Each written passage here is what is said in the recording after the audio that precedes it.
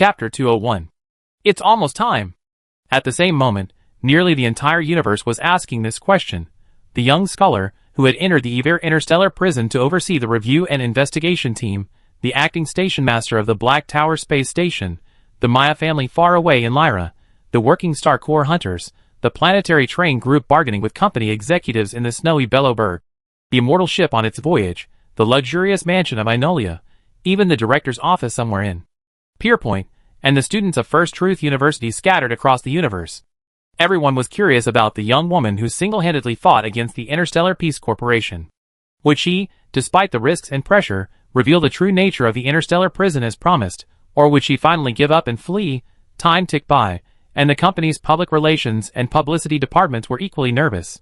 Professor Veritas Ladio had yet to make any statement, and the Polymath Society and First Truth University remained unusually silent.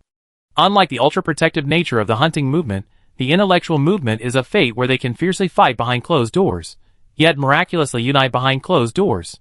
Scholars can accomplish countless incredible feats to defend their ideals, from physical brawls to lawsuits, creating enough absurdities to support an ahaha.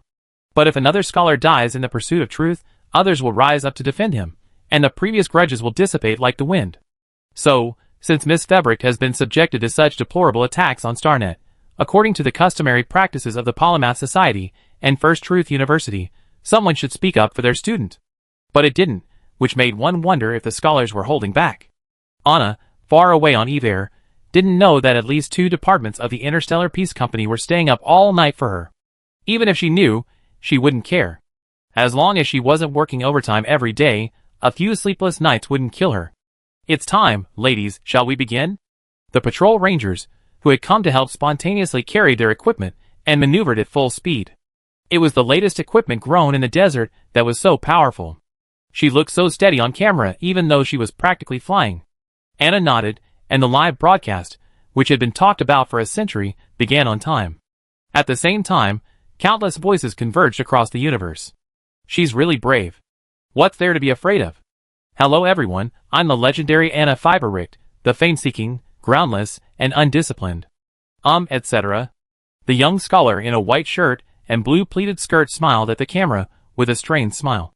Bang! The assistant slammed her pink fist against her desk, and the chat bar erupted in a passionate outburst. I'm Miss Febrick's biggest fan.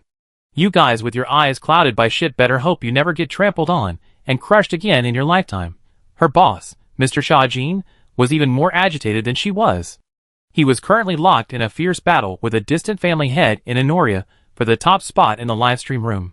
What you're seeing now is one of the special detention areas of the Evair Interstellar Prison, located above sea level on Ghoul Island. The female scholar in the livestream room took a step back as a bullet whizzed past the camera. This wasn't something that could be achieved with special effects. Any discerning Starnet user could easily uncover its origins. Sorry, it's a bit chaotic here, and the local gangs aren't very polite. But that doesn't matter. Let's continue.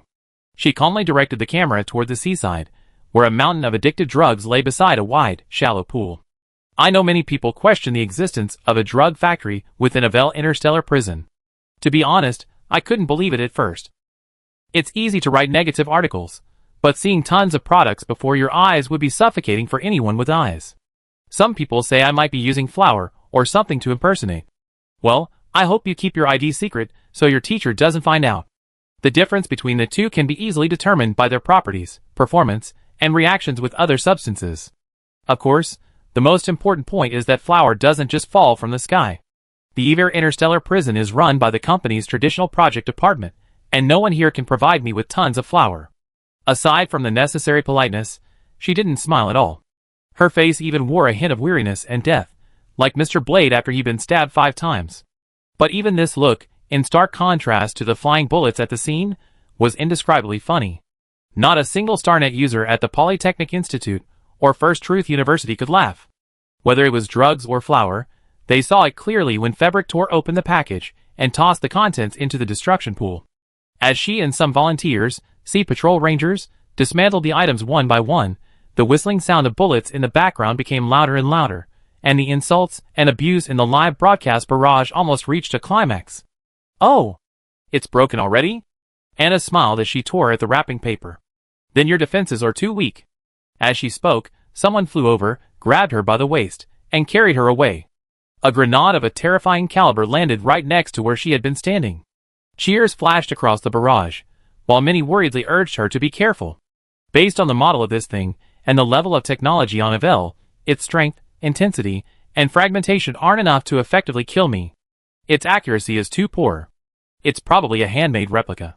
The people who had been carrying Miss Fiberick to avoid the grenade quickly returned her to her original position. Each of them was more composed than the other, only the audience remained calm. Colorful special effects echoed across the barrage. Mysterious playwright Mrs. Xiaodia and honey fruit soup is super delicious simultaneously ordered Fiberick to stay away from the danger. Danger? Anna nodded at the two's warning. Thank you, but this is just everyday life on Ghoul Island. The gentleman leading the company's team tragically died in the line of duty when I first arrived. I hope his family receives adequate compensation. Mysterious playwright Mrs. Xiaodia, Honey fruit soup is super delicious, A flurry of strange comments flashed across the chat room. Instead of scolding or insulting, a riot of colorful comments, like adorable and contrastingly cute, were everywhere. Let's get back to the point. The volunteers are almost ready. She bent over the destruction pool, picked up a bag, and revealed its front. Quicklime powder, generously donated by a caring audience. In reality, these were crucial supplies that Professor Leisho had somehow managed to secure. Volunteers gathered to help, spreading bag after bag of lime powder into the destruction pool to thoroughly mix it with the drugs. They were so busy, they could barely stand up straight. From time to time, a Sea Ranger would flash past the camera, followed by the clatter of bullets and grenades. We moved the entire warehouse from the drug factory here, and some samples collected from the assembly line have been sent to the Institute of Knowledge headquarters for testing. Anna reappeared, carrying locally sourced wooden tools. To ensure the lime powder and the drugs were thoroughly mixed, everyone had to roll up their sleeves, put on boots, and stand in the pool, stirring repeatedly. As she worked, she read and answered questions from the online chat, prompted by Phaeton, her temporary assistant. Her responses were genuine and sincere. Thinking about the future? Not really. Let's get this done first, then think about the future. Am I meddling? I'm happy to, but I definitely won't mind yours. Picture? What Photoshop picture? Am I on drugs? Do you want to hear what you're talking about? If I were on drugs, could I still be talking to you with such clear logic and patience? Is it hard to get into First Truth University? Hard. The tide's rising. A voice shouted in the background.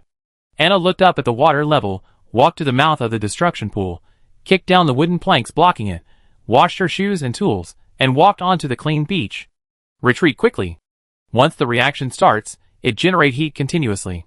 It's easy to get burned. The frustrated curses of the local gang were unbearable to hear, but the people destroying the inventory in the live broadcast room were all smiling. Honestly, many viewers can't match the locals of Yver when it comes to cursing. It must be pointed out that prisoners can only leave the volcanic cone and live on the surface with the warden's special pardon. The pardon regulations of Yver Interstellar Prison are quite special. Phaeton promptly displayed the prison rules Anna had taken a photo of on the screen, and almost instantly the entire universe understood that Miss Fiberick's previous remark was a sarcastic remark about the Interstellar Peace Company. So this lady is the type of deadpan comedian. Are you scholars so reserved when mocking your opponents? As he spoke, seawater continued to pour in, causing a violent reaction in the incineration tank. A worried volunteer kept stirring with a stick, fearing to miss even a tiny bit. At this moment, someone entered the camera and whispered something in Miss Fiberick's ear. After the person left, her face finally brightened. Well, the volunteers have discovered something interesting again. Perhaps you would like to follow the camera and take a look. The discovery was, of course, the underground laboratory hidden within the clinic. As Anna had predicted, she had seized the drug factory. The drug traffickers eagerly showed up, offering their lives, needless to say, but the patrolmen could easily sweep up the scum. The underground lab, punctured by Podio's blow, breathed a sigh of relief. It seemed these people were after the drug traffickers.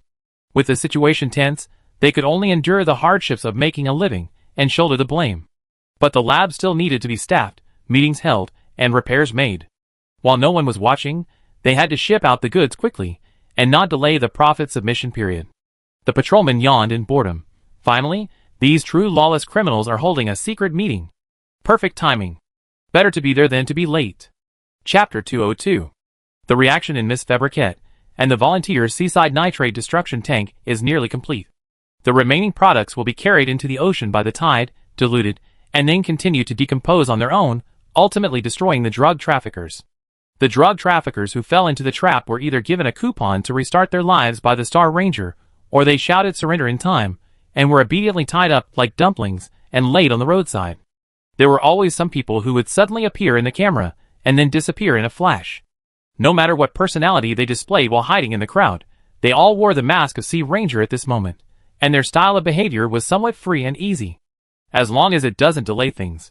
I'm sorry, the mechanical equipment on Avel is about 3 or 14 amber ages behind normal. Due to strict regulations, transportation is particularly scarce, so I can only take you on foot for a while. Anna left the beach. The camera panned to reveal a strewn field of wreckage, both metal and wooden. Following the tracks left by the Rangers, she gazed into the distance. Low, gray-black buildings huddled together crookedly, their dark windows like wailing mouths. Until the injustice is resolved, it will never close. Cut off our source of income. An Omnic, who had been lying on the ground feigning death for a while, suddenly leaped up and attacked. Although those protecting Anna managed to get her out of the way, the young scholar was inevitably caught in the hail of metal fragments. She had to control her limbs and act like an ordinary person, otherwise, if her cover was exposed, the combined bounties from the two offers would be a figure that Professor Lachaud didn't even want to calculate. Most of the viewers outside the live stream were ordinary people. To them, it was just an Omnic prisoner erupting and self-destructing. Miss Febricot's arm had been gashed as a scene that couldn't be faked. Even the self-torture trick was too convincing. Iver prison does hold many vicious and violent individuals. From that perspective, its existence is necessary. She looked down at the wound, where the pink periosteum was almost visible. She took the disinfectant from the ranger, who had rushed to support her, and poured it onto her arm, like it was free. She applied wound adhesive, and then, with a snap, slapped on a piece of isolation padding. Finally, she wrapped the bandage around it several times, and tied a knot. If I'm lucky enough to find a way back to the underwater confinement area today, maybe I can get a tetanus shot from the medical station. Otherwise, I risk my life. She commented lightly, using the remaining disinfectant to clean the blood stains from other parts of her arm. Still clean and composed, she moved through the dilapidated buildings. The audience watched with rapt interest. This is absolutely the most shabby and desolate place I ever seen in my life. I send you tetanus shots right now. Why are there still people spouting bad words about this girl? It's better to believe she's number 0824131 than to believe her malicious hype. Or even if you believe I'm the emperor of an ancient country, that's fine. I see the emperor's doubts above. I can only say it's about making money, not shabby. You didn't let him off either. The roads here are interesting. People use them however they want, however convenient they are. There's no planning or maintenance, but they combine design and practicality. Anna glanced at Phaeton's hint. To avoid a tense atmosphere, she had to remain silent. There's really not much to say about this place. Do you like the apocalyptic wasteland vibe? But I can't just keep quiet and let the conversation go cold. It's said that doesn't work well. The camera panned briefly to the ground, its potholed and uneven surface truly giving it a sense of history. Worn and worn. Hilarious. It's both design conscious and practical. To put it bluntly, it just works and can be used. Don't ask anything else, okay? I encountered a talented player by chance. I tried my best, but I couldn't defeat him. What the person above means is, I'm going to fight you talented players. It seems the education at First Truth University is quite successful. The scholars aren't as staid and boring as they're rumored to be. It's daytime now. People living on the island primarily make a living working for gangs. The commissions on self-operated businesses are quite steep. Often, one gang comes in and another one arrives within 10 minutes. So, business can only be done in the middle of the night, because sooner or later you be discovered. Anna was completely unaware of the particularly hurtful undertones she unintentionally uttered. What legitimate business could there be in this place? Phaeton, the assistant, had cramped his hand from tapping on the screen. On the left, they were selling illegally modified weapons, punishable by a minimum of 3 years in prison and a fine under Pierpoint law. That thing on the right. Never mind, don't look right there. If there are minors involved, please ask parents or guardians to turn off the live stream. As the camera panned to the right, a skinny, haggard-looking woman, nearly naked, flaunted her essentially non-existent capital to the public. Yes, she's a prisoner, a prostitute, and seriously ill. Anna calmly walked over. A ranger stopped and tossed her a piece of covering clothing. The woman quickly took it, a gaping smile on her face, and then she emerged naked from under the eaves. A passerby offering supplies to the locals of Avel signifies a deal. The kind ranger was frightened and vanished in a flash.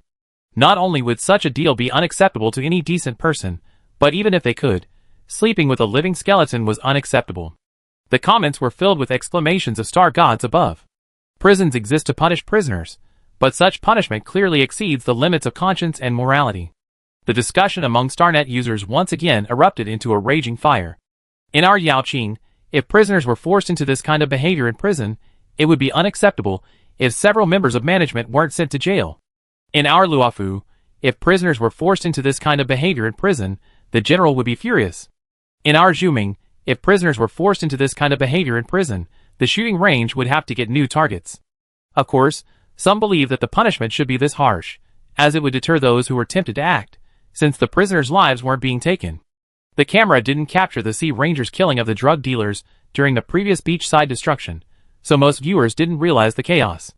Previously, it was the drug dealers desperately trying to save their stock, and now it was the gang members who were desperately trying to physically end the live broadcast. The company's publicity and public relations departments were furious. Some resigned on the spot, while others broke down in tears, unable to accept the reality. No matter how hard they tried to discredit Anna Fiberrich, the reality of what was happening on Ever was clear.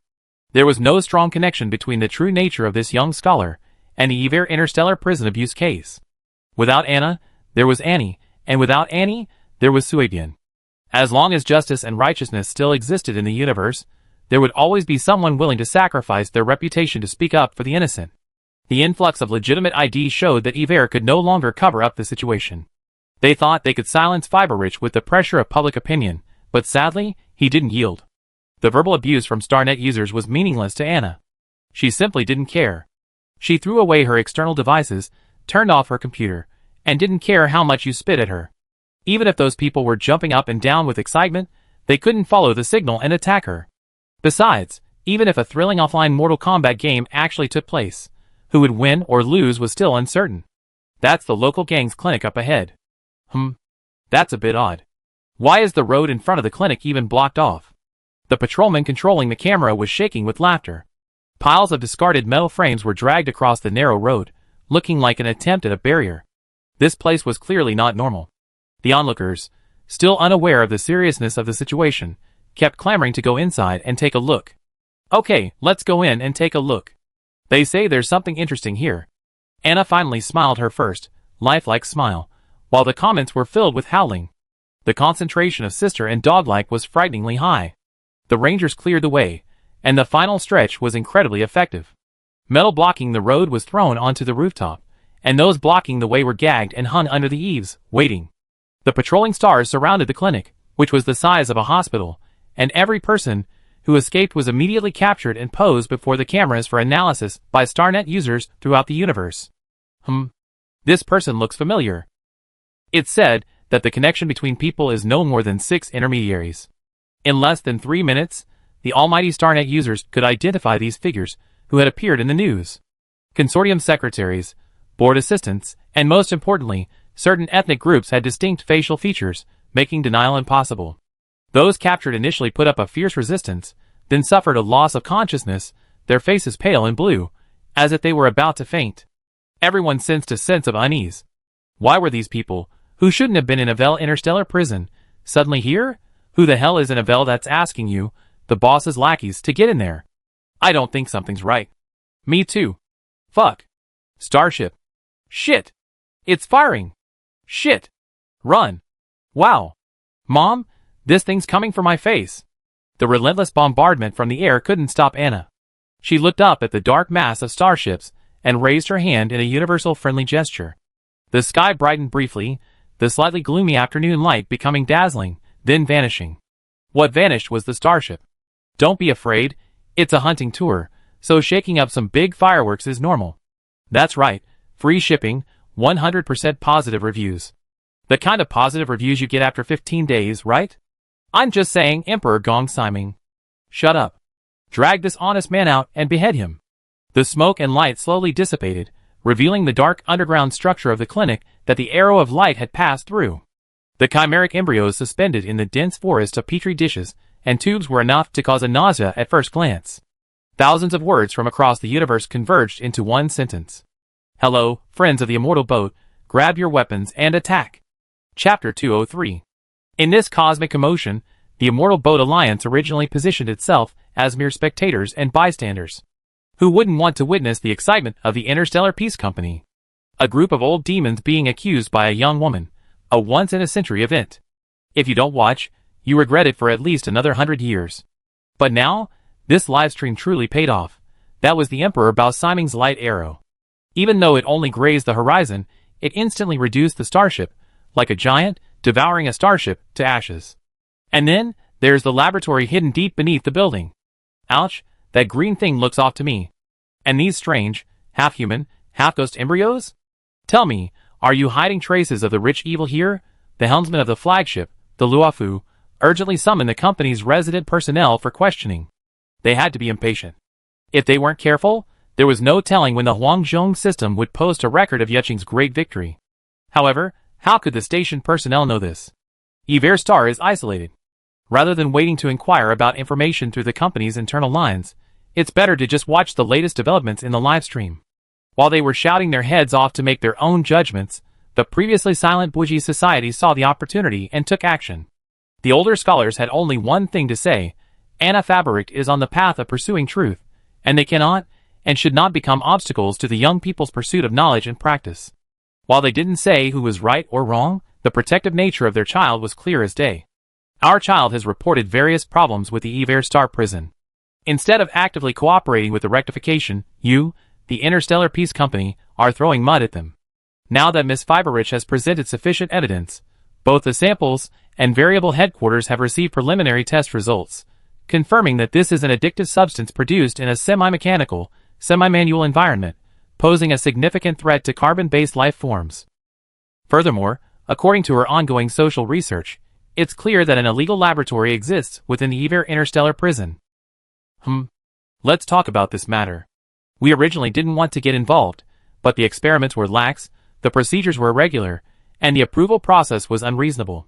Who gave the green light for this? It certainly wasn't our Society of Knowledge, and researchers within the Society will never tolerate any disregard for ethics. The Society's stance is very direct. Regarding matters that could potentially impact the company's foundation, the board of directors and executives above P46 and all departments reacted swiftly. We must send someone directly to Anna Fiberich now. We tried forceful tactics, but to no avail. They're not afraid. Now that young scholar has a group of Sea Rangers around him, we better hope for a response from the Amber King if we want to break through these lunatics, who could even outmaneuver a destruction order and eliminate our target. Since force isn't working, we can only resort to soft tactics. Send a young woman of the same age? Or a handsome young man of similar age? Say some soft words of apology, offer some flattering words, and then promise a ton of benefits. At least we can get this current situation over with. The existence of the Iver Interstellar prison has seriously impacted the company's corporate security. If it weren't for Doctor of Truth Veritas Laisho currently in charge, perhaps some radical director would resort to force. If the problem can't be solved, then the one who raised it can be dealt with. Wouldn't that make it a breeze? We just say it was an accidental injury, not intentional, and each person will have to pay a few hundred bottles of Soleta, and the matter will be over. It's a shame the company really doesn't dare touch this accomplished academic star. Oh, Anna Fiberich seems to be Professor Veritas Laisho's student? No wonder he remained silent, refusing to budge from Avel. No wonder Fiberich dared to go to the island and wrestle with those serious criminals, who couldn't even fit in the detention area. Their parents were watching. That's fine. Sorry, I'm being rude. We're all family. It was a misunderstanding. After much arguing, this job, which obviously involves some hardship but also offers many benefits, finally fell to Director Xu Ju of the Strategic Investment Department. Actually, Director Xia Jin was a better fit, and he was very willing to make the trip. However, it's said that at the First Truth University's graduation ceremony not long ago, his overtures failed, and he was expelled from the campus. He also had some minor disagreements with Professor Laisho afterwards. In short, the meeting ultimately decided that Xu Ju would make the trip. Takavaja. Oh, if he fought ruthlessly for this opportunity, he might not lose to Xu Ju, but now wasn't the right time to see her. He knew Anna well, he even witnessed the events of Avel Star himself. He didn't even need to think about which side to take in this matter. Was he a fool to waste precious feelings on such a shabby company offer? Besides, my sister had no acting skills when it came to protecting her. Half the universe was watching her, and the slightest misstep would be instantly exposed. Being looked down upon, scolded, and humiliated to the Evicans, these were as insignificant as dust. But he couldn't accept those people's disrespect for Anna. The newly appointed head of the public relations department had already been replaced for the third time. The director's efficiency was largely due to his own handiwork. Shuju is a piece of shit. Tomorrow I send my assistant to have someone destroy the guy's office mascot. Shuju finally won a victory against Sha-Jin, and he felt much better. The defeat in the Pinocchio incident lingered on his mind. The status quo was irreversible, but fortunately he had secured the mission to mediate on Avel Star. Sha-Jin seemed to be deeply concerned about the world-famous beauty, Miss Anna Fiberricht. Although it was unflattering to say so, he almost laughed at his opponent's gloomy expression. From his own perspective, Shuju acknowledged that Fiberricht was a brave, intelligent, and professional young woman. However, due to his royal family background, he had no more faith in young women's abilities than he did in a novice guard. Gender is one factor, but more importantly, youth often means inexperience, and being unable to convince others naturally leads to mistakes. Scholars, by and large, harbor naive ideals, rushing to the forefront recklessly, becoming cannon fodder. As for the patrollers around her, they will eventually leave. The young woman had no idea she was facing a life-threatening danger. She really shouldn't have made an enemy of the company. After receiving the information and the bottom line of the deal, he boarded the starship, worried about Miss Fiberricht. Avel was no benevolent place. It held some of the most vicious criminals in the universe. What does it mean to be a criminal?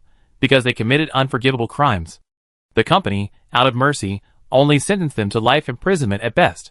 Why would she go to such lengths for a group of serious criminals when she could plead for someone else? Even if she were saved, few on Avel would be grateful for her kindness. Those prisoners would only complain that she arrived too late. Besides, Miss Fiberricht is a scholar at First Truth University. Her future is bright and limitless. After graduation, she had the best job in the universe. Not just her pick, but at least she'd be welcome anywhere. Yet, she's doing something thankless and ruining her own reputation.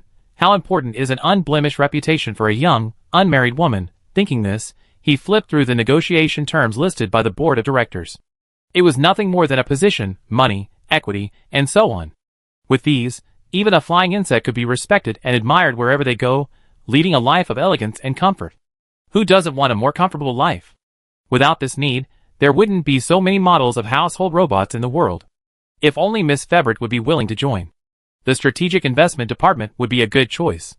This department really needs a well-educated, gentle, and refined lady to help dilute the overly worldly atmosphere. Afar away in the Evir cesspool, Anna had no idea the company had come up with a new tactic to deal with her.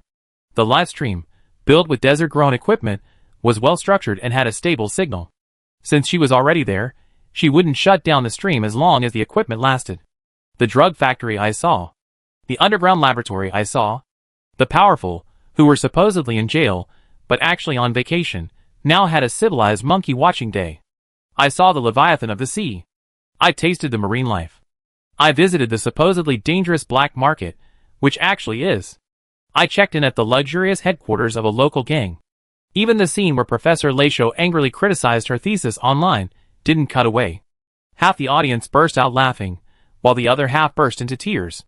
Isn't it basic academic etiquette not to ask each other about their summer homework? Also, Miss Fiberricht is such a paper snob. Put away those densely packed study notes. I'm dizzy. At the same time, after consultation, the Immortal Ship Alliance also dispatched a fleet to the Evir Interstellar prison to mediate and investigate the traces of the abundant beast. The Alliance has always refrained from meddling in other people's affairs, but this involves the ancestor of the longevity plague, and the Sea Patrol Rangers are all closely related. This is no longer just another person's business, and certainly not a trivial matter. After much deliberation, the fleet was led by the Yaoqing Foxman Jiaqiu, who had some acquaintance with Fiberricht. The Alliance's intention to befriend the young scholar couldn't be more obvious. In addition, Professor Anaxa, the most notorious troll at First Truth University, led his students to Evir for support. Suddenly, the inconspicuous little planet in the fringe system was ablaze with excitement, and those who didn't know would think a war was about to break out. The followers of Joy hidden within the patrolling Sea Rangers were almost beside themselves with joy. Aha hadn't experienced such a blast before. Some wanted to save, some to defend, some to protect, some to conceal, and some to destroy. The small planet was about to be flooded with people, and all sorts of characters were about to appear. Alas, nothing in this world can be without fun. Praise the god of fun. Chapter 204. Under the gaze of every StarNet user in the universe, Anna leisurely toured nearly every island above sea level. Everyone saw what the surface of Avel looked like, and the audience even followed her on a journey to experience finding useful supplies in a garbage dump. Everywhere else, carbon-based creatures were the main attraction, but the sight of the various Omnic prisoners sent a chill down your spine. They dragged their broken and twisted bodies numbly through the discarded metal artifacts, like humans walking through a mass grave. You had to dig through the piles of corpses and dirt at your feet to find the supplies you needed to survive. The races imprisoned here weren't all-encompassing, but at least they were more diverse than a zoo. A closer look revealed even hybrids, some of which looked like the offspring of a border collie and a corgi. With the support of the Bougie Society, the mediation of the Xianzhou Alliance, and the director of the Interstellar Peace Company, so many forces were about to converge on Avel. Upon receiving the message, Professor Leisho immediately informed his protege, the one who had caused such a fuss, and urged her to prepare a countermeasure. The Polymathic Society had sent Professor Anaxa, and the significance of this was self-evident. He was there to support their own child. Professor Leisho was a misophobe, and his most likely reaction to seeing an idiot was probably to wear a plaster head sculpture, unlike Professor Anaxa, who had full attack power. Furthermore, this person was also a teacher of Febertech, but the academic system hadn't assigned her to him, so she still had to attend classes. The Immortal Boat Alliance's primary goal was undoubtedly the underground laboratory. Although this faction was incompatible with others, they were generally reasonable and easy to communicate with, and their behavior was respectful and decent, so there was no need to worry about them bullying young scholars. The only ones to be wary of are, of course, the executives sent by the Interstellar Peace Company. They're said to be from the Strategic Investment Department, descended from a certain galaxy's royal family, a legitimate heir apparent, and at such a young age, they hold a high position in the company. Their intentions are undoubtedly sinister. Is this a hard approach? Are they planning a soft one? Anna didn't hide the information she received. Whatever she knew, the Sea Patrol Rangers knew too. There was absolutely no information barrier. There's strength in numbers. Even if everyone's just average IQ, they can come up with a good plan. The Rangers' plan was simple. Return to the volcanic cone confinement area and take the live stream with them. Since the equipment could hold up, why not continue? Stopping midway would only make people think there was something fishy going on. Better to be frank and honest. Then go down. Anna was a person who listened to advice. It wasn't safe on Ghoul Island, even with the Sea Patrol Rangers clearing it out. The prisoners have learned their lesson now. They at least surrender when the Rangers appear, and wait for the others to leave. Avel's punishment hasn't changed their bad habits. Instead, they become 10 times worse than before their incarceration. What if the company sends another clueless individual?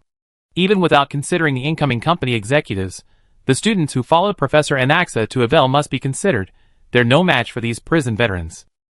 After a few days on Avel's surface, the camera takes viewers on a whim, experiencing what it's like to be imprisoned in the volcanic cone ward of Avel Interstellar Prison. Without the notion of day and night, the passage of time gradually blurs. The heavy burden of loans, and the monotony of life, under the weight of rules that would be unbearable for ordinary people, lurks unseen dangers. Prison rules don't forbid conflict between prisoners, and bullying is common. There were no laws here anymore. The only order that prevailed was a brief flash upon entering the detention area. Some StarNet users with slower reading speeds couldn't help but laugh at themselves, thinking they'd been beaten and still not know what was happening. This was a hopeless hell. Shu Ju first met Miss Anna Fabericht in person at the medical station on the 8th floor of the Volcano Cone detention area. Just as he imagined, she was a quiet young woman with fair skin, tall and slender figure, and a well-proportioned figure. There was a distinctly stubborn air about her features, and her eyes were sharp and chilling. The prisoners lying under her grasp trembled with fear, yet were completely obedient. He stood outside the medical station, watching her deftly clean and bandage the prisoners' wounds. Just 20 minutes before he arrived at the station, a small landslide occurred in the mine. Fortunately, the Sea Ranger and the mechanic arrived in time, and all the prisoners were rescued alive. In emergencies like these, the prison doctor was completely overwhelmed. Anyone with medical experience was called in to lend a hand. They were supposedly cleaning up, but in reality, they were treating the injuries of prisoners who didn't require emergency care. Miss Fabericht's movement seemed rhythmic. Snap, snap, snap. She finished treating one prisoner, then moved briskly to the next, another round of snap, snap, snap. Some people naturally can't bear to see others suffer, and will always do their best to help. People always hold such people in high esteem. Even if they can't be as selfless, they at least don't want to say anything to dampen their spirits. Miss Fabric stood for the entire afternoon, and her stamina was beyond his imagination. When she finally took off her mask to rest, Shuju noticed that her facial lines were somewhat hard, and her lips weren't as plump as those of other women. But she was beautiful, a beauty unlike any other, a radiant beauty. She possessed knowledge, she controlled her destiny, she held the power of being human. She was confident and composed, a beauty that transcended the constraints of gender. "Hello, Miss Fabric, good day." Anna had long known there was a fool standing outside the medical station. If he wanted to stand outside and watch, so be it, it wouldn't cost her a pound of flesh anyway. When she finished, the man outside pushed open the door and walked in, his military uniform ribbons and medals gleaming. So dazzling. "Hello, who are you?" Judging from his appearance, he definitely wasn't from Evair. Professor Anaxa couldn't have been more familiar. It was rare for someone at First Truth University to present themselves in such a manner. Speaking of the Immortal Boat Alliance, their traditional attire doesn't seem to be like that, so this guy must be the company's executive sent here to try to negotiate peace. She quickly scanned Shuju, memorizing his features. It was actually quite easy to remember. Although he had white hair like Phaeton, his skin was slightly darker, and his chin unconsciously lifted slightly. A military uniform, huh? That would be very warm. As expected, the visitor introduced himself as a member of the company's strategic investment department, here to continue leading the investigation into the Avelstar prisoner abuse case. The previous head of the investigation team had tragically passed away, so sending someone to take over the work was only natural. Anna nodded, glancing at the black-clad security guards in the corridor outside. This guy was either mediocre in skills or self-assured of his status, otherwise, he wouldn't have made such a grand appearance just for the sake of going out. "You need to speak to my advisor about the investigation team. Professor Lacho should be in the warden's office right now, with Miss Lucy, reviewing the list of children born in Avel over the past 10 years. At least right now, this man hasn't impressed her. Even if she wanted to talk, she wouldn't discuss how to protect the basic rights of prisoners with someone who only looks up." Shuju paused, awkwardly but politely saying, "I'm sorry, I thought you were in charge of the inspection team.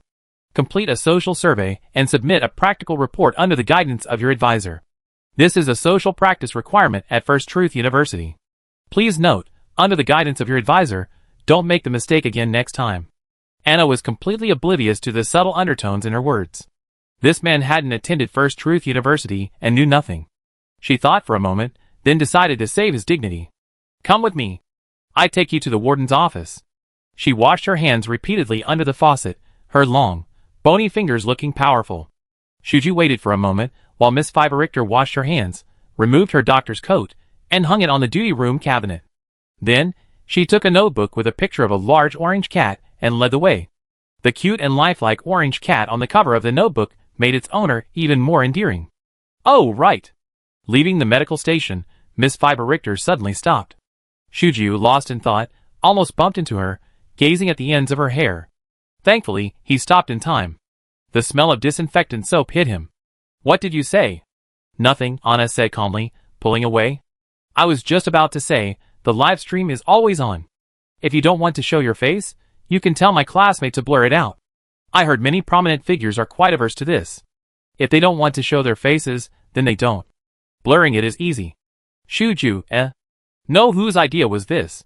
Are peace talks supposed to be heard? Aren't these things supposed to be discussed behind closed doors? Whether it's haggling over every penny or trying to please Miss Fabric, openly showing it to Star Network users? Those commenters don't deserve it. I don't mind showing my face in your frame. It's an honor." In Director Sha Jin's office, the assistant gritted her teeth and broke a pen. "Sweet talk trying to seduce Miss Fabric. What a shameless bitch." Her boss nodded vigorously subconsciously. "Exactly. Mr. Sha Jin, I already made all the arrangements," she said with a sinister grin. "A mere mascot, huh? If I don't smash the official seal over there, I'd be the loser. Go ahead and do it. If anything goes wrong, I take the blame." The director said with a sinister tone, "Do you need a reimbursement request? All expenses will be reimbursed through the company's reimbursement channels, and I personally approve it." He had plenty of money now, but he didn't want to spend a penny on that Shuju guy. He had to fleece the company's profits. Who would benefit if he didn't? No need. She opened the virtual screen of her personal computer. The equally angry voices in the chat group were already towering. Miss Febrick belonged to everyone, and someone was trying to seduce her and take her for themselves? Where did this vixen come from? With our Miss Febrick's guard here, your schemes will never succeed. Chapter 205. After spending a whole day interacting with and observing Miss Febrick, the young executive of the Interstellar Peace Company had to admit that she was truly a unique woman. Whether it was a noblewoman at court, a daughter of an aristocratic family, or a charismatic career woman like Lady Jade, none resembled her. For example, with a livestream running constantly, it's hard for men, not just women, to handle the constant pressure of being watched by the entire universe. You have to understand that the comments aren't all kind, or perhaps it's more accurate to say, there aren't many kind comments. First, there were all sorts of negative stories fabricated by the company's publicity and public relations departments, and then there were all sorts of internet celebrities rushing to capitalize on the hype. They switched on their external devices and streamed through the live stream, scanning at least 300 harassing messages a minute. The constant barrage of obscene jokes, coming from men, perhaps disguised as men, made Shu Ju, also a man, feel incredibly embarrassed. How could you possibly say such things out loud? Or even publicly? Wouldn't you feel disgusted? Miss Febrick, on the other hand, held her head high and ignored the harassment, her gaze fixed on her intended target, paying no attention to the hooligans. In one day, she helped the prison doctor treat injured prisoners at the infirmary, reported to Professor Lachaud, the head of the prison, in the warden's office on the progress of the mission, and collaborated with other researchers to verify data. Even after completing the necessary tasks, she still had the energy to walk around the prison area with her camera. They truly were taking their inspection and verification seriously. The value of a Vel star was beyond redemption, that had long been established within the company. Isn't the purpose of running a private prison solely to generate profit? Prisoners are the cheapest, most in-demand labor force, and it's not impossible to generate some necessary byproducts. For several amber ages, no one has paid attention to how prisoners survive in prison, leading to the unanimous neglect of the entire company's management team above P45. Now that the scandal has broken out, the cost of completely quashing it far exceeds the future profits the planet will generate. The board's decision is decisive. Bankruptcy on the spot, a package sale, whoever wants it, can take it, whoever wants to compensate, can pay. Starnet users can curse all they want. The internet has no memory. As long as Anna Febrick remains silent, the next time the news becomes trending, the entire universe will have forgotten about a Vel planet. She is indeed the core of the problem. Good morning, what are you planning today? The dark-skinned prince appeared bright and early, sporting a healthy smile and a bouquet of flowers that would never be seen on a Vel. Here's a bouquet for you. Hope you enjoy your day. The barrage of YOS swept across the room, punctuated by occasional angry meows.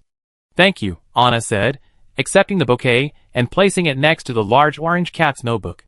In universal galactic etiquette, small gifts of flowers and candy are best accepted, regardless of the gender of the giver or recipient. Because they are insignificant and represent a desire for friendship, refusing them could easily be misinterpreted as a refusal to communicate. And Director Shuji wasn't being outrageous, he simply gave a bouquet of Pierpoint's most common, universally accepted flowers, the very symbol of friendship. There was nothing ambiguous about it, and there was no hint of overstepping boundaries or offense. As expected of a young executive, she possesses a unique way of dealing with people. Professor Anaxa and friends from the Immortal Boat Alliance are coming today. The professor has sent me to meet them. If you like, you can come with me. If not, just relax. Anna hoped this guy would just find a quiet spot and stop wandering around her, disrupting everyone's work. Alas, that wasn't likely. The pure white bouquet accentuated the young woman's simple and precious beauty. Shu Ju found many regrettable minor flaws in her: eyes that were too bright, a cold gaze, and her height, which lacked the most pronounced curves. But after observing her for a long time, he had to admit that this young woman's beauty came from within, not from her appearance. Her appearance, well, leaned towards a neutral androgynous handsomeness, which wasn't a plus for a young, unmarried woman. Although her attire mitigated this, it couldn't conceal her sharp, arrow-like aura. Professors from the Boiji Society, and friends from the Xianzhou Alliance. Shu Ju smiled and walked in front of her like a gentleman, opening the door. Then I must meet them. The society, with its company sponsorship, isn't that difficult to deal with, but the Xianzhou Alliance's people are a must-see. Whether in trade or technological advancement, The Xianzhou Alliance experiences explosive growth whenever it emerges from the shadow of war, significantly impacting the company's similar businesses in the market. If they hadn't managed to shake out the lawn, the company would have already found a way to turn these ships into colonies. Anna, see, I knew it would be like this. Wow. It's Mr. Shuju. Your Highness. He looks quite decent. What's the company up to? A honey trap? In 3 minutes, I need all the information on this dark-skinned guy. Young, wealthy, and powerful, he's got the looks and the figure. Wow, he's so sincere. Prince Haji, you're so lithe and agile that it's eye-popping. Dark-skinned is great, dark-skinned is so sly. Slurp. Phaeton and Castorea were assisting backstage. The seniors, who were sorting through the information and watching the live stream, were so anxious they wanted to jump up and beat up the dark-skinned guy. The former sneered, the latter sneered. What's the rush? Everyone's not here yet. The star ships of the Polytechnic Institute and the Immortal Ship Alliance didn't arrive in Avel's low Earth orbit so quickly. Anna first went to the warden's office at the top of the volcanic cone, which had now been converted into a makeshift elementary school for all children under 12 in the prison area. Finish the lecture, then go to your work today. Professor Leisho, with his plaster head sculpture, was met with a chorus of wailing in the comments. Professor, show me your magnificent beauty. I can still get up and write my paper. He pointed to the small blackboard in the center of the circular office, where the content of today's class was already written. All children born in the prison wing of Avel Interstellar Prison initially receive only prenatal education. Professor Leisho, who is committed to educational equality, nearly fainted at the sight of these illiterate children. These cubs were unfortunate enough to be born in a prison cell. Their biological fathers would be worse off dead. Amidst the numerous debuffs, their only chance to change their fate is education. If they are denied this opportunity, is Avel Planet trying to cultivate serious criminals from a young age for its own production and sales? Anna looked bewildered. How could she not be? Sending people to start over was fine, but teaching these cubs who were starting over again, that was too much. Professor, I never learned anything like that. It counts towards your teaching practice points. Professor Leisho walked away without a backward glance. Looking around, everyone was instantly bustling with work. For the sake of credits, she gritted her teeth and took the blackboard's pointer and tapped it a few times. Sit still. Class. It turns out there's a stage in human history when we can't figure out what 3 plus 2 equals. Half an hour later, half the cubs had learned to crack their fingers, while the other half put their fingers in their mouths and laughed droolingly. Not only did Anna have to tap every 5 minutes to get the cubs' attention, she also had to periodically separate the cubs from fighting. You sit on the east end, you sit on the west end. Next time, let me see you two get together and get beaten together. She hit the cub's skinny arm fiercely with the pointer. Not even a red mark appeared. After finally surviving 45 difficult minutes, Miss Lucy sent someone over to tell Anna that the guests she was waiting for were entering planetary orbit. Looking at the panicked back of someone who dropped the pointer, the drone camera swayed left and right a few times in a very humane way. The barrage was filled with laughter, and the audience recalled what they or their cubs looked like when they first entered the campus. I killed pigs in my previous life, but I teach in this life. What you teach in this life is probably the pig you killed in your previous life. Stop talking, it's just netizens that you have crossed the line. I just like to see Miss Fabricot's bewildered expression. It makes people want to argue her hair. Sister, don't hit the kids with a pointer, hit me. Ugh. Drag her out and behead her. She managed to get into First Truth University, but she probably didn't expect human cubs to have to learn from the basics of 1 plus 1 equals 2. Excuse me, Miss Fabric, but is it really necessary to invest time and energy in these prisoners' children? Shuju walked beside her, his sentiment echoing that of many Star Network users. If their parents aren't good, how could their children be any better? Giving them a chance to survive is already merciful enough, not requiring the universe's top scholar to teach them. Previously, those children's classes were taught personally by Professor Veritas Ladion. The professor had done his utmost to make it this far. These children will be taken from Avel today by the Polyscience Institute starship. Many star regions within the Institute's radiant influence are willing to accept these children. They can provide these children with a standard of living and education above and beyond the minimum, allowing them to become ordinary people in the not-too-distant future or change their fate through learning. In short, they won't have to become the next serious criminal. Do you think this is necessary? She threw the question back. Shuju, knowing the live stream was on, naturally wouldn't show harshness to the children in public. Perhaps they need a stricter approach. Many StarNet viewers agreed. Sometimes, crime is like a hereditary gene. The children of criminals are always more difficult to control than other children, and are more likely to follow their parents' footsteps. Anna retreated strategically. Are you saying that Professor Leisho's teachings aren't strict enough? That's really quite strict. After all, even graduate students are often scolded and made to cry by the professor. Shuju, Can you please stop acting like you don't understand what I'm saying when you're here? Are you playing dumb? After breaking her third pin, Kakavasia slumped over the table and chuckled at the live stream. That's right, my sister just despises you. And she's making it so obvious. Director Shuju, can you please understand? Chapter 206. The starships of the Polytechnic Society and the Immortal Ship Alliance arrived on Eve at about the same time. Cooperation also exists between the two, and each year the Alliance sends a number of young people to the First Truth University for further study.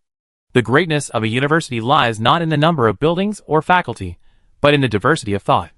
Every scholar grows up in a different environment, observes the world from different perspectives, and thinks in a variety of directions. When they gather together, the sparks that spark are always dazzling, igniting a new era of civilization. This inclusive spirit is the foundation of the birth of academia. Thus, both the Polytechnic Society and its affiliated First Truth University are always more open than expected when it comes to academic exchange. The Immortal Ship Alliance has always been meticulous in everything they do. Even though they had entered low Earth orbit first, they still allowed the Polytechnic Society to dock and land first. This is a sign of respect for teachers. Professor Anaxa led the team in front, with Sid smiling and waving at Anna from behind. Considering the presence of a company executive, Anna smiled faintly and nodded, her gaze shifting to the teacher. Thank you for making this trip, Professor. If you had focused a little more on the debate and presentation, perhaps I wouldn't have to make this trip. The young professor glanced at Shuju, who was accompanying him, and deliberately frowned. You don't appear to be my student. Who is your advisor? Anna quietly stepped back in a serious tone, the live stream's comments swirling wildly. I just love watching Professor Anax's rail against others, as long as he doesn't rail against me. Shuju mentioned a name, the tutor chosen for him by his father, the king. Oh, Professor Anaxa said, raising his eyebrows subtly in understanding. So it's that person, haha. He said nothing more, his expression spoke for itself. Whose child is this? Come and claim him. If you don't, he get bullied and cry, and no one will care. Is there any scholar in the galaxy who isn't Professor Anax's sworn enemy? Not many. Who could withstand the top troll of the Polytechnic Society? Breaking down is normal. I can almost hear the dark-skinned guy cracking. How many people in the world can withstand that kind of pressure? Ah! Miss Anna, it's been a while. I missed you so much. A large pink-haired fox, waving a goosefeather fan, walked close behind the Polytechnic Society scholars.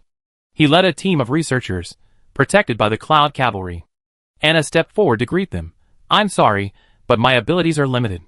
I'm sorry to trouble you all to come all this way to help. The average height of the Xianzhou people is truly astonishing. Although the fox people are a bit smaller, they have large ears that stand upright on their heads. Adding and subtracting these, Anna, who is 1.75 meters tall, makes her look even smaller. No, we are very grateful to the Buiji Society for its peaceful and open-minded attitude. They teach everyone equally, and fairness and justice are not far off. Jiaoqiu smiled, his eyes narrowed into slits. Anna suggested that everyone go to the volcanic cone confinement area to rest up before resuming work, but Jiaoqiu shook his head, indicating that was unnecessary. As your special envoy, I will naturally go with you to visit. As for the researchers, it's better to go directly to the site. It's safe, with the Cloud Riders protecting them. And how do you know Xianzhou researchers can't fight? Isn't exercising in the library a common hobby among scholars? Well, if you need anything, please let us know immediately. We find a way to allocate resources. Guests are welcome, so we can't put them in a difficult position. How shameless is that? The leading Xianzhou scholar waved his hand nonchalantly. It's okay. Look, there's sea and fish all around us, and plenty of land to explore. How can this be a problem for us? Let's get on with our business. Is the Xianzhou Alliance interested in acquiring a Vel star? Shuju smiled and joined in. The older scholar glanced at him in surprise. Isn't this territory controlled by the Interstellar Peace Company? We in the Xianzhou Alliance never meddle in other people's affairs, nor do we dictate to our neighbors. It's Emperor Gong Chuiji who's come to see what's going on. We're just planting some vegetables to replenish our supplies. Why are you talking about whether to buy them or not? It's fine if you don't clean up your own mess properly, but why are you always trying to blame others? Ahem, Fevrit, lead the way. Professor Anaxes wouldn't let outsiders bully his students. He called Anna and turned to leave. Okay, Professor. Anna ducked her head and darted forward. Even Hydra couldn't hold her back. Back in the prison area, the group didn't disperse immediately. Instead, they went directly to the warden's office to collect the children under 12. Professor Lachaud had persuaded many female inmates who had given birth in prison to come forward as witnesses in exchange for sending the children away from Avel. Now it was time for him to fulfill his promise. There are a total of 196 children. The office space is insufficient, so they are temporarily divided into 3 classes. Professor Lachaud didn't exchange pleasantries upon meeting his colleague, simply telling him what to do next. Giacchio, a third party, had been keeping a low profile throughout the trip. Now, he stepped forward and asked, "Could I see the list of these children?" "Why not?" Professor Lachaud handed him the detailed list the students had compiled. This guy, quite calculating, stood beside Anna to ask her, so the live camera could clearly capture the list. From infants to teenagers aged 11 or 12, no matter what their parents had done, these children born in prison were truly innocent. They had never enjoyed any of the benefits of their parents' sins, but had instead suffered from the very beginning. Great kindness, and the knowledgeable people who learned to save the children from danger. Admirable. The Xianzhou people always spoke in a refined manner. Then Giacchio narrowed his eyes and smiled at Shuju. "Please, Mr. Director, please be kind enough to spare these children a chance to live." Shuju, I think I've been tricked by this fox. He had to make a statement, but he couldn't do it casually. The decision to release the people on Avel was solely the decision of the warden. Regardless of his actual reason for coming here, at least nominally, he was only temporarily taking over as head of the investigation team. The comments didn't spare him either. The StarNet users were discerning. The momentary surprise on the dark-skinned prince's face made everyone laugh. "It's over. My salary's going to be docked. One chapter, a cowardly worker. Look at what this has become. TSK, say something, man." It seems the company hasn't given a concrete statement yet. Isn't what we've seen in the live streams these past few days enough evidence? Everyone at Interstellar Peace Company, how else do you want to hammer? Do we have to wait for the Amber King to swing the hammer? "Mr. Shuju," Anna said, looking the tall young man in the face. "The Pierpoint District Court's ruling and the existence of the Avel Interstellar Prison are both necessary." She didn't rush into it. Everyone here agrees. Some order is better than no order. Even bad order is still a kind of order. She spread her hands helplessly. I used to scoff at that statement, but now, looking at Avel's current situation, you see it actually has some truth to it. The law stipulates that those who commit crimes, after being sentenced by the court, are imprisoned. Punishment, accommodation, and reformation are the very purpose of prisons. The flames of anger in her gray-blue eyes never extinguished. But these children haven't committed any crime, and they haven't been convicted by a court. They shouldn't be in jail. We're all ordinary citizens. Anything is permissible unless prohibited by law. That's fine, right? Or would you rather have a judge from Pierpoint summoned overnight for a temporary trial? If Pierpoint actually sent a judge to Everstar overnight to convict a group of innocent children under 12, the Interstellar Peace Company might consider disbanding. Of course not. You misunderstood me, miss. Shuju hastily denied. I'm just worried about whether these children will have trouble adjusting to life without their guardians. If they even adapted to life in a place like this, there shouldn't be any place in the world they can't adapt to. Giacchio's smile sent chills down her spine. Under 12, these little brats, they wouldn't be the type of business that could reach them. In fact, a number of children on Everstar are legally sold every year. Because their mothers have died or lost their guardianship, these hungry little creatures naturally end up on the supply list. What are you talking about? He hadn't given a clear answer to the previous question, so this one couldn't be left ambiguous. Shuju had to nod in agreement. I hope these children won't disappoint the many people who care about them after they leave Ever. No need to bother. Professor Lachaud put a temporary end to this awkward, multi-party meeting. Mr. Shuju, the company certainly didn't send you here just to stand around grinning. It's a good time to get everyone together, so if you have anything to say, just say it. Stop hanging around my students all day, doing nothing. Is it because you're not working hard enough? Shuju was speechless again. So I came here just to be your target? He was quickly weighing how to resolve this dilemma, when Anna suddenly sighed. Alas! Mr. Shuju, you must be an honest and kind gentleman, that's why it's so hard to answer. Is that you? Professor Anaxis found a chair and sat down with great interest, folding his arms as he watched this inarticulate student's trap. In front of the entire universe of StarNet users, Shuju could only nod. Honesty is a virtue, as is kindness. Thank you for the compliment, young lady. Do you remember a time in your life when you made a mistake and were punished? Anna, under the gazes of the two professors, felt immense pressure. Shuju had just admitted to being honest. If he claimed he had never made a mistake and never been punished, it would raise questions not only about the Interstellar Peace Company, but also about his country of origin. Of course, young lady. When I was a child, I made mistakes too. Professor Laisho hesitated for a moment, ultimately not removing the plaster head sculpture. Professor Anaxis sneered briefly, and waved Sid off to check the list of children to be taken away. I thought the company's executives would be somewhat capable, but they turned out to be utterly useless. How could a completely bare-hook fishing rod catch such a fool?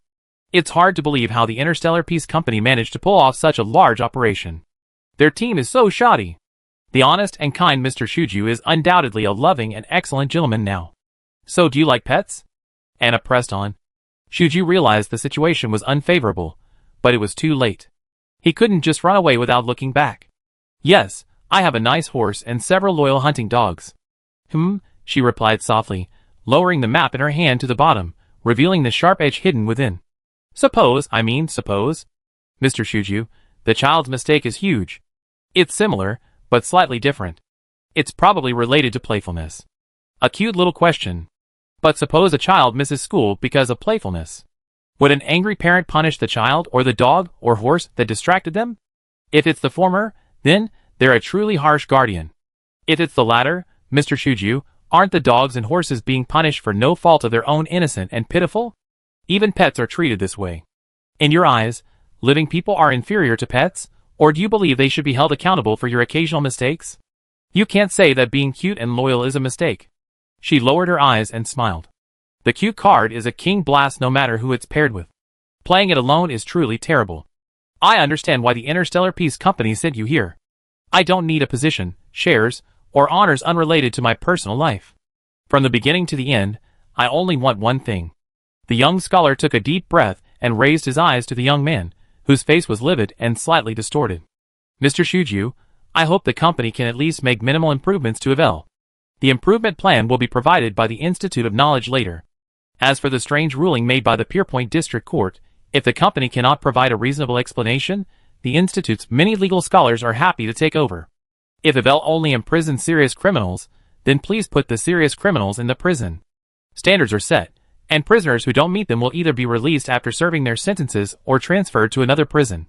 Speaking of which, those women, beaten black and blue by their husbands and inexplicably accused of a multitude of crimes, dead or alive, are still keeping their eyes on Pierpoint. It's a shame that justice is delayed. Please don't let regret turn into despair. Do you understand? Shuju, No wonder that Sha Jean gave up after a brief argument. It's fine if Miss Febrick doesn't speak, but if you force her to speak, it's likely she won't say anything nice. Don't ask how he knew, he just felt like a bewildered hedgehog. Chapter 207. On the way to Evel, Shuju and several of his assistants carefully analyzed Anna Fiberick's likely reaction to the company's negotiations. According to her resume, this girl was born into an ordinary family in a remote star system. She was exceptionally intelligent from a young age, receiving numerous scholarships throughout her life.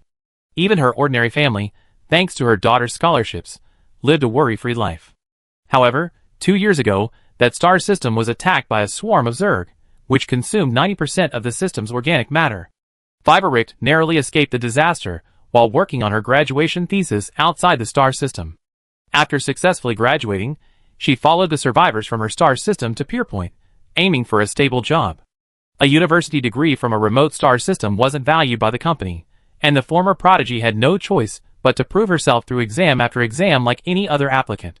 Pierpoint's record of Fiberick ended there. She was just an ordinary girl from an ordinary, remote star system. Without a distinguished family background or exceptional talent, a girl like her, upon arriving in a prosperous plane, would immediately find herself ordinary and insignificant. She possessed a modicum of intelligence, but not enough to warrant the attention of the broad knowledge master.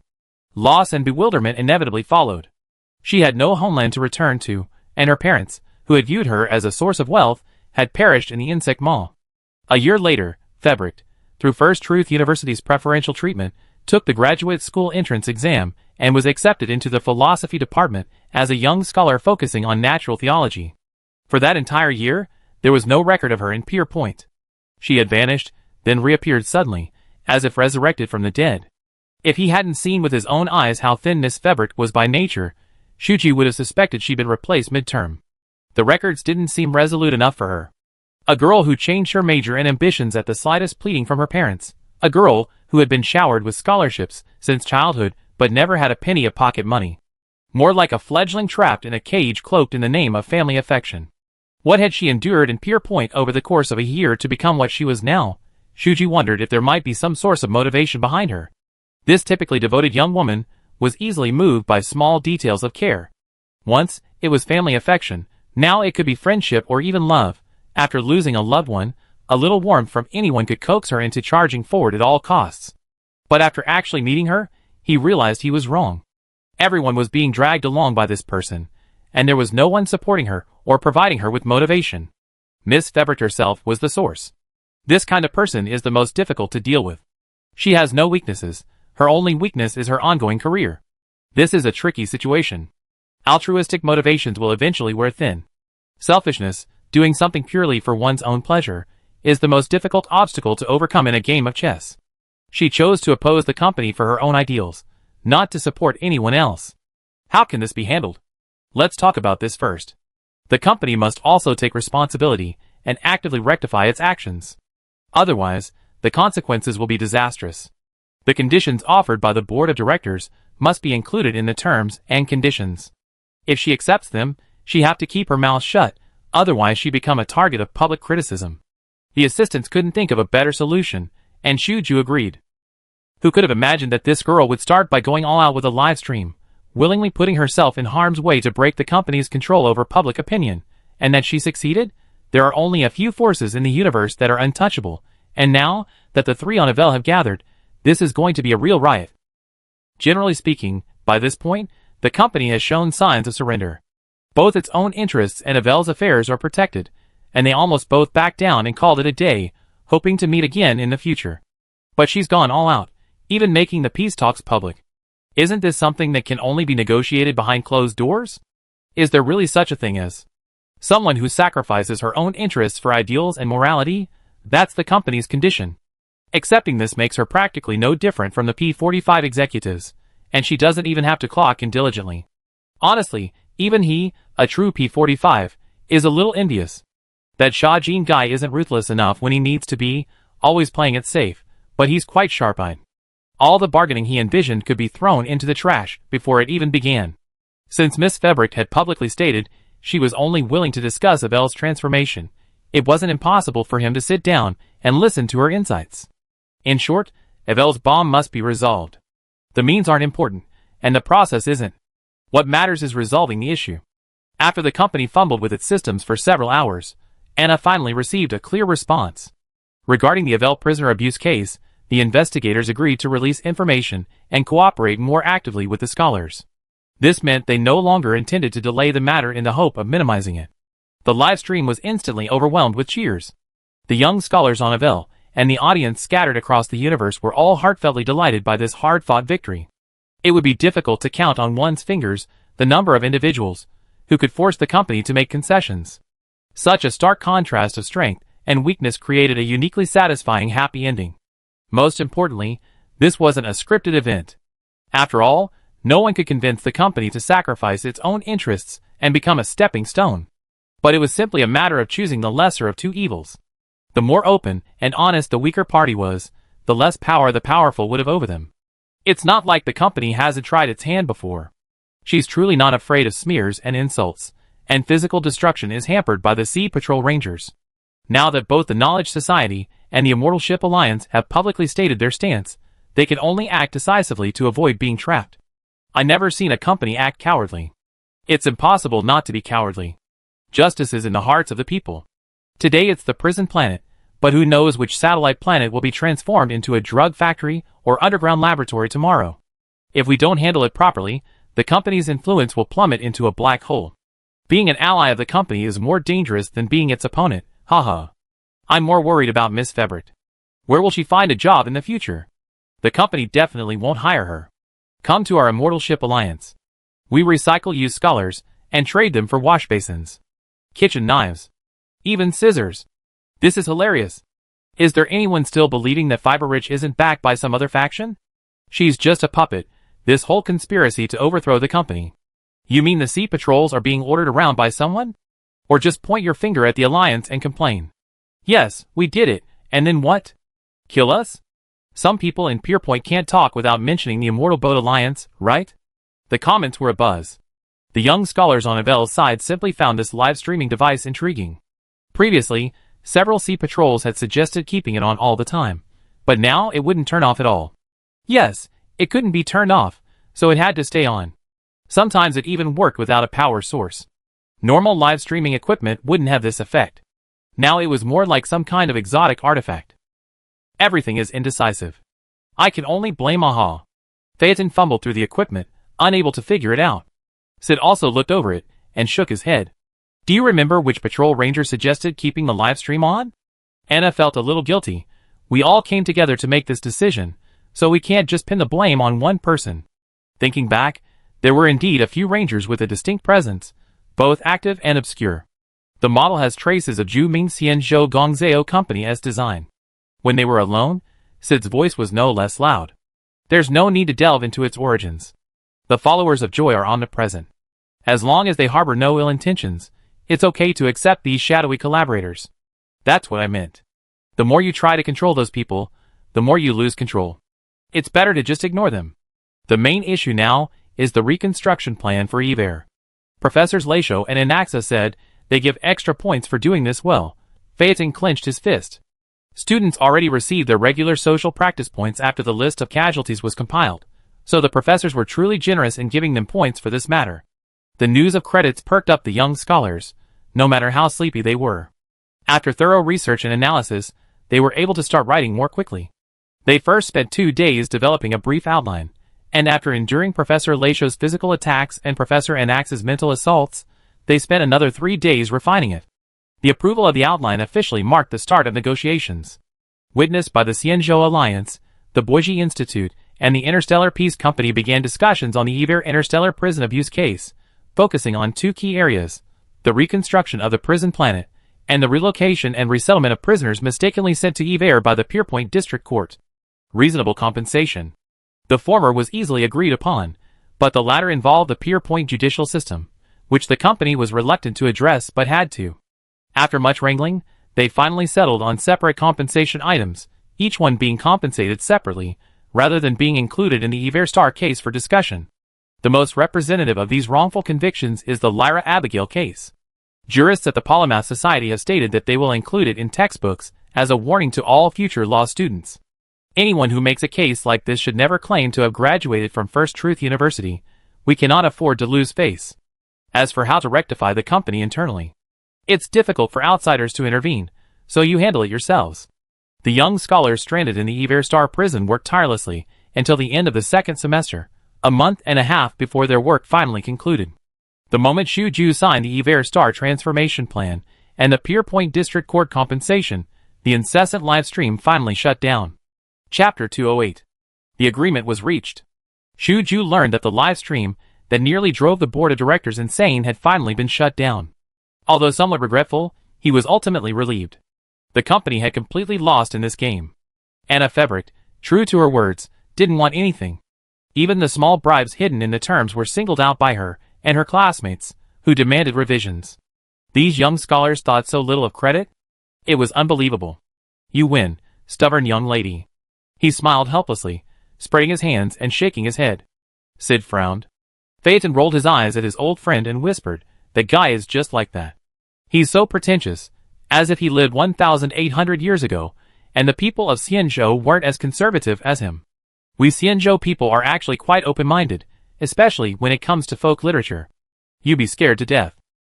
Jiachio's pink ears twitched slightly, as if he had already joined in with these young people, barely a fraction of his age.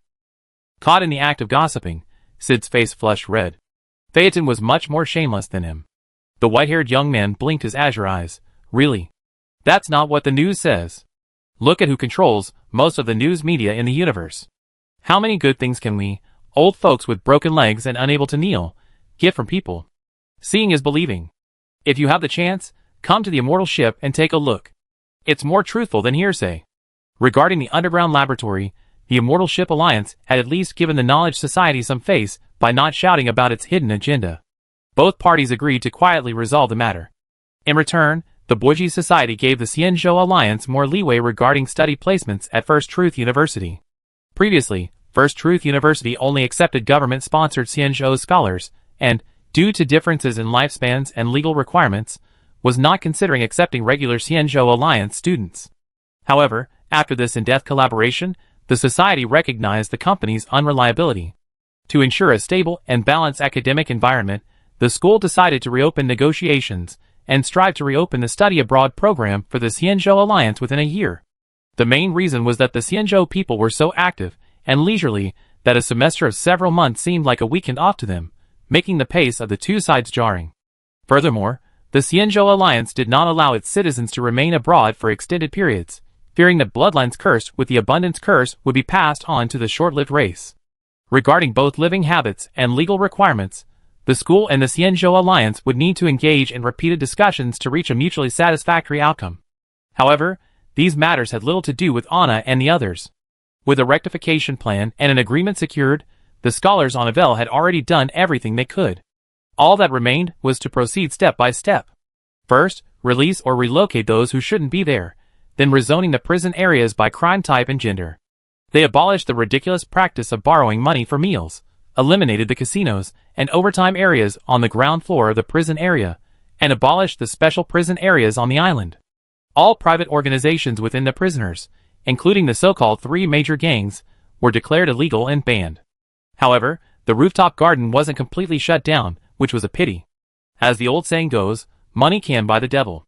At least under the new plan, these high-ranking officials can't spend their days in jail like they used to. Thanks to the credit points paid by their families, they won't have to work for necessities like other serious criminals. Others, like Shuju, would rather withstand public pressure and criticism than agree to such terms. If he dared to agree to such terms, not to mention what the company would do to him upon his return, those wealthy families, feeling humiliated, would surely vent their anger on his galaxy, and then it would be the royal family that would suffer. Professor Ladio sat at the front, signing his name on the supervisory group section on behalf of the Boji Society. As the mediating representative of Xianzhou, Jiaqiu raised his fan to his mouth and smiled, also happily leaving his mark on the agreement. He not only watched the fun, but also mocked the company representative after signing.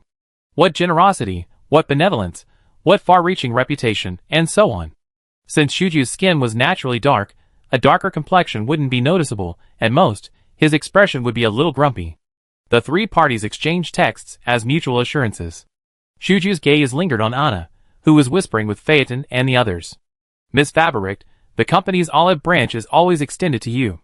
I wish you a happy life. The last few words were filled with resentment.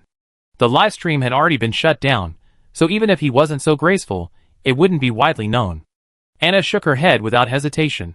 I'm sorry, but your company and I don't agree. Considering that one of your directors, Mr. Zaitian, has yet to respond to my lawsuit, I won't be pursuing a position at Interstellar Peace in the near future. Thank you. No matter how elegant the wording, it couldn't change the essence of the rejection. Shuju chuckled, may the Amber King bless you and me. Regardless, the situation at the Polytechnic Institute has finally calmed down. Now it's time to vigorously pursue the damned fugitive, number 0824131, who sparked everything. If she hadn't escaped, the isolated Avel would never have caught the attention of the scholars. Even worse, number 0824131 brought along the head of the Honoria family, and Sha Jin, when she escaped Avel. The former was tactful enough to keep quiet after taking the benefits, but the latter's constant presence in the strategic investment department is truly annoying. Just imagine, how could one person cause such a huge mess? Telvizov, that idiot. The company representative took the documents and left, returning to Pierpoint with a certain indignation to report to the board of directors. The Polytechnic Institute and the Immortal Ship Alliance's starships were also preparing for an orderly evacuation. Before departing, Jiaqiu smiled and once again invited the scholars to travel to the Immortal Ship. As long as we don't encounter a war with the fertile people, the biggest danger in Xianzhou is unknowingly spending your entire salary while strolling through the night market. Getting fat? Don't worry about it. The chiming of the Luofu Danding division specializes in medicine. Just take a pill, and you be fine. The pink-haired fox smiled. I treat you to hot pot when you come. For the sake of friendship, it's a Shuangyang hot pot. That's my bottom line. Phaeton was incredibly eager to hear this, and almost immediately decided to plan a graduation trip. Let's go together. Damon loves cooking. He loved the Xianzhou Alliance. I'm going back to Luofu during autumn break to see if I can find a place to sell produce. You know, Delaney and I opened an online snack shop together. Although she never interfered with the business, Anna, as the supplier's agent, was very dedicated in her errands. That's good. Luofu is the Alliance flagship, and right now, it's recuperating. Its agricultural products are bound to be very popular. Besides, General Shinsu has foreseen all sorts of things, having guarded it for nearly 800 years. The flagship's prosperity far surpasses other ships, and it's worth a visit. He said with a hint of regret, it's a pity that Yaoqing doesn't have the reputation of a flagship, so it can't attract customers. Phaeton glanced at the mint green-haired Sid. Brother, what's with this fox teasing? The latter raised his eyelids and glared at him. Stop it. Honest Anna apologized apologetically. I'm really sorry, but I already had an appointment. Otherwise, I would have gone to Yaoqing to see the beautiful scenery this time. While I didn't know what the Yaoqing immortal ship had to offer, it was still true. No one would be so foolish as to complain about someone's hometown in front of them. Jiaqiu felt sorry for not being able to attract anyone. He had initially only introduced the girl's name to General Feixiu, but the general was surprisingly enthusiastic. Upon hearing she was connected to Bei Yingxing of Luofu, he immediately introduced her to General Huayan of Zhuming and General Jingyuan of Luofu. Given General Shinsu's predictable nature, he's likely harboring plans for abduction. Even if this young scholar doesn't join the alliance, it doesn't matter. The key is to prevent her from becoming an enemy of the alliance. As fellow hunters, isn't friendship more important? More friends mean more opportunities, and through her, you can accurately track Bei Yingxing's movements. Why not? What? She's a wanted criminal worth 6 billion? Ah. Such powerful authority. He's actually using his company's sword to execute alliance guests. Maybe he's had too much wubu burning tea. It's alright. It's alright. Jiaqiu waved his feather fan. We Xianzhou people have the greatest virtue of patience. For the immortals, every meeting with the short-lived is precious. Our long lives are like a curse, forcing us to accustom ourselves to separation. Yaoqing welcomes you anytime, Miss Anna. He knew that Febricide was a fictitious surname, so he preferred to call her by her real name. Yes, yes. Anna had always been a little hesitant about genuine and deep emotions, fearing she might betray someone's kindness. She nodded vigorously, feeling both guilty and remorseful. I definitely go. I'm still young, and I visit you in Yaoqing one day. Humph, young and naive children are so easily fooled. Jiaqiu twitched his ears and tail, beckoning the researchers and the Cloud Cavalry, who had brought their samples, to walk towards the Alliance starship. You're going to Luofu during the autumn break. Now I can't invite you to my house again. As soon as the guest left, Phaeton began to sigh. He loved his hometown, and couldn't wait to introduce it to friends outside his hometown. Anna swallowed. No rush, right? We be roommates for at least 2 more years. There's really no rush, but it's a little disappointing. Sid smiled faintly. My uncle and I live in a courtyard filled with trees and books. Spring is lush, summer is cool, autumn is gorgeous, and winter. He chuckled softly. In winter, we have fireside debates and one-on-one tutoring with my uncle. That's really scary. Anna frowned. Who wants one-on-one tutoring with Professor Anaxis, or a debate? How desperate would one be to challenge that scholar? Ha ha. Phaeton laughed and slapped Sid's shoulder. You're frightening and to death. Sid rolled his eyes. You're frightening me to death too. Even the tetanus vaccine here is centuries old. Seriously? Anna's arm wound had long since healed. If it weren't for the need to completely separate this alias from her identity, the drug dealer wouldn't be able to hurt her even if he gave her another chance. Let's go. It's time to go back to school. Finals are only a month and a half away. I started working on my thesis during the summer vacation, and I hope you're working on it too. She wasn't worried about that. Yepala Palace and Avel Planet were both sufficient to ensure the successful completion of her final thesis. Ah! Phaeton clutched his head and shook, still sobbing even as the starship entered the warp point. He was so intent on saving the prisoners on Avel, but he'd forgotten he had a final exam. No, I really wanted to turn evil and beat up my past self. Sid couldn't help but chuckle. This guy probably forgot he already submitted several brilliant case analyses. Wasn't the outline that Professor Laisho and Professor Anaxis finally approved the very result of his final exam? TSK, how foolish. Chapter 209. 10 minutes before the starship arrived at the port, Anna received a message from Delaney. The partner kindly reminded Anna that the port was already packed with excited students. If they didn't want to be forced to give a public speech after their triumphant return from Hiver, they'd better sneak out the back door. The flying car she had prepared was already in place. Leave Professor Anaxa and Phaeton behind, and let's escape. Castorea and Pelucia immediately thought of this combination, and everyone agreed. Professor Laisho was more concerned about the children, who had left the prison planet early. He was planning to take some time to check on them, and ignored the students, who were huddled together and whispering. The starship slowly docked, and everyone made way for the confused white-haired young man who walked in front. He had been following Anna, who suddenly stopped, and Sid seamlessly said, "And you forgot your notebook." Anna never left anything behind, but Phaeton didn't think much of it. By the time he walked behind Professor Anaxis and saw the dense crowd at the bottom of the gangway, and then looked back, his ungrateful classmates and friends had already fled, leaving not even a piece of paper behind. "I thought you at least noticed something, but I didn't expect you." "Never mind."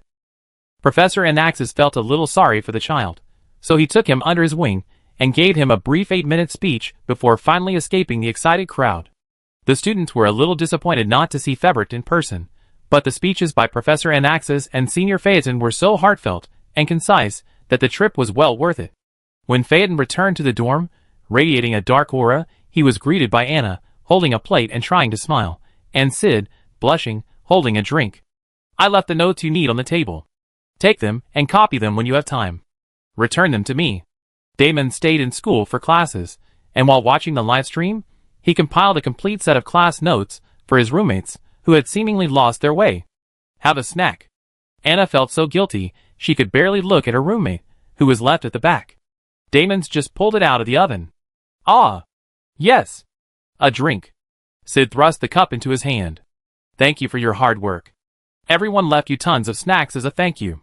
Thank you for your sacrifice and dedication. So you were so comfortable leaving me under the starship hatch? Have you ever considered how desperate I felt at that moment?" Phaeton took a swig from his cup and snatched a small pink cake from Anna's plate. "Disloyal. Humph. But only you could handle this responsibility. We left after listening to your speech on the flying car. It was brilliant. No one could have spoken better." Sid looked at him sincerely. Phaeton's chewing of the cake grew slower and slower. Damon's nodded in confirmation.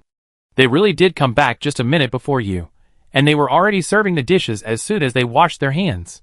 I reluctantly forgive you this time, but there won't be a next time." Phaeton angrily devoured the last bite of his cake. Damon's tooted and pulled him to sit at the table. Anna and Sid servilely piled plates and cups in front of him, saying, "Eat more, eat more." The burly young man glanced at Anna's arm. He had been following the live stream and was aware of her knife wound. "How are you?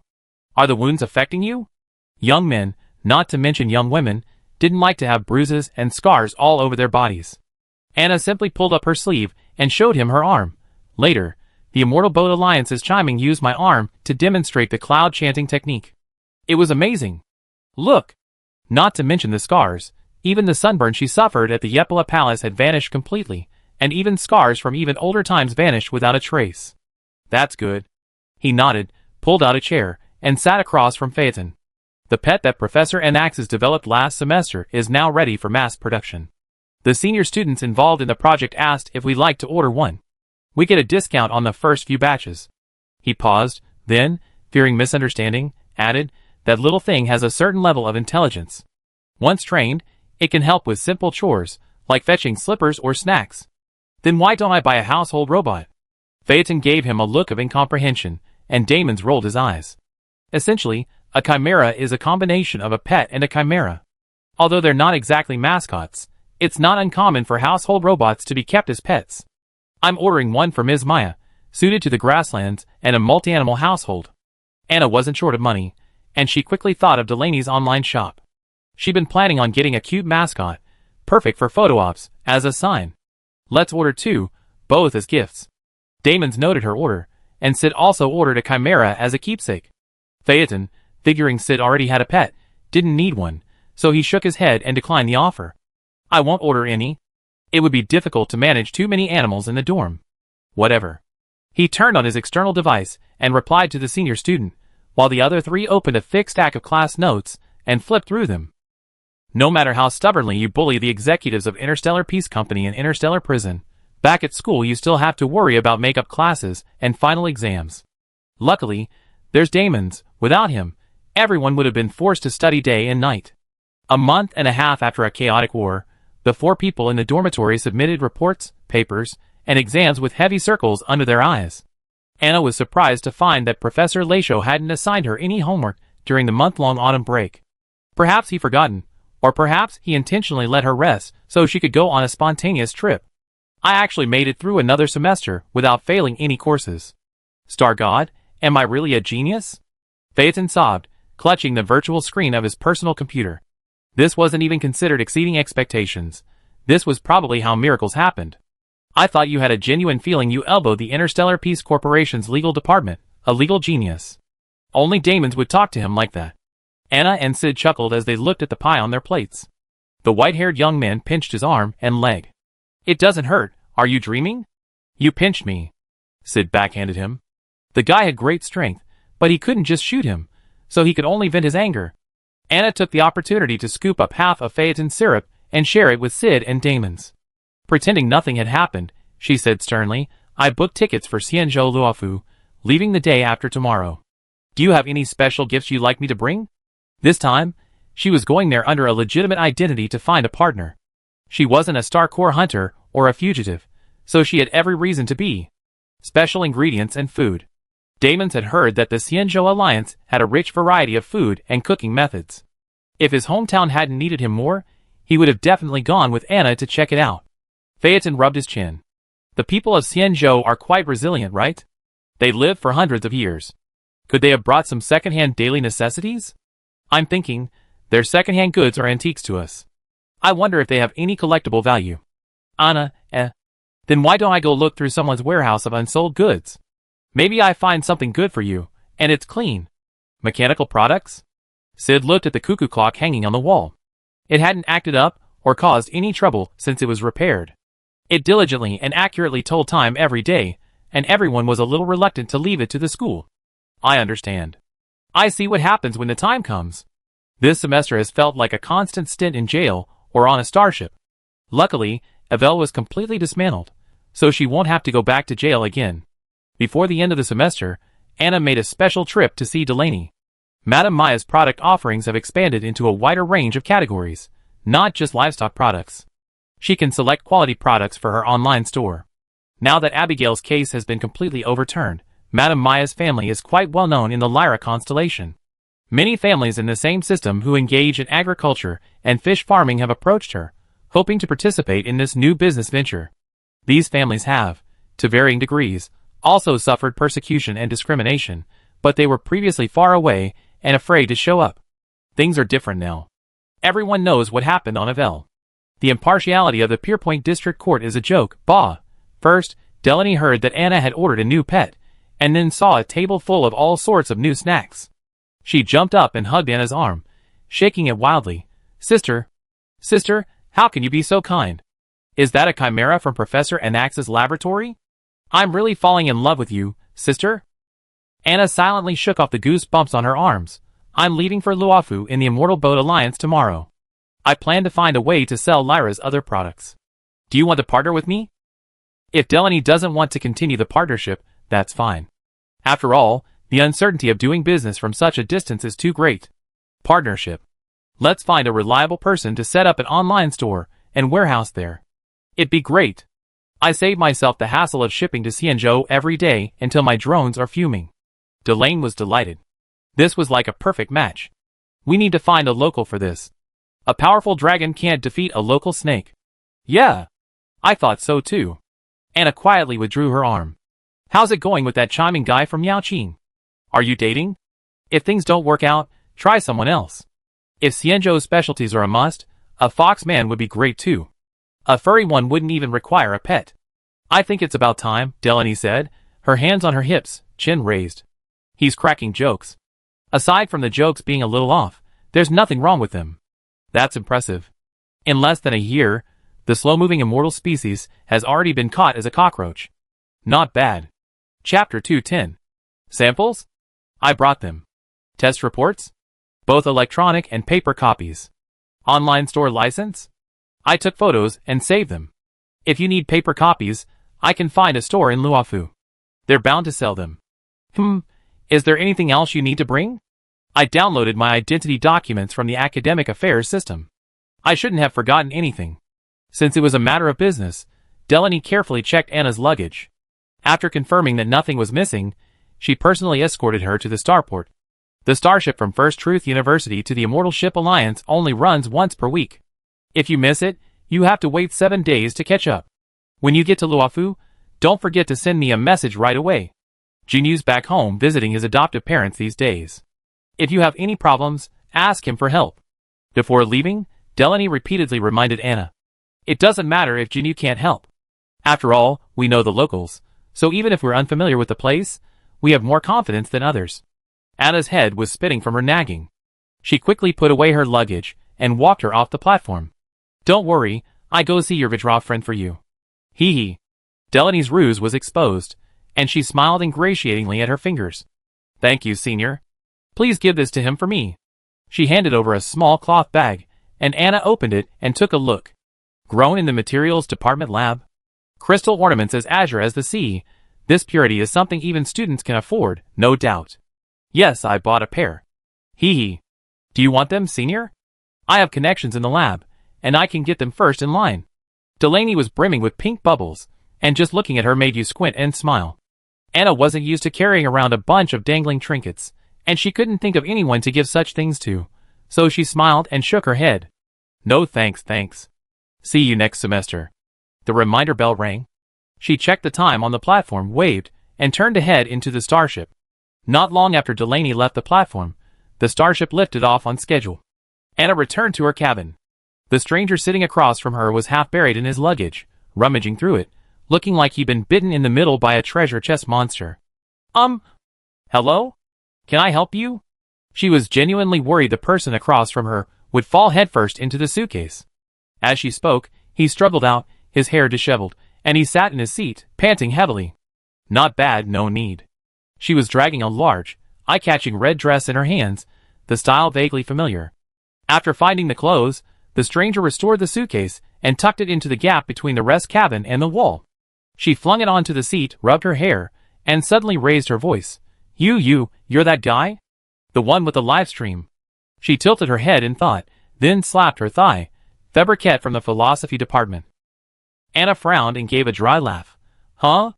Are you going to the immortal ship? The man perked up instantly, pulling a handful of candies from his pocket like a magician. Here, anti-seasickness mints. My name is Bai Yuan, a craftsman assigned by the Luofu Industrial Manufacturing Company to the Boji Academy for further training. I just happened to be back home for the holiday break. What about you? Where are you going? The Immortal Boat Alliance is an alliance. It encompasses more than just one massive ship, and visitors can go anywhere. Oh yes, a Luofu online friend invited me to Luofu. Anna tore open the candy wrapper and popped a pill into her mouth. Seeing her so kind, Bai Yuan nodded happily. Then we can still go all the way. Have you found a place to stay? You can stay at my place.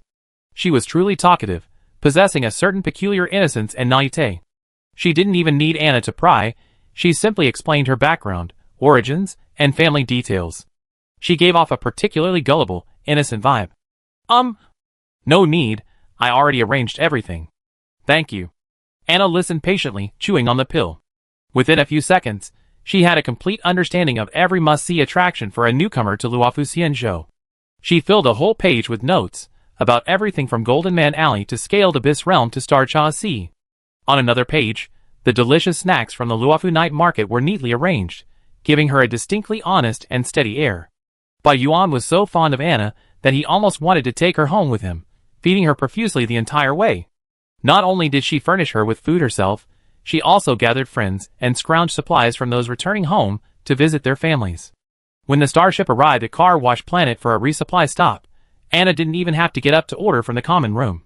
She was practically buried in snacks by the enthusiastic Xianzhou people. The jerky and dried meat you brought are delicious. The wet ones are chewy, and the dry ones are fragrant and crispy. And the milk dumplings are too sweet though. We can't handle that kind of sweetness. Of course, Anna wouldn't eat anyone else's supplies for free. She had plenty of snacks in her space button, and sharing them was just the right amount. After trying everything, the Xianzhou people agreed that less sweet desserts were the best, followed by various meat and dairy products. This echoed the feedback from Delaney's online shop. I have a friend who owns an online store. She's looking for a partner in the Xianzhou Alliance. Can you send her your reviews for reference? She took out another sample, and shared it with her new Xianzhou friend. Bai Yuan happily put the gift bag away. I take it back for my parents and brother to try too. This is a recommendation that's already won over Miss Febrick at the company. I'm so awesome. Anna started to feel embarrassed again, her toes scratching the soles of her shoes. Haha, not really not. Why not? In fact, few people on Xianzhou can afford to invite Emperor Gong Chuiji. Submit your naturalization application to the Tianbo division this morning, and you have your ID card this afternoon. Any delay would be disrespectful to Emperor Gong Siming. Bai Yuan's bright brown eyes widened. What were you thinking when you faced the starship's cannon? What? Of course, I was thinking, if you have the guts, you can kill me in a second, or just lie down and wait for revenge. Ahaha, I wasn't thinking anything.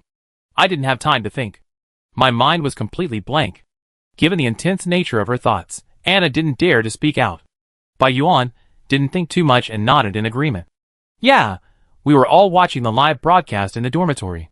Even though I wasn't there, I broke out in a cold sweat. What kind of people were they? They were incredibly vicious. Definitely not from the company, Anna said firmly. Either drug dealers or security guards from the underground lab.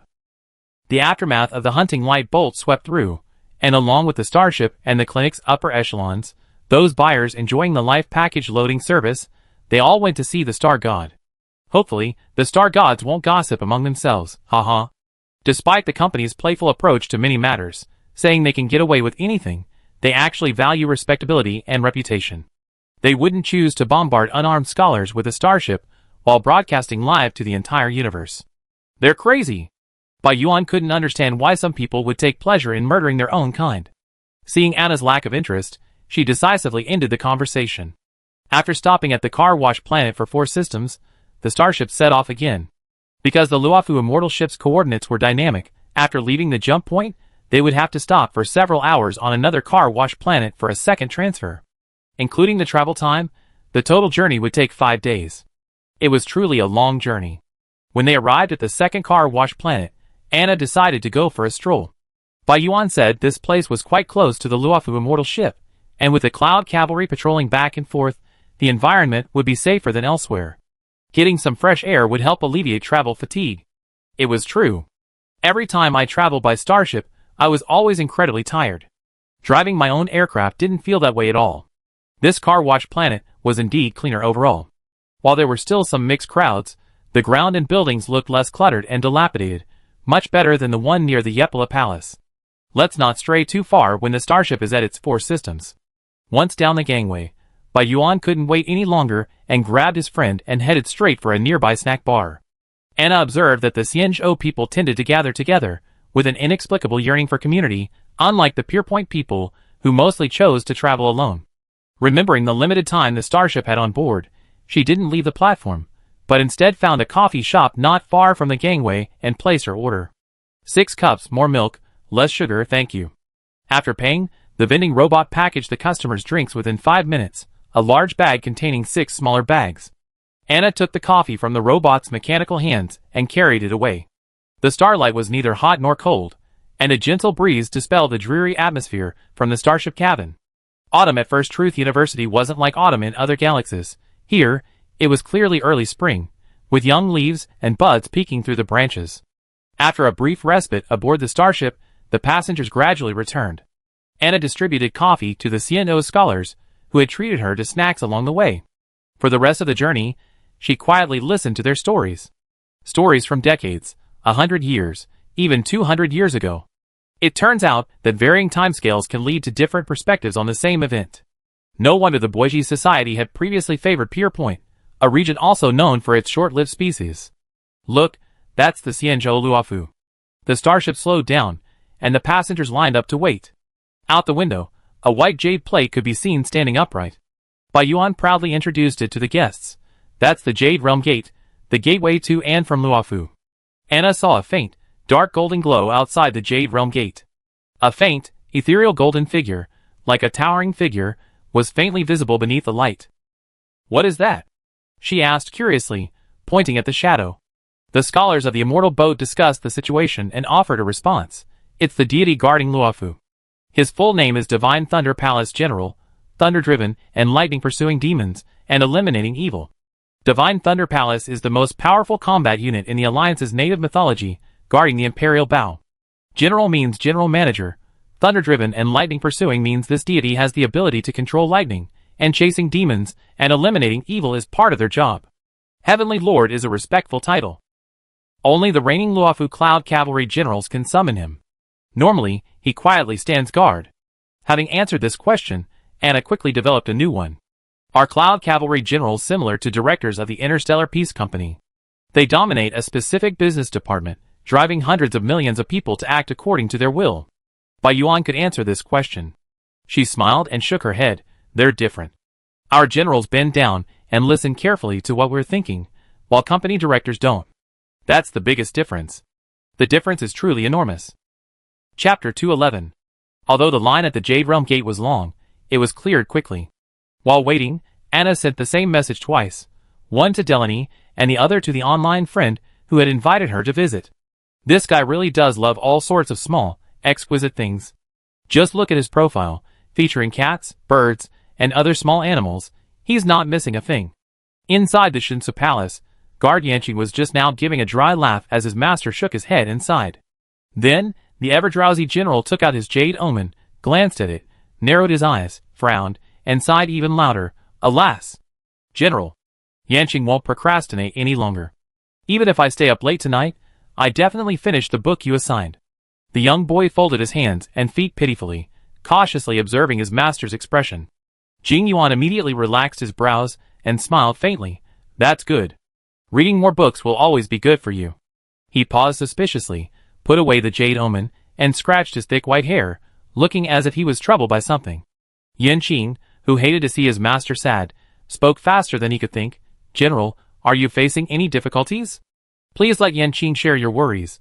Seeing that the groundwork was almost complete, Mr. Real Name Online spoke in a low voice to his young disciple for a long moment. The young man frowned and looked gloomy, wanting to speak but hesitant. "I can certainly help with that, but what about your safety, General?" Nothing was more important than this. The safety of hundreds of millions of people on the Luofu immortal ship depended on General Yunqi alone. He was not young anymore, and Yanqing couldn't even imagine the consequences of an accident. Jing Yuan smiled and shook his head. "Don't worry. This young man is incredibly skilled and chivalrous. He won't let an old man like me get bullied. Besides, we can see for ourselves whether this renowned scholar truly lives up to his reputation. This will only bring more benefits than disadvantages to Luofu." Anna is now more than just number 0824131, carrying a 6 billion bounty. The incident with the Avel Interstellar prison demonstrates her tenacity and perseverance. Apart from this, she was also the victor who forced the company to back down through scheming. She is no stranger to influence in the universe. How about this? General, take Yanqing with you to meet this guest. Wouldn't that be the best of both worlds?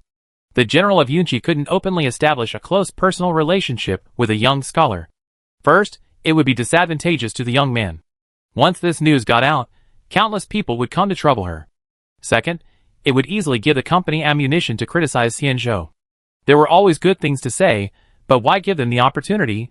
Third, considering Anna and Yingxing's relationship as colleagues, if Jing Yuan dared to let her know his identity, she would likely flee in a split second, completely blocking and deleting him.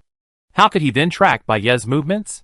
The interaction between Star Network user Real Name Online and Star Network user Where Did This Get Me? Does not involve General Xianzhou and the young scholars of the Broad Knowledge Society. It's simply a matter of chatting and chatting with each other, regardless of age. This is the best way for everyone. Well, in principle, I agree with Yin Xiaowei's suggestion, but in practice, I'm a little worried about being exposed. It seems a bit disrespectful to guests from so far away. He didn't directly point out his apprentice's stubbornness. The child wouldn't understand the underlying meaning anyway. Oh! Thinking about it, Miss Fiverick seemed to be able to get along well with Yanqing. Both of them were stubborn people who wouldn't turn back until they hit a wall, but Miss Fiverick had just hit a wall head first. Once we get to know each other, I take you to meet today's guest. But Yanqing. The master narrowed his eyes and smiled. This guest is incredibly diligent, hardworking, and has excellent academic performance. Just over a year ago, she hadn't even touched a book, and now she's a world-renowned scholar. He added with a sinister ulterior motive. She's not much older than you, only about 10 years apart. TSK, TSK, TSK. Good parents don't say things like, "Look at that kid," in front of their children, but appropriate encouragement is essential. Praising other people's children doesn't mean disparaging one's own. After saying that, he then backtracked, but our Yanqing is also quite capable. At such a young age, he's rarely rivaled in the army. Keep up the good work. General. Little Yanqing blushed and stamped his feet. Why don't you get out of here? It's not appropriate to keep a distant guest waiting. Okay. Oh, I'm getting old, and my disciple's disdain for me is unbearable, he muttered, giving his young disciple a sharp smack on the head. Clocking out early? There's no way I'm leaving. I just fish for a bit at best. After repeatedly declining Bai Yuan's enthusiastic invitations and completing the immigration formalities, Anna left the service hall and stood at the dock, looking around. The Luofu immortal ship's starport was completely different from any I'd seen before. Even the docking platforms at the Black Tower space station were typically enclosed, taking passengers' needs into consideration. Rofu was simply a dock made of an unknown material, completely empty above, below, and around. Looking down, it felt like standing in midair. A smooth path ran along the dock, flanked by flower beds and shrubs. It was unclear what season it was, but the flowers in the ponds were in full bloom. This was a bustling and safe place. Anna saw many immortal boatmen dressed in wide-sleeved robes strolling slowly along the path, unhurried. Groups of locals sat or stood on stone benches along the roadside, chatting about matters no one in Pierpoint would discuss publicly. The Everstar prison abuse case, the Parapalace Brotherhood destruction case, and some fiercely complaining about some new regulations being implemented in Rofu. Relaxed, free-spirited, and even quite heatedly arguing, some even arguing fiercely over differing opinions. She had only seen such scenes near the Ionan open-air auditorium, where philosophy scholars often engaged in such conversations. But these immortal ship people looked like ordinary citizens. Some spoke in a strange dialect that even the synesthesia beacon couldn't quite understand. Their word choice was distinctly local, and they didn't seem well educated. After waiting for ages, she still hadn't seen the promised online friend. If she had known, she would have gone with Bai Yuan and the others. The space beneath the dock was incredibly large. She didn't even know which way to go. How about just wandering around first, walking down the dock, through a stone doorframe that seemed to carry cultural symbols? The lower end of the steps led to the Luofu immortal ship's hull. While waiting in line, outside the Jade Realm gate, Anna observed through the porthole that the ship was incredibly large, no smaller than a normal planet. It had a long, winding river and a tranquil lake. Near the bow stood a towering, broken, dead tree. It was so enormous, it was beyond description. Compared to that tree, the massive Luofu starship didn't seem so terrifying. Oh, sorry, I'm late. I kept you waiting. A man in gray, fan in hand, strode over. Even before he got close, I heard his warm, friendly laugh. Sorry, I had some last-minute work arrangements. I'm late. He held the white folding fan up to shield his face, looking guilty, as if he were slacking off at work. It wasn't long. I just got off the starship. Anna racked her brains to squeeze out her emotional intelligence. And it's only right to arrange work first, hee. I had the illusion that, facing a professor, if he taught at First Truth University, he'd be the kind of guy who smile and show no mercy to those who failed the final exam. I'm truly delighted that you come all this way to keep my appointment. I should have prepared earlier. There are many people here, so follow me. He symbolically fanned his fan twice, then turned and led the way. This person. His profession is quite extraordinary. Anna walked behind him, and from a rough estimate, she determined that this netizen was about 30 centimeters taller than her, standing tall and strong, like a pine or bamboo. People on the immortal boat are generally taller, but that's because we live on giant ships all year round. No matter how close the simulation is, there are still some differences from the terrestrial environment. He walked ahead, aware without turning back that the guest half a body behind him was observing him cautiously. A single glance confirmed that Anna Fiber-Rich was more capable than the rumors had suggested. I'm a strategist in the Cloud Cavalry Army. You can call me Jing Yuan. Haha, I just happen to share the same name as the current Cloud Cavalry General. May I know what your name is, young lady? Anna Favorite. She averted her gaze from the high ponytail that swayed gently with her steps, suddenly realizing the prevalence of white hair around her. Abigail had fluffy white hair, Phaeton was completely white, Silver Wolf had light hair, Xiong had a rare gray, and so did Alan from the Black Tower Space Station. And so did Mr. Jing Yuan in front of her. Miss Anna, where would you like to start your tour? The Luofu ship is quite large, so I'm afraid we have to make some choices. He smiled and led them out of the starport. Anna suddenly said something that nearly set General Xianzhou into cardiac arrest. It's okay. My colleagues also said they'd be visiting Luofu this month to visit old friends. We can go with them then. Jing Yuan, Let's take a look at your colleagues. 10.899 billion, 9.723 billion, 8.13 billion, 5.1 billion, and your 6 billion, plus a leader who can make any demands. What's going on? Are you planning to buy the Luofu and take it away? Ahaha, so Miss Anna isn't alone. That's good, that's good. In this unfamiliar place, I need friends who are familiar with the local environment or colleagues I can trust. Otherwise, I'm really at a loss. He laughed desperately, and quickly revised his plans. I better be careful. Although my brother is an honest man, he's also ill. When he gets sick, he can tear my boat apart. Chapter 212. Whether in Pierpoint or on the First Truth University campus, Anna had never seen a place like Luofu. It was both bustling and tranquil, modern yet retro. Cold, massive machinery blended seamlessly with the aroma of food, like an unstoppable arrow with a soft, white tail. The Xingcha Sea Center, connected to the Jade Realm Gate, serves as a port of call and the gateway to Luofu. Merchants from all over the world often stop here. It's close to the port and warehouses, making it convenient for business. Jing Yuan waved away a pink petal that slowly drifted down from the sky, deliberately slowing down half a step to match his guest's pace. It wasn't that he walked slowly, but rather the height difference. He took one step for every one Miss Anna took. Does Luofu have a dedicated logistics and warehousing area?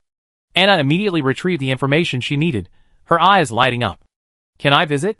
Here, we call different cities Dongtian, whole heavens, and they're connected by star rafts, the equivalent of small spacecraft within a planet. Otherwise, walking on foot would be a bit tiring.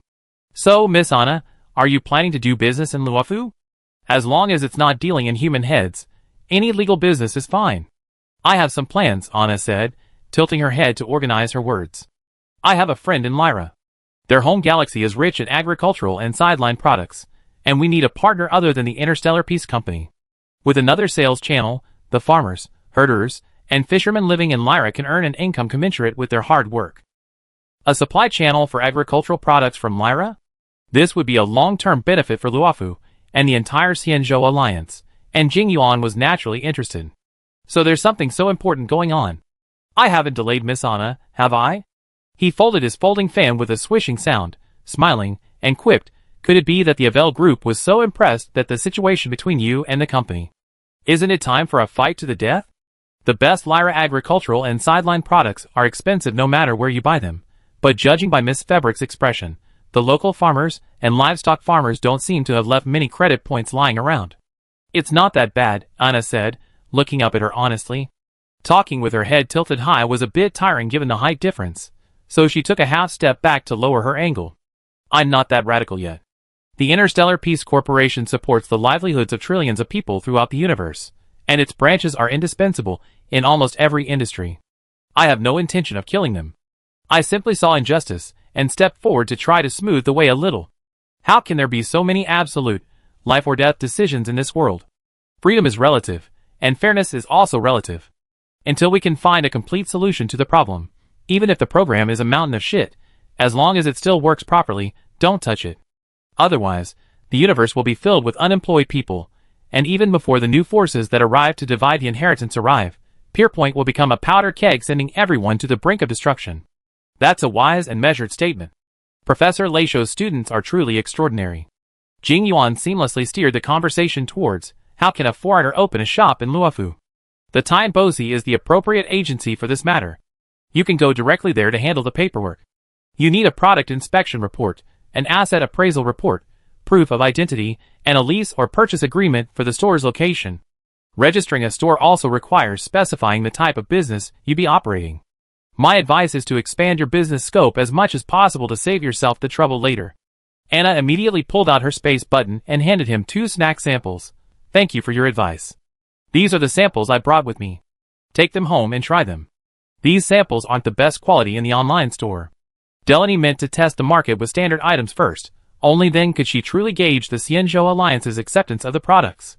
The beautiful paper bag featured a charming hand-painted pattern, and the center was transparent, allowing for a clear view of its contents. Jing Yuan thanked her, accepted the 2 snacks, and casually glanced at the space button. The sudden arrival of the Star Core Hunter in Luofu. I'm afraid they have bad intentions. Given the experience of abundant harvest, the Xianzhou Alliance would never deal with dangerous, flammable, and explosive materials like Star Cores. But if it could attract the Star Core Hunters, either someone in Luofu had secretly hidden this thing, or someone had smuggled it into Luofu. As he thought about this, he temporarily changed his plan and invited his guests to stay at the Jing family's old residence. The Qingshan guest house was nice, but there were so many foreign merchants staying there that the Tianhua Bureau might not be able to keep tabs on them. Besides, with this person's skills, she could easily get rid of anyone she wanted. But the Jing family's old residence was different. He had spies everywhere, so he didn't have to worry about the guests suddenly causing trouble. As for avoiding suspicion, what a joke. He felt it was too far to even run around his own house, so how could there be any suspicion to avoid? He lived in Shinsu Mansion anyway, so the old house was empty anyway. As long as he could stop the Star Core Hunters, he'd rather vacate the old house for them. The guest house isn't comfortable, it's noisy day and night, and you have to worry about food. I have a separate courtyard right in Shanglishan, young lady, you might as well stay there for the time being. It's not far from Shinsu Mansion, and the center of Xingchao. Turn right, and walk a few steps to reach Jinren Lane. It's usually unoccupied, so guests from afar must be treated well. As if fearing a refusal, he added, I usually live in the Shinsu Mansion library. My work requires it. Young lady, rest assured, you won't be disturbed by outsiders. After someone had said so much, refusing would seem particularly disrespectful. Anna didn't really care where to stay, she wasn't in Luofu for a holiday job, so she didn't have to be so particular. She nodded readily. Okay, I can't stay at your house for free. From now on, I give you 2 gift packs every time the store releases new items. Talking about giving money wouldn't sound nice, but the snack gift packs were just a casual gift. She didn't live long, so maybe sending them for 100 years would be enough. As for simply making friends, Miss Thebrick's straightforward personality was a real pleasure to interact with. She was straightforward, emotionally stable, and able to recognize good intentions, making her a great help. Jing Yuan immediately arranged for them to stay in the courtyard to the west of the old house. This courtyard was spacious, lushly planted, and had a separate door connecting to the street outside, making it very convenient for entertaining guests. I have matters to attend to at the Shinsu Mansion afternoon. Young lady, you can either rest or wander around. If you need any help, just let me know. Don't put yourself in a difficult position. The thought of the Star Core Hunters landing weighed heavily on his mind. He dared not put anyone else in a difficult position, especially this one. After escorting the guest to the hall, he bowed and said goodbye. A young man from my family will be here to help you later. Don't hesitate, young lady. It's decided on you, Yin Xiaowei. Oh. Okay, you're busy. Sorry to bother you. The antique-style furnishings around the place revealed that this was a place where generations of an entire family had lived. The last person with a family behind them was the black-skinned man sent to Evel by the Interstellar Peace Company. He and Mr. Jing Yuan were completely different, not even a single bit similar. The gap between people can sometimes be even greater than that between humans and dogs. Seeing that she had no complaints about the place, and didn't look like someone who would just move on, Jing Yuan nodded and hurried back to the Shinsu Mansion. The Tianhua division would definitely have to inform them that passengers' luggage must be strictly inspected during this period. Also, the Scaled Abyss realm had to be wary of infiltrating and sabotaging, especially with the Jianmu tree's roots that had broken through the surface. They couldn't be dug out, and additional personnel would be needed to prevent anyone with ulterior motives from getting close. As soon as he returned to the Shinsu Mansion, Yan Qing surrounded him, watching from left to right, worried that his master was being bullied by the aliens. General Shinsu allowed him to wander around him, slipping him a snack. He then summoned several strategists, and briefed them on all the necessary preparations. Finally, he left Qin Siyu, a close aide, behind and said, Please inform Fu Taibu and activate the Qiongwan formation for some divination if necessary. If necessary, I find a way for Yan Qing to bring someone inside. He didn't mention Anna's identity as a Star Core Hunter, simply stating that this was information he had obtained through private channels. The strategist didn't dare to delay and immediately took action. Qing Siyu blinked, then dragged Yin Xiaowei outside and began to whisper questions. General's friends? What friends does the general have that we don't know about? Understanding a boss's interpersonal relationships is an essential part of an assistant's daily work. Yin Qing answered honestly, I don't know. I haven't met her yet. But the general values her very much. He set aside an hour this morning to go to Yujie Gate to pick her up, and he kept her identity a secret. I thought he wouldn't be returning to Shinsa Mansion that afternoon. She? Miss Strategist's eyes lit up. A woman? A young girl. Yin Qing was completely unaware of what she had said. The general said she was about the same age as Yin Qing. Eh? Sister Qingqiu, why do you look like that? Qingqiu, it's okay, go have fun. She was about the same age as Yin Xiaowei, so she must be a young girl in her prime. She even sneaked out of Shinsa Mansion early to pick her up at Yujie Gate. If she hadn't also been a strategist there for several years, she wouldn't have been that young. 100 years later, they might think General Shinsa secretly fathered a daughter at home. What? You say there's another possibility? Absolutely no other possibility. You can speak ill of Luo Fu, but not the general. Oh, then I go see that girl as the general ordered. Is there anything else I can do? I do it for you. Yin Qing hadn't noticed Qing Siyu's intense inner turmoil. After a moment's thought, he had only one question. Do you have enough pocket money? Don't be so stingy when entertaining guests. You'll be laughed at later. Enough. Little Yin Qing patted his purse. I haven't been to the industrial and manufacturing department this month. Besides, the general just gave me his card. He'd definitely not let anyone look down on Luo Fu. Well, that's not necessary. Qing Siyu immediately shut his mouth, his expression indescribably complex. So, dear General Jing Yuan, you really didn't secretly father a daughter without telling anyone in Shinsa Mansion, right? Chapter 213. Yin Qing was still very curious about the friend his master had mentioned, especially after learning that this person was the scholar who had recently overturned the Avel Interstellar prison. The young man's steps were full of wind. Digong Siming had answered her call in front of countless people. This alone was enough for everyone to try to figure out the girl's ancestral lineage. Then she must be related to us old Xianzhou people, otherwise it wouldn't be possible, right? The old doctors in the Dihing division were still debating, but the person had already arrived in Luofu. Yin Qing tilted his head and thought, as expected, his master was very powerful, able to invite such a talented person to Luofu as a guest. He knew the Jing family mansion. The next morning, he went to the side gate and knocked twice. The security system automatically recognized the person, and the people in the courtyard knew that it was an acquaintance of the master's family. Anna had a good night's rest. She woke up in the morning and walked around the courtyard several times. Suddenly, she heard a knock on the door. The video screen in the hallway showed a young man in blue standing outside. His light blonde hair had a familiar air. She went to open the door, and upon closer inspection, she realized the child was half a head shorter than her. No, more than half a head, even shorter than Kakavaja had been when he was imprisoned in Yver. His expression and eyes revealed he was a pure child, not some old cucumber painted green. Yanqing was also surprised that this girl, roughly his own age, was almost a head taller than him. Others couldn't see it, but he, a natural martial arts prodigy, could sense a strength that belonged only to his opponent. Good morning. The young boy, a little nervous, spoke in a hushed voice. Hello, sister. My name is Yanqing.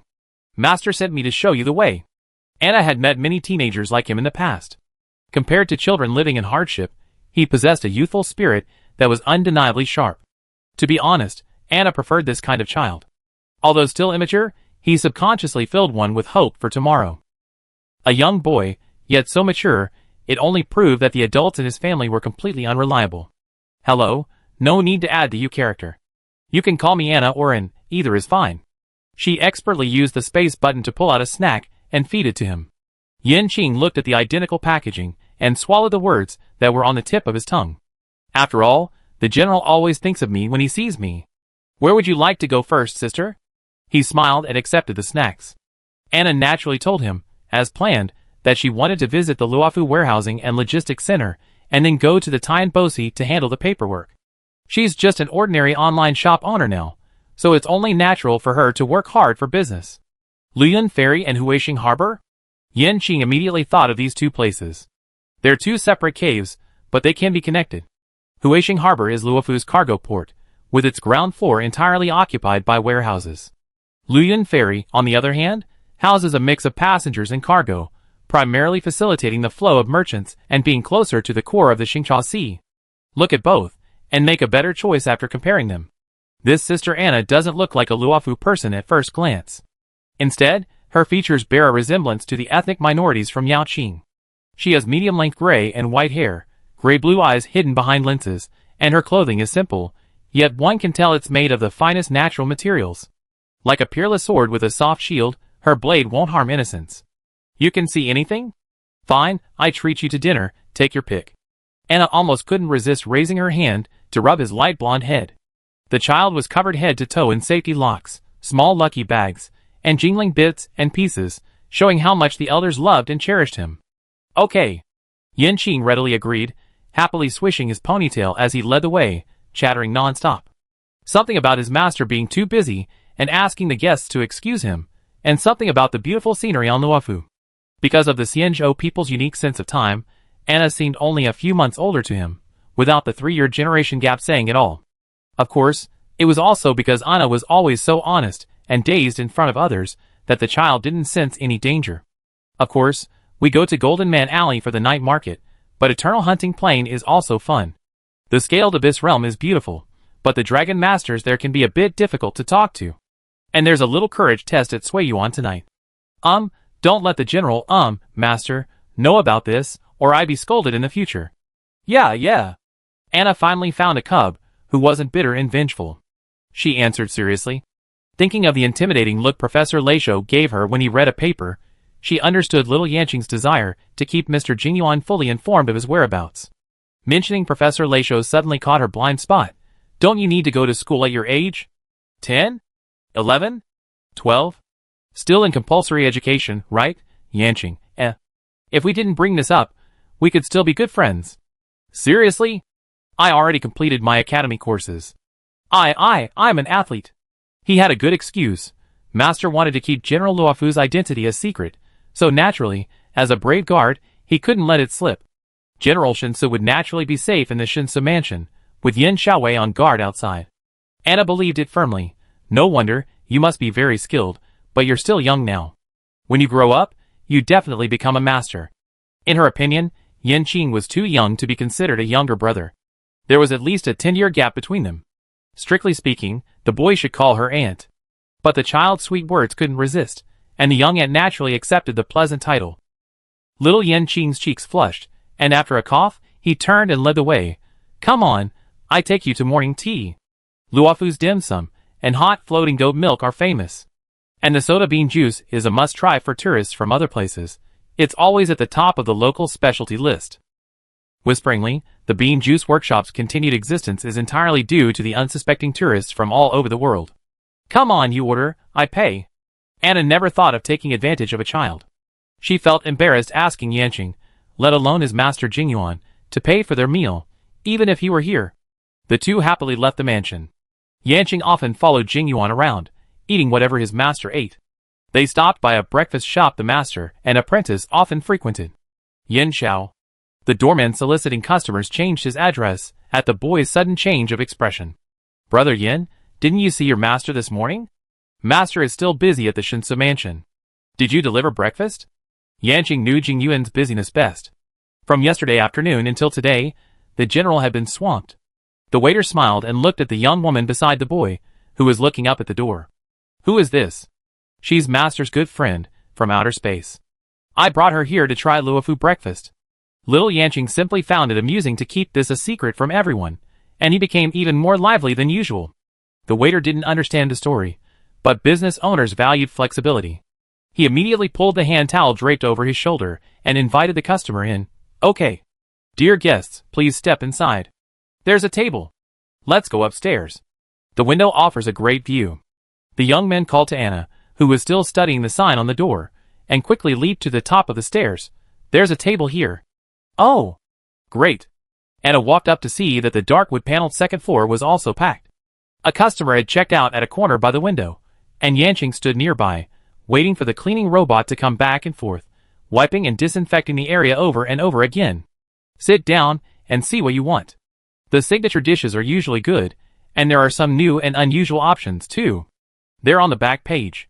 He sat down with familiarity and asked for hot water to heat his dishes. Anna flipped through the frayed menu and studied it carefully. This is what Damon's wants, I guess. I pack him a whole set later. What kind of tea do you want? Ming Qian? Bilyukan? Tiguanyin? Jasmine Dragon Pearl? Yanqing deftly swirled the teacups and bowls in the hot water. The waiter waiting for orders wasn't even angry. If you did that at the breakfast place on First Truth University, the owner would definitely think it was a sign of distrust in the restaurant's hygiene. One of the same dim sum on the sign, 2 for each. Anna looked at the delicate little steamers in the photo, each barely larger than a plate. She figured one wouldn't be enough for 2 people. She looked at the boy sitting across from her and said, I don't even know what you mean by tea. You figure it out. When conditions didn't allow, she could still drink filtered raw water, but the detailed classification was a bit dizzying. Girls mostly like scented tea. Let's have Jasmine Dragon Ball. Yanqing generously pushed the heated bowl and chopsticks to the customer, and picked up another set to continue heating. Anna folded the menu and handed it to the waiter. Order these first, and add more if you're not full. A teenage boy is at the age of eating. It wouldn't be surprising if he broke his master. The waiter sang at the top of his voice as he went down to serve the dishes. The restless boy put down his heated cup, stood up, and pushed open the shattered ice window. Brilliant sunlight, and a breeze filled with the fragrance of plants and trees suddenly poured into the corner. Isn't Luofu beautiful? He was like a proud little rooster, eager to show off his newly grown wings and feathers. Anna smiled and nodded. It's beautiful. It's the most beautiful place I ever been. This wasn't a compliment. Places like Avel and Yepara Palace were out of the question. Even Pierpoint, with its towering skyscrapers and nicknamed the Heart of Credit Points, wasn't as livable as Luofu Immortal both. The former was work, the latter was life. The people who live here have reincarnation skills that surpass 99% of the universe. Not only did Xiao Yanqing rejoice at this, the waiter grinned from ear to ear. You are a discerning guest. You certainly wouldn't try to trick us. No, I'm telling the truth. As she spoke, she opened her external device and took a photo of the overflowing breakfast on the table. The golden sunlight gave the already crystal clear, delicate dishes a uniquely expensive aura, and the chat group instantly became a skyscraper. A group of starving people wailed in the group, accusing those who were ordered to go enjoy life somewhere better and not forget each other when they become rich. Chapter 214. After breakfast, Yanqing and Anna called a star raft and headed straight for Luoyuan Ferry. In Xianzhou dialect, ferry and port both mean a waterside dock, but in subtle terms, most Xianzhou residents consider port to be larger than ferry. The word ferry itself conveys a more relaxed and casual connotation, a more wild quality. In the cave, Luoyuan Ferry's warehouse isn't as large as Huixing Port, but it boasts freedom. Another more important reason is that Huixing Port is an unmanned port, managed entirely by the port management system and various drones. Unless there's a mechanical malfunction, humans are generally not allowed inside, so venturing in is unsafe. As for Luoyuan Ferry, while also unmanned, it's designed to meet pedestrian safety regulations, taking into account the needs of traveling merchants. This place, it's so huge. Anna placed her hand on her forehead and gazed into the distance, unable to see the edge of the Luoyuan Ferry cave. From the top-level control panel, looking down, winding passages connected one container after another. Luofu's life support system is the ultimate in warehouse management here, maintaining constant temperature, humidity, and dust removal, even ensuring constant lighting. This place has everything.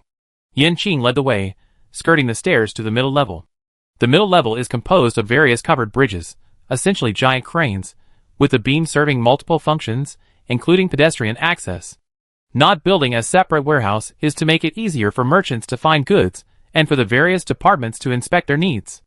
The young boy hopped off the metal rack with a hee sound. The plants in the transparent containers below were lush and verdant.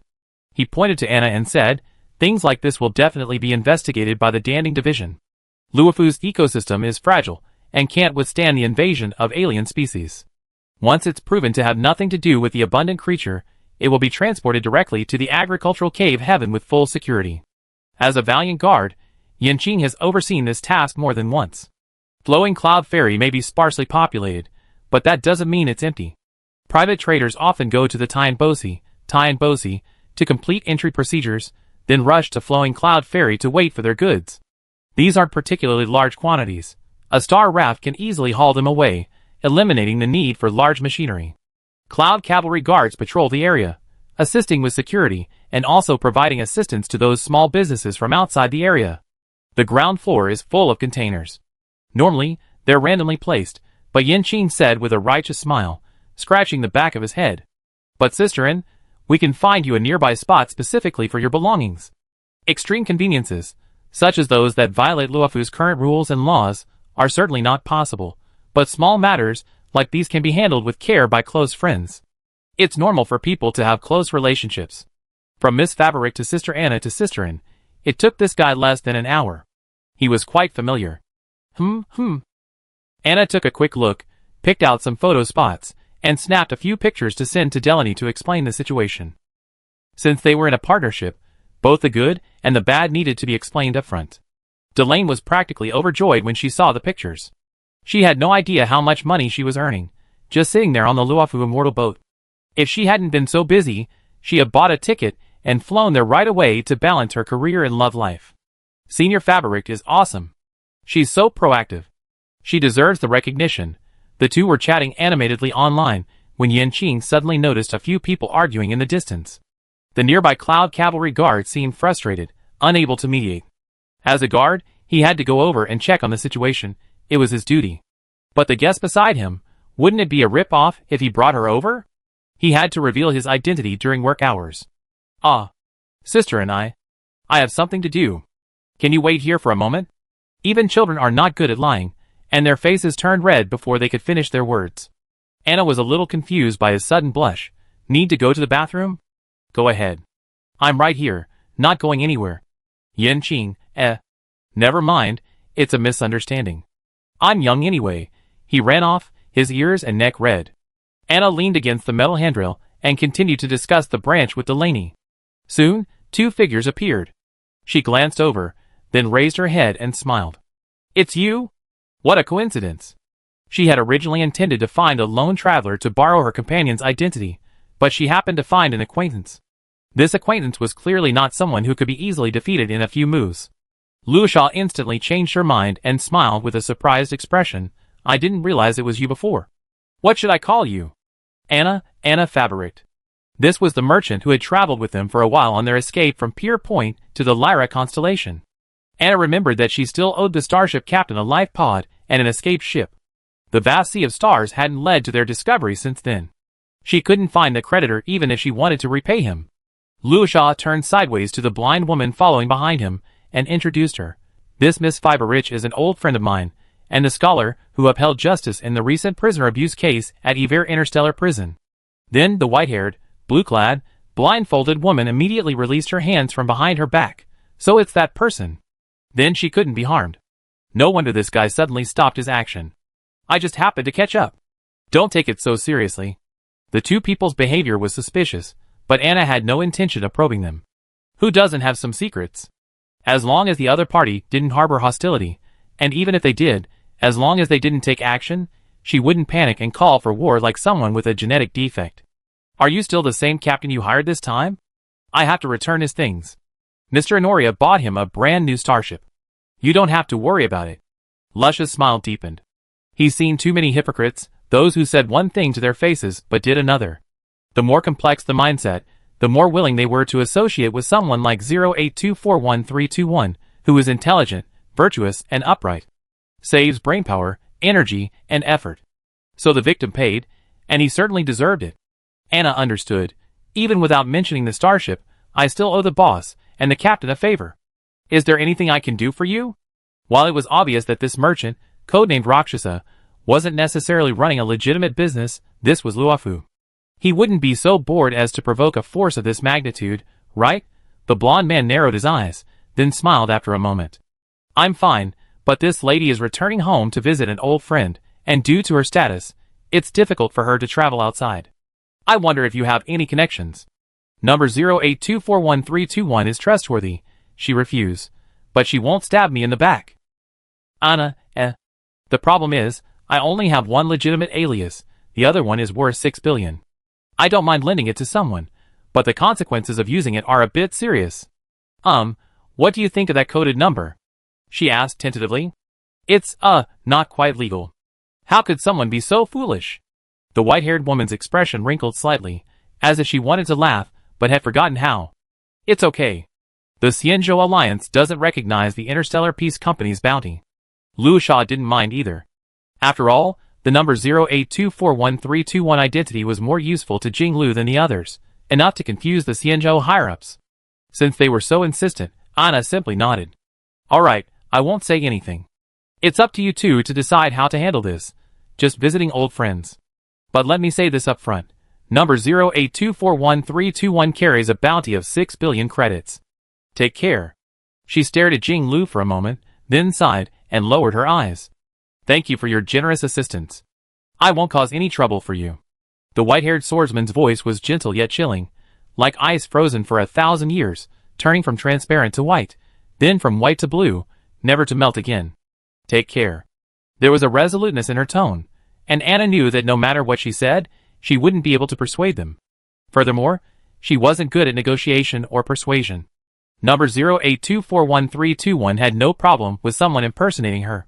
Lu Sha added her as a friend on the Star Network community for future use. Seeing the Cloud Cavalry Guard approaching from a distance, Lu Sha said goodbye.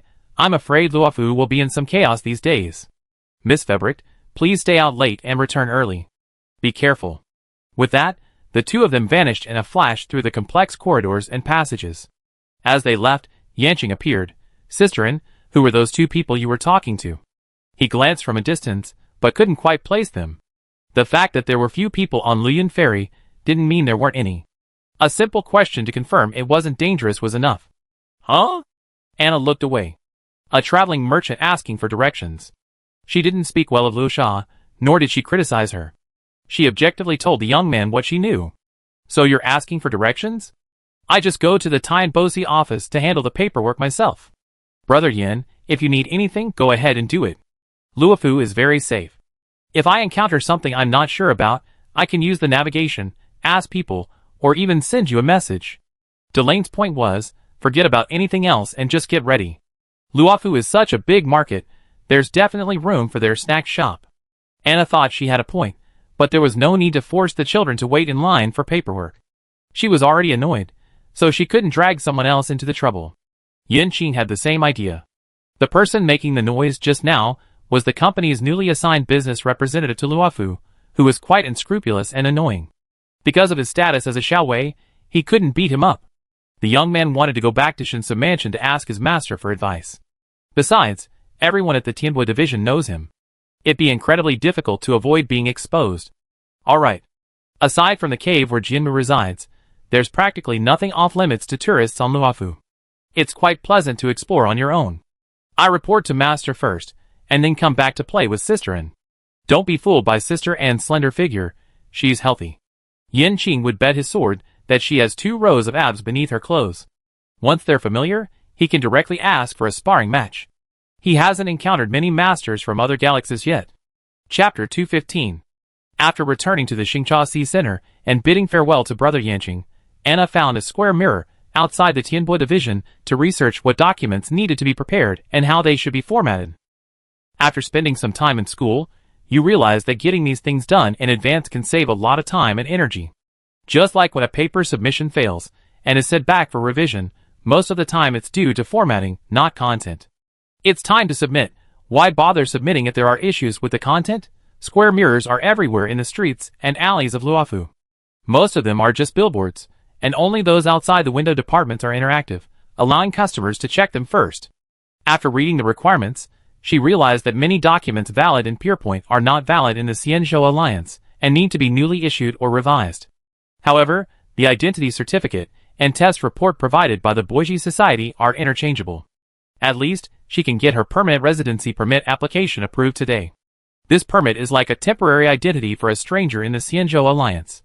Whether visiting friends or doing business, they can use the local resident express lane next time, avoiding the repeated queues at the Jade Realm Gate. The Xianzhou people are really good at queuing.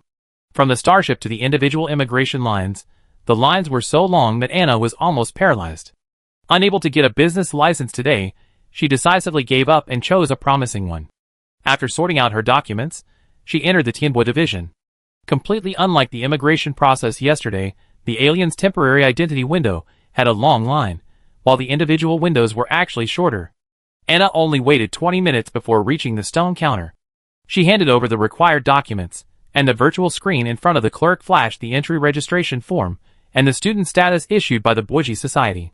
The clerk, an elderly fox person with graying ears, narrowed her eyes as she carefully examined the documents, then glanced up at the applicant to check her admission photo.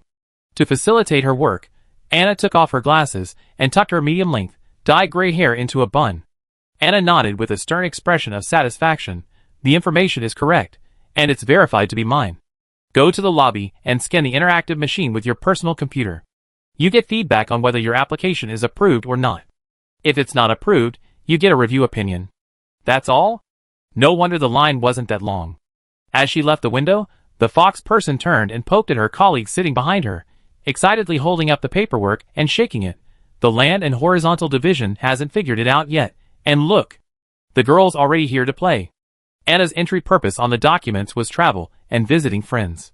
There was nothing wrong with saying she was visiting Ciencio. Several clerks came over to look at the documents, then craned their necks to search outside. There were only a handful of people in the entire alliance who could pull out Gong Siming.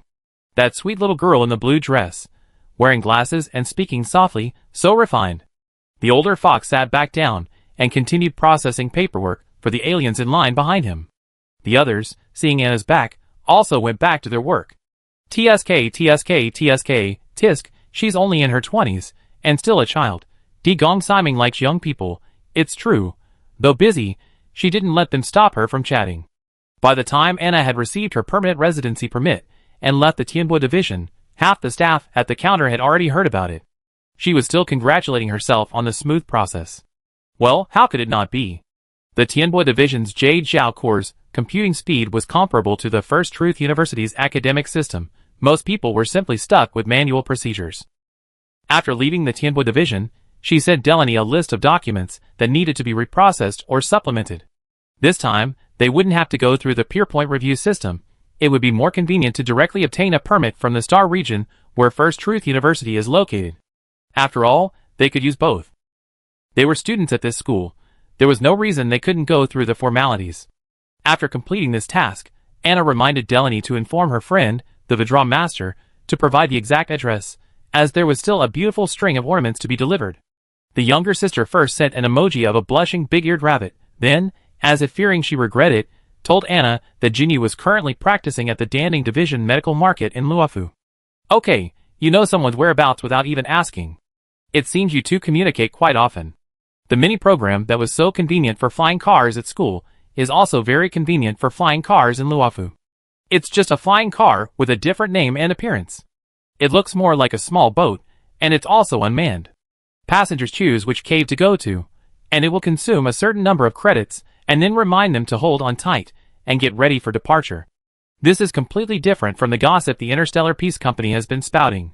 The Immortal Ship Alliance's technology is quite advanced, at least in the civilian sector. It's on par with Peerpoint.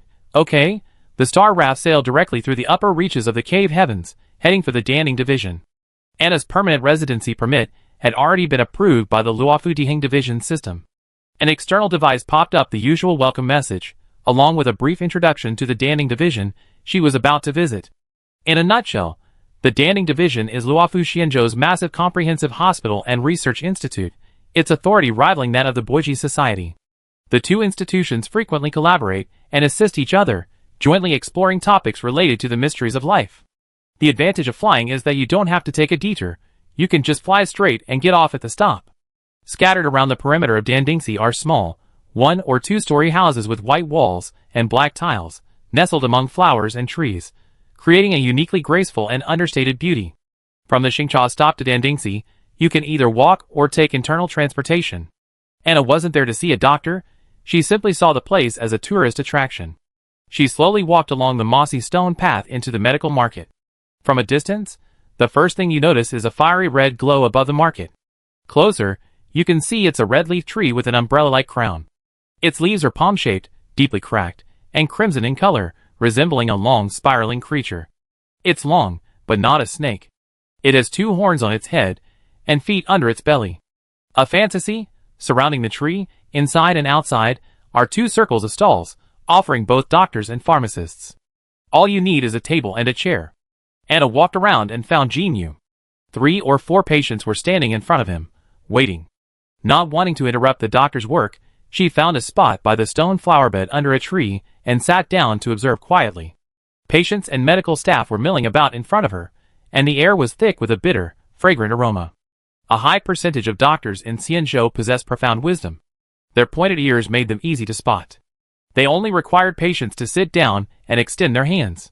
Only when they were truly unsure would they order tests. That's good, it saves money. Child, are you feeling unwell? Extend your hands. Jinyu spoke coldly to the parents, who were bringing their children for the checkup, not at all like someone who would crack a joke. Anna pricked up her ears as she heard the parents confidently challenge the doctor. Why can't they eat rice cereal but formula? Can humans eat rice oil? Are children human? If others can eat, why can't children? Formula? Formula is meat. My child has been a vegetarian since birth, so he's the most meritorious and blessed. Anna, ?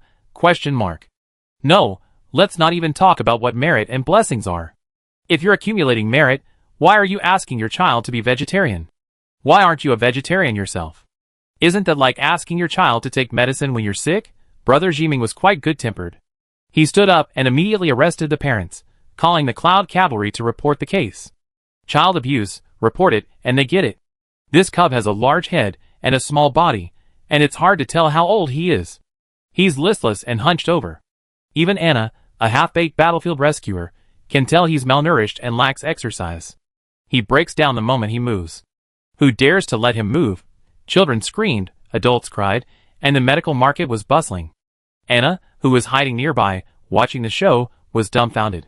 Here in the Xianzhou Alliance, there's no rule that it's illegal for children to be fed? Her standard alien accent immediately made the faces of many of the veteran Xianzhou people blush. The Cloud Cavalry bravely escorted the clueless parent suspected of child abuse. Jinyu sighed, fanning himself with his sleeve to calm himself. Colleagues nearby came forward to pat his shoulders in sympathy. It seemed the Qimings were quite close, otherwise this wouldn't happen. Rest for a while and calm your mind. The other Qimings called the patients over to line up. Jinyu kicked his chair aside and spun around the red leaf trees overhead like a millstone. He seemed quite angry. Mr. Jinyu.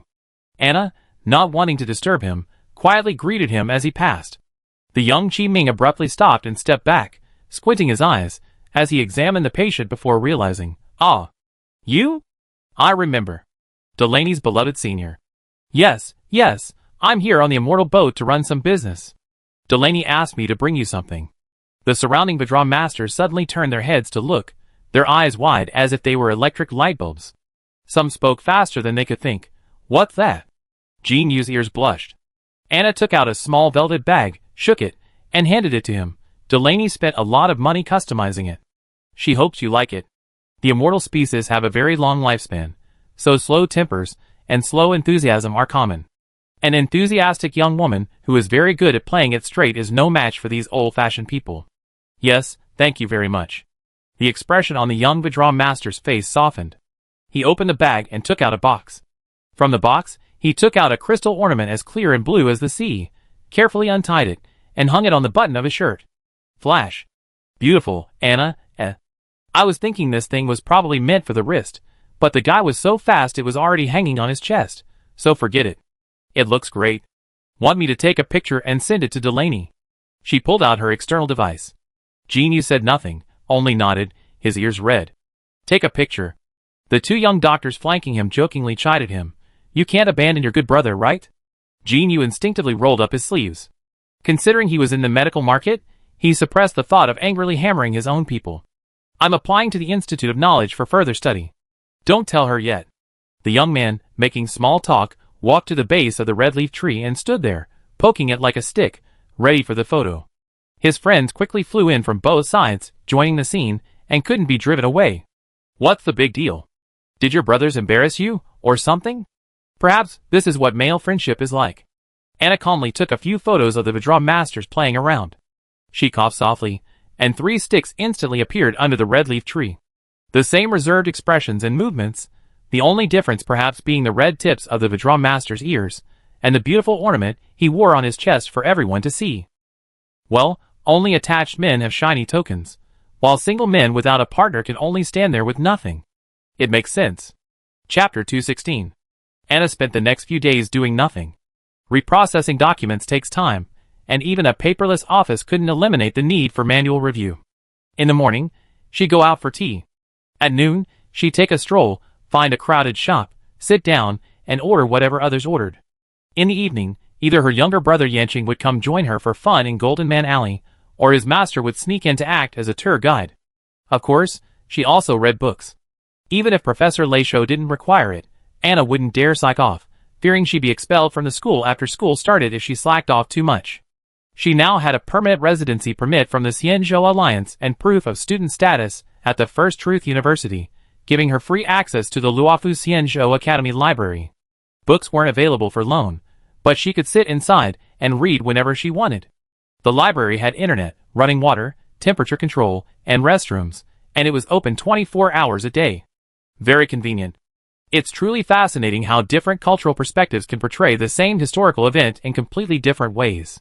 After finally waiting for Delaney to send the newly obtained documents to her computer mailbox, Anna finally released herself from the library and headed straight for the Tianbo Bureau for her second visit. There were more people applying for business permits than for permanent residence permits. The line was not only long but also extremely slow. Even though Anna arrived at the service hall early, the line only barely reached the corridor outside, still about 11 or 12 meters from the window. In the hall, many furry foxes were busily milling about, their ears and tails particularly eye-catching. Fortunately for Anna, a somewhat friendly-looking young man not far away was staring at her intently. To be honest, fox people are good-looking. Or rather, there are hardly any ugly locals in the Immortal Boat Alliance. Could it be that the blessing of abundance also includes genetic optimization and cosmetic enhancement? If it weren't taboo, she would have asked.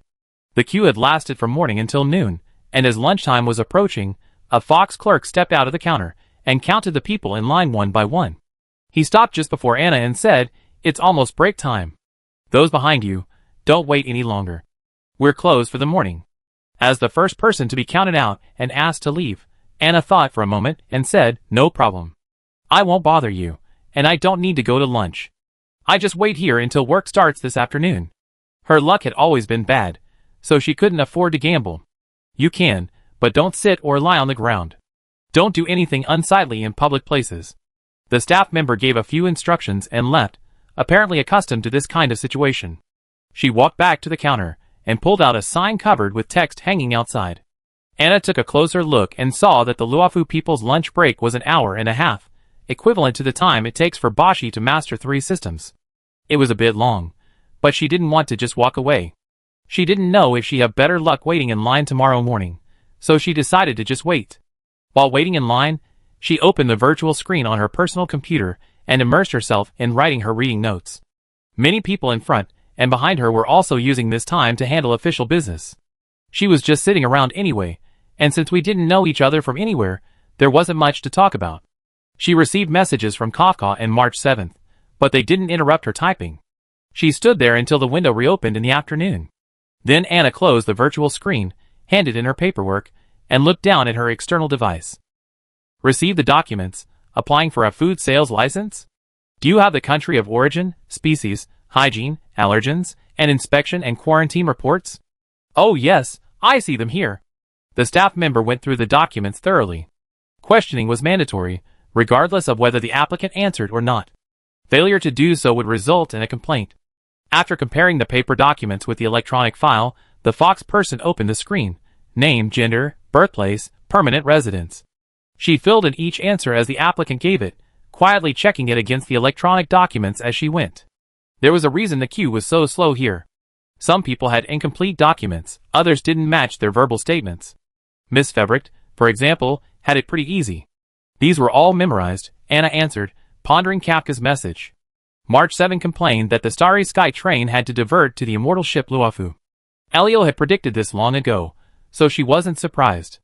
The lack of a role in the new script was a cause for concern. Not that she was afraid of being fired by Elio. Whether she worked or not, the Star Corps hunters didn't receive a salary from their leader, so there was no need to fear unemployment. Anna was worried that this trip was too dangerous. That the Star Corps hunters would be too ruthless against Rofa. Given the intensity of their previous clash at Yepala Palace, if they were in Rofu, the bounty would probably double again. Coupled with Luosha's earlier ambiguous statement that Rofu is going to be in chaos, it was hard not to be suspicious.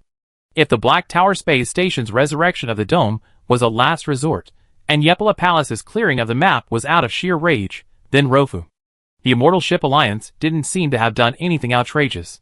She found it hard to imagine themselves murdering innocent, defenseless civilians. Not really, shouldn't be, unnecessary. Besides, with the Immortal Boat Alliance's technology, controlling a star core isn't a big deal. Do the hunters really want to take the risk of touching this behemoth? Hello, your information is complete, and the forms are filled out correctly. You can go back and wait. The license will be issued within 10 years at the latest. The staff member knocked on the counter, signaling the next person to come forward. Oh, Anna put away her external device, and after a moment's thought, she finally understood the time dimension. Huh? 10 years? Well, I'm short-lived, so whether I can live another 10 years is still uncertain. She looked innocently at the fox man behind the counter. The fox man, feeling blocked, stared back with an equally innocent look. Sorry, I don't mean to embarrass you. The review is too large. The clerks from the Tianbo Division and Dihing Division involved in this matter must also be alive. The two sides stared at each other for a moment. Anna, confirming that the 10-year deadline applied to everyone, sighed angrily. Okay, if I don't live that long, will Luofu recognize the heirs bringing their will and power of attorney to handle the paperwork? Staff, don't sound so scary. No matter how unkind we are, we won't let anyone come to the counter to handle the paperwork, okay? It would be best to have more definitive proof of inheritance. Besides a will, other information like marriage, blood relationship, or an equity transfer agreement can serve as supplementary documentation. Why don't you find a local partner in Xianzhou? That would be most convenient. Having a local handle the paperwork doesn't involve aliens, and there's no need to run around to research and verify a lot of information, which naturally speeds things up. Anna looked up and thought, Mr. Jingyuan isn't suitable. They're just online friends, not that close. Involving them in online store collaboration is a bit much. Mr. Jiaqiu. He's from Yaoqing, not Luofu. She hasn't planned to change the test location to Yaoqing yet. Brother Yanqing is just a child. A minor lacks civil capacity, so he can't do this. As for Jinyu, he's a good doctor. He should focus on his work of saving lives and healing the wounded, and not be distracted by trivial matters like making money. After calculating everything, she shook her head. No, I'm obviously not as knowledgeable about Luofu as I thought, and my acquaintances are limited. That's all I can do. I can't help you. The staff member was filled with regret. She was just an official, with limited power, and couldn't afford such a big backdoor. It's okay. I try to stay alive longer, and try to find a local person willing to cooperate. Anna looked at the fox man sincerely, who frowned. You don't have to be so honest. Realizing the problem wasn't hers, Anna left the Tianbo division. As she descended the stairs, she activated her external device, and carefully replied to Kafka, telling him she'd been in Luofu for almost a week and ready to meet the Star Core hunters at any time. Arin and I are traveling together on this trip. We be in Luofu in 2 systems. Kafka replied using Lu Ying's external device and disappeared, apparently needing no help. Anna had no choice but to scratch her head and send a message to her online friend Jingyuan, telling him she had a temporary part-time job in Luofu, and that if his house wasn't convenient, she'd better move out. General Jingyuan of the Divine Strategy, upon receiving the news, said, no need to say anything. Just dispatch more personnel to maintain law and order. Miss Febricht is such a good friend.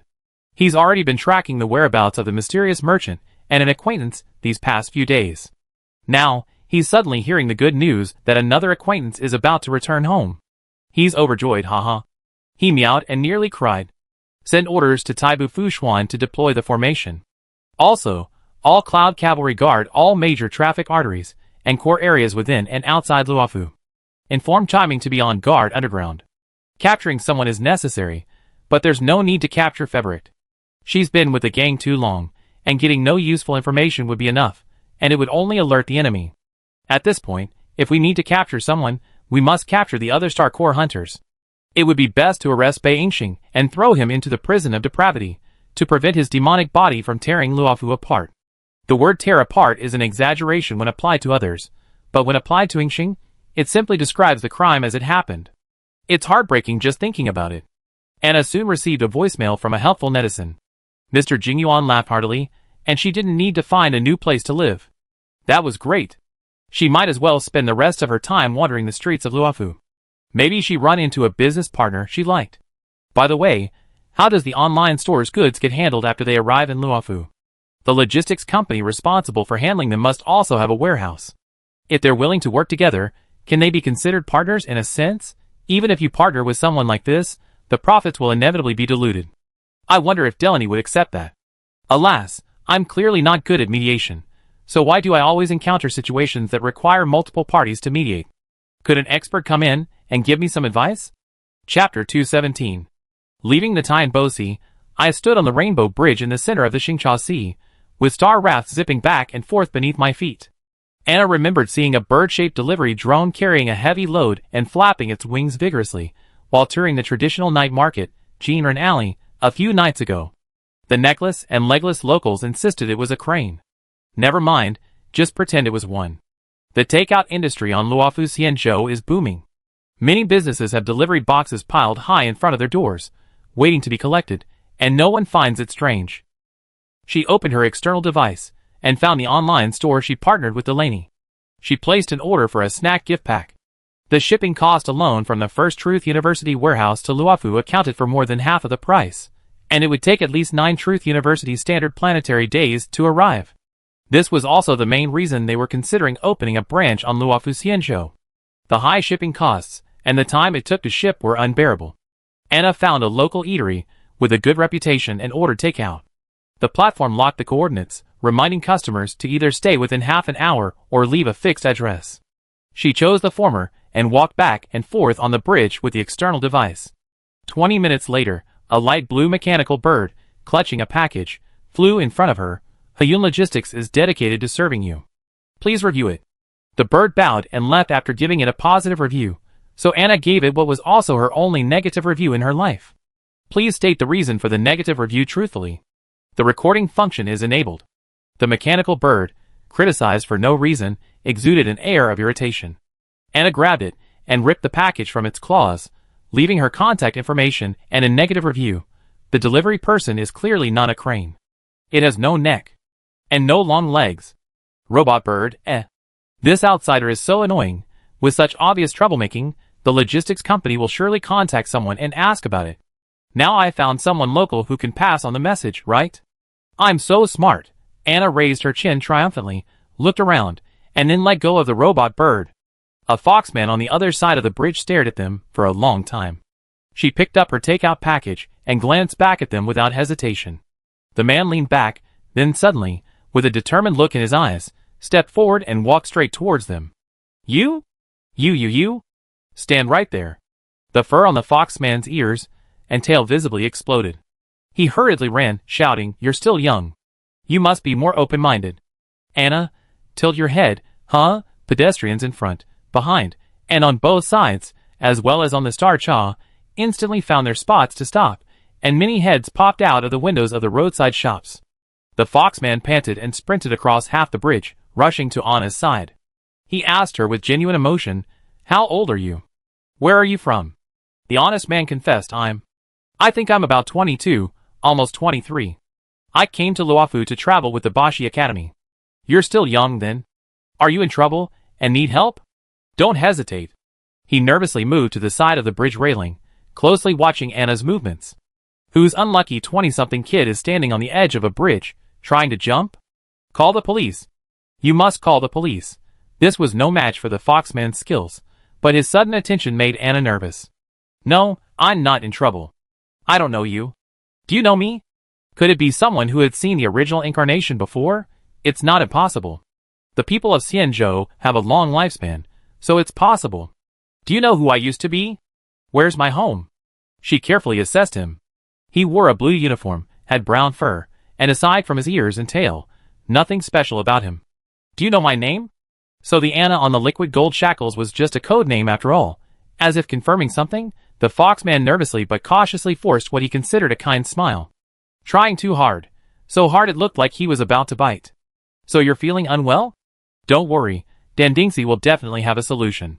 You know, life's fate is unpredictable, and there are still many wonderful things in this world you haven't tried. For example. He racked his brains. For example, Shanglishan's unique spicy stew, It's really delicious. How about I treat you to a braised chicken leg and some duck and dried tofu? Can you please not stand so far to the outside? Anna, She realized something and, with a mixture of laughter and tears, took a few steps away from the edge of the bridge toward the center. You misunderstood. I'm not upset, and I don't plan to jump from here. Why jump?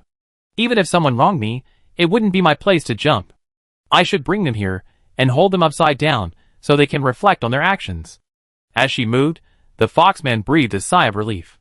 Upon hearing her words, the enthusiastic staff member froze in place. Huh?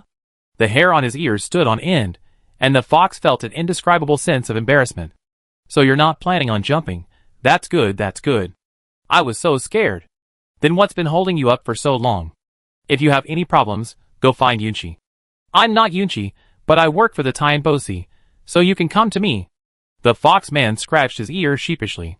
I may not be able to help you solve the problem, but I can definitely help you report it.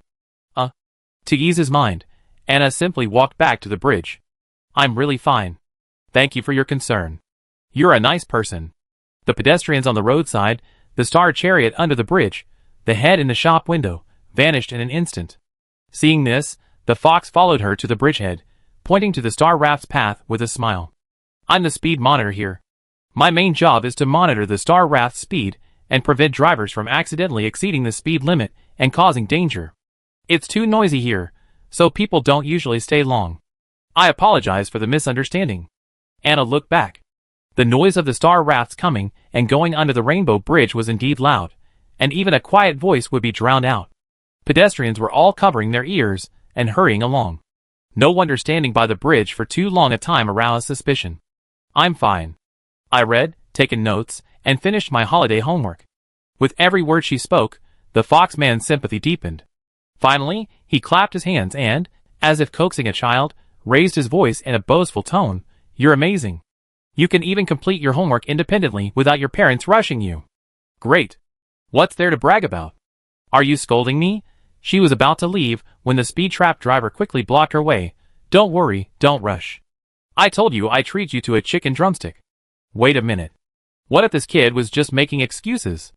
Kids these days are so clever and quirky, and they're always good at fooling adults. As a responsible Tianbosi employee, we must uphold the principle of being a good person to the end and get to the bottom of this matter. Anna, out of nowhere, someone offers to treat us to chicken legs. Anyone who believes them is a fool. Amidst the argument, a starship whizzed to a stop at the bridge. The Cloud Riders dismounted and lined up. Who called the police just now? Me. The Foxman perked up, pointing a finger at Anna and saying, this girl is only in her 20s, and she stood in the middle of the bridge for almost an hour. The leading Cloud Rider removed his helmet, revealing a handsome face with sharp eyebrows and bright eyes. He then broke into a naive grin, ruining the atmosphere. Who are you mad at, kid? Don't be angry. Let the uncles and aunts take you to the Daihengsi for fun, okay? The Cloud Riders behind him gave him a thumbs up, leaving Anna with a frown. You Luofu people are such a spoiled child. Not surprisingly, she was eventually escorted into the land and investment division by a group of Cloud Riders. Tea and snacks were immediately laid out on the table, and a particularly friendly, light-furred fox was found to sit with her. Based on the fox speed detector's description and the surveillance footage, the staff seemed to believe she was seriously ill and had been harassed by the Tianbo division staff in Luofu. After all, she had said, it's hard to say whether I can live another 10 years. Either notify your parents to come pick you up, or have your guardian contact us via video. Any local friends? They could come over and take notes.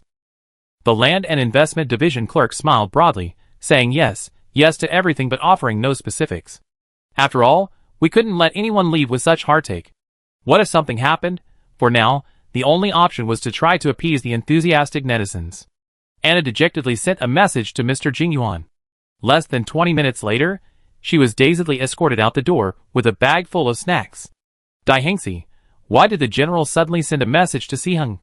What did we do to deserve being singled out? A child ran away from home and tried to jump off a bridge? Whose? The general's? Huh? How does this even connect? This is inexplicable. Anna, clutching snacks and carrying takeout, had barely walked out of the Daihengsi office when she heard a whoosh, whoosh sound around the corner. Turning her head, she saw it was indeed the enthusiastic netizen, stealthily standing in her blind spot, half stretching his body and waving at her. Anna hurried over and shoved the random items in her arms into his arms, hesitating to speak. You people of Xianzhou are so welcoming. So welcoming. She almost thought she encountered a human trafficker with ulterior motives. Haha, Luofu has been peaceful for a long time. Everyone's kind-hearted. Kindness had stirred up a huge stir out of nothing. He could imagine what kind of street literature would become popular in the market. Anna sighed softly as she carried the takeout she hadn't even had time to unpack. Someone must have taken good care of them, to keep them so innocent and lovable even after hundreds of years. Not to mention Avel and Yepala Palace, few people in Pierpoint, or even Lyra, cared so much about the lives of others, let alone those who actually spent their own time and energy trying to save lives. Although it was a misunderstanding, if it hadn't been, a sick and heartbroken young girl would have reached a turning point in her life today, her destiny changing forever. Luofu Ferry Boat is a lovely place with many lovely people living here. Chapter 218. Kafka hadn't made any movement since her last message. Anna didn't know how she and Mr. Blade would infiltrate Luofu, but judging by the frequency and intensity of the Cloud Cavalry's patrols, even if they did, they wouldn't cause much trouble. So what did Lu Sha mean by Luofu is about to be in chaos? Compared to a surprise attack and sabotage, passive defense is a whole different level of difficulty. You never know where your opponent will emerge, and no matter who emerges, they eventually become a heavy burden. She walked thinking. Jing Yuan, who had slipped out specifically to fish and redeem someone, observed quietly. Miss Febrick had no ill will toward Luofu. He was absolutely certain of that. Ever since approaching the Jade Realm Gate, she had obediently adhered to the laws of the Immortal Ship Alliance, never resorting to trickery or shortcuts, and fully respecting the unique customs and habits of the Immortal Ship. Overall, she was a very pleasant guest. It was so endearing that he was willing to transplant this wild yard orchid into his own yard. From Jing Yuan's perspective, Anna was no different from the cheerful children on Luofu. She was barely a fraction of his age, yet already a seasoned warrior. After much investigation, he learned how harshly the Bopuk treated the children sent to the camp. They selected the best, those with talents far exceeding their peers in all aspects, and honed and trained them without much assistance or particularly scientific methods, relying entirely on ancient traditions and the survival of the fittest. The attrition rate among Bopuk slaves during their growth was unacceptably high, especially considering that these were all children. Based on Miss Febrick's current age, she was sold around 16, and sent to the Evere Interstellar prison 4 years later. This resume wouldn't be acceptable even for a short-lived creature in the Immortal Boat Alliance. The Guardian is destined to be confined to the prison of hell. The Rumi royal family's all-out suppression, the company's economic blockade, and the control of supplies, those measures are enough to break the backbone of a planet, yet the Bopuk people, through almost self-destructive means, struggle to secure a sliver of survival space. In comparison, Yan Qing, who still pesters his master every month, whining for pocket money, is like a baby still nursing. Well, I'm spoiling him, what's wrong? Ever since I had a child at home, I can't bear to see other children suffer. I just learned today that Miss Anna is ill.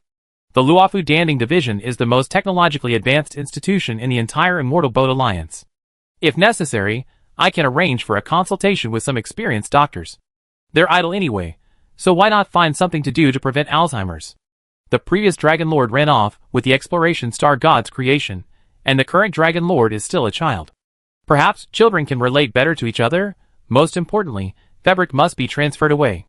She can't be present when the Cloud Cavalry captures the Star Core Hunter. Otherwise, who will capture her or not?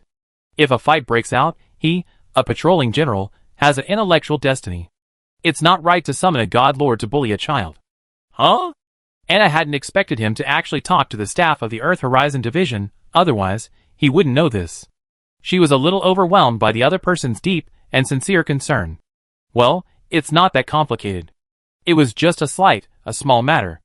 No, the girl is a distinguished guest from afar, and as the host, I cannot allow a sick guest to attend the appointment. Don't worry, it's just a checkup. If you feel any discomfort, the Immortals can come up with a treatment plan on the spot. If you're safe and sound, everyone will be happy.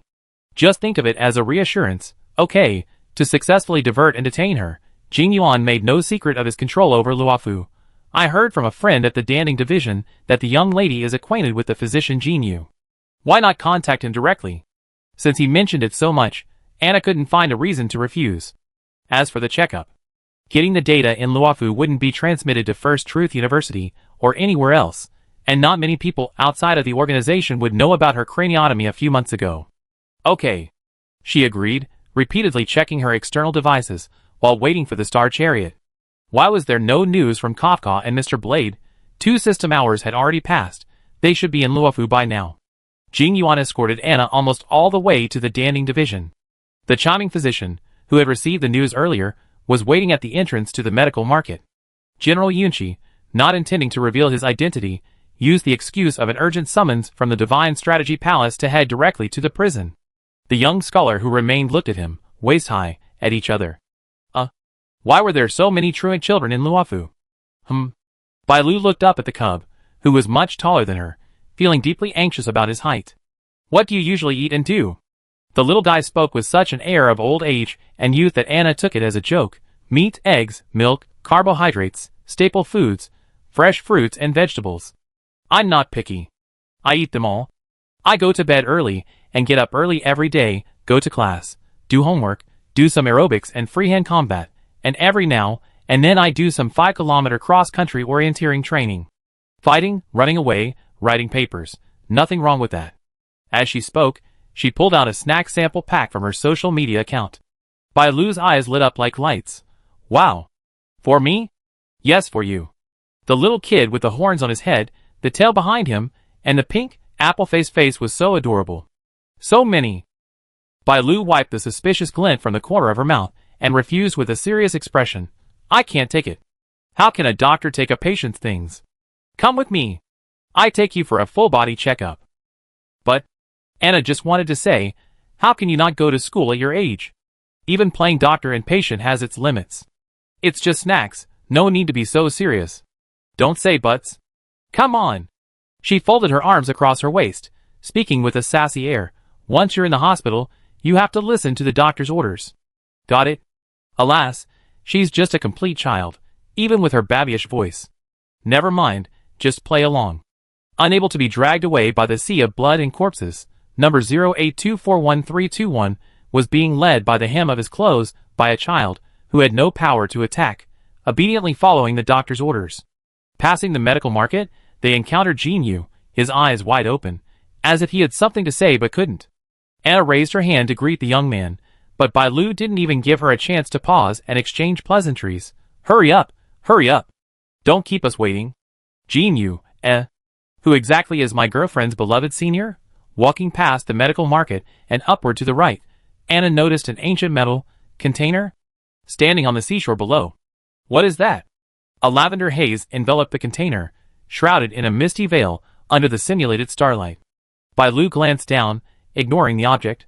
In Taishan's alchemy room, most elixirs are overpowering. Short-lived individuals can't handle them, and will suffer. An inedible medicine? Anna instantly lost interest. It's beautiful. But it was only beautiful. At the junction of sea and sky, a tall, broken tree stood like a sharp sword. Bai Lu withdrew her gaze, and continued forward. That's Jianmu, a curse bestowed by the star god of abundance. Anna looked back as she walked. The tree was scorched and dead, yet she had the illusion that it was still alive. The wind from the sea was like its breath, waiting for the rain to fall. We're here. This is the ward area. We do the examinations here. Bai Lu skipped ahead. The medical market can meet 70% of medical needs. Only those whose conditions there are intractable will be transferred here for further examination. General Shinso has said that, regardless of the equipment used, the patient, he said, must be confined to the Dan Ding division for at least 2 hours. What's there to hesitate about? This is a rare, precious, and fragile little treasure. We absolutely must take good care of her. As soon as Anna entered the white building, she was surrounded by stern-faced medical assistants. It was rare to see such a patient in the ward who looked so alive. Although the Vidra masters didn't smile much, they all hoped that she would quickly recover from her illness and return to a normal life. Come here, relax. From the simplest physical data to blood samples and the analysis of various organs, the medical staff in the ward admired the patient's strong physical condition and lamented her difficulty in killing her. Accumulated damage from childhood, unhealed old injuries, and astronaut damage. Oh, sorry, the patient seems to still be in childhood? The healer examining the data looked up. Were you abused by your guardian or subjected to violence by someone else? Should we call the police? Or the 10th prince? The injuries are quite severe. If they happen to a child, they could be fatal. A sentence of at least 20 years would be necessary. Anna, I think not. Some of the injuries were sustained while guarding the Yepara Palace. Regardless of her condition at the time, the individual who inflicted them has already received a reincarnation ticket and is now waiting in line for reincarnation. In this case, it can be forgiven, and there's no need to hold a grudge. The healers indeed found signs of a craniotomy. Frowning, they gathered around the instruments and sighed. Is this surgical trauma? Ah, yes, I don't remember, but there was a chip implanted in her brain. It was removed a few months ago. After the chip was removed, she was able to eat and sleep, apparently normal. The healers moved closer, even Bai Lu being pulled over, mumbling for a while before returning. Did you take the chip you extracted with you? The child's chubby face was so adorable it made one want to touch it. Anna fumbled with the space button. Really? Is this thing still useful? Yes, it is. Only the technology of the Immortal Boat Alliance can crack its secrets, Bai Lu explained with emotion. You are incredibly lucky. This is the first time I've seen this kind of technology used on a short-lived creature without causing any fatalities. I write you a hospital admission right away. The general only asked for 2 hours. How could 2 hours be enough? This person needs to stay in bed for at least 3 days. Chapter 219. She was rushed to the ward, changed into hospital gowns, and laid on the bed. A short while later, Jean Yu found time to look over at Anna. Heard that she had endured extensive violence in her childhood and had a biochip implanted. The expression on the young man's face could almost be described as sinister. The reason why Delaney Sr., threatened by the pirates, chose to attack with a breadstick after resisting them was finally revealed. She was so frightened by the bullying that she was so nervous she'd pick up anything to defend herself. The Chiming race is incredibly imaginative. Before the day was even over, half the Danding Division staff had heard that a child from the Bashi Society who come to play was covered in wounds. The Pierpoint people were truly awful. All the medical reports are in. We compiled a medical record for you. If you need help coming to the hospital, this is all your medical history. Don't take it personally. You're injured. You shouldn't use many medications carelessly, or you suffer in your later years. Bai Lu hadn't expected this patient, who was supposed to be confined for only 2 hours, to be truly ill. No, to be more precise, she was seriously injured. There wasn't a single bone in this person's body that hadn't been broken, and her internal organs were damaged to varying degrees. It was simply a combination of natural resilience and youthful resilience. Anna, still in the cosmic cat sublimation stage, nodded quietly and took out the chip from the evidence bag and handed it to her. Here, this is it. After being removed from the brain tissue, the surface of the chip had turned black due to oxidation. If you didn't look carefully, you might mistake it for a large black sesame seed. Bai Lu took it, glanced at it, and nodded in confirmation. Buliran's biotechnology, without a doubt. She turned it over and over, examining it. A purple light emanated from her palm, and the black sesame quickly shed its shell, transforming into a shiny white sesame. Generally speaking, this kind of technology wouldn't have a good outcome when used on humans. It's primarily used for control and targeted killing, essentially creating a handle on someone. In front of a patient, a doctor would simply play dumb. Bai Lu immediately sent the message to General Shinsu, who had brought the person in. Jing Yuan was leading Yan Qing in a symbolic interrogation of Bai Yi, whom the Cloud Cavalry had successfully captured. Not surprisingly, they didn't get anything out of him. Ing Xing's demonic body was acting out, completely mad and rebellious, repeating the phrase 5 people, 3 costs. Every time he heard this, his heart ached. He coldly ordered the prisoner to be taken to the bottom of the prison. After leaving the Kanluo hut, he took out the Jade Omen and opened it to read the message from the dragon girl with the medicine. This injury is serious. This person is truly tolerant. Then treat her. It's better to confine her to the Dandingzi ward than to the cells of the prison of hell. How could a prison hold her? The last one that held her has been turned upside down. The prison of hell certainly doesn't have the messes of Avel, but its security is also much higher. We absolutely cannot afford any mishaps. Everyone in prison there is a formidable figurehead. As for what she retrieved from her brain, let alone anything else, the mere mention of Buliran alone will surely lead the Immortal Boat Alliance to investigate thoroughly. With so much on his mind, the general couldn't care less about sentimentalizing old friends and past memories.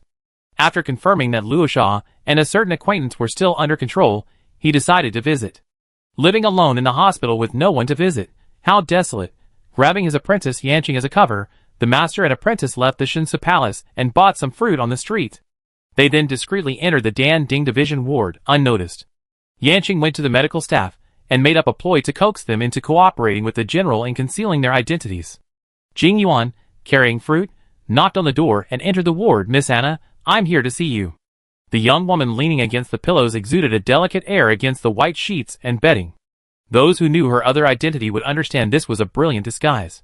The Bopuks were born this way, and their later training focused on developing a balanced body. No one was muscular. They all looked gentle, but they were all deadly in combat. If someone else, unfamiliar with her, had stood there, they might have mistaken the bird of prey for a small bird to be held and played with. "Ah, thank you. Although I'm not feeling unwell at all, I appreciate everyone's concern. There's still no news of Kafka and Mr. Blade. Even Luing says they lost contact. This only means that Rofo likely received advance notice of the Star Corps hunters' impending attack and made ample preparations." Anna was certain she wasn't someone who couldn't keep her mouth shut, but the other Star Corps hunters were either out on missions or staying in their base, leaving no room for leaks. After searching around, the source of the leaks was definitely close to her. The most likely scenario was that someone in Rofu already knew her identity, but was silently using this connection to infer something else. Brother Yanqing's thinking wasn't that complex. Jinyu could only get information about her from Delaney, leaving the only remaining source of information, the smiling man in front of her. She was processing emails in her personal laptop when he knocked. When he entered, she simply pushed the virtual screen away. The slanting light hitting her face blurred her features, making her look pale and frail. The people of Xianzhou have a long lifespan. The man before her, who calls himself Jing Yuan and goes by the online name real name online, is likely not as young as he appears. With a large enough population, any kind of demon can be cultivated. Perhaps this is a monster older than her grandfather's great-grandfather's great-grandfather. Playing tricks with someone like that. Anna would rather go back to school and study vocabulary and rhetoric with Professor Anaxis. This is a pure high-level game, ahem. I heard that Miss Anna had been harmed by a rich evil like Bu Liren, so I rushed here immediately. It was dangerous. Fortunately, you're okay. He said the last sentence sincerely. Anna looked at him sideways, feeling a little puzzled. Could it be this person? After trapping a Star Corps hunter, isn't interrogation the first thing to do? Is that what you're saying? I don't know, I forgot. Anna's forgetfulness was genuine, without a shred of embellishment. It doesn't matter. As long as the person is still alive, memories can be recreated. He took the fruit out, washed it, and then opened the paring knife and began to peel it patiently, circle by circle. The peeled fruit was uniform in width, thickness, curving downward under the influence of gravity. Anna looked away, turned her head, and continued reading about the course for next semester. It's good to have something to do. It keeps your mind occupied. Select new courses, select new courses. Why is there an elective like art appreciation? And why hasn't Mr. Blade been expelled from the academic administration system? How can someone like him, who doesn't produce anything and doesn't work diligently, continue to be a lecturer? Great. 2 free credits. That cuckoo clock fix was worth it. Inviting Sid to come along and pick up credits, she was happily busy in the chat group. Jing Yuan sat quietly beside him, peeling fruit, removing the skin and core, then dicing the flesh into perfectly edible cubes and arranging them on a plate. Yanqing nearly fell over when he saw the scene as he entered the room. Master hadn't peeled fruit like this since he could lift a sword. Was he about to fall out of favor? Sisterin, what are you looking at? The child chuckled dryly and walked over to the bedside.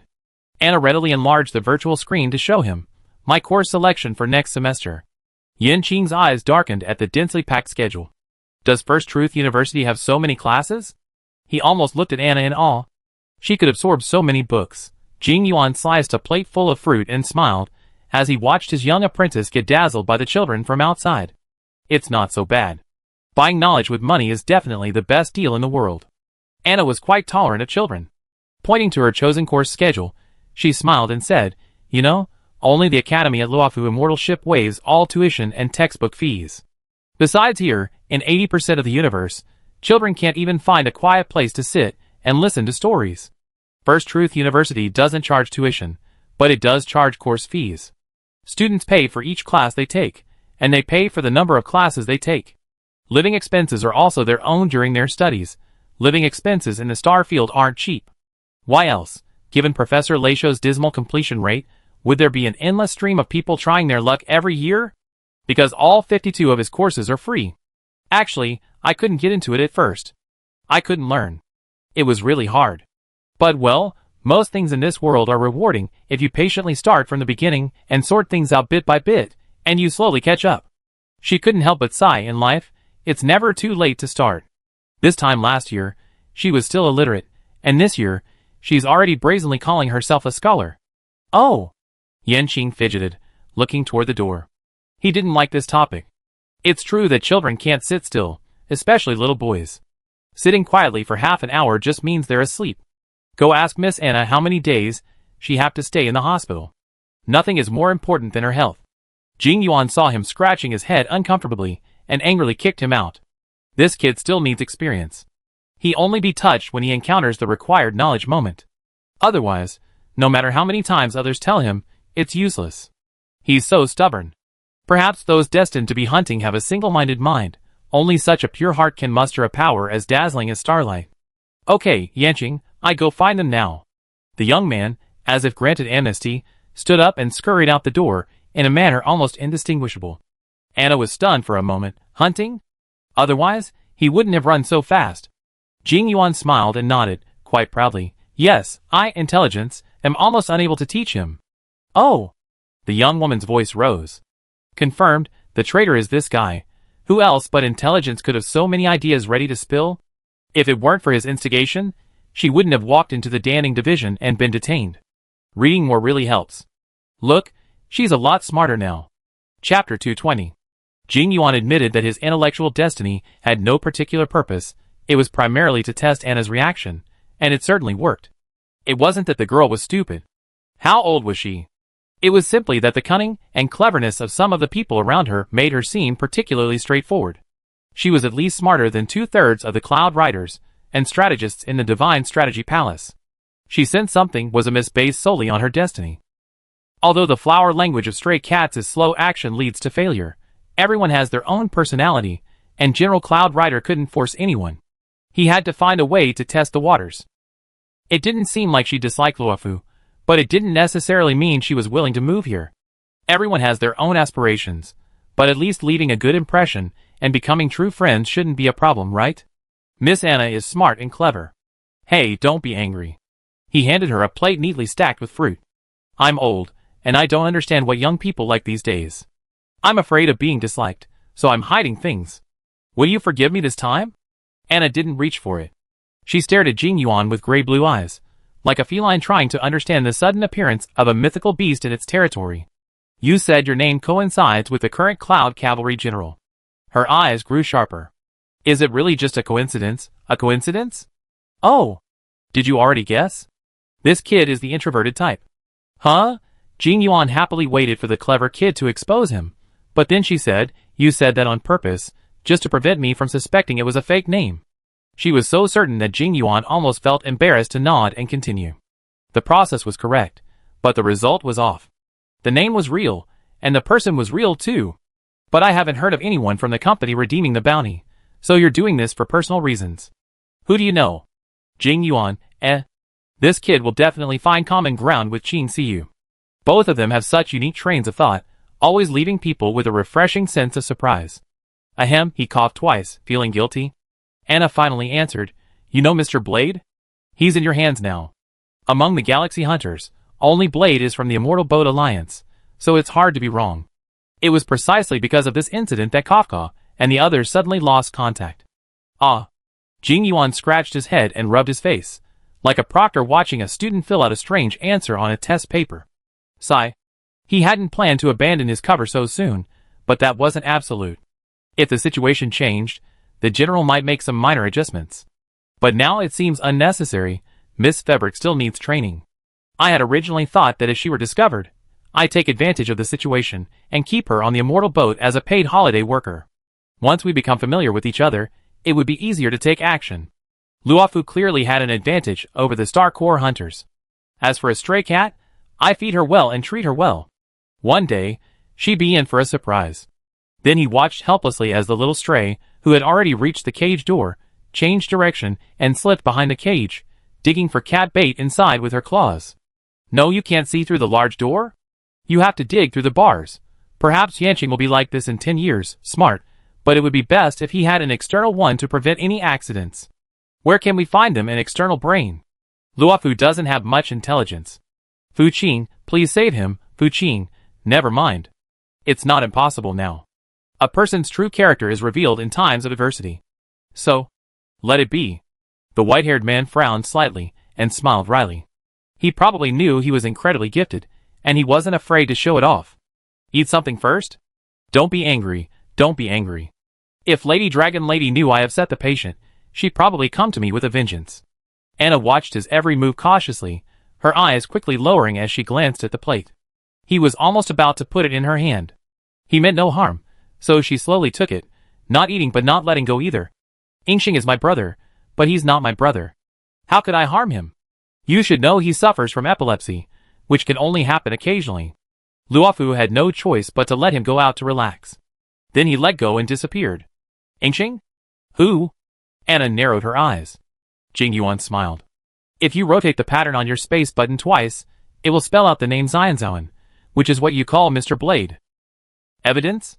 Although this guy had always maintained social distance and been polite, unfortunately, in Anna's eyes, he was now like an inkwell. Full of evil ideas. No rush, Miss Anna, just rest and recuperate. It will take at least a day or two, at most 3 or 5, until you're fully recovered. We can talk later. He took out a tissue to wipe his hands, and as he did so, he raised his chin and gestured for her to eat some fruit. Children need to eat more fruit. The skin has already been peeled, or do you prefer it with the skin on? The skin of this kind of fruit is not very tasty, and has limited nutrition. There's no need to force it. If she'd been more vigilant, she would have been able to guess the true identity of the enthusiastic netizen, who was using his real name within the day. She could only think about the decision herself. You can't blame him for deceiving a child. It was clearly the child who was trying to reach into his pocket. Don't hurt my colleague. She casually placed the plate on the bedside table. Jing Yuan glanced regretfully at the rejected fruit. Don't be so aggressive. He just tested it a little, and even Feiji was breathing heavily. Could he really do anything to Yingxing? Of course not. Of course not. The Xianzhou Alliance is not affiliated with the Interstellar Peace Company. We have cooperation, but also differences. We don't recognize their bounties. So, even if you're a Star Corps hunter, as long as you don't break the law, you can live in peace. In just a few words, General Shinsu had already changed his tactics 3 times. As for your bounty, do you think Luofu needs it? Yes, but the Alliance values morality more than anything else. Star Corps hunters always take unconventional actions without sacrificing righteousness, at least so far. Unless Luofu is desperately trying to trip up their opponents, he won't send them to the company. He sat up straight and said pointedly, if you have any doubts, then wait until you're fully recovered and follow me. Then you can verify it with your own eyes. Whether to choose or not, how to weigh the pros and cons, it's ultimately their decision. Luofu didn't force them, but simply waited quietly. Anna's gaze fell on the enthusiastic netizen's hand. The back of her hand had distinct joints, but the palm, unnoticed, was covered in dark calluses from the knuckles to the fingertips and palm. The way he peeled the fruit just now indicated that he was right-handed. The calluses on the first and second knuckles of his right index finger suggested a long history of penmanship, while the marks on the fingertips and palms were likely from years of grasping cylindrical objects. Given his posture when standing and walking, a weapon is highly likely. Master, the doctor says Sister won't be discharged until noon the day after tomorrow. That's the earliest she can be. Yin Qing poked his head in, instantly breaking the tense atmosphere in the ward. Jing Yuan patted the outer garment draped over his legs and stood up. It's almost time to return to Shinsu Mansion. Rest well, young lady. If you encounter any unsolvable problems, well, you can always go to Shinsu Mansion to find Jing Yuan. He stood up, nodded and smiled, then leisurely led his young apprentice away. Anna watched the master and apprentice disappear from the window, then pulled out her external device and searched the Boiji Society's database for Xianzhou Luofu, Jing Yuan. She hadn't searched before out of trust and respect, and she hadn't thought too much about it. Who could have imagined Elio's plot would come so suddenly? You know, it was almost a year ago that she met the enthusiastic netizen who signed up for real name access.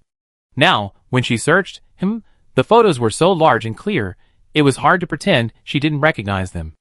No, you're just bored out of your mind, right? Anna's mind was spinning in circles, and she couldn't figure out the purpose of this maze-like operation. After all, he didn't expect a Star Corps hunter to do his part-time work for him. But as a general of Luofu, it was his duty to ensure peace and order, so there was nothing to get angry about. I'm not as skilled as my opponent, so I'm willing to accept the loss. What else can I do? I just feel a little sorry for Kafka and Mr. Blade. I hope he'd be as honest as he said, and not give them any trouble. I see. She suddenly sat up from her hospital bed, blinking in sudden realization. Jing Yuan had revealed his disguise, because he didn't want to waste the immortal boat's manpower in this turmoil. For example, a destiny walker like Yan Qing's younger brother is too young. He can't bear to part with his own children, so of course, he can only target others. In contrast, the Star Core Hunter wouldn't feel bad even if he was killed, which is why he repeatedly insisted that he wouldn't harm Mr. Blade. If someone comes to work for me, I won't harm the hostage. That must be what he meant. It's just work, right? It's not like I haven't done it before. Because her momentary negligence caused Kafka and Mr. Blade to get into trouble, she naturally had to shoulder the responsibility of redeeming them. Thinking of this, Anna threw back the covers and tried to escape through the window. Before she could even touch the window frame, her vision went black and she fell back down. The general was right. This patient is truly adept at escaping. We almost let her slip away. The medical assistant came in, maneuvered her back to bed, and recovered her with the blanket. Her gaze was filled with loving care for the mischievous child. Luckily, the general had mercy on her and tricked this little one into the Dan Ding division. Otherwise, with her skin so utterly imperfect, her lifespan would have been even shorter than that of a normal short-lived person, and she'd have died once her prime was over. There's really no good place out there. Look at how this child was raised. With such excellent natural conditions, she only grew to about 1.7 meters tall. If she'd been placed in a ferry boat a few years earlier and raised properly, she would have grown even taller. The engineering division's design of placing a spray port by the window is truly effective. You're already in the Dan Ding division ward, and you still want to escape? Do you think we're just here to eat? Just take your medicine and sleep for 3 days to recover. Chapter 221. Anna slept soundly for 3 days. The medical assistants all laughed and said they had never seen a patient so punctual in waking up. It's okay for children to stay in bed. Get some more sleep. Sleep will help you grow taller. The gentle and kind, yet stern, older medical assistant coaxed her in a voice that didn't quite match the softness of the words. He patted the child's pillow and quietly slipped a handful of dried fruit underneath. High-quality fats are easily digestible and packed with nutrients. A small handful a day is good for your health. The 23-year-old child was scowling. Short-growing women rarely see any changes in height at this age. You Xianzhou people, please don't spoil your children and end up spoiling other people's children too, she said. Let's just get another discharge checkup. I wish you a safe and healthy life. The medical assistants gently coaxed Anna. Feeling too embarrassed to forcefully break away and run, she obediently went through the examination procedures again. Dr. Bailu rushed over, scrutinizing the new report and frowning. Why can others easily grow 2 centimeters taller after a good night's sleep, while she's waited for over 100 years, and still hasn't grown any taller? Excellent. Recovery is exceeding expectations. She put down the report and lectured the patient with a stern air. Don't take your life lightly from now on. I'm keeping the chip you removed. I send you a copy of the information it contains after I decrypt it. She shuffled her feet, her tail swishing. Let's go! You're free. Yes, Anna nodded hesitantly. The medical assistants had already handed her clothes to the housekeeping robot to wash and iron them. Seeing that the patient was a little shy, they all chuckled and left the room, leaving her space to change. After everyone left, she quickly washed and changed back into her own clothes, folded her hospital gown, and placed it on her pillow. She grabbed a handful of dried fruits and left a large bag of snacks. When Evil first woke up, her body and mind hadn't kept up with her consciousness. After the craniotomy, the delay became more pronounced as her mind caught up. Now, both her body and mind were at their peak, and she felt as relaxed as if a mountain had been lifted from her shoulders. Leaving? Don't come back. The medical assistant's uniquely soft greetings were soft. Anna pursed her lips, her hands and feet restrained for fear of hurting them. Young Dr. Bailu stood at the door with her hands on her hips, her chin raised, and turned back saying, I take you down. If you dare to sneak into the ward again, I feed you bitter melon every meal. Eating bitter melon every meal, that's truly terrifying. Anna held out her hand. Want to hold hands? The child's eyes always darted enviously at the medical assistants, who kept close to her. It seemed she longed for intimacy. Anna didn't know why she was isolated from the crowd at such a young age, but she didn't care. I just recovered and am weak. I need to be held and walk slowly. She was always a quick learner. This trick, which she had just used 3 days ago, was replicated today, 1-to-1. Even though Bai Lu had lived for over 100 years, she couldn't resist the coquettishness of a child in her 20s. She immediately extended her little paw to let her lead the way, and two figures, one tall and one short, slowly walked down the trail. The seasons change, but everything has its order. Early to bed, early to rise, 3 meals a day. Warm yourself in the coldest days of winter. Be careful in the hottest days of summer. Don't be greedy, don't be irritable. Oh, just remember, eat when it's time to eat, and sleep when it's time to sleep. Isn't good health more important than anything else? The young doctor rambled on, reciting a passage from a medical manual. Fearing he'd see her again at the Danding division too soon, he earnestly repeated his instructions. Anna listened patiently, occasionally glancing at the tip of the tail, which was practically spinning like a propeller. Back at the medical market, Bai Lu felt a little reluctant, but she knew she had to let go. If she continued holding onto the hand like this, the people sent by Dragon Master to care for her would see her and cause trouble. That's all. You can walk the rest of the way on your own. She reluctantly pulled her hand away. This little friend had long, strong fingers, a warm, dry palm, and a slight, firm grip on her, which was the perfect comfort. Ah, the tail tip stopped wagging. He looked a little frustrated. Anna fumbled with the space button. She had already learned from the assistant's casual chat that Dr. Bai Lu was a vegetarian.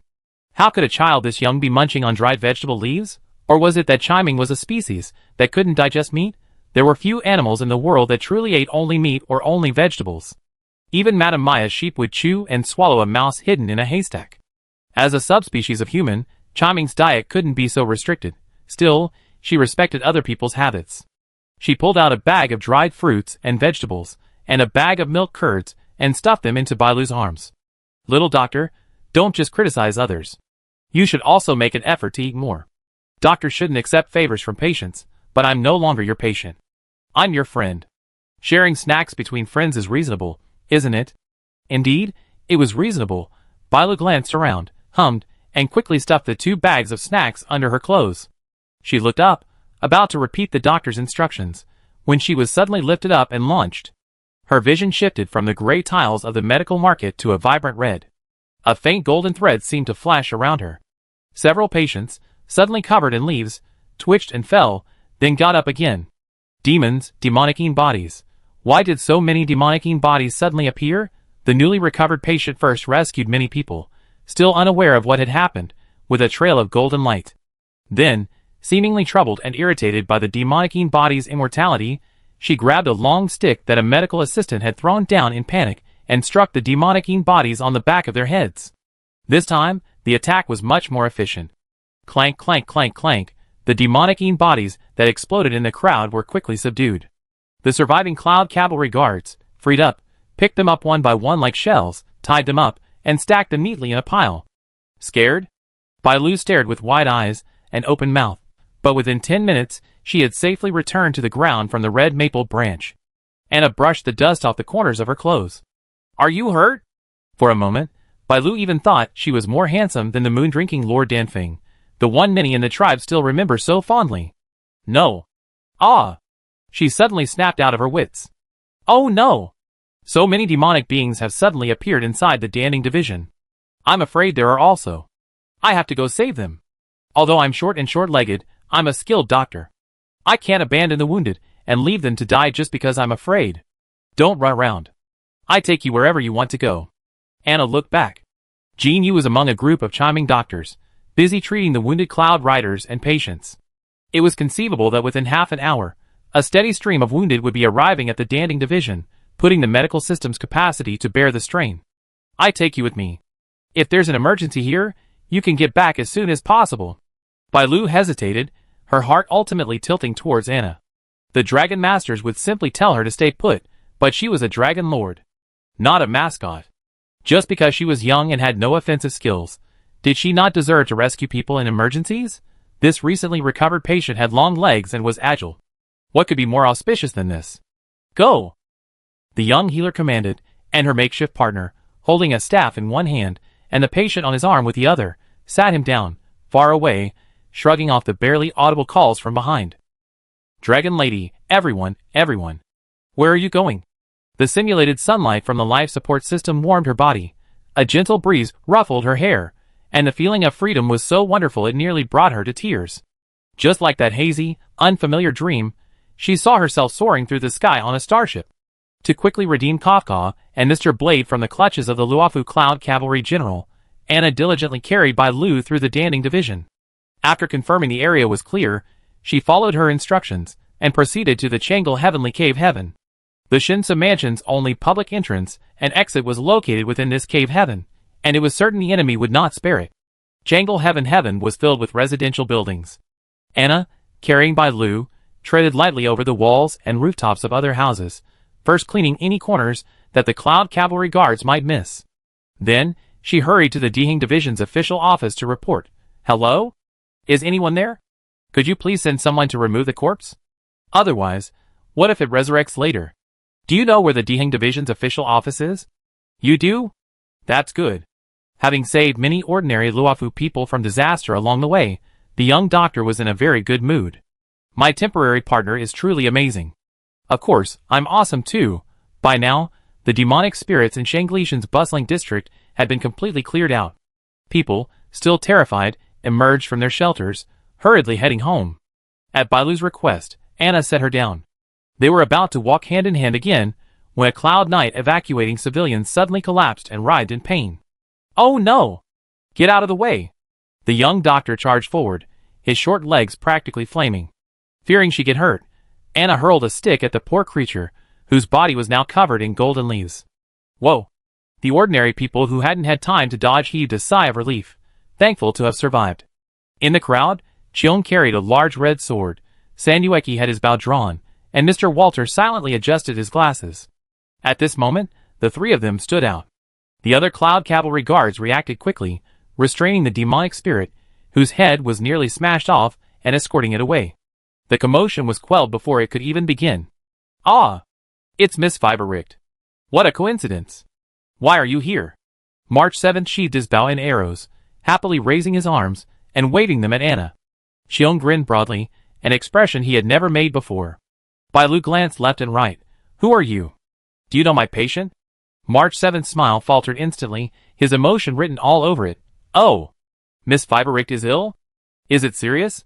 So ill that even the Boiji Society couldn't cure her, forcing her to come to the Luofu Immortal Boat for medical treatment? Anna, Actually, I'm from Tu Luoyang, but just assume I'm here to see a doctor. It sounds more respectable. Chapter 222. Taking advantage of the chaos to apply the weak buff, Anna's explanation to the train crew about her presence in Luofu went much more smoothly. It was simply a matter of addressing any omissions. As for that single-handed strike against a demonic spirit just now, she's recovered now. I heard all about your heroic deeds on Yaolo 6 at the Polytechnic Institute. They're truly remarkable. Both sides were outsiders, yet they were relatively familiar with each other, so they naturally came together. You saved an entire planet from a nuclear explosion, and then supported them in their negotiations with the company to pursue their own path. Anna picked up Bai Lu and cradled her in her arms. The little doctor happily swung her feet as these strangers recounted stories from beyond the stars. No, the Polytechnic Institute rescued so many people from the Avel Interstellar prison this time. You're truly remarkable. March 7 handled all the external communications, with Cheong walking beside her, smiling earnestly. Mr. Walter cared deeply about the children in prison. He heard that Professor Leisho had taken the lead in sending them to various adoption agencies within the Star region. He nodded modestly, leaning on his cane. I long heard of Professor Leisho Veritas. I hope to meet him someday. Scientists, perhaps, always have this kind of sympathy. Anna forced herself to make a few polite remarks. Just as the topic was running out, and she was getting anxious, someone close to Bai Lu finally arrived. Lady Dragon. The Vidra masters, having seen the situation clearly, froze in their tracks. Who was so audacious as to embrace the current Dragon Lord like he was holding nothing? Do you have any sense of propriety? Is it possible to casually touch the Lord's buttocks? And you dare impatiently brush His Majesty's tail away? I have to go back to Dandingsi. Let me down. Bai Lu patted Anna's arm. Respectfully, she squatted down and let her stand. Little doctor, if you're ever bullied, just tell me. While my abilities are limited, I wouldn't mind taking you to First Truth University.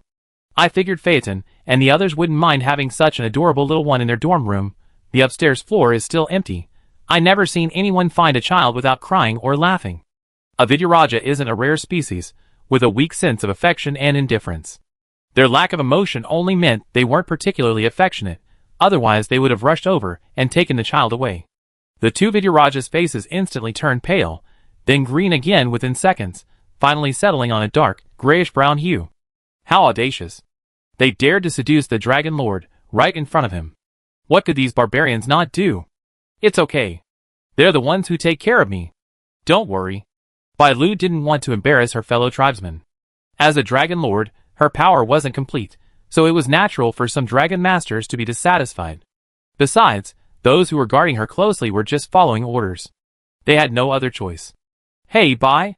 Hearing her words, Anna felt relieved. She squatted down and waved at her. The young doctor happily waved back twice. Bai! The two added each other as friends on WeChat. Bai Lu jumped up and stood firmly, then walked steadily towards her tribesmen, then returned to the Dan Ding division surrounded by them. Seeing the Dragon Lords walk away, Anna said goodbye to the unknown guests again. I just got out of the hospital today. I have to go back to my place to pack up. Have you arranged to go to Luofu together later? Don't we still have an appointment with General Yunqi? We still have to rescue the colleague, who was arrested and imprisoned the moment he landed. Xiong is alive and well now, so there's no need to worry about him. Okay. Oh no, you should take good care of yourself first. Even after you recovered, don't let your guard down. Health is so important. March 7 nodded vigorously. There's no rush for shopping. We have plenty of time. This time, Chun Chun was forced to come to Luofu to report the news, threatened by the Star Corps hunter Kafka. That mean woman said there would be chaos if they didn't come to Luofu. Didn't they consider whether the nameless guest would be in trouble? Wherever they go, there's trouble. The train team is on a path of exploration, not pleasure, okay? It's a deal. Anna happily parted ways with the nameless guests, but when they reached the gate of the Shinsu mansion, she couldn't help but let her shoulders slump. The more she thought about it, the more frustrated she felt. There was no way she could do anything about him. Who are you, and what are you doing? The gatekeeper shouted, gripping his spear tightly. Anna then realized she was still carrying the Dan Ding division's blast rod. Quickly putting it down, she said dejectedly, I'm here to see Jing Yuan. He asked me to come 3 days ago. Cloud Cavalry Guard, Don't you, a barbarian, address a general without mentioning his title? How casual. After the guest provided his identification, he revealed he was just an ordinary rookie scholar from the Polytechnic Institute. The guard, half believing, sent a message to inquire. Once he received confirmation, he stepped aside. Please board the Star Raft. No need to operate it. Its course is fixed. Oh, thank you. Anna thanked the guard and, under her troubled gaze, climbed aboard. She leaned against the porthole, opened a thin bamboo curtain, and looked down. The Shinsu Palace boasted numerous buildings, all imposing and majestic, adorned with lush flowers and trees. However, the areas near the pavilions and towers were completely empty. It was clear that the current general was an extremely meticulous person. He gave no chance for anyone to eavesdrop or make a mistake. He must have cherished each and every one of his subordinates. The Star Raft soon stopped, and Anna jumped down the gangway, only to see Yan Qing's younger brother approaching excitedly. The young men chattered around her. I heard the news from the Dan Ding division. Sisterin, you carried Lady Bailu and fought your way through a horde of demonic spirits. You're so impressive. Why don't we go to the training grounds and practice? Yes, I even scared a few demonic spirits to death with just a loud shout. Do you just believe what people say? Someone, having learned enough lessons in this area, squinted at the child. Be more careful. Your master can trick a Star Corps hunter into becoming a holiday intern with just a few words. You should at least learn from him. General Shinsu, sitting at his desk, reading the battle report and multitasking, shook his head with a wry smile. This child is a quick learner, both perceptive and vigilant. If they don't fool her once, the same trick won't work a second time. Yanqing, welcome the guests in before we talk. His pen was pounding. The strategist had been sent away, making it a good time to discuss matters that needed to be kept secret. Without a second thought, the young man replied, Oh, okay. He smiled and winked at Anna. Sisterin, please. What a simple-minded kid. Anna followed him into the living room and immediately spotted Jing Yuan, looking rather aggrieved, sitting at a long table, working, his scrolls and documents piled precariously on top. Is this guy playing pitiful again? A day without seeing you feels like 3 years. 3 days without seeing you means almost 10 years, hasn't it? Has Miss Anna recovered? In private, this man was so lazy even when reading documents, as if he was about to fall asleep. He chuckled and teased, I heard the girl once tried to escape through the window. Haha, the windows in Luofu's ward are equipped with special devices to prevent patients from escaping. It was originally designed by Ying Xing, and the effect is truly outstanding. It would have been fine if he hadn't mentioned it, but he insisted. Anna rolled her eyes angrily, chose the farthest place to sit down, and folded her arms. Tell me, what do you want me to do? Jing Yuan didn't continue, instead looking at his beloved disciple, Yan Qing, isn't it time for you to lead the troops out on patrol? Ah! General, I almost forgot about this. The young boy saluted with a fist, turned and ran.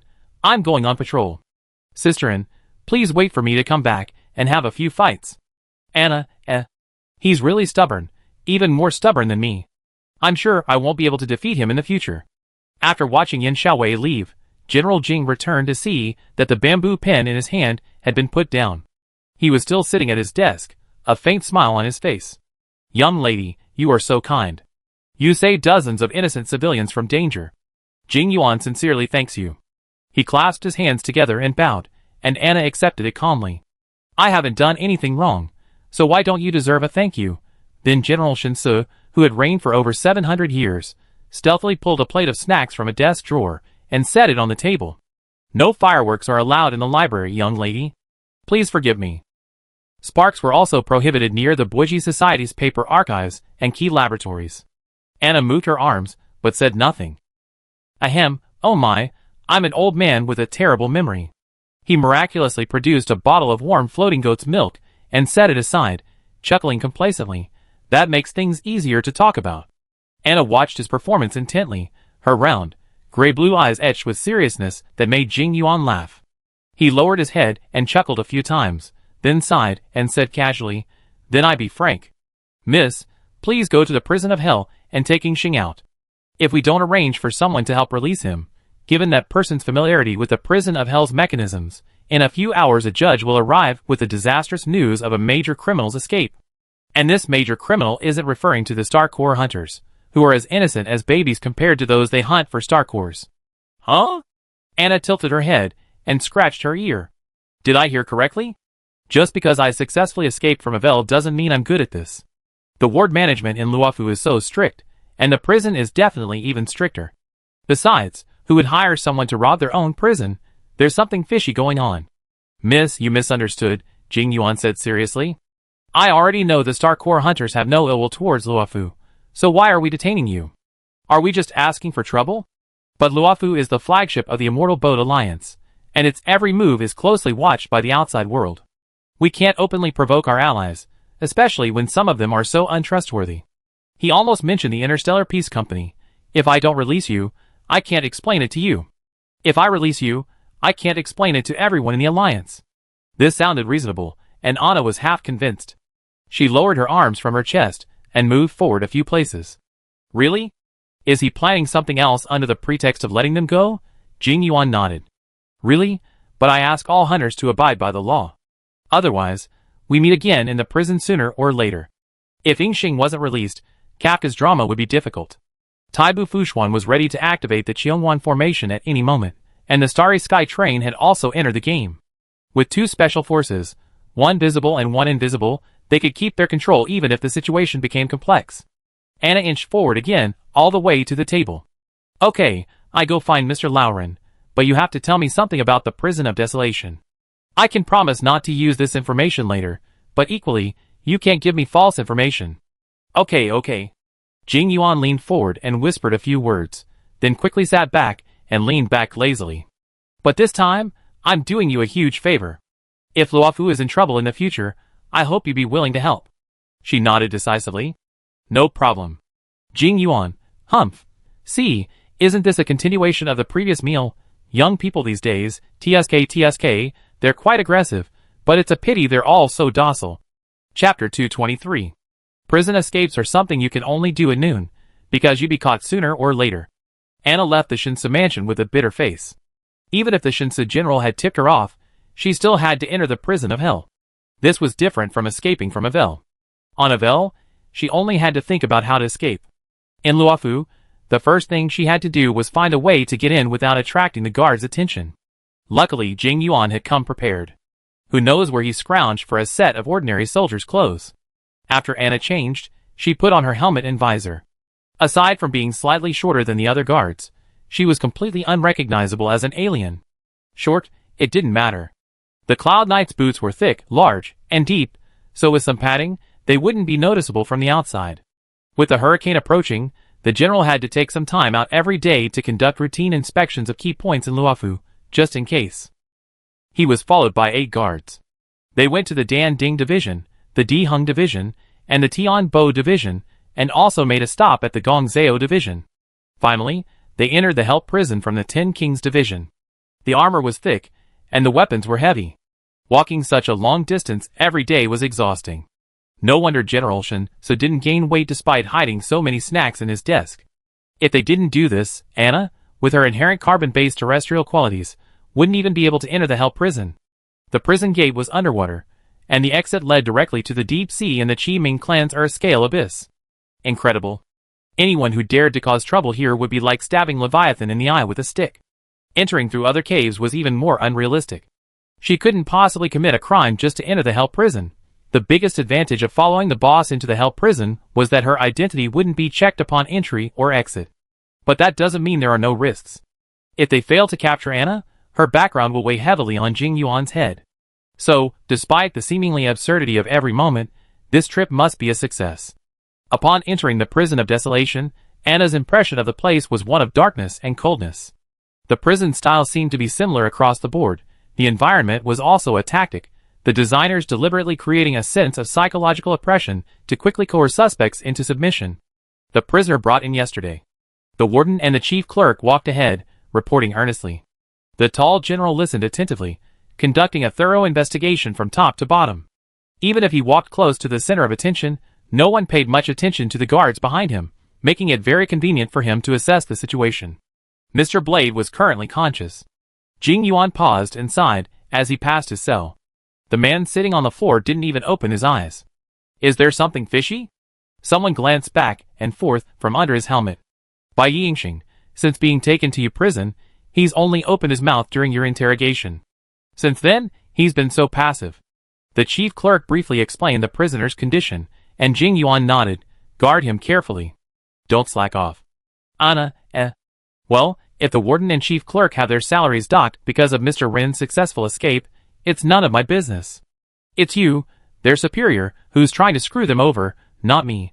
After checking that the prison judgment Wilkie was in good condition, today's routine inspection concluded. The general entered the recording room to check the Jade Omen core and the Karma mirror for any anomalies. The 8 guards who followed him dispersed within the recording room to rest. One of them stood for a moment, then dropped his weapon and trotted off toward the restroom, while the others laughed and joked behind him. Is this a newcomer? Only inexperienced rookies would make such a fool of themselves.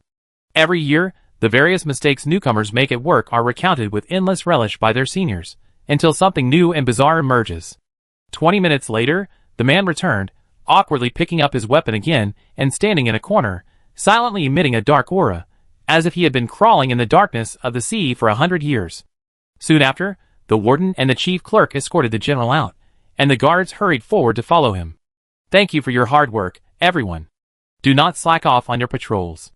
Before leaving, the general gave a few more instructions, and the warden, the chief clerk, and the other guards accepted the order. Soon, the underwater prison, which had been bustling with activity due to the inspection from above, fell silent. Anna leaned against the wall of her cell and let out a soft sigh. She had to stay here for a few more days in Mr. Ren's place before leaving, otherwise the suspicion on Jing Yuan would become even greater than before, making it difficult for Kafka and the others to escape. The Cloud Cavalry Guards' uniforms and armor offer excellent protection. Their only drawback is that they're so tightly wrapped that even a new person inside wouldn't be detected, as long as they didn't reveal themselves. Everything was silent. With nothing to do, I might as well open my personal computer's virtual screen and start taking notes. The screen had its own built-in lighting, so the dim light in the prison didn't affect my reading. The pale gold blended with the translucent frosted door of the cell, leaving a slightly blurred silhouette. The prison was quiet, and the temperature on the floor where Mr. Blade's cell was located was relatively low, perfect for contemplation. The other prisoners had to work and exercise at designated times, but his were exempt from all of this. If the food weren't so unpalatable, Anna would have wanted to stay here until school started. Alas, crushed strawberries mixed with tofu, oranges mixed with chilies cooked at high heat, fried sweet noodles, and chicken cooked in a salty broth, and the drink seemed to be a mixture of bitter melon and celery juice, and carbonated soybean water. If these were the ingredients in Avelle's prison meal, she would be amazed, but compared to the unique food and snacks she had tasted throughout Luofu over the past few days, these creative ideas were truly outrageous. When the people of Luofu get mean, they're really mean. Crying, thankfully, there was enough food and drink in the space button, and she didn't plan to stay in prison until school started. Around dusk on the third day, the general sent another strategist to patrol on her behalf. As soon as they left, Anna opened the cell door and slipped into the darkness, disappearing without a trace. They say escaping prison on her own is easy, but leading others is difficult. The prison of hell overlaps with various other caves, and since the strategist isn't a Madram master, he naturally can't travel by water. Using the light to escape the prison of hell, Anna first found a roadside stall to sit down and eat. She only finished half a basket of steamed buns when she saw Yanqing, his younger brother, walking alone towards the Star Raft's docking station, sword in hand. It was already late, and the life support system on the Luofu was gradually dimming the simulated light. What was going on? Boss, pack up! She grabbed the hot goat's milk and hurried off. The proprietress hurriedly handed her a box and sent her away. Yanqing was staring at a figure not far ahead, pondering, when the warm steam of a steamed bun suddenly touched his face. It's so late. What are you doing here alone? Anna shoved the untouched half of the steamed buns and the goat's milk into his hands. Cloud riders need to take a break from get off work, right? Shoo! The child looked around in shock, his ponytail nearly standing on end. Keep your voice down. Anna followed his gaze, and saw a cyan figure flash by in the distance. Huh? Isn't that the Star Train's guard and think tank administrator? Anna had good eyesight, and an even better memory. His name is Dan Hung. What's so suspicious about him?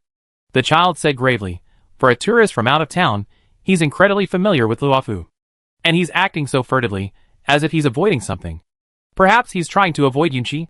This train of thought felt like deja vu. Anna suddenly realized what Jing Yuan had said about her a few days ago. What's all this connected? How do you connect them all?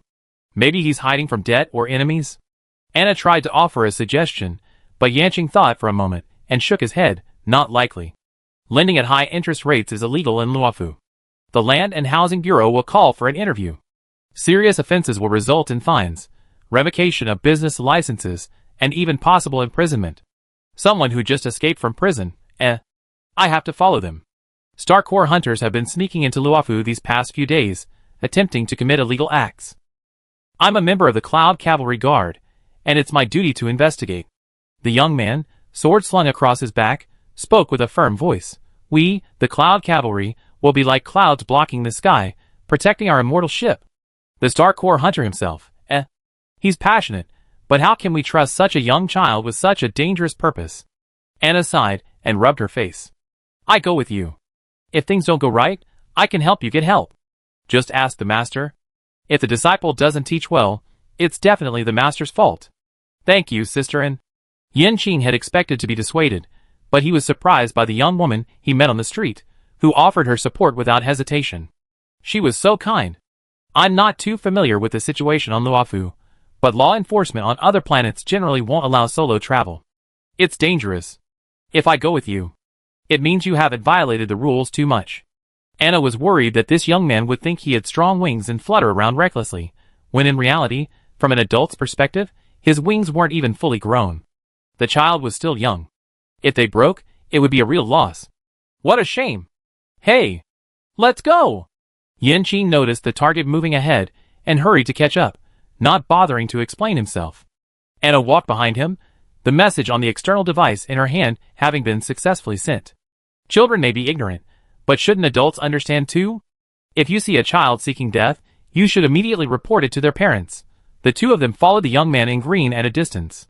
He was incredibly familiar with Luofu's roads and infrastructure, not at all like a stranger. For example, a true alien like Anna couldn't switch modes of transportation as seamlessly as he did. She always had to check the navigation to make sure she was going the wrong way. I feel like there's something familiar about this person, but I can't place it. With someone traveling with him, Yanqing's childishness was fully exposed. Anna scratched the back of her head and joked, it can't be a wanted order. Does the Immortal Boat Alliance also issue wanted orders? Of course we do, but most of them are sent to see patrol rangers through special channels. The young man's voice was filled with respect. They're all knights who sacrifice small profits for the greater good. It's only natural that the Alliance can subsidize them in various ways. Thinking back at the rangers Mr. Podio had summoned, Anna silently wiped away her frown. The Sea Patrol Ranger identity is so easy to impersonate. It's a perfect target for ambushes by the fun-loving. In the blink of an eye, Dan Hung dodged the crowds, passed through several caves, and arrived at Dandingsi. The dense network of paths here was like a dynamic map. It was the first time Anna had followed someone and nearly lost them. If Yanqing had gone alone, he would have either been discovered or lost and forced to return empty-handed. Halfway through the journey, the young boy vowed to study diligently from tomorrow. Sisterin, you're so smart. I didn't expect him to come out of the other alley. From tomorrow on, I will study hard and never let the general rush me again. Anna, yes, yes.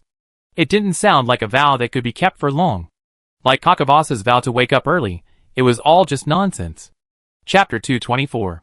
The Starry Sky Train's guard wandered around Dandingsi, but didn't visit the medical market, meaning he wasn't seeking medical attention due to illness.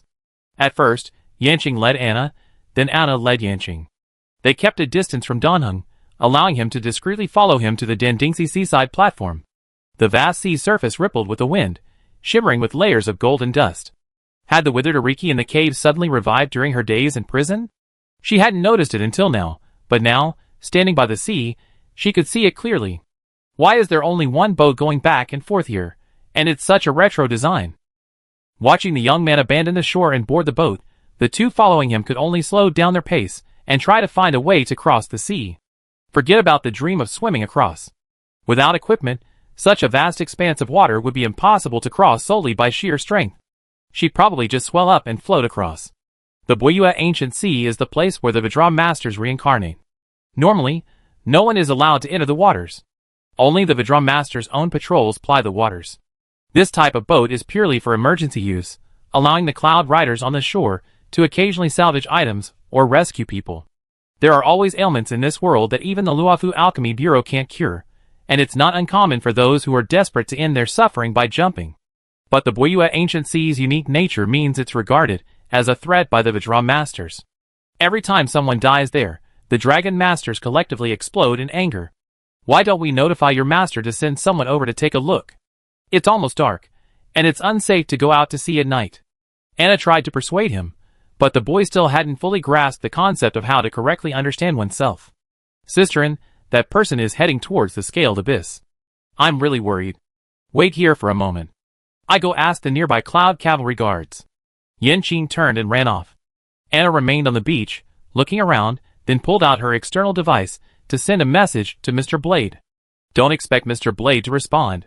Even if someone did, it would only be Kafka.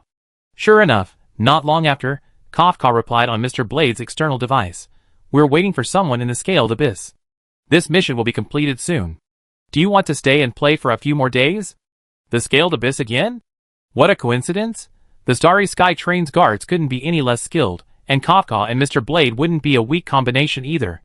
If they came face to face and started fighting, there would be no way to stop them. Yanqing was determined to catch up, and he happened to be a military guard. The thought of a three-way fight was a headache. Anna decisively called Jing Yuan and told him the situation was dangerous. General Yunji paused for a moment, then sighed faintly before saying coldly, send Yanqing there to broaden his horizons. The child must eventually grow up. But Yin Xiaowei was only about 10 years old, usually pampered by his master and coaxed by those around him. He wasn't a weed on a cliff, weathering the wind and snow year-round. How could a child handle such sudden strides? Jing Yuan seemed determined. He chuckled and passed the matter back to Anna. With the girl with him, I think Yanqing's life is safe. Nothing else is a big deal. I'm busy here, but I go check on him later. Don't worry. Then he hung up. Anna stared at the external device in her hand for a long time, unable to find the sound. No, why is this guy like this? Does the job also include helping with childcare? No, that won't work. They charge extra. She was just choosing her words to send a message when Yanqing returned with a few guards carrying a similar boat. Sisterin, let's go. Thank goodness this guy didn't get carried away like one of her own. The Cloud Riders lowered the sampan-like boat, bowed, and departed. Anna put away her external equipment, and Yanqing and I took our seats, one at the bow and one at the stern. The boat was small but deep, so standing wasn't an option. If the slightest wind or wave caught us, we'd be thrown into the sea and left to float. It must be that the Luofu Construction Company was quite capable. Even this seemingly simple boat had its own power and navigation system, saving passengers the trouble of fumbling around in circles with 2 wooden oars. After sailing in a straight line for more than 10 minutes, they could hear the clash of swords while still some distance from the shore. Anna thought to herself, "Oh no!" She looked up and saw that young Yanqing had already drawn the long sword from his back and was flying away. So this is a means of transportation? The Luofu Immortal Boat is truly magical. Suddenly realized, considering that the people involved in the brawl were all acquaintances, Anna felt a heavy weight on her feet. When she moved closer, she saw Mr. Ren and a handsome young man with flowing hair teaming up to beat up young Yanqing. Is this Dan Heng? His horns and tail look familiar, a bit like Bai Lu's. Aren't you people on the Immortal Boat all about pampering children? Why are you even doing mixed doubles? If it weren't for Jing Yuan's earlier words, let Yanqing learn some new lessons, Anna would have stepped forward to intervene in this matter. The kid's swordsmanship is good, and his weapon is also good, but in actual combat, he's really just a child. No matter how talented he is, he can't break through the constraints of age and vision. He'd likely been on the battlefield before, and wasn't lacking in experience against enemies, but how could one put it? What he lacked was experience, the accumulation accumulated over time. Jing Yuan's words about experience were truly true. Not intending to let the 3-way melee escalate into a 4-way brawl, Anna stood behind the stone sculpture, arms folded, ready to rescue anyone at any moment. One moment, the fragmented sword shattered into thousands of pieces and flew towards him, and the next, a giant blue dragon with eyes larger than a human head swam past. Little Yanqing struggled for 10 minutes, but exhausted and defeated. A light golden thread had been quietly tied to his heels, allowing them to drag the child away and carry him on their backs if things went wrong. Listen to me, Anna. Kafka's words were more effective on allies than enemies. With the added trust, the body often rushed forward, the mind following later. Or perhaps it was okay if they didn't. Renyang tossed over a long dark metal staff. It was something he grabbed from the warehouse of the Industrial and Manufacturing Division after his release from prison, a work from his youth. Its extreme sharpness and immense difficulty to wield had kept it in the warehouse for centuries. The moment Anna infiltrated the prison to replace him, Luofu Bei inexplicably thought that this once showpiece had finally found its master. Under control, Anna closed her eyes slightly, and the staff naturally twisted in her hand. A meter-long, sharp, curved tip emanated, like a tusk. This thing had blades on both sides, and a point that could pry open a skull. A careless user could easily amputate themselves. The fight on the beach had already been decided, so what was the reason for the sudden display of weapons? The Fate Walkers of the hunting patrol were all incredibly fast. Yanqing might have seen it, but he was too exhausted to stop it. A pale gold suddenly shone brightly, like a blazing flame. A woven gold and ultramarine blade held its eminent blade point firmly in place. Such a grand welcome ceremony is truly unique. General Shinsu had rarely engaged in combat in recent years, and few could force him to draw his blade with a single blow. Although his master had deemed him unsuitable for martial arts, his centuries of diligent training meant he wasn't someone who could be bullied by just any random person. Sisterin. Why? Yanqing's young brain was frantic. He could tell his master's online friend was a martial arts expert, but he hadn't imagined their skill to be this high. Without summoning the Divine Lord, General Shinsu was at a slight disadvantage. Under the control of the Star Core Hunter, the blade flashed with a magnificent and majestic aura. She wielded her long-handled weapon with effortless grace, her powerful movements concealing an infinite murderous intent. Haha, almost there. Kafka glanced at Blade. Ren, let's go! The 2 Star Core Hunters vanished in the chaos, and as they left, the word spirit binding Anna was instantly annihilated. The divine light in her eyes quickly returned, and she slid her weapon over her shoulder, creating distance. Kafka and Mr. Blade had successfully slipped away, and she hadn't shaved Rofu's general into tassels. Very good, very good. Having nearly chopped her netizen into mincemeat, and having been chopped into mincemeat by her netizen, Anna broke out in a cold sweat. A wisp of white hair, whose owner was unknown, fluttered through the air, and Donhan quietly lowered his raised sword finger. For a scholar, isn't Miss Anna Fiverick's skills a little too good? Kafka, you still can't break your habit of playing with your prey.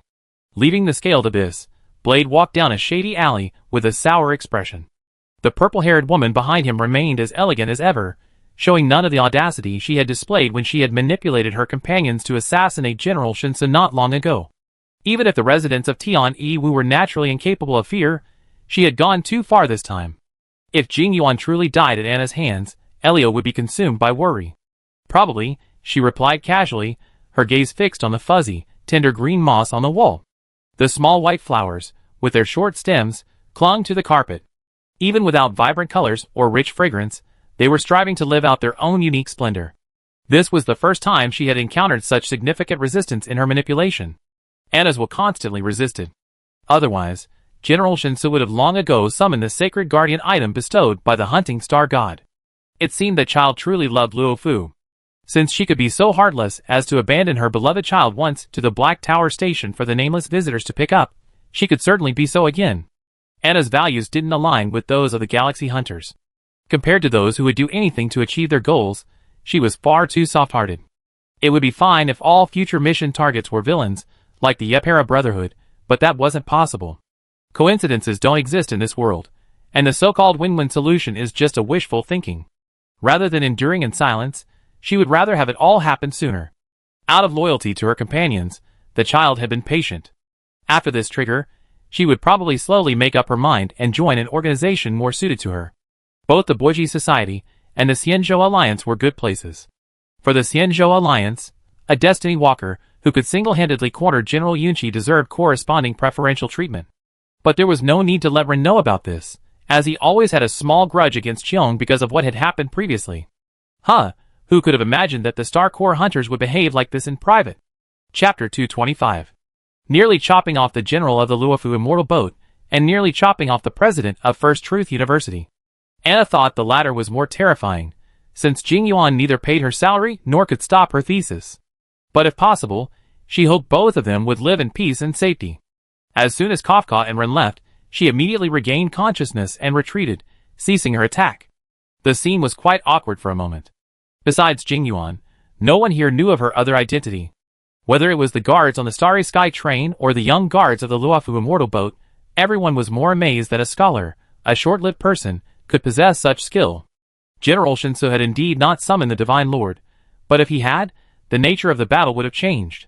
The patrol emissary would have to use the power bestowed by the patrol star god to defeat the patrol Destiny Walker. Whose people were they losing? Miss Anna is truly a master of both civil and military skills. A formidable young talent. Jing Yuan was the first to sheath his formation blade, giving the young men a way out. Anna, just reacting, quickly twisted her ferocious side into a short, black metal staff. I'm sorry, I'm truly sorry. This weapon. She handed over the short metal staff, and General Shinsu waved it off nonchalantly. It's fine, young lady, use it for self-defense. It did look a bit like the self-defense sticks young women kept in their bags, but everyone present was still reasonably sane. They wouldn't suffer a sudden bout of amnesia. Whose self-defense staff, when disassembled, could become a nearly meter-long liquid gold scimitar. Anna was genuinely a bit embarrassed. She simply assumed Kafka was creating chaos, so she could leave in peace. But she dragged in a helpful netizen and nearly gotten herself stabbed. Such a big deal wouldn't be enough for a meal. You still have to register, right? Luofu seems to have a rule against bringing restricted knives into public places. Sickles so long, so pointed, so sharp, that's what's restricted. This honest and simple demeanor contrasted sharply with the evil and arrogant hunter duo just now. Not only the uninformed bystanders, but even Jing Yuan secretly shook his head and chuckled. It's true that the same rice breeds a different kind of person. I wonder how this kid ended up being a Star Corps hunter. In that case, I trouble you, young lady, to take the trouble to send Yanqing back to the Shinsu mansion for recuperation, and then report to the armory. In Luofu, ordinary people are naturally not allowed to walk around with sharp weapons, except for those who walk on the path of destiny. However, if a person walks on the path of destiny uses their power for evil, the punishment will be more severe than that of an ordinary person. General Shinsu smiled casually, not taking the assassination attempt that could have endangered his life seriously. They say that treating stray cats well can bring pleasant surprises. Look, if it weren't for this, he wouldn't have just lost a tuft of hair by now. All right. Anna picked up Yanqing without hesitation and carried him on her back, even collecting the sword he had accidentally dropped on the beach. Curious how the child could fly around on such a thin sword, she tapped it lightly with her finger, and the sword rang out with a clear and melodious sound. Excellent sword. Several cloud riders, arriving later, quickly gathered around him. The leader couldn't turn around to look back, but the others all stole glances through the crevices of their armor, with complicated expressions. A mere scholar, a young man, so young, could already surpass those of them who had practiced for decades, even centuries. How absurd! They complained about their own lack of diligence, lamented the general's worthy title, and cursed the Star Corps hunter's cunning and deceit. But they didn't suspect Anna was in cahoots with Bai Yingxing, who had escaped once more.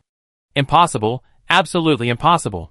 One could tell from her face that this girl wasn't a bad person. Look at her fair complexion, delicate demeanor, and the glasses she wore. If such a girl were in the Luofu Academy, I answer a single Q on her multiple-choice test without hesitation. On the way back to the Shinsu mansion, Yin Qing was as silent as a different child. As talkative as before, he was now just as quiet. The pain of growing up can only be digested and alleviated by the person themselves. No amount of talk from others would scratch the surface. Do you want to see a doctor? Anna looked at the child's injuries. The boy, as gray as a drowned cat, exuded dejection from head to toe. The Cloud Knights hesitated to speak. Given the celestial speed of recovery, Yin Xiaowei would likely have fully recovered by the time the doctor arrived from Dandingsi with his medicine chest. It wouldn't even be enough to make anyone laugh. The leading Cloud Knight stepped forward and said, "The general just told you to report to the armory. Please come with me." Yin Xiaowei had suffered a blow and needed some quiet time. It was best to leave him alone and find something to do before leaving. Children are sensitive, and the more people around them, the more uncomfortable they become. They only feel better when everything is quiet. Oh. Anna, carrying her short staff, walked out, stopping by Yan Qing to pat his shoulder before leaving. Everyone gets setbacks. It was either today or tomorrow, this or that. Every time she wrote her thesis, her advisor would bring her down, making her question her life. She'd get used to it. Arsenal reporting is easy. The Cloud Rider leading the way glanced at Anna from time to time. The glances became more and more obvious, until he stopped pretending altogether. Are you the Lord who summoned the Emperor Bao from the Interstellar prison? The word Lord frightened Anna. Not really, not really. Many sea rangers came from afar to help. It took everyone's combined prayers to induce the star god to lower his gaze. How could I have done it alone? Please don't call me that. I'm young and can't handle it. Jing Yuan kept saying, I'm old, and Anna immediately followed suit, saying, I'm young. As they talked, they crossed a path shaded by flowers and trees and arrived at the armory. This place was managed by its own dedicated Yuzhou system, allowing for completely unmanned operations. Simply place the item in, scan it, and enter the recipient's name and ID. Anna, being an alien, only delayed a moment with the ID, but the formalities were completed in less than an hour. The Shinsu mansion of the Luofu immortal ship had given her a weapon for nothing. Don't take it personally. Since its creation, no one has been able to handle the Yinya. No one but you, the girl, can subdue it. According to records, it was originally forged by Bai Yingxing of the Gongzhou division for the 10 Kings judged several hundred years ago. It was essentially a riot baton, unleashed only when unable to subdue a thug. Unfortunately, after 600 or 700 years, those who tried it out were, without exception, sent to the Danding division to take over. Regardless of the general's words, it would be useless to leave it there. As the saying goes, a divine artifact chooses its master. Perhaps it's been waiting for you all these years. Anna, sounds a lot like a cuckoo clock. Thank you. She didn't know what else to say. She stuffed the short stick called Yinya into the space button, put it away, thanked him, and prepared to leave Shinsu Mansion. Knowing Kafka, if it were just her and Mr. Blade and Luofu, they wouldn't leave so early. The Starry Sky train wouldn't leave anytime soon, so she had plenty of opportunities to trick Kafka into coming alone. She'd better look for her and Mr. Blade. The clothing store in Luofu Commercial Center would be a sure thing. After saying goodbye to the guards, Anna hurriedly left Shinsu Mansion, filled with worry. There was no news from Shanglishan or Jinren Lane. The four-sided mirror on the roadside kept refreshing. Wanted posters for 2 Star Corps hunters. So they really do. Anna then went back to the Xingchasi Center, but still found no leads. Really, if Kafka used manipulation to hide her tracks, it would be nearly impossible for anyone to find her. Now, the streets and alleys were covered with wanted posters for her and Mr. Blade. Any normal person would choose to hide and avoid attention. Unable to find them in the commercial center, Anna thought that the Dan Ding division, adjacent to the Scaled Abyss, might yield some results. If Kafka wanted to have some fun, she certainly wouldn't go too far. If she went too far, she wouldn't be able to see them. Calling the Xingcha to return to the Dan Ding division, she walked through alleys lined with whitewashed walls and searched the dense, spider-web-like paths, but found no trace of her colleagues. Walking out of the alleyway and into the medical market, the patients and healers here were no different from any other day, bustling about, each bustling with activity. "Miss Febricht, is there anything you need at the Dandingsi?" Jin Yu, resting from a distance, saw her and stood up, taking a few steps forward to greet her. Anna paused, her gaze casually glancing at the blue crystal bracelet still dangling from his chest buckle. The glittering crystal seemed to knock a corner of the ocean water off. "No, I'm fine. I just had nothing to do, so I wandered around." She smiled and waved. Jin Yu, not one to meddle, nodded and returned to her seat to wait for her shift to be relieved. Everything was so ordinary and dull. Everyone was stunned when the dimensional portal appeared, the one Su Zhu had stepped through. The twisted centaur creature raised its sharp weapon and slashed mercilessly, its screams deafening.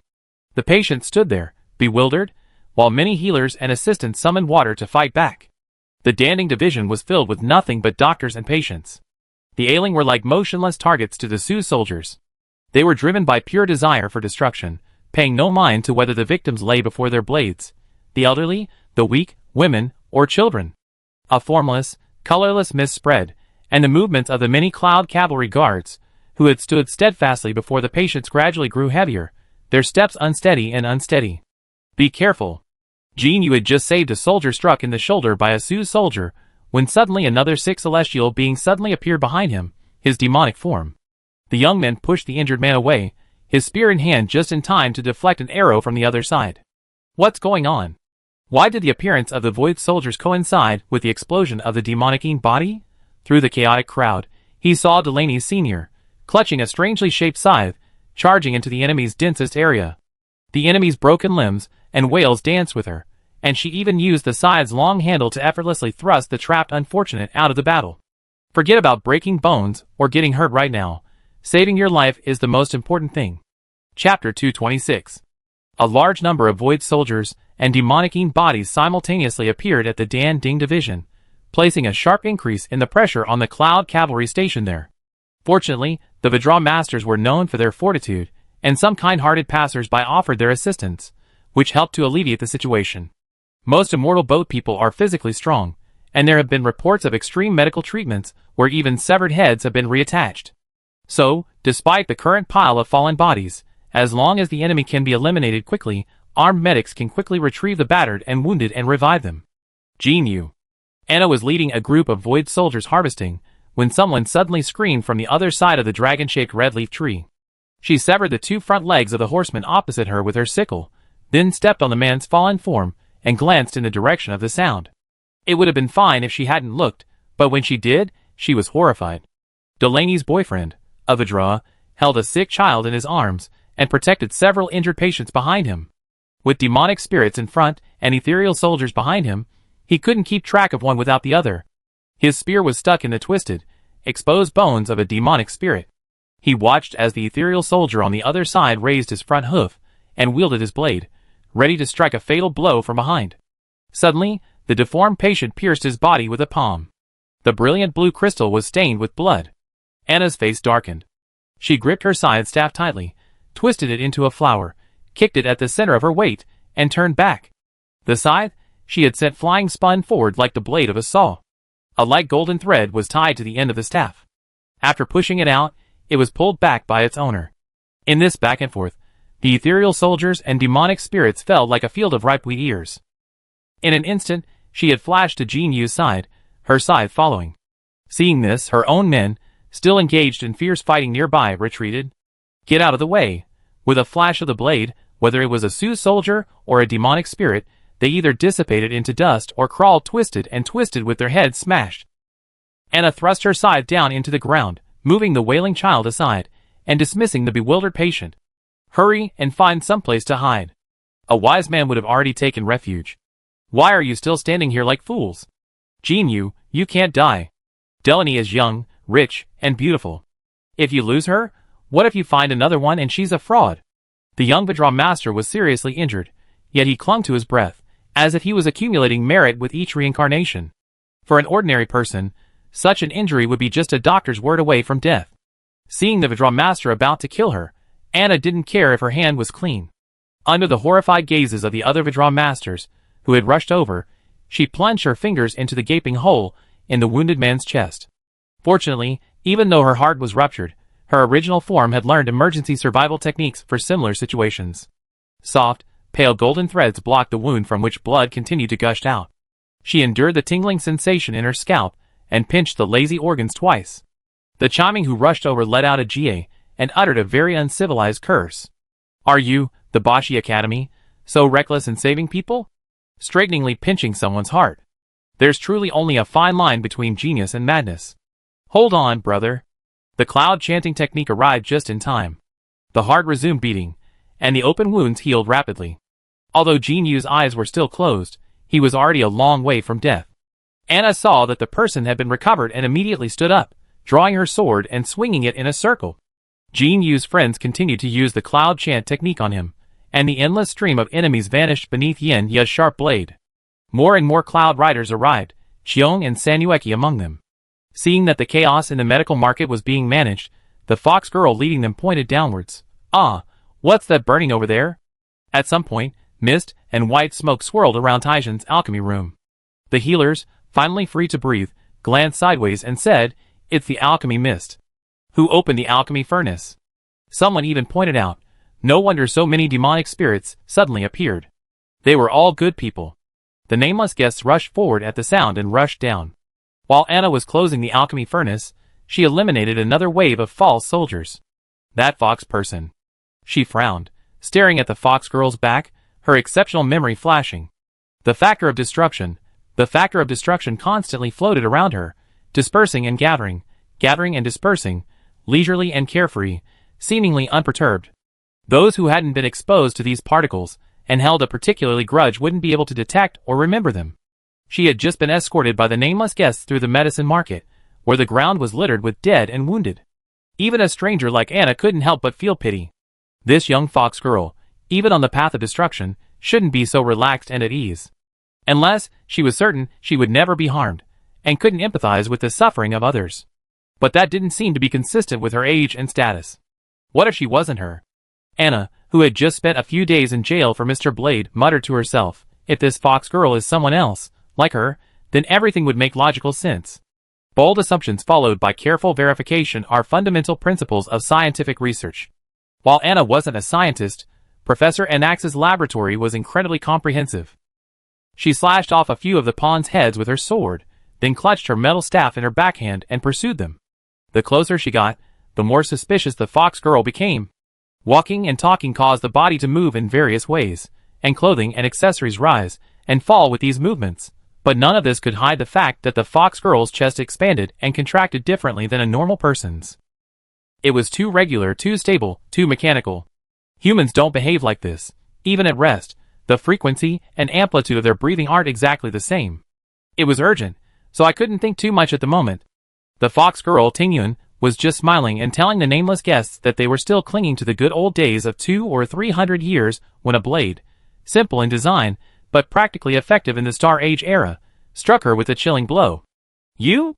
March 7, without a second thought, drew his bow and prepared to shoot, the flaming spear in Xiong's hand igniting with a sharp edge. Her wound no blood. Anna took a few blows from the baseball bat man and deflected March 7's arrows. Not wanting to fight them, she quickly kicked the fox skin lying on the ground and said, "It's fake." For a damaged heart, the amount of bleeding would be as high as Jean used just now, and her white shirt was stained red. This girl was clearly still a mammal in theory. Even after being hit in the vitals, she didn't bleed at all. Even a fool could tell something was amiss. March 7th lowered his bow and arrow. "Yes, Miss Tingyun, how could she be like this? Either she's a fake, or her identity is fake." Xiong, always reliable in crucial moments, now had a cold expression, reminiscent of his days as a Star Corps hunter. Not having to fight a familiar face to the death was truly a relief. Anna lowered her scythe and said, "I collected the destructive factor left behind by Doomsday Beast at the Black Tower space station. I noticed her just now when you passed through the medical market. She had even more destructive factor than Doomsday Beast, and it was even more active." Although the final outcome was still unknown, timely communication and discovery were crucial. Of the three present, 2 guardians and 1 hunter, None of them had even a single intelligent brain. I couldn't figure it out, no matter how hard I tried. What the hell is going on? We're so confused. Sanueki ruffled her pink fur. I can't contact Donhung, and now Miss Tingyun is a fake. Donhung? Brother Donhung is in the scaled abyss realm. I saw him not long ago. Anna never left things unsaid. It's across the sea from here. They could find a boat, but it could only carry 2 people at most. Considering the importance Wuming placed on his companions, Anna offered to let Sanueki and Cheon go first. Brother Donhung seems to have been injured, not seriously, but you should hurry and check on him. There was still an endless stream of void soldiers appearing at the Danning division, and she was uneasy about leaving. Okay, we go first, but the Starry Sky train will investigate your sudden attack on Miss Tingyun. Miss March possessed a strong sense of justice. The true story hadn't yet been revealed, and with so much information missing, it wasn't fair to simply listen to the other side's story at this point. Anna hadn't given it much thought, but she did have a good idea of whether her opponent was dead or alive. It was just a shell. The impersonator fled after I discovered and attacked them. You must be careful and warn Brother Donhung and those around him. She was certain the fake fox had slipped away, scurrying faster than a rabbit. But she had been imprisoned in the prison of the dark, filling in for Blade, and upon her release, she was incredibly busy, having barely had time to get the latest updates from Jing Yuan.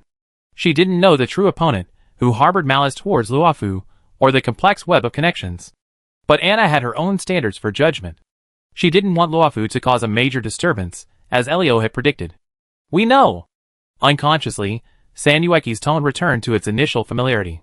She and Cheong boarded the boat one after another, leaving while Anna turned and headed back to the medical market. The situation here wasn't over yet. With the help of the Cloud Cavalry Guards, she cleared out a wave of void soldiers. After the alchemy furnaces were shut down, the appearance of demonic bodies became fewer and fewer.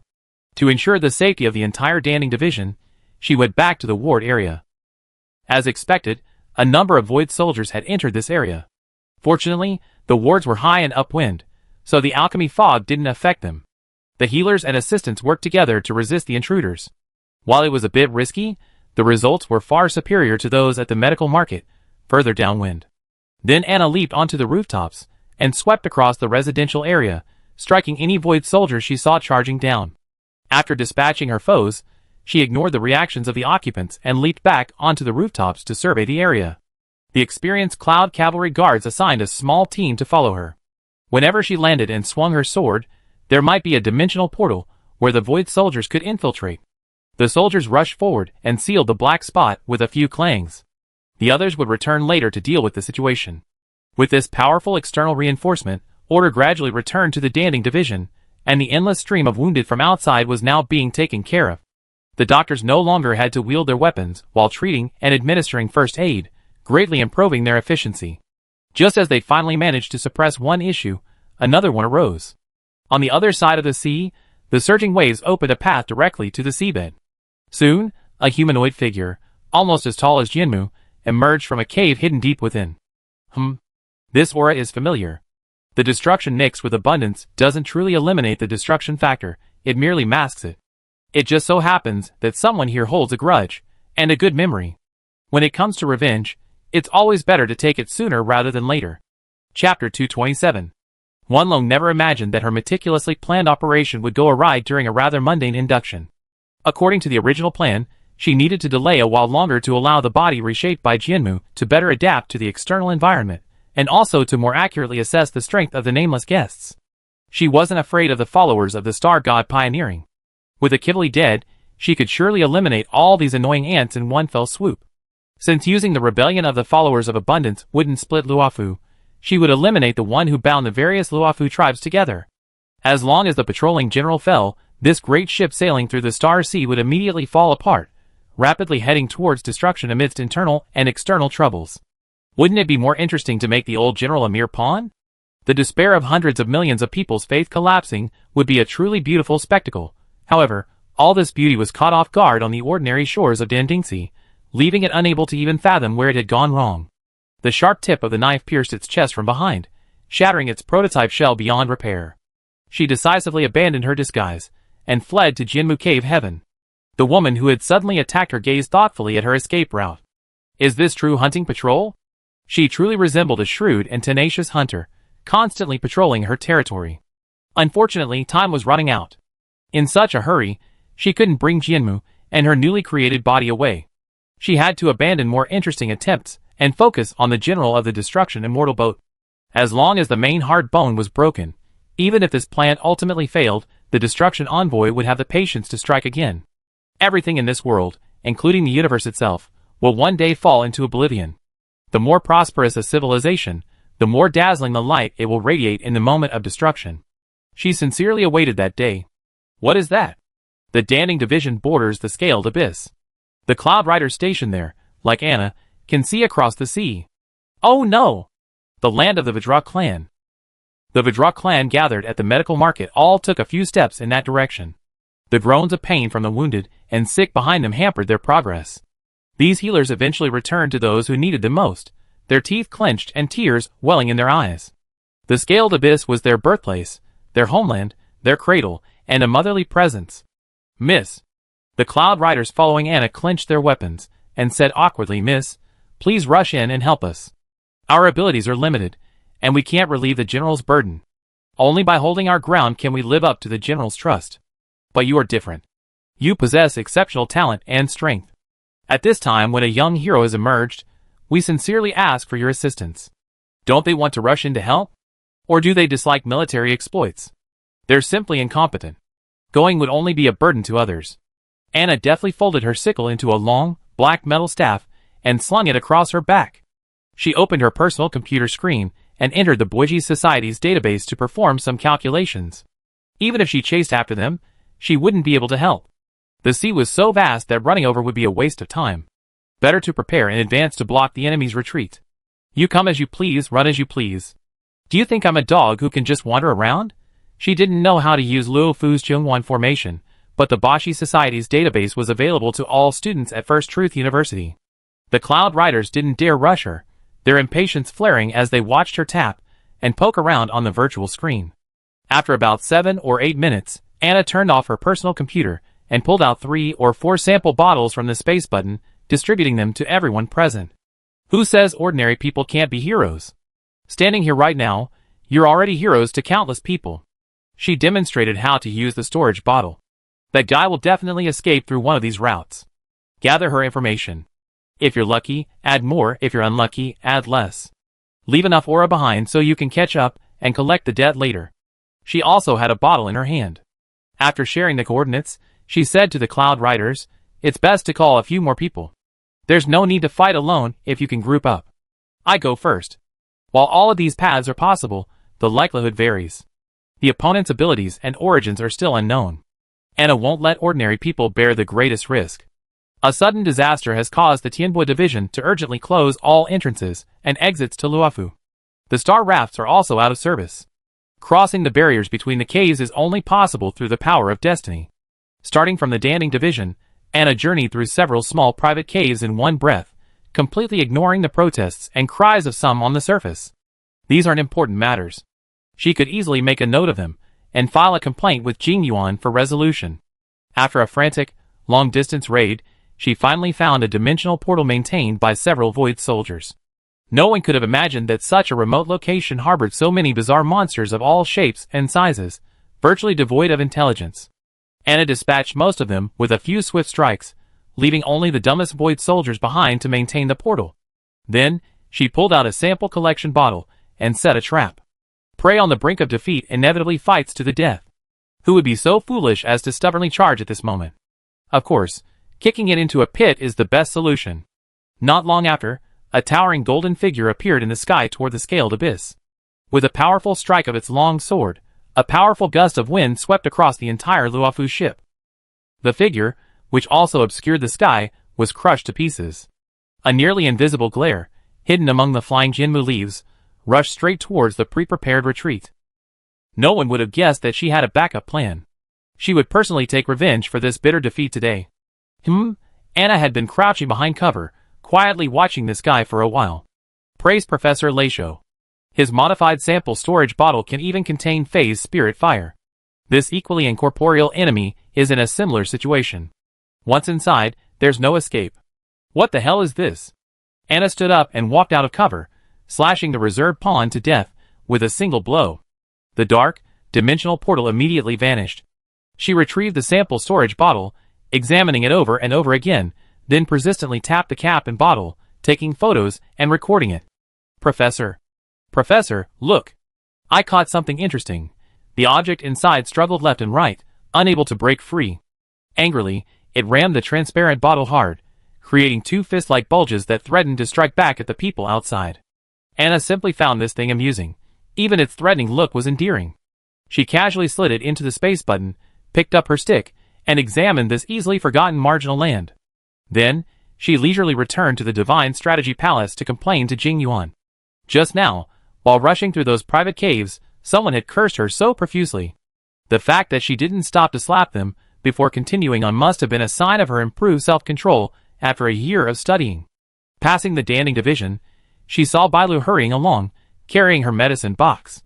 Her short legs were practically leaving after images. Thinking she just passed by, Anna slowed down and landed beside the dragon girl, holding the medicine. Little Dr. Bailu, why are you in such a hurry? Is there something wrong? Oh! The young Chiming was immediately delighted to see her. Quick, take me to the Divine Strategy Palace. General Jing Yuan has been injured by the Great Lord of Extinction Illusion, and his condition is currently unknown. Huh? Upon hearing this, Anna immediately scooped her up and ran. The Cloud Cavalry Guard stationed at the entrance to the Divine Strategy Palace watched helplessly, as two living figures suddenly appeared out of thin air. Who, Bailu, the medical officer from the Danding Division. The young doctor held up his ID for him to check, and the gatekeeper immediately let him in. Dragon girl, please. The news that Lord Ingwe had joined the nameless guests in aiding the general and resisting the enemy had spread throughout the Shinsu Palace. Since then, the great Lord Jumi had fled in panic, and the general was seriously injured, leaving the palace in a state of panic. As soon as the star raft landed, Anna once again scooped up Bailu and ran away. One moment, her shadow lingered at the star raft's docking station, the next, she appeared outside the general's bedroom. Sister and Lord Bailu. Yan Qing, who was guarding the door, immediately rose to greet them upon seeing them. He looked 10-fold, 100-fold more dejected than before. The young man suddenly realized that his master was truly no longer young, and that he himself was still far from meeting the elders' expectations. General Shinsu, who had protected Luofu for over 720 years, was also a human being. He would fall if wounded. If the general fell, what would become of Luofu? Let me check the situation first. Bailu pushed the door open. The room was filled with strategists and military doctors. Everyone breathed a sigh of relief at the appearance of the medicine-carrying dragon girl. This woman could heal injuries with a mere touch. With her around, everything would be fine. Anna remained outside, sitting on the doorframe with Yan Qing. The young man stared at the sky for a long moment, rubbing his eyes sadly. Sister and master will be fine, right? The child needed comfort more than anything else right now. Anna nodded readily. Of course. Your master is so clever. I don't believe he doesn't have a backup plan. That guy could easily fool his own people, and he used that skill to plot against his enemies. Anyone who tried to match him would be doomed. The external device suddenly vibrated violently. Without thinking, she unplugged it and opened it. Professor Veritas Ladio said solemnly, "Take a clear picture of the sample you just collected and show it to me." In the background, Professor Anaxis's hearty laughter echoed, churning out something about the truth of the world. It sounded quite lively. She fished out a sample storage bottle, took a 360-degree photo, and sent it to Professor Laisho, who was silent for a long moment before replying calmly, "Keep it safe and bring it back to school after school starts." Does this student have a grudge against destruction? Last time, she caught the tail of Dumon, and this time, she even went after the commander's clone. Will she give Nanook a couple of slaps next time? Considering that there were many people around her who might have ears, Laisho didn't emphasize the preciousness and importance of this sample. After a simple request, he reminded her, "There's still a week until school starts. I hope you haven't forgotten this because you had such a wonderful vacation."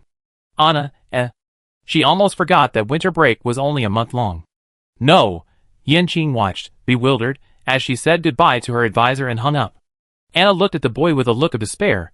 "I remember you said you were going to start studying seriously, so have you done any?" Of course, before he could even start, the boy swallowed his saliva before the kindly alien sister said cheerfully, "I have a lot of required reading materials for compulsory education. Take a look. If you have any questions, ask your teacher. Also, You're most welcome to attend First Truth University in the future. Remember to choose Professor Veritas Laisho as your advisor. Professor Anax's rhetoric and debate course is highly recommended.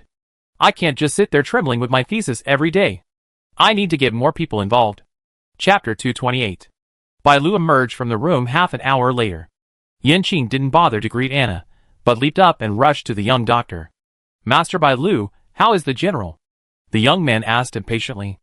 Anna stood up and stood behind him. The young girl shook her head and sighed, her face grim. Yanqing was completely limp. If someone hadn't supported him from behind, he would have fallen down the stairs. Let's hear what the young doctor has to say first. Anna supported the young man's shoulders. The pinch on his shoulder stung, and he immediately regained consciousness. Yes, please speak. The general wants to see you. Keep your voice down. Bai Lu frowned and glared at him fiercely. Also, don't delay too long. At his age, injured, he refuses to rest properly. He's constantly calculating this and that. The more he's told to stop worrying, the more he gets excited. Isn't that infuriating? The doctor left angrily, carrying his medicine box. The two men exchanged glances outside the door. The guards and strategists filed out, each with a strange expression, unable to tell if they were happy or angry. A woman in a green dress walked last, casually holding a folder. She nodded when she saw Yanqing, and her eyes lit up when she saw Anna. Sister Qingqiu, my master. The young man hesitated, and Miss Strategist's face fell. Well, go in by yourself. Who is this? This is Sisterin, the general's friend. He didn't bother with introductions, and rushed into the room in 2 steps. Anna didn't move, but Yanqing turned back after a few steps and greeted her. Sister, Master asked you to come in too. Is the situation really that serious? It can't be that serious. The other unknown guests didn't know that Qiong's skills were always reliable, so it wasn't like he was completely useless. Anna stole over the threshold stealthily. Miss Qingqiu quirked her lips at her hesitant expression. So this was Miss Fibericht, even cuter in person than on the live stream. After all, she was carefully selected by Emperor Gong Siming. Stepping past the silk curtains that separated the inner chamber from the outer hall, Yanqing hurried over to Jing Yuan, who lay propped up on the pillow, and stopped by his bedside. Master! The child's eyes flushed slightly, and he lowered his head stubbornly, refusing to let the tears flow. It's Yanqing who's useless. I can't help the general. Ahem. Anna walked over and bent down to check General Shinsu's complexion. You look okay. Where are you hurt? He was indeed a little paler than before, but overall, he wasn't as serious as described. If he were truly seriously injured, he would have been lying down, not sitting like this. Jing Yuan averted his eyes guiltily. Haha, I accidentally twisted my ankle. Just now, after listening to the various reports from the strategists, he learned that Huanlong had been stabbed in vain by the Dan Ding division, and then hurriedly fled to the Scaled Abyss realm to launch a rebellion. With Wuming and Yinyuja joining forces, the battle from beginning to end could only be considered a close call. The only regret was that Huanlong escaped. Even if she hadn't escaped, it wouldn't be the real Lord of Extinction that was captured, otherwise the Taibu division would never have been so quiet. Unexpectedly, Huanlong had attempted to kidnap the Shinsu general before escaping. Yinyuja threw the Jian too hard in support, causing him to fall suddenly and twist his ankle. Jing Yuan walked all the way from the Scaled Abyss realm to the Shinsu mansion, racking his brains to understand what this destruction envoy had done. The envoy of destruction is an envoy, but the envoy of hunting is not? He acted rashly without being fully prepared. Did he forget his brains at home? The enemy had provoked the Immortal Boat Alliance, and instead of fleeing, they dared to fight back. General Shinsu truly was being underestimated. Yanqing, Anna, Yanqing's breathing grew increasingly hoarse, and he couldn't help but chuckle. Anna, standing nearby, tried to recall the feelings she had when Professor Laisho criticized her thesis, only to suppress a laugh. So, General, are you okay? The child jerked his head up, tears welling in his eyes, but he forced them back. I was so scared. My heart sank when I saw Lord Bailu's gloomy face. The fearless young man, for the first time in his life, knew what fear meant. You're still injured. Don't act like it. Anna rolled her eyes, putting someone down. It's easy to guess. Doctors only get angry when patients don't follow their orders, aren't obedient, and aren't cooperating. If the patient is truly fine, they'd be happy even if the trip was in vain.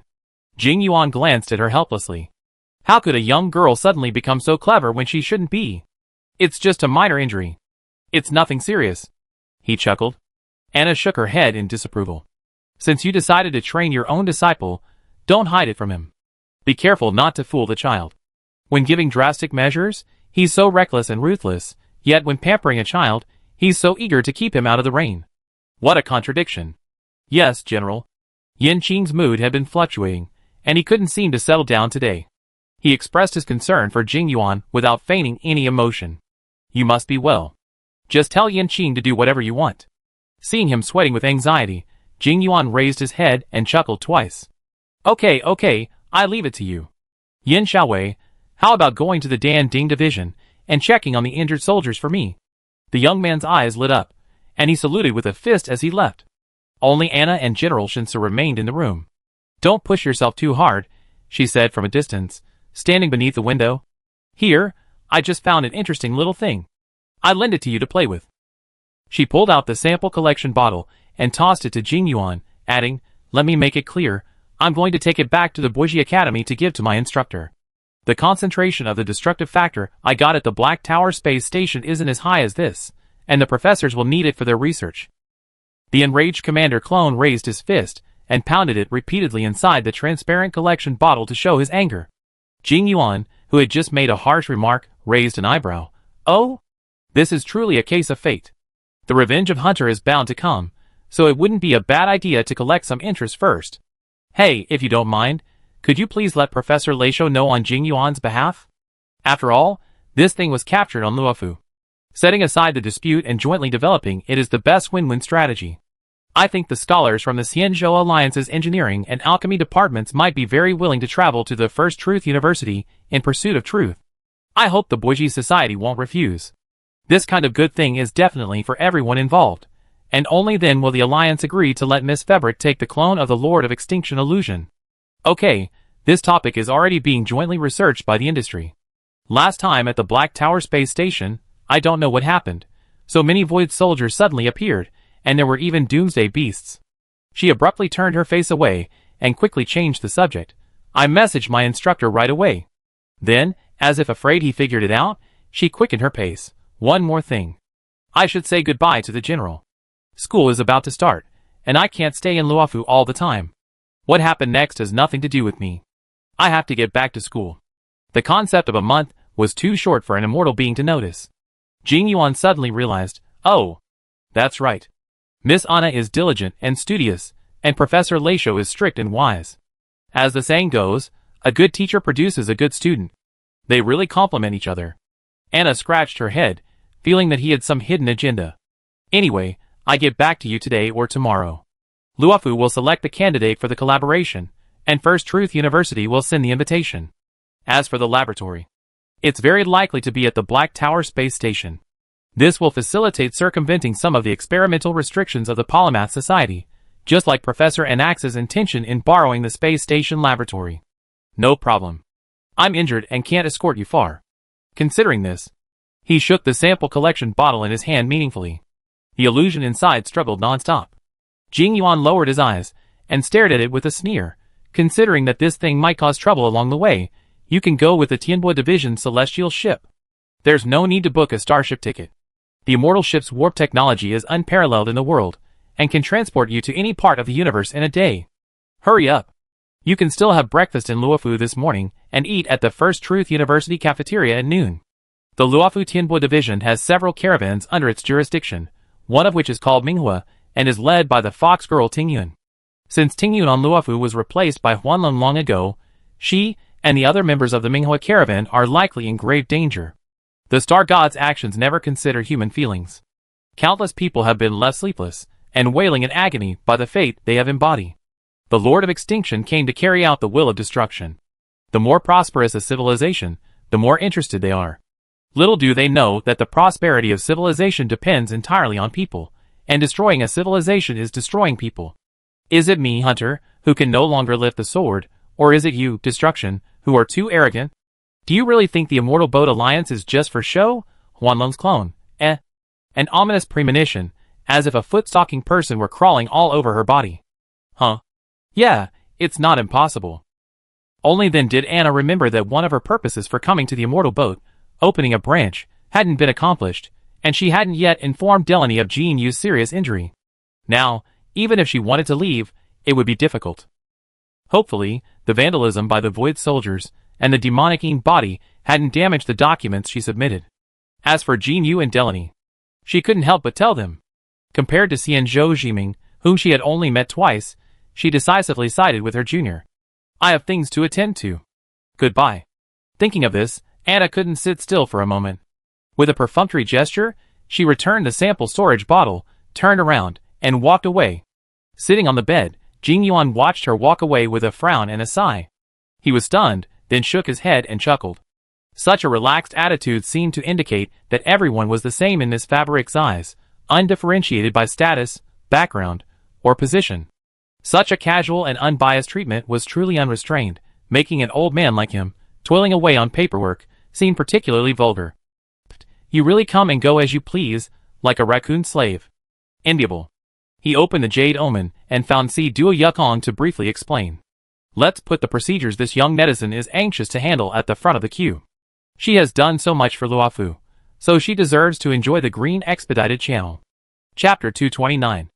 After leaving the Shinsu mansion, Anna found a tea house on the corner of Shanglishan and sat down. When it comes to refreshing drinks, the tea water in Luofu is indeed better than coffee. That stuff is incredibly bitter, with a hint of sourness and astringency. It's impossible to drink it without milk and some sugar. The tea water has a light flavor, so the accompanying snacks naturally don't need to be too strong. It seems there's a reason why the people of Xianzhou have light tastes. No wonder the locals who tried the sample said snacks like toffee and milk lumps taste better without being too sweet.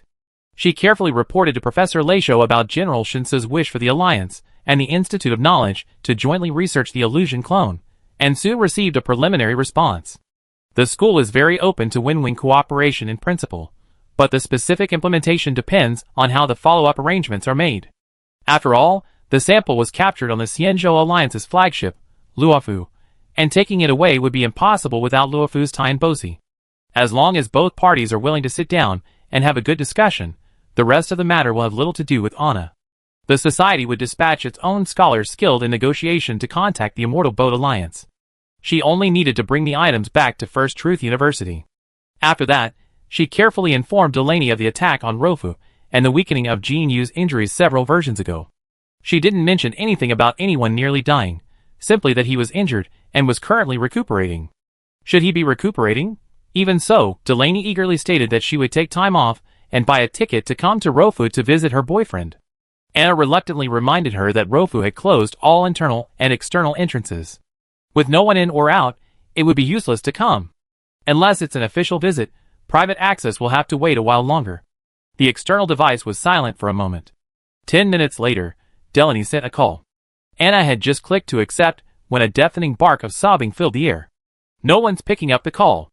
I was wondering why he hadn't contacted me for over a planetary day, and suddenly disappeared. Anna hurriedly told her to hold her nerve, and wait for her to check on the situation at Danning Division. I was at the scene when Jinyu was injured. I left only after making sure he was alright. Don't worry, I'm not blind. He's definitely fine. The external device might have been lost because the scene was too chaotic. I've seen that happen to me before. After comforting Delaney, she hailed a public star shuttle that had bravely ventured out to do business. The junior student sobbed and thanked her, keeping a close eye on the external device, fearing the connection would be lost. Anna had returned to Danning Division once again. The Cloud Riders, stationed there, were helping the people who had emerged from the bunker repair buildings and tend to the flowers and trees. There was still blood on the ground, but the wounded had been transferred and settled. She randomly asked a soldier who seemed easygoing. Upon hearing that all the wounded had been taken to the ward, she rushed upwards without stopping. The medics and assistants, who had escaped danger, were incredibly enthusiastic to see her, and they all came forward to greet her. Anna, aware that her external device was still active, fearing their greetings would be a ripple, hurriedly inquired about Jin Yu's whereabouts. The guy from the medical market, the one who had been to the Yaoqing Immortal Boat. Oh. Visiting a friend, huh? The medic smiled and nodded in understanding. That's him. He's out of danger. Follow me. Everyone knew what had happened at the medical fair not long ago. The Vidra master who had escorted Jin Yu recounted in vivid detail how his partner had heroically protected the patient, and how he had nearly been sent back to the Boyua ancient sea by the demonic spirit. They all thought they were going to say goodbye to their colleague, but they'd been so reckless as to drag him back. We immortal boat people don't usually engage in such esoteric things. Just pinching someone's heart would be terrifying enough, no matter where you look. But generally, everyone approved of the young woman's first aid method. Why bother with someone dying? What's wrong with pinching you? Wouldn't a few pinches bring you back to life? The healers took Anna to Jean Yu's ward, which was filled with withdraw masters. Minor injuries with missing limbs were waiting in line for limb reattachment surgeries. Lying closer were the seriously injured, needing rest and extra attention. Jean Yu lay in the first bed, covered with a blanket, looking okay. Anna took a few photos and sent them to her junior, asking her not to worry and to text her when Jean Yu woke up. Seeing her boyfriend alive, Delaney finally felt relieved and stopped rushing to Luofu. She already made plans to contact the smugglers, and thankfully, her senior had connections to get the information. As long as he was still alive, nothing else mattered.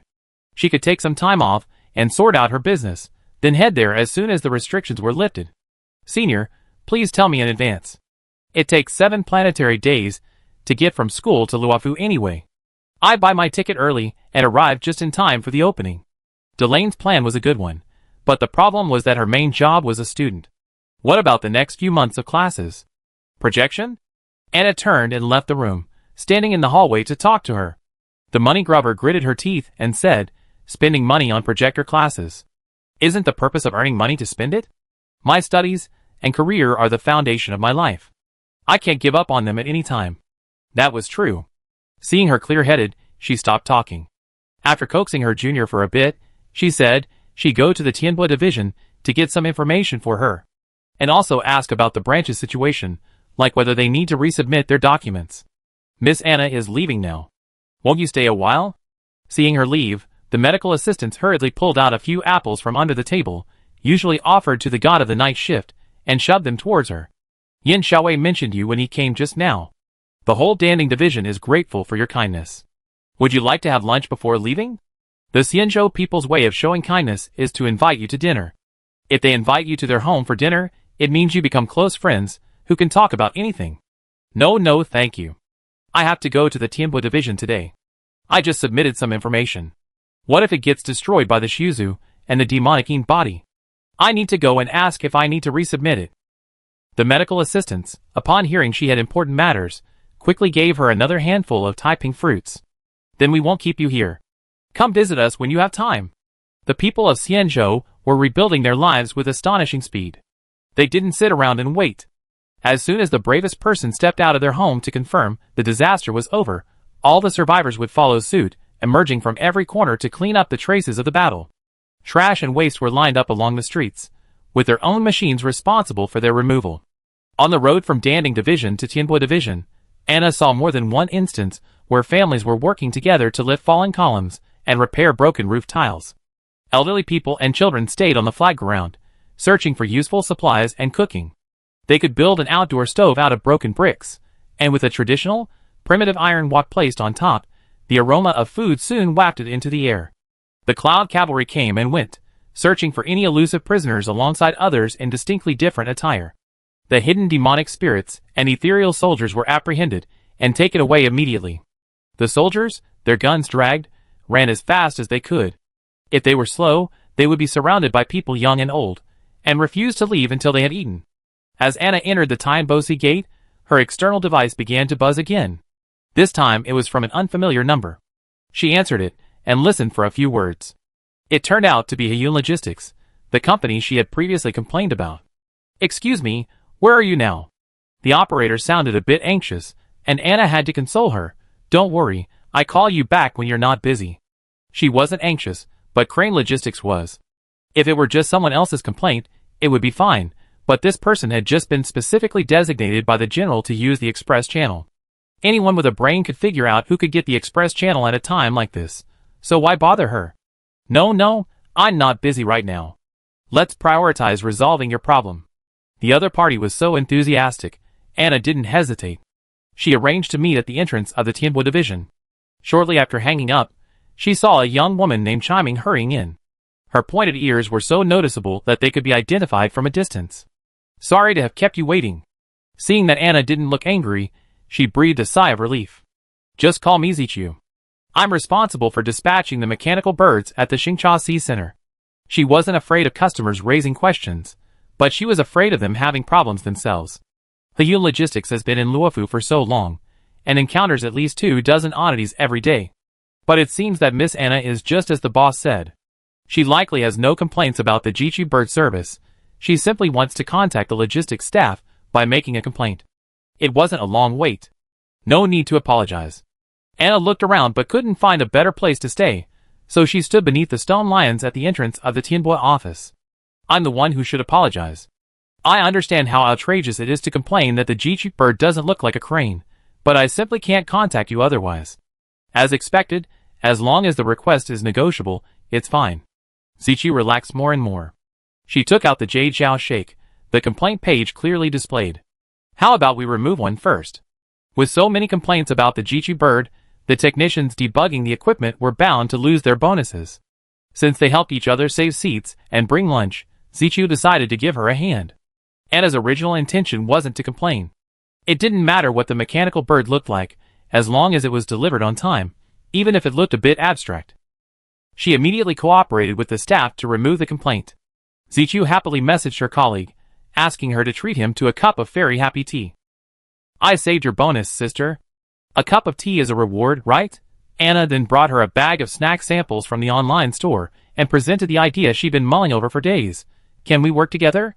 Shipping from First Truth University is incredibly inconvenient, and the shipping cost is almost as much as the selling price.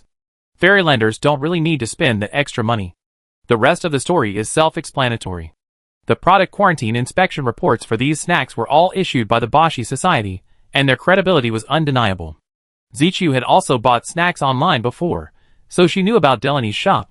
They were delicious, but the shipping costs were outrageous.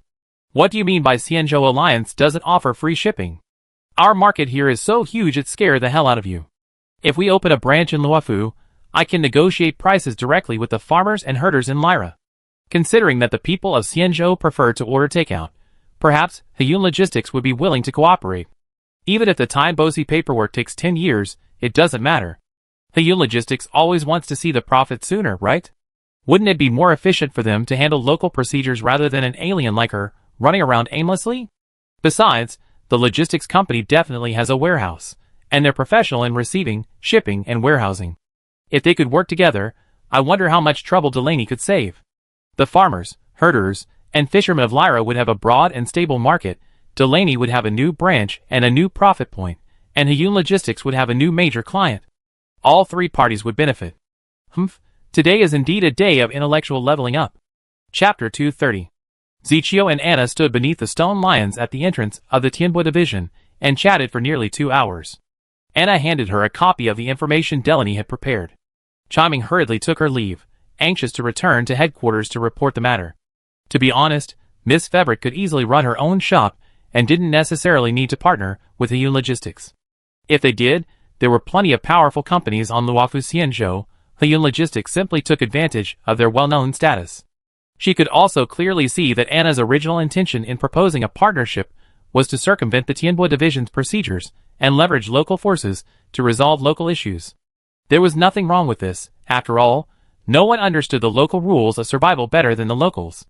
The fact that she didn't resort to illegal or bribery was already a good thing. It was clear that she was a very law-abiding person.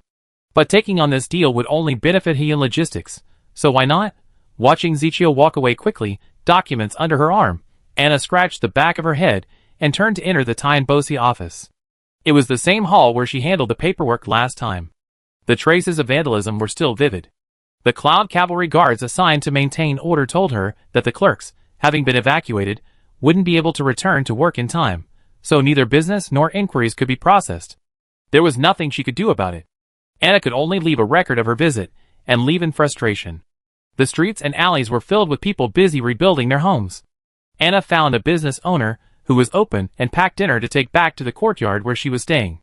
The owner of the courtyard was still bedridden, and he seemed quite unlucky. After a good night's rest, Kafka used her blade's external device to send a message the next morning, saying they were to meet somewhere in Jinren Lane in the evening. Presumably to discuss evacuation, perhaps?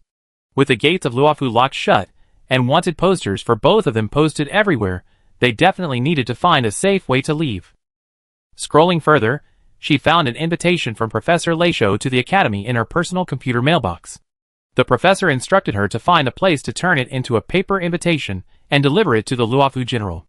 Even if the Boiji Academy invited Luofu Xianshou to conduct academic research, for various reasons neither master nor disciple bothered to discuss, this move would be very helpful for the academy to maintain its status as an academic center. The remaining messages were either Phaethon asking when she would return to school, Damon's asking if breakfast should be left for her on the first day of school, or Sid asking if she was injured in the Luofu immortal ship invasion. It seemed they were so used to her tendency to cause trouble wherever she went that they weren't surprised at all.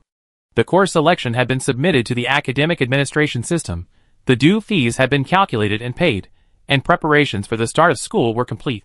The only question was when to leave. Sigh.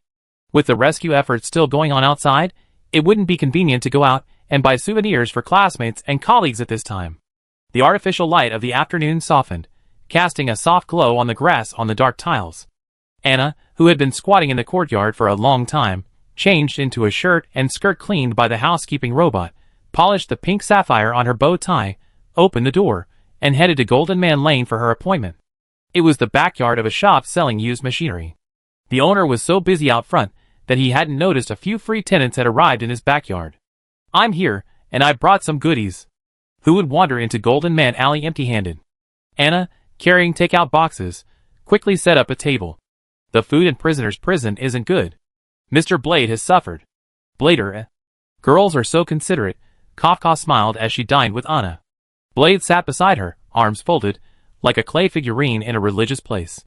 It wasn't until Kafka threatened to use her word spirit that he, half sighing and half complaining, picked up his bowl. This woman's actions were unpredictable. She summoned the youngest, and sent a message to the gray-haired boy. It felt like she had no good intentions. Dinner was a pleasant one. Anna asked about Silver Wolf and Firefly's current situation. This time, Kafka didn't hold back. Silver Wolf had a minor conflict with Madame Black Tower last time, and that genius and Omnic Monarch blocked all of her gaming accounts. She's planning revenge. Pierpoint has been having a rough time these days. No wonder Silver Wolf hadn't played games with her lately. He assumed she was out on a quest, but it turned out to be this. Madame Black Tower's methods are quite ruthless. TSK. As for Firefly, she's preparing to go to Pinocchio. This time, Elio's scenario is just for her, and we're all just supporting roles. The purple-haired woman smiled gently, and Anna immediately stood up to clear the table. Neither Mr. Blade nor Kafka looked like anyone in the room who would do chores. Of course, she wasn't, but picking up the trash and packing takeout boxes was no problem. The cleaning robots that ply the streets of Luofu are incredibly efficient. They simply pack their belongings and place them outside, disappearing moments later. She swept all the disposable tableware into cardboard boxes, and suddenly a hand reached out and quickly stacked the boxes one on top of the other. Mr. Blade's long hair swung behind him like two tails. The door opened and closed, and the man went to wash his hands with familiarity, then returned, picking up the sword of disintegration and sitting down. For a moment, it was unclear which was more mechanical, him or the cleaning robot. So is there something you called me for?" Anna tried hard not to laugh. She didn't want to be beaten like Xiao Yanqing, whom he had ganged up on. It wasn't a matter of whether she could defeat him or not, but rather a lack of necessity. "Nothing serious, I just suddenly wanted to see you." Kafka's purple eyes narrowed. "Those void soldiers and demonic bodies haven't damaged your abilities, but I still wanted to confirm it with my own eyes." "Humph." Blade snorted coldly, seeming to disdain this kind of doting. Yes, my uncle always complains about my sisters doting on the cubs, often saying things like spoil them beyond measure. Anna hesitated, swallowing her rant. "You can't joke with this guy, he'd take it seriously." "I'm fine. I was taken to the hospital by Dandingsi for a few days, and my old injuries are all healed." She briefly recounted her experiences in Luofu. As she spoke, she heard footsteps and conversation outside the door. Ren coughed and looked at Anna. Drink water? That was all she could think of. Ren seemed to roll his eyes. Aren? Kafka's smile deepened, and Ren glanced at her. "You can't make everyone act according to your will, Kafka." He then said to Anna, "Go to the alley on the other side of Qianquan Street, and find a black market dealer. If you have the right materials, buy them for me." This was the only way he could think of to get rid of her. Outside the window, the gray-haired boy and his pink-haired partner were slowly walking down the street. He didn't care what the boy thought of the Star Core Hunter, but Kafka had done enough for him. She should treat him better. As for the youngest, it was her own choice to choose her own path. Kafka couldn't afford a second price. He only had problems with his memory and body, not stupidity. After hundreds of years of experience, Gongza Sibei wouldn't be so dumb as to not know good from bad. After a day or two, he would naturally come to his senses. She was trying to pave the way for the youngest, because the gray-haired boy had some psychological trauma. Oh, there's no such thing as a completely flawless place in this world. Even the Immortal Boat Alliance has its share of internal divisions. It's just that the outsiders have only been here for a short time, and with limited experience, they mistakenly believe everything is perfect. Anna looked at the two men in confrontation, sighed softly, and left as instructed. After a brief stroll, she returned to find only Ren sitting in the room. Kafka was nowhere to be found. Don't make such a silly noise. Ren picked up the teapot, poured himself a glass of water, and then another for her. Kafka and that gray-haired boy are out. Oh! He was talking about Xiong. Okay, I won't ask why. Anna picked up her cup and drank. The two of them drank one cup after another, seemingly in a competitive mood, neither speaking until the external device vibrated. Tell Aren to wait for me at Room Meeting Pavilion. You can go shopping. The message was unsigned and incoherent. Even if she tried to send a message to inquire, she couldn't. It was clearly someone else's work. Anna finished reading the message, picked up the teapot, and shook it. The water was empty. She put the teapot down and said to Aren, I understand. I find a way to discuss this with her. Don't worry. Why did Xiong appear just when she was there? Did Kafka want Xiong to see her sitting with the Star Core Hunters, thereby arousing the suspicion of the unknown guests? Why Xiong, and not someone else? Because she didn't really want to put herself on the Luofu wanted list. When a person's behavior contradicts their usual logic, there must be a reason behind it. Considering her arrangements for Xiong at the Black Tower space station, it's easy to imagine who is receiving this preferential treatment now. Is Elio suspicious of me, or has my presence affected the Core Hunters? Anna held up the message page on the external device to Blade, who remained impassive and said, Humph. He had nothing to say. Elio never doubted his subordinates, and Fiber Richter had never influenced the Core Hunters' actions. Although she didn't have a script, she had full support throughout its completion. Oh. Anna put away her external device, thinking there was nothing else to say. She nodded. So it's only Kafka who's worried about me. That's why she manipulated me into attacking General Shinsu, and tried to expose my identity to those unknown passengers on the Star train. Now I have to make a choice. Either give up my identity as a Star Hunter, or give up the alias of Fiber Richter. She lowered her eyes to the lines on the table. But Mr. Blade, why did you stop her? It wasn't for me. In other words, Kafka paid a heavy price for Sky's escape from the Star Hunters. You don't want her to make the same choice again, right? Blade also stared blankly at the lines on the table. He said almost nothing the whole time, but Anna understood. He said, Don't let your companions get hurt. Chapter 231. Finding two specific people within a small map was no big deal for Anna. Golden Man Alley only had a few interconnected roads, and it wasn't very large. After a few turns, she spotted Xiong and Kafka standing under a tree, talking.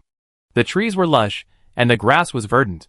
They all used code names, their real names long since unknown. Not daring to interrupt the two people's conversation, Anna sat behind the distinctive pink wall of the Luofu building, with a half-black, half-smoky tile roof overhead. Kafka and Xiong chatted for a while, and it was hard to tell whether they parted on bad terms. Anyway, the purple-haired woman was having a blast teasing the raccoon. As for what the raccoon thought, well, humph, think whatever you want. I'm partial.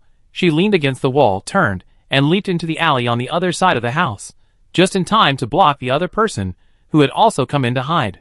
Kafka, I think. She stood empty-handed, appearing calm, rational, and delicate, like a true scholar. We need to talk. The purple-haired woman's expression of surprise was fleeting, quickly replaced by a smile. She knew the young woman before her wasn't as weak as she appeared. It was merely a disguise created for her by the Star Core Hunters. It was like some extremely poisonous or ferocious insects that evolved to appear harmless, like a flower or a leaf. If their prey got even slightly too close, they would be doomed. But she was indeed a scholar. Okay, she said, her voice more gentle than playful. Let's talk. But we need to move somewhere else. I'm afraid the little one will turn this place upside down tonight. Kafka was speaking to Xiong, and she looked at Anna with a smile on her face. In her high heels, She could barely keep pace with the child. She seemed to have grown a bit taller after not seeing her for a few days. Anna nodded honestly. Then let's move somewhere else. First, find a place to store Mr. Blade. Kafka's eyes narrowed at this. She loved the creative ideas young people showed when they broke with convention. The two returned to the backyard at Shinjuku. Mr. Blade said he didn't need to arrange a storage service. He had some free time anyway, so he might as well go and pay his respects to his old friend. Just as his colleagues were looking for a place to chat, he suggested a perfect spot. Let's go to Suiyuan. That place perfectly suited the aura of a Star Corps hunter. Avoiding the cloud riders guarding Suiyuan, Anna said she'd just adapt to the spooky atmosphere of the entire cave. She wasn't afraid of her enemies and rivals while they were alive, so it stood no reason why they could frighten her after being reduced to energy. Mr. Blade left with his bottle of wine, and Anna and Kafka chose a spacious, elevated platform to sit on. From below, only the platform itself was visible. Those seated on it were completely shielded from view, free from the worry of being disturbed. The quiet flowers and trees rustled in the night breeze, and faint, mournful singing drifted across the vast water in the distance. And, to satisfy my hunger, the Luofu people are quite interesting. From life to death, they never forget the word eating. But their food is truly delicious, and they made themselves fat without realizing it. Anna picked a peaceful topic to start with. Kafka covered her mouth and laughed softly. Don't let Rin hear it. What if he gets angry? In reality, Mr. Rin wouldn't be angry about such a small matter. He had so much to remember about the Immortal Boat Alliance that he couldn't even remember it anymore. The song was like a veil shrouding the lake, over and over again, the same few words, repeating over and over again, as if it would last until the seas dried up, the rocks crumbled, and all things were utterly annihilated. The two sat in silence for a long moment. Kafka chuckled softly, and then Anna sighed. Am I a weird person? A hard to identify weird person. Back in Avel, everyone thought prison life was terrible, but I thought it was okay.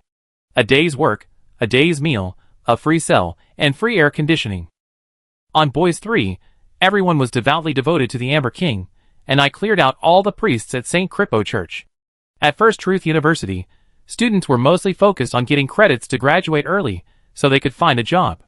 I was already mentally prepared for the possibility of delaying or dropping out. As a fellow star hunter, I seem to be confusing and awkward for you too. Why else would Kafka decide she wasn't fit to stay in the organization? In other organizations, internal purges are often accompanied by bloodshed, but in her case, it's a case of everyone vying for sacrifice. Don't get hurt for me. Don't sacrifice for me. That kindness is too heavy for me to bear. She sighed, one after another, as if she were prepaying the future years. If one day I realize the Star Hunters are no longer a place for me, I quietly leave, harming no one. So Kafka, don't hurt yourself, okay? She still acted like she couldn't bargain, and could only lay out all her payment conditions. If that didn't work, well, she'd think of something else. Sigh. Kafka's smile faded wistfully. The Star Corps hunters were all about the thrill of treading the fine line between law and safety, yet her companions were each more peaceful and honest than the last, none of them possessing the evil madness of a villainous organization. From Firefly to Silver Wolf, from Blade to the youngest, none of them were eccentric or difficult to get along with. I really wanted those who had been randomly offering bounties to see for themselves. Her gaze fell on Anna's gray-blue eyes. Did Aaron remind you? She hadn't nodded in agreement, so there was no question of whether she kept her word. Even if she hadn't, so what? Bad women have the privilege of going back on their words. Anna shook her head. Mr. Blade didn't say anything. He really didn't say anything, just him, or he just had a cold, sour face, as if someone owed him his life. Yes, he seemed to think the Star Train Guard owed him his life. The way he chased after someone with his demonic body in action looked like a psychopath. Maybe you like to go to Pinocchio with Blade and Luing, he. Kafka blinked, mysterious and beautiful. Look at the beautiful things in the world more, and don't always focus on the bad things. No, Anna shook her head again. If Luing really needs my support, I definitely go. There's no need for leisure and entertainment. That place was once a private prison run by a company. She couldn't wait to spend money to go to prison. What's wrong with her mind? Oh, I almost forgot about that detail. Kafka's expression flickered with a hint of annoyance. There's no Star Corps on Avel. What a shame! In fact, the existence of the Interstellar Peace Company objectively benefits the universe more than it harms it. Otherwise, there wouldn't have been a need for the other Star God's followers to intervene, before Creeper would have struck down the company. Anna gave the company a fair and positive assessment. I don't dislike this organization, it's just that we don't agree. So don't worry too much about me, really. If I approach any executive at the company today and tell them I'm planning to join, my uniform and benefits will be delivered to me tomorrow at the latest. She meant to say that any organization would happily accept her, so Kafka didn't need to worry about being left with nowhere to go. She was an outsider in the vast starry sea. Wherever she settled was a good place to stay. Whether it was the Star Corps Hunters, the Immortal Ship Alliance, the company, the Academy, or even Phaeton's homeland, including Lyra, there was no place she couldn't find a place to rest. At worst, I could apply for the position of Warden of Ever Interstellar Prison. How could it be a place that's not hospitable? As for things like differing values and philosophies, how could there be two parties in the world that were completely free of disagreements? Even those sappy couples, who were so deeply in love they were practically one, had their moments of bickering. Anna believed she had no irreconcilable conflicts with the other hunters, especially Elio. Unless that Black Cat wanted her to assassinate Professor Lacho, that was a no-no. No, that was a no-no. Don't hurt yourself, okay? Anna looked Kafka straight in the eye, not fearing her manipulation at all. I have no regrets, no resentment. I came here happily, and when the fun wears off, I leave. Anyone who crosses me will be retaliated against. I have the strength and the means to do so, and I won't tolerate a single breath. Okay. I get it. Kafka nodded, indicating she truly understood. She had her own ideas and plans, and didn't need anyone else's dictation. Just because someone knew something didn't mean they would follow it. But I'm still very happy, and pleased to have someone worry about me. Someone looked away, awkwardly reaching out a finger and scratching at her cheek. Thankfully, it was always nighttime in Suiyuan, and the dark sky didn't reveal the redness on her ears and neck. Kafka, By the time Ren returned from paying his respects to his old friend, the two women had already finished their conversation. He was holding an empty bottle of wine, and the faint smell of alcohol emanated from him. I have a bill to settle. You can leave now. He sat in the third empty seat. Kafka, having fulfilled her wish, planned to leave immediately. Anna, with her official status, would have a harder time sneaking away. General Shinsu wants me to board the caravan starship. They take a detour to send me to the First Truth University's airport. Or I can board the visiting starship of the scholars and craftsmen. Anyway, I have to stay a few more days. She knew Kafka wouldn't abandon Blade if no one stayed. It was just right for her to stay a few more days, waiting to leave with a lecturer who had been absent from work and classes for years. That's fine, the purple-haired woman nodded in agreement with the arrangement. Then, if there's a chance, see you at the base. She wasn't convinced by Anna, but she respected her choices and wishes more than her own good. Blade, No one cares about my opinion. Oh yes, the demonic body has no civil capacity, so even if I have an opinion, it won't be accepted. Chapter 232. Kafka left with aplomb. Most intelligent creatures in the universe couldn't escape her control, so slipping out of Luofu without a trace wouldn't be difficult, especially now that General Shinsu is willing to let them go. Why keep the Star Corps hunters around? Facts have proven they harbor no ill will towards Luofu, and rather, harbor some utilitarian benevolence. The premise of offering assistance out of the desire to gain future advantage through forced credit is irrelevant. A gentleman judges deeds, not hearts. At least this time, Luofu relied on them to secure the Star Train, and fellow Star Corps Hunter 08241321 also put in a lot of effort. Well, every single one of those accounts contributed. Rin chose to stay for a while for personal reasons, and Anna conveniently packed him up and moved him into the quiet courtyard specially arranged by the enthusiastic netizen Real Name Online. After confirming that the two had fought side by side centuries ago, Anna relaxed completely. She sent a message directly to General Shinsu's Jade Omen, telling him she was bringing the wanted criminal to his house, and even openly requested that the general help her order takeout.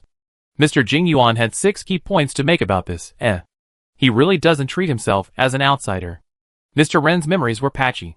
When he reached the gate, he vaguely realized whose house he was in, and his expression was a little strange, but once inside, everything was normal. He was either sitting under the eaves, staring blankly at the sky, or bending over the flower bed, trimming the branches of overblown flowers and trees.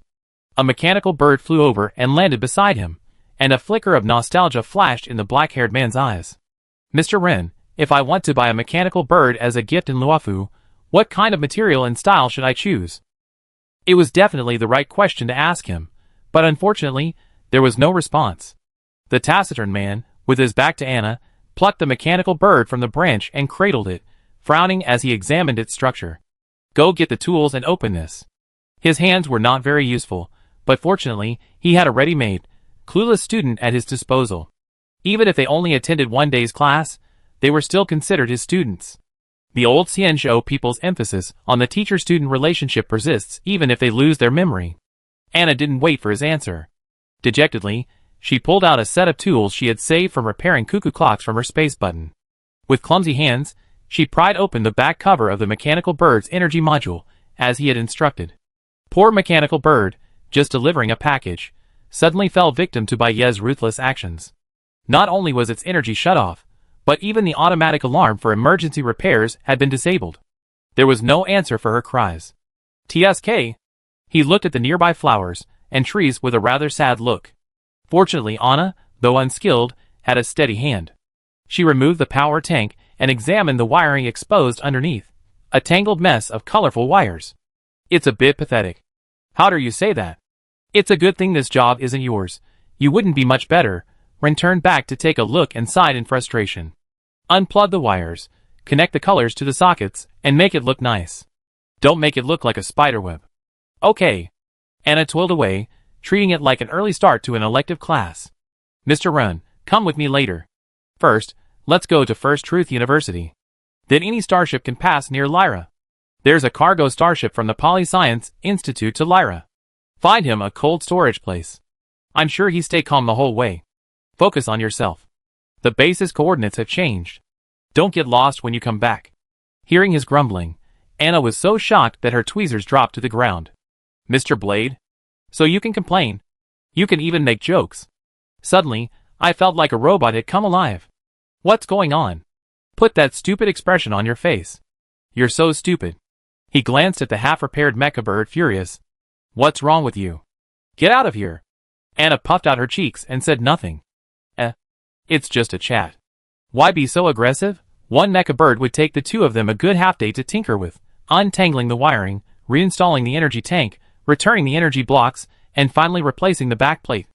The restarted mecha bird flapped its wings and flew away quickly and gracefully.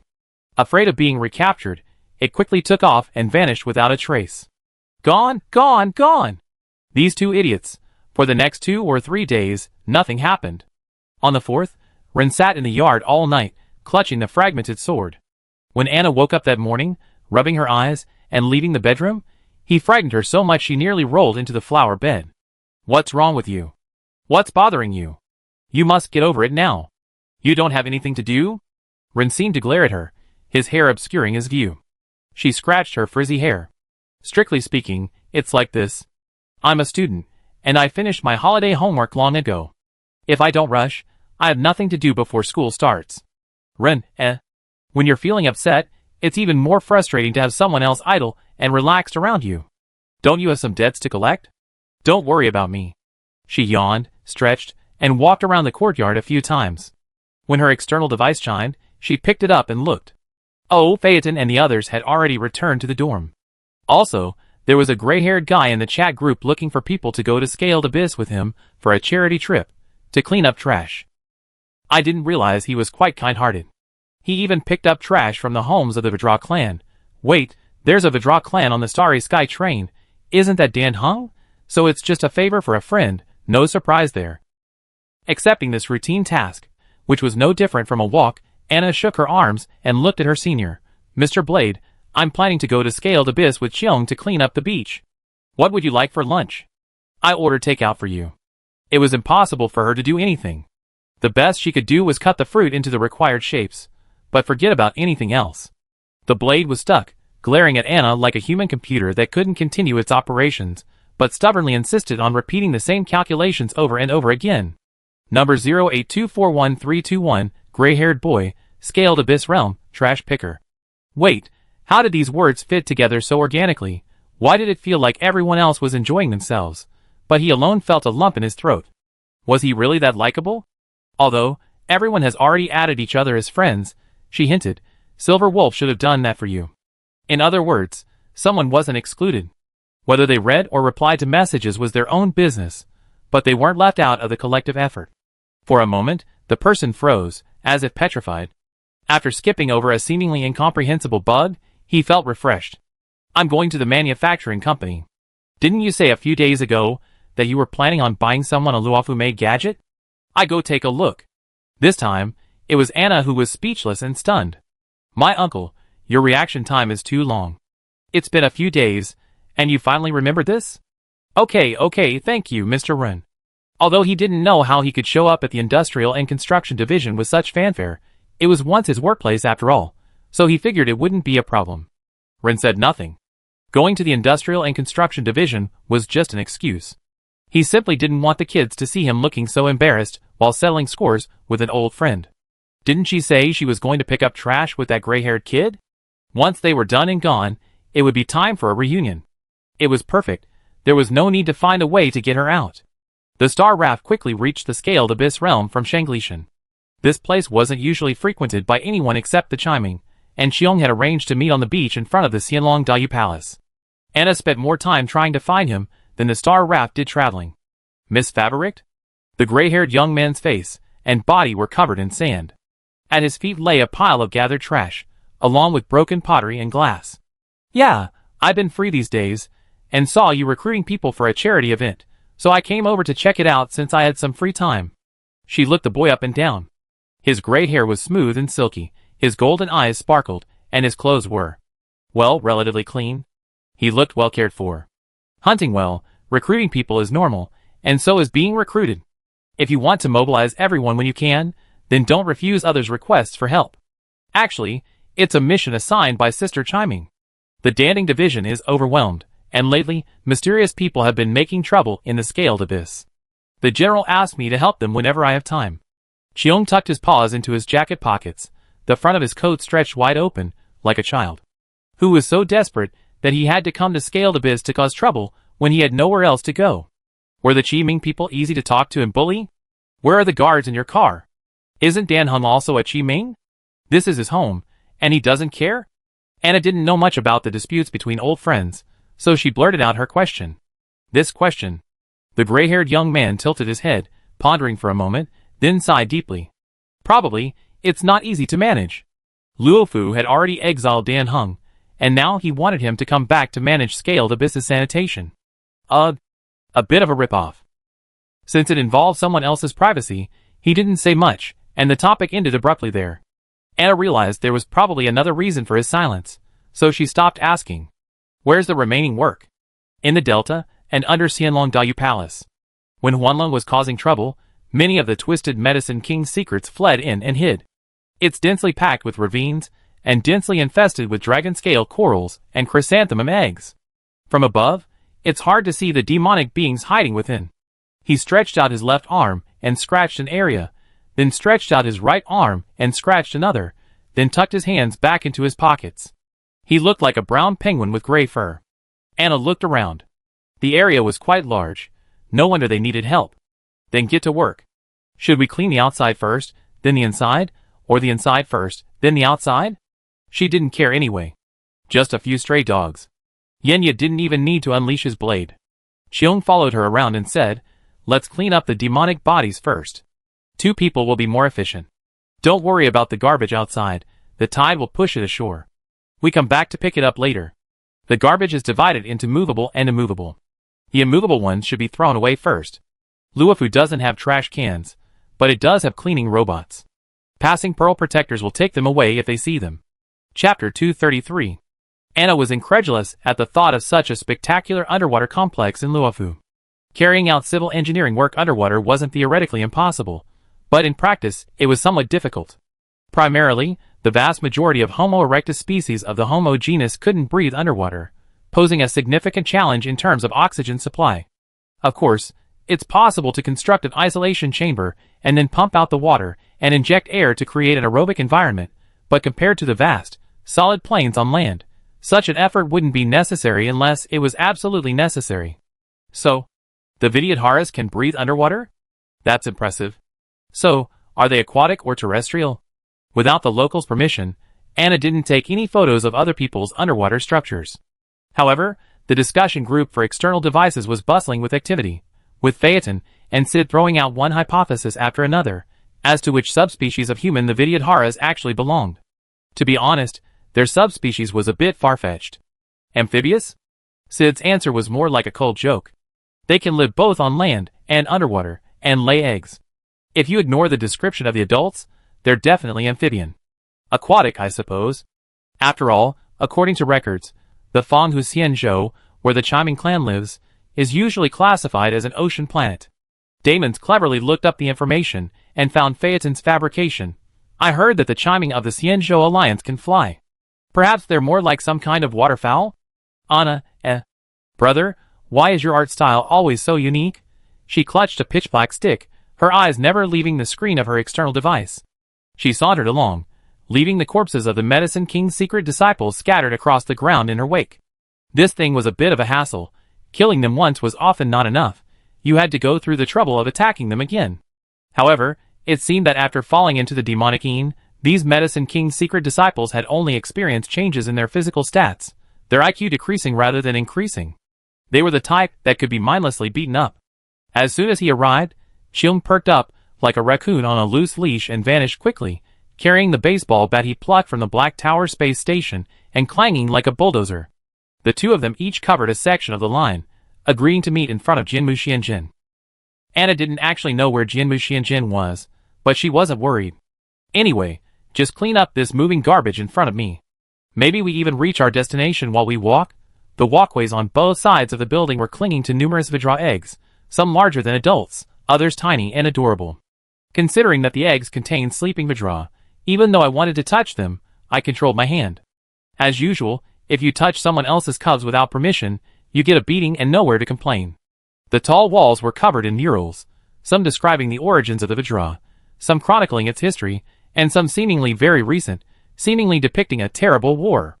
It must be said that the Xianzhou Alliance really enjoys keeping records, not only writing them down on scrolls and carving them into jade tablets, but also chiseling them into the walls to prevent future generations from forgetting them. Passing coral branches and clusters of Vidyaraja eggs, the path became increasingly clearer as she descended. Not only did the Medicine King's secrets become fewer and fewer, but other items also gradually became more numerous. Finally, she jumped down a broken ramp onto another level. Looking up, she saw a cyan dragon head standing tall at the end. Its body radiated vitality, like flames and smoke. Huh? Miss Fibericht is so fast. Cheung leaped down from the dark tree roots on the other side, carrying a baseball bat. The last time he came to this place was to cooperate with General Jing Yuan of the Divine Strategy to eliminate Huanlong, the envoy of the Destruction Order. Thinking of Huanlong inevitably brought back thoughts of Ting Yun, the fox girl whose identity she had impersonated. So we never even seen the real Ting Yun.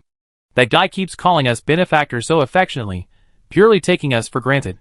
The young man snorted in annoyance. Humph, you scoundrel. I don't even know the real Miss Ting Yun. Sigh. Destruction wouldn't leave anyone any leeway once he'd taken action. It seemed the real Miss Ting Yun was already in grave danger. Anna looked back at the young man, whose ears drooped in frustration. She blinked and tried to think of a few words of comfort. As the saying goes, mountains and rivers meet, and the universe is never short of miracles. As long as you wait patiently, there will be a response. To her, this was pure nonsense. What she should do now was to prepare her weapons, swing her arm, and slap destruction in the face to get back at him. But people are different. For as vindictive as she is, there are also those who are kind-hearted and willing to forgive anything. They can't be lumped together. Besides, she had to be cautious when trying to comfort someone who was depressed and lost. That makes sense. Cheung's golden eyes lit up. Perhaps Miss Ting Yun really was incredibly lucky, and caught the glimmer of hope? Here, his spirits brightened, his baseball bat spinning back and forth. Let's go up. After we clear the beach, we go to Dandingsi together to turn in the quest. I treat you to a meal after you get the bounty. He spent the entire morning wailing in the group chat, but in the end, only Anna Fibericht responded. Even if she'd been seen with the Star Corps hunter a few days ago, she must be a good person. That's right. Miss Fibericht must have gone to settle accounts with that mischievous woman Kafka. Absolutely. I want some red oil chopped beef offal. Anna didn't care whether or not to accept these small daily rewards anymore, but if Cheung invited her to dinner, she'd definitely go. Not only would she go, but she'd also take photos, and post them on social media, and eat her fill. Oh right. I completely forgot about my conversation with Captain Pam these past few days. Does the Starry Sky train need to change up its snack selection? The farmers and herders aboard Boys 3 have developed new varieties, and some are already rave reviews even during the trial period. If it weren't for wanting to keep her former colleagues from going hungry, she wouldn't have bothered to arrange a separate shipment for the Starry Sky train. There's so much variety, and so little quantity, and sometimes you can get in touch with them, and sometimes you don't know where the nameless guests are. The journey of pioneering is truly arduous. The people who supply them have a tough time too. Besides worrying about whether the shipments will be received, they also worry about the safety of their customers. They already finished. Cheong remembered something, her eyes narrowing into crescents. The children of Belleburg love those snacks. Before leaving, everyone voted to leave the remaining stock for Hook and the others to divide. In the harsh winter, sweetness and warmth became a source of motivation for the children. Every time I think of it, it brings a smile to my face. Really? Anna exclaimed in delight. I contact Ms. Maya right now, and have the goods delivered to the Black Tower space station first, then transported to the train along with the other supplies at the station. Is that okay? The Star Train's coordinates are uncertain, a different kind of uncertainty than the Immortal Ship Alliance's. It appears and disappears, sometimes here, and sometimes elsewhere in the universe. We can't have the starships responsible for transporting goods chasing after nameless guests. Belleburg is the administrative district of Yalalo 6. As the name of the Star Train spread throughout the universe, so too did the unfortunate planet frozen in time by its core. Even worse is their misfortune. A former leader borrowed disaster relief funds from the Interstellar Peace Company. Hundreds of years later, the company, having just resolved the star's nuclear crisis, is scrambling to collect the debt.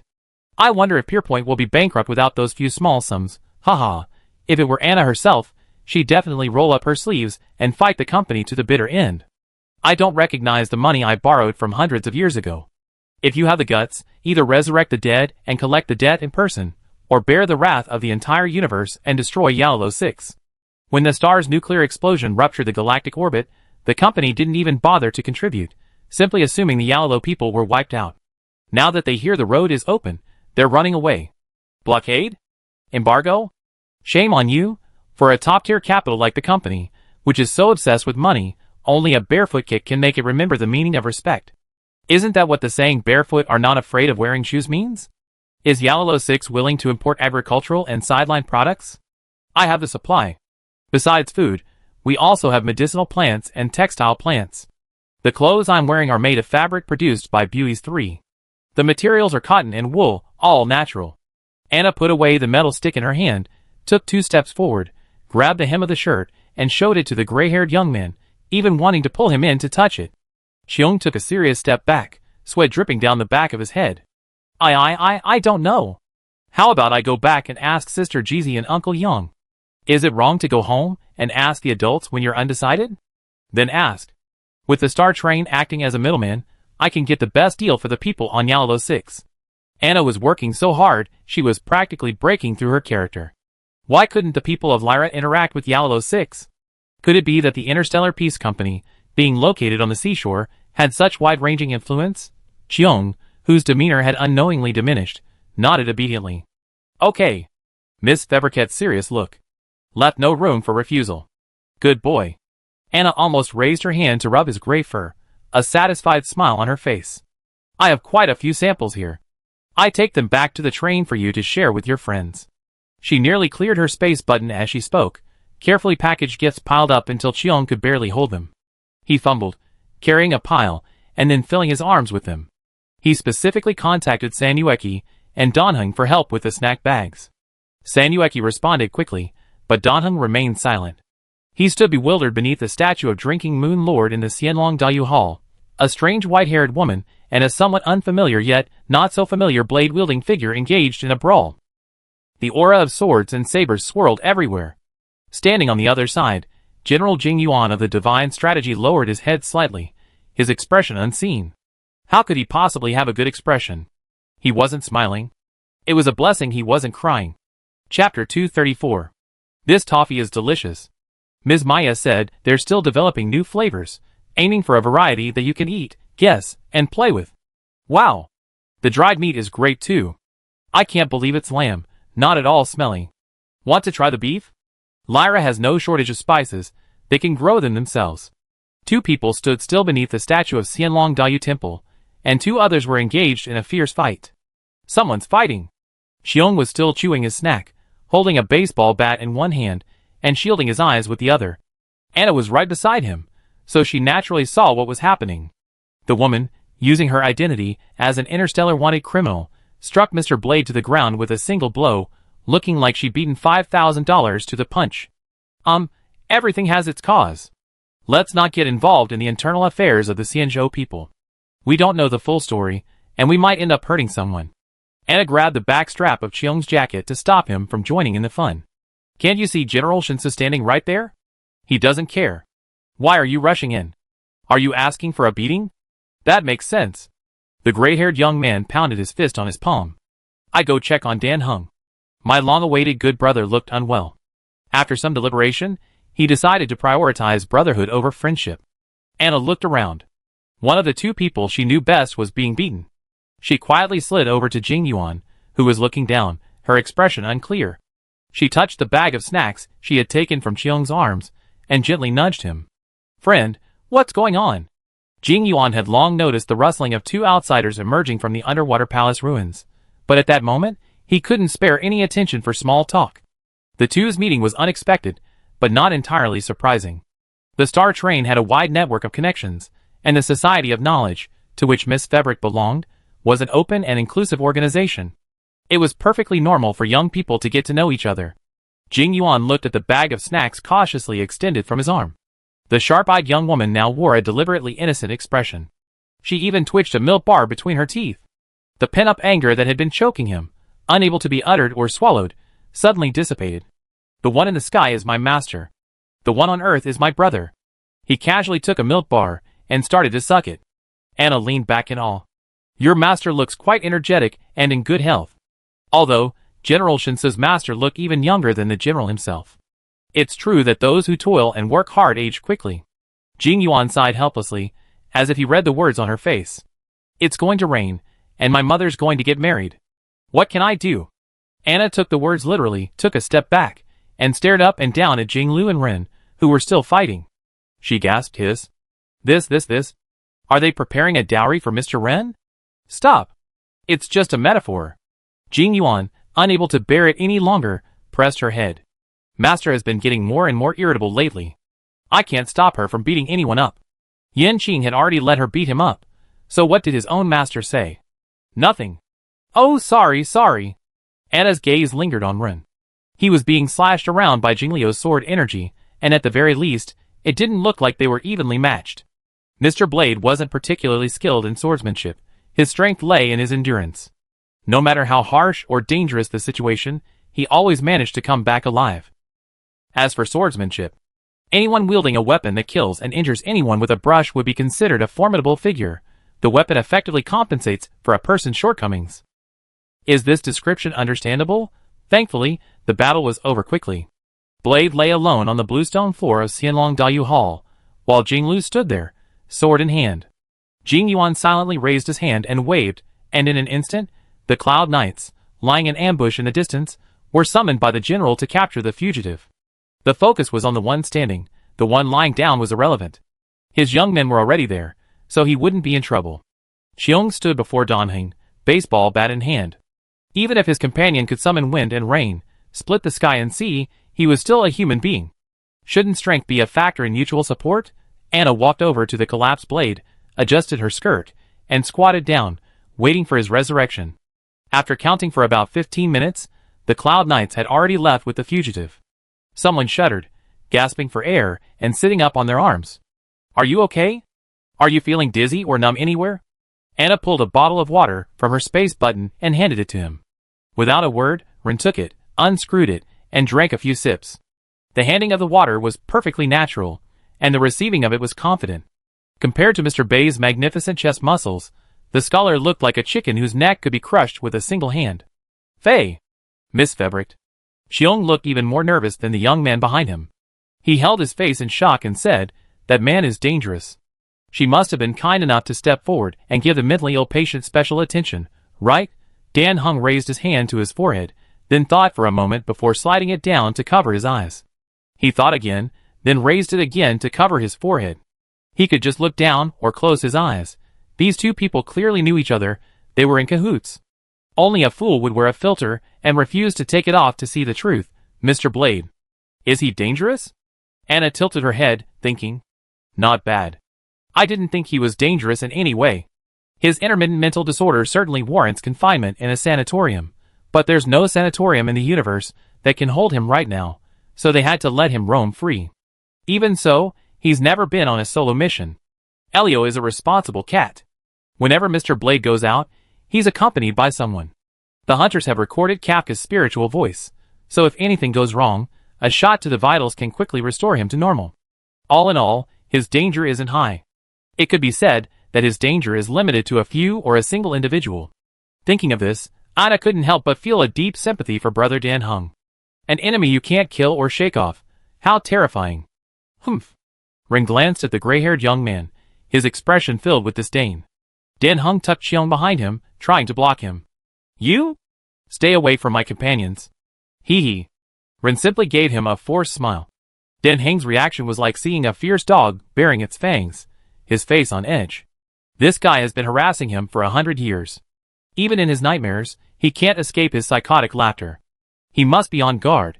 Anna patted Ren on the shoulder with a nonchalant attitude. Do you want to see a doctor? I'm very familiar with Bai Lu, the young doctor at the Danning division. She's kind, sweet-spoken, and kind-hearted.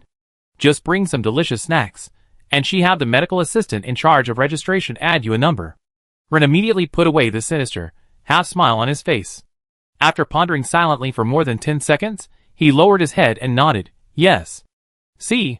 They say Mr. Ren is honest, but how could you have the heart to bully such an honest man? Of course, only we Star Corps hunters can bully him. Xiong, Dan Hung, The black-haired young man squinted at his companion, signaling him to wake up.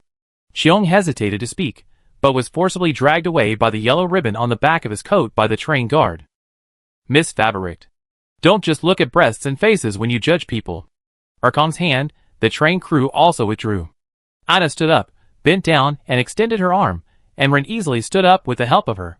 Seeing Jing Yuan, who was holding a milk bar with a lost expression, the usually taciturn man suddenly spoke up as he walked past him.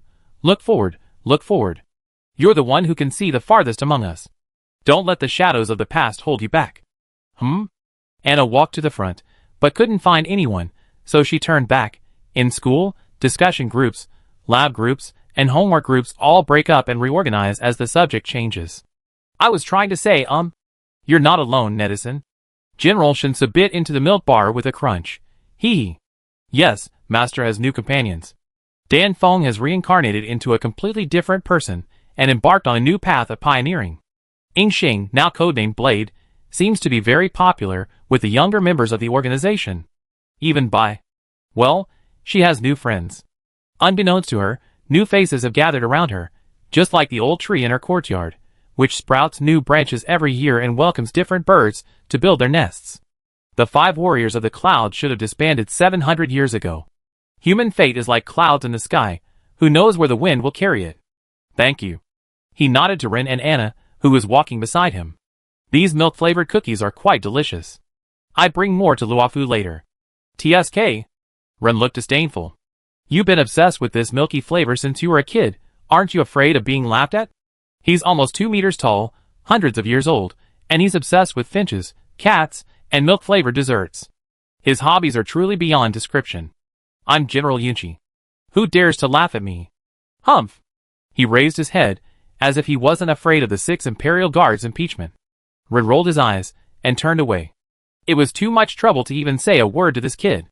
I accompany Mr. Ren to the Danning division first. See you later? Anna waved at him and quickly took a few steps to catch up with Ren. Jing Yuan stood beneath the statue of Lord Yingwei, watching the young woman frantically using an external device to contact her friends at the Danning division. He shook his head and chuckled, see you later tomorrow. Before leaving get off work, he should take Yanqing to visit Lord Fu. Luofu will eventually be handed over to younger hands. He can't sit idle in the general's chair forever. The statue of Lord Yingwei quickly regained its former tranquility. Holding its spear, it pointed at the Xianjian of the Jianmu tree, unwavering as a rock, having warded off disasters for countless people for millennia. The waters of the Buyue ancient sea were split in two by the Dragon Lord. In the middle lay a portion of the Xianlong Great Yu Hall. On either side, Giant dragons swam faintly in the turquoise waters. And those Vidra eggs, exposed to the sunlight, each gleaming with a pearly sheen, gathered within the Dragon Lord's sight. Reincarnation after reincarnation, rising again and again to join Luofu in a stumbling, swaying forward. Chapter 235. Good news. After accompanying Mr. Ren on his visit to the Danning Division, he's been very quiet. He's been quietly tending to Mr. Jingyuan's garden, quietly catching and repairing mechanical birds, quietly eating and walking, and quietly observing Anna interacting online with her friends at First Truth University. He seems much more normal. Another good news, General Shinsu is incredibly efficient. The day before at noon, Anna delivered the official invitation from the Boiji Society to him, and the next day at noon, the school received the list of visiting scholars and engineers. Even the numbers of the escorting starships were clearly listed, an astonishing speed. In his earnest and elegant correspondence, he also extended a greeting to Professor Veritas Ladio, assuring him that Rofa would ensure his student, Miss Febrecht, returned to school on time, without missing a single class. That Febrecht, how could she just disappear like a cat? The next time you see her, she's back with her terrifying trophy in her mouth. Beside Professor Anaxer lay a mint green chimera, humming and drowsy. It was Sid's favorite color, and as an uncle, he didn't mind keeping a pet for his nephew for a few days. While your rhetoric is brilliant, Professor Anaxer, please remember whose lab Fibrecht was originally captured from. I hope you won't abandon the guests, who need to be entertained and laugh your ass off. At such times, other scholars, equally young and equally unnerving to the veterans, are forced to step in to clean up the mess. Professor Lachaud said his time is as valuable as that of a certain individual with a deafening laugh. The sheer volume of research topics spawned by the destruction factor means there's no need to worry about students running out of papers to write within the next few years, and there will be 2 more partners in the same field. The Black Tower station isn't difficult to get around. After all, when Black Tower is interested, he's eager to make promises, but when he's not, he just brushes it off without even a second glance. Her enthusiasm has faded, and she's collaborating with Screw Gum on the simulated universe, primarily to study the emergence and demise of star gods, their history, and the connections between them. Currently, the subjects being tested are primarily the pioneer domes on the star train, and the data yielding promising results. Due to their existing collaboration, Veritas Lachaud was recently assigned by the company to depart for the Black Tower station next month. The task he's tasked with isn't difficult or time-consuming, so he plans to check out the simulated universe while he's at it. Since this research involves the star gods, we have to bring Fiberrich along, and Anaxis's nephew as well. That shy, introverted fellow also specializes in natural theology. Even if he's not called mentor, he's still his student. There's no reason to leave him alone. Ha ha. Recalling the new ideas he just discovered a few days ago, Professor Anaxis couldn't help but burst into a hearty laugh. The little chimera, kept awake by his noise, clapped its front paws over its ears, and tucked its head back in. Professor Veritas Ladio, there's really nothing I can do about this guy. Intellectually, they're all pretty much the same. Perhaps their brains, favored by the master of knowledge, work faster than those of ordinary people, but other aspects of their humanity are, well, hard to judge. Well, with the exception of the general, who sent the letter from Xianzhou, his intellect might not be entirely pure. As a teacher with great wisdom and a strong sense of boundaries, whether for work, research, students, or even his own teaching credentials, Veritas Ladion would not contact his students too frequently outside of class and research, especially young women. But the situations that Febrecht created were always unexpected. Naturalization permits for the Xianzhou Alliance were incredibly difficult to obtain, especially since a certain hunter was a short-lived person. The chances of her obtaining a true Luofu citizenship were even lower than the chances of him, his mentor, being suddenly targeted by the Master of Knowledge. To prevent the foolish student from being taken advantage of by someone else, he had to find time to contact her a second time to remind her of the start date. No matter what method you used, she had to appear in class on the first day of school, completely dressed and in good condition. Fortunately, Febrecht had no plans to skip classes or even drop out.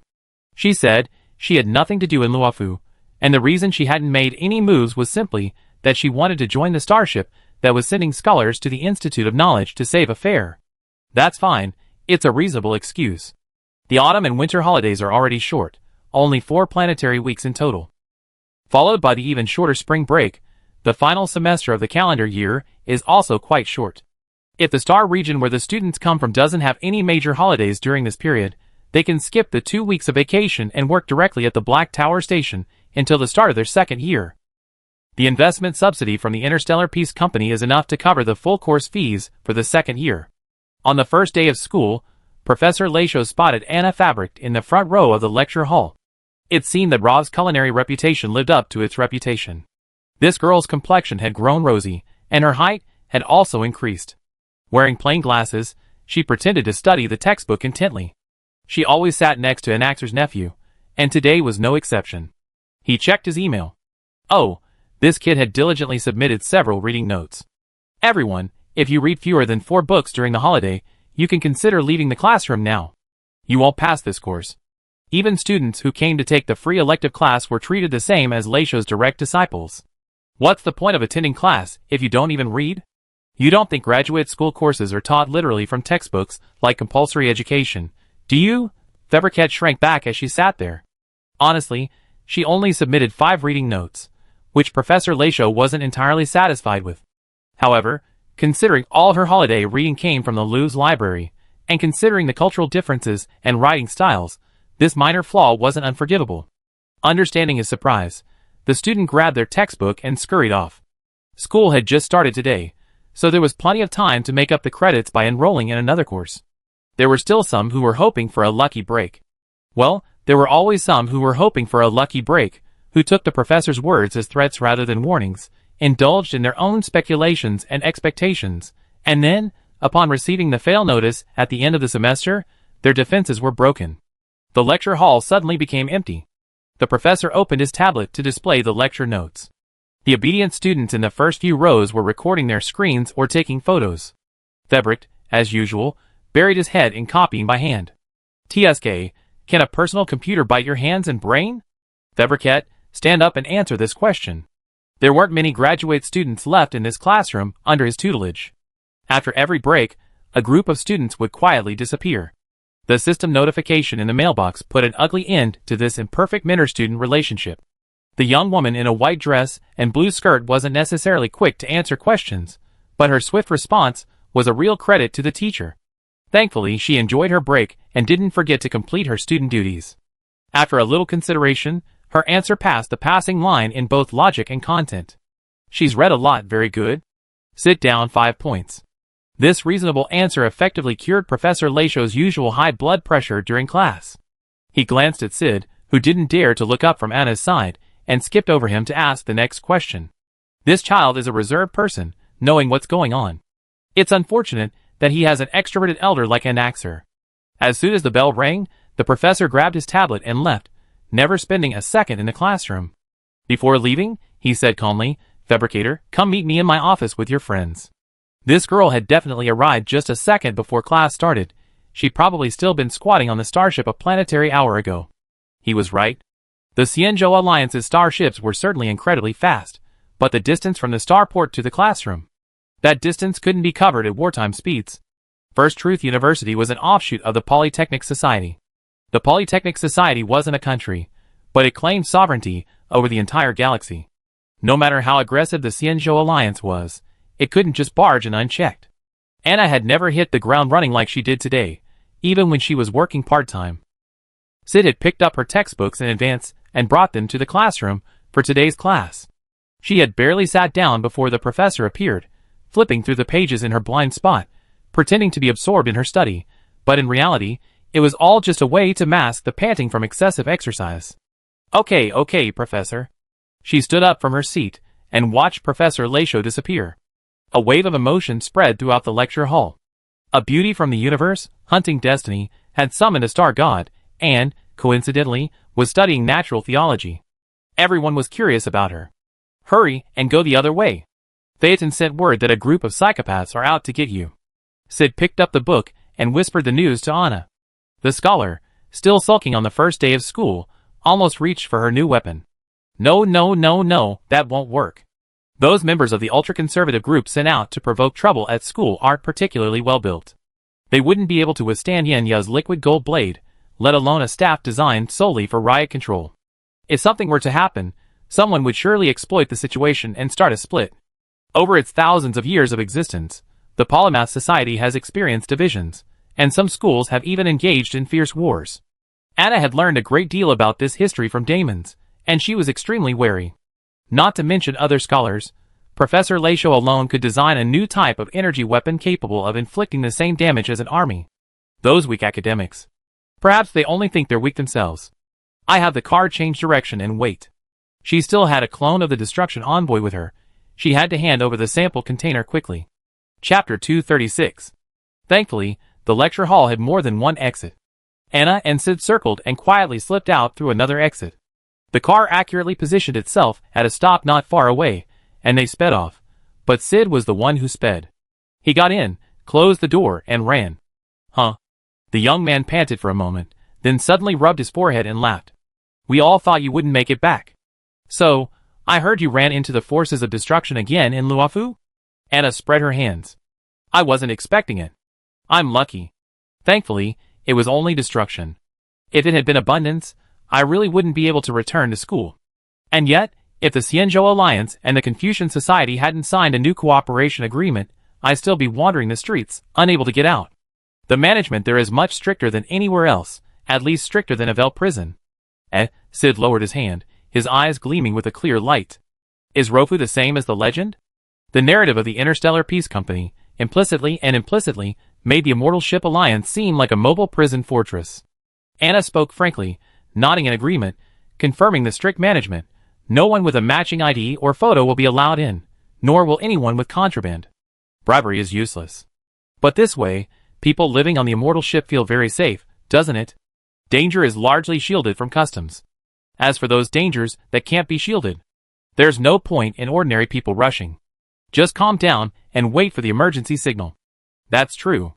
Compared to that, the bounty hunters trundling around the streets of Pierpoint with their classic RPGs looked like self-propelled explosives depots. Unless your caliber and ammunition volume were larger than their opponents, it was difficult to feel safe. I negotiated with the locals for a few days, and got permission to take a lot of photos. I show them back when everyone's gathered. For example, the underwater palace complex of Chiming, the open scenic area of Shinsu Mansion, the sprouting Jianmu tree in Danding Sea, the sunrise at Yujiman, and the Luofu People's Temple dedicated to the star god, and so on. In the last few days waiting for the starship's departure notice, Anna was bored and spent all her free time looking for permission to take these precious photos. The Immortal Boat Alliance has a wealth of official and unofficial histories about the hunting star god. If you're willing to listen, you can listen to the veteran Immortal Boat people tell different stories over and over again for years from the bridgehead in the center of the Xingcha Sea. The Luofu Academy Library also focused on numerous documents related to this star god. Just regarding the research area of natural theology, Anna had diligently crammed in classes during the holiday between visits with friends. She no longer had to worry about being called on by Professor Leisho to answer questions in class. The only downside was that she had agreed to a duel with Brother Yanqing, but he was in a bad mood for the rest of the holiday. Anna resisted the urge to drag the languid child out for a beating. Maybe he'd come to his senses next time we meet. We talk then. How are you guys? How's things back home? Anna nudged Sid with her elbow, and he sighed softly. I didn't go back. I went to a few lectures with Professor Anaxes during the holiday. It goes without saying that the professor was either arguing with the organizer or the lecturer, otherwise he wouldn't be acting like this. It's not that Professor Anaxes is particularly belligerent, he just can't tolerate any injustice. I'm glad you understand. Sid said with a lingering fear, I'm a little worried he'd be ambushed along the way. As for the rest, Damons and Castorea say it's fine. The star system Phaeton and his group came from seemed to be experiencing some trouble, and had therefore sent a large number of students abroad. They had no intention of sharing the details, so Anna didn't bother to ask. As they spoke, the car pulled up to the parking lot outside the Polytechnic Institute headquarters. Anna jumped out, and Sid slowly stepped out, turning around and closing the door. You seem taller? He recalled the angle of his gaze. Anna smiled and nodded. Yes, the food there is delicious, and the friends are generous. I eat well and sleep well every day, and I've grown a few centimeters without realizing it. She was now 178 centimeters tall, and could proudly claim to be 180 centimeters tall. It's definitely a bit different. Sid subconsciously stood up straighter to avoid appearing short-legged and short. Walking down the corridor to Professor Leisho's office, Anna curled her fingers and knocked once before the door opened. Sid was relieved to discover it wasn't his uncle who opened the door, but someone else. Since he didn't know the professor, he just greet him if he introduced himself, and pretend he didn't see him if he didn't. Miss Fevercott, I heard you brought back a clone of the Destruction Commander. Could you show it to everyone? The office, usually so deserted that even a mosquito couldn't stand it, was now packed. Fortunately, Anna and Sid were both tall, otherwise they wouldn't have been able to squeeze in. She nodded to the unfamiliar older scholar, who had spoken, then glanced at Professor Lachaud, awaiting his judgment. Veritas Lachaud rolled his eyes impatiently, but Anna could still discern the atmosphere and the look.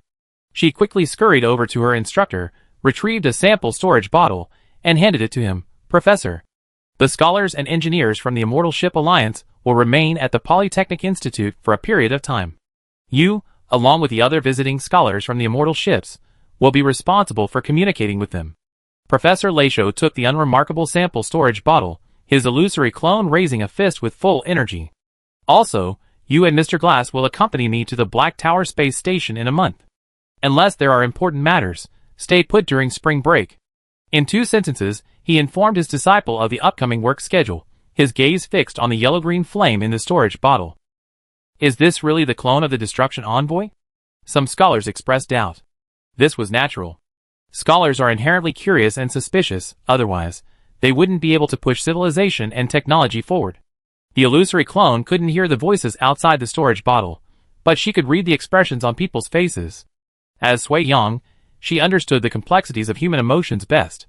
She immediately ceased her movements and pretended to be just an ordinary mass of energy, hoping to get away with it. The young woman who had captured her was a hunter, not an intellectual, so it was perfectly natural for her judgment to be doubted. Suspicion is fine. Suspicion is the beginning of division. No need to question it, a tall young man with long mint-colored hair said, stepping forward. The monitoring device in his hand emitted a chilling click-click sound. This level of energy radiation can only come from a commander-level being. Furthermore, it bears the tinge of abundance, making it more valuable for research than simply destruction. It's hard to imagine how abundance and destruction could possibly come together. By comparison, the pairing of hunting and abundance isn't all that surprising. The spinning satyr, while rare, at least exists in record. The scholar's confusion turned into a heated discussion. Professor Anaxa gave Sid a subtle look, and the 2 rookie scholars slipped out of the office and headed straight for logistics. It wasn't that they didn't want to stay and serve tea and water to their seniors. Hadn't Professor Lachaud just assigned them a new task? Hurry! Anna pulled out her external device and contacted Bai Yuan, who had returned with the ship, informing her of their future collaboration. She also inquired about whether the visitors from the Immortal Ship had settled in and whether they needed supplies or assistance. Bai Yuan immediately connected the conversation and launched into a long, unwinding speech. Dormitories have been arranged, and everyone's already gone to see the sights. We need help getting a dozen temporary ID cards to access the labs and cafeteria. Temporary cards are easy to get, just your name is enough. The logistics department won't bat an eye at them. This was the first time Anna had witnessed the school's logistics staff making IDs. Names were entered one by one on a computer, and the sealed, laminated badges were quickly printed out. After living in Luofu for a month, she sadly realized she was no longer accustomed to this relaxed atmosphere. Aren't you guys just issuing IDs without even asking? What if someone's impersonating you? The truth is, none of the logistics staff thought to verify the identity of the applicants. Temporary IDs didn't even require a photo. It took a total of 1.5 planetary hours to produce over a dozen temporary ID cards containing chips for credit card payments. Anna took the bag from the logistics staff with a shaky step and texted Bai Yuan to meet her outside the Ionia auditorium. In Luofu, administrative staff who work like this will lose their jobs. They call it if you don't do your job well, there are plenty of people who can do it. She found a conspicuous spot to stand. Sid smiled and said, schools are indeed simpler. That's true, otherwise, Silver Wolf wouldn't have said, the best way to evade law enforcement is to find a school to stay in. Anna, a wanted criminal worth 6 billion, instantly brightened up and looked adorable. You have a point. A short while later, Bai Yuan hurried over, accompanied by Jin Yu, who had gritted his teeth and climbed out of his hospital bed to avoid missing the opportunity to see his girlfriend. These temporary documents are for you. They be distributed according to your name. If any are lost, please report them immediately. Anna thought for a moment and added, it's best to attach a photo of yourself so you can look no different from other scholars. Also, although this is a school, there's always the possibility of some people carrying weapons. Visiting scholars, please stay on your own wherever you go and take care of your belongings in Jade. She, for example, carried more than one weapon. Okay, great. That's great, sister. It was done so quickly. Bai Yuan happily took out her own and Jean Yu's documents and hung them up, touching them occasionally. We can ask the people at Digong Chuiji to help us with this. It'd be a family heirloom. And can I take it with me in the future? She asked, but her actions left no doubt, her hands firmly clasped over her badges. Ha ha. Anna wiggled her toes in her shoes and laughed dryly. This, perhaps, is the price of fame. Chapter 237. Anna hadn't told Delaney about Jean Yu's escape from Luofu to First Truth University, but she had hinted at it, though she wasn't sure if she understood.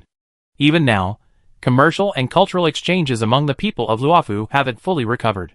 Every day, the fleets lining up outside the Jade Realm, awaiting inspection and quarantine by the Industrial and Manufacturing Department and the Alchemy Department, stretch as far as half the galaxy. These were cargo ships with signed logistics agreements.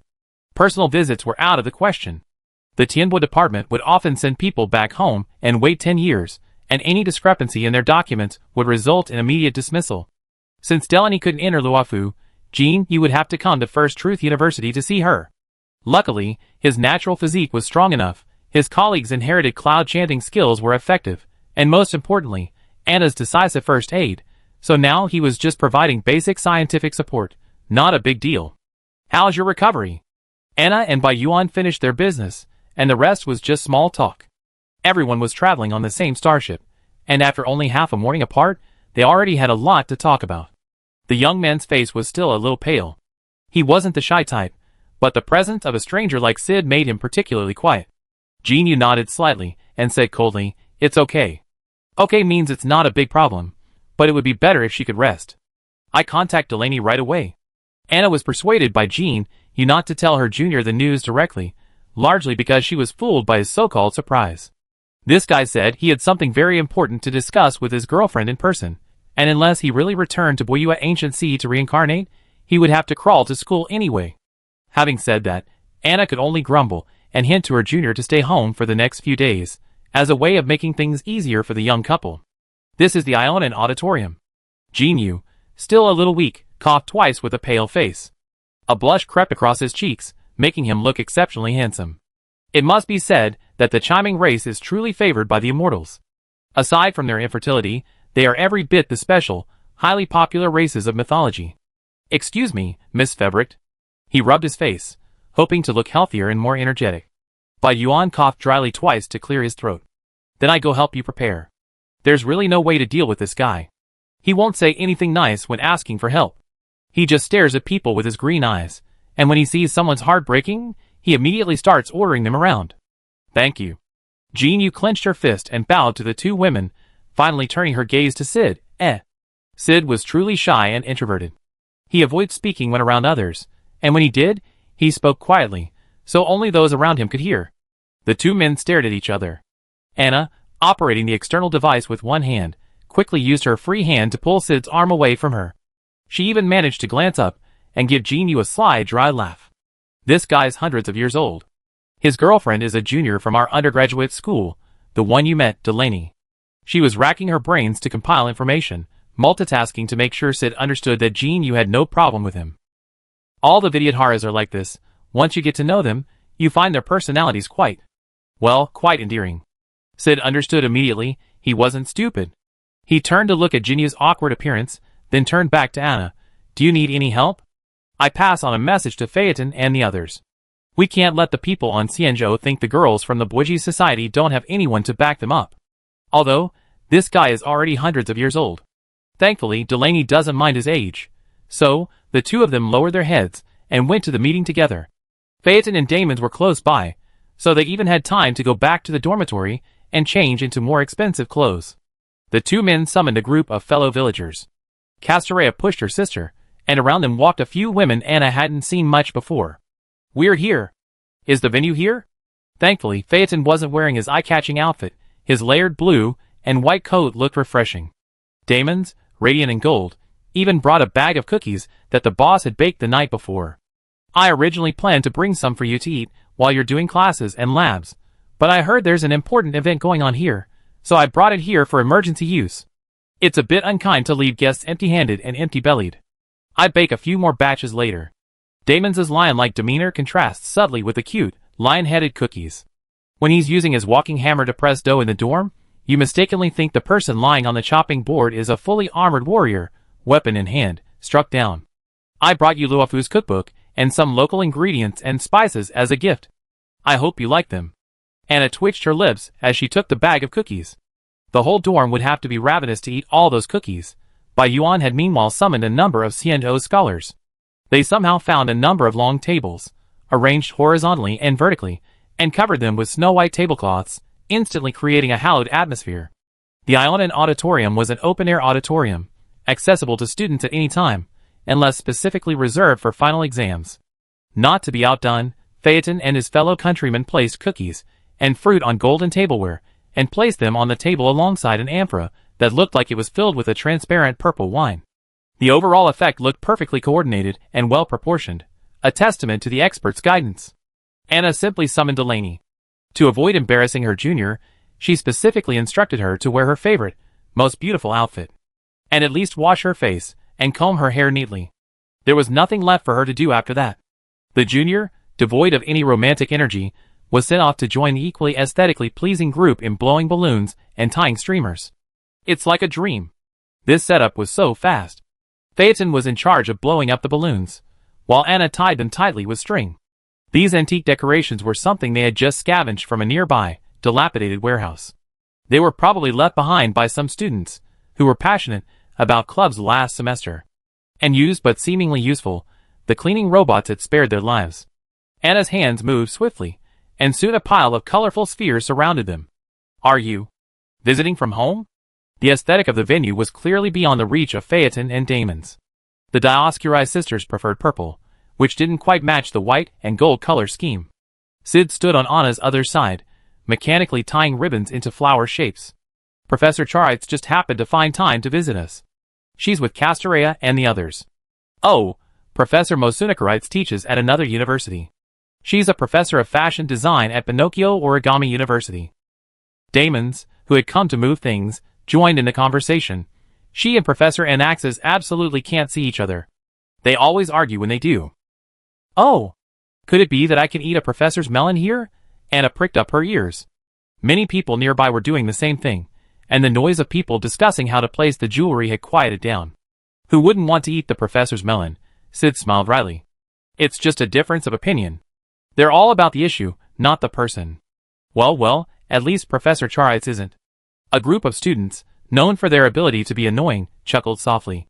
Despite Professor Anaxes' unpopularity among his colleagues, his students actually liked him very much. Although he was extremely strict with young scholars regarding their academics, and was particularly ruthless in his criticism, even rarely highlighting key points, he was also remarkably patient, offering equal guidance to even the most idiotic of students, who had delayed graduation for 10 years. Amid this turbulent current of love and hate, students were often incredibly bold and often gossiped about their professors. Professor Charitz was not concerned about the person, but the issue. Does that mean Professor Anaxes was not concerned about the person, but the issue? Oh, everyone said with a meaningful drawl. Sid blushed with anxiety. Don't say I won't help you. What if word of this gets to the professor? Just wait and see during the final exam. Amid the boisterous cheers, the external device vibrated slightly. Anna glanced down at the message, then immediately handed the remaining short circuit in her hand to Sid. Then, with a pat on the back, she slunk off to find Jinyu. A group of Xianzhou scholars surrounded him, cheering him on. Their main message was, we can't lose to the aliens, at least not in terms of momentum. Yes, the Chiming clan didn't have the advantage in height, but their entire clan was incredibly attractive. Where did this unwarranted competitive spirit come from? Jinyu looked like a top-heavy balloon, the red kind. Dressed in the traditional Chiming clan attire, he looked like a piece of smooth jade, easily evoking a tranquil bay or a gentle moonlight. Delane will be here soon, are you ready? When it comes to recruiting people, the senior is quite the scout. The Xianzhou scholars smiled and thanked her. Winning was a given, but they had hired so many helpers to set up the venue in such a short time. Everyone was aware of this thoughtful gesture. Jinyu took a deep breath and asked hesitantly, do I look okay? Delane wasn't even a fraction of his age, and Jinyu felt like he wronged her terribly. As the older man, he should have refused outright, but the short-lived girl was too cute. He couldn't control his texting hand, let alone his fluttering heart. Anna leaned back, scrutinizing him critically for a moment before pouting. From my perspective, I don't like your type. It's too bland. But you're not showing off to me, so don't worry about my judgment. As long as Delaney likes you, whatever you look like is fine. The crowd erupted in good-natured laughter. Yes, as long as the girl you admire likes your looks, that's all that matters. There's no need to ask anyone else. Poor Chi Ming's face flushed red as he turned and glared at his colleagues. I'm only here to see her. Now, don't start any trouble. Or you get a beating. Especially no embarrassing or awkward remarks. Although Luofu Chi Ming's primary occupation is a doctor, except for the current Dragon Lord, everyone else is a dual practitioner of medicine and martial arts. If you want a beating, just make a scene. Then, line up and see what happens. Chapter 238. When Delaney received the message from her senior, she thought the restrictions on Rav had finally been lifted, but it wasn't. Anna Fieberrichter's message was full of vague words, but she emphasized at the end that she should change into something more formal. They were to meet at the Ionia Auditorium near the graduate school. Anna, I don't know why. They suddenly got fired up, shouting all sorts of random slogans, as they rushed forward and started a commotion. The scene became very formal. The senior wasn't a talkative person, much less a riddle teller. Although she had tried to appear skilled in riddles, she had long since given up on that idea. She was a concise and to-the-point person.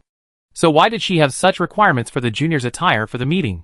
Since they could meet at the Ionia Auditorium, it meant that Anna had returned to First Truth University from Rav. The next question was, who did she come back with? Thinking of a possibility, the girl leaped up with joy, spinning around a few times before remembering to hold her chest to slow her heartbeat. No, that shouldn't be the case. Jin Yu was injured. He should be resting and recuperating. Perhaps Senior Anna had asked her to meet about the Luofu branch. In that case, she had to change into something formal, since she had to sign something. She spun around a few more times, rubbing her cheeks fiercely with both hands.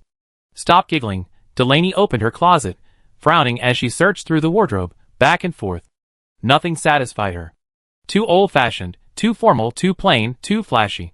She wanted to look her best in front of Jin Yu's fellow townspeople, even if they were just his. Sister Anna. I don't know what to wear. She wailed in the chat group, hoping for some advice. The other person quickly responded after looking at the photo and helped her pick out a long, soft green dress hanging in the closet. She had had the dress made by a tailor a few days after her fall and winter holidays, hoping to wear it to Luofu during spring break. But the gates to Luofu were locked, and she didn't know if they would be able to reopen during spring break. After putting on her new dress and carefully adjusting herself in the mirror, Delaney looked at herself for a moment before removing all her accessories.